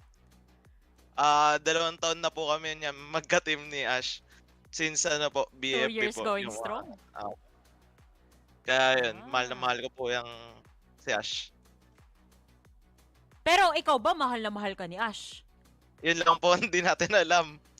Di tayo sure. Si Chowdy naman, kamusta naman si tropang Chowdy?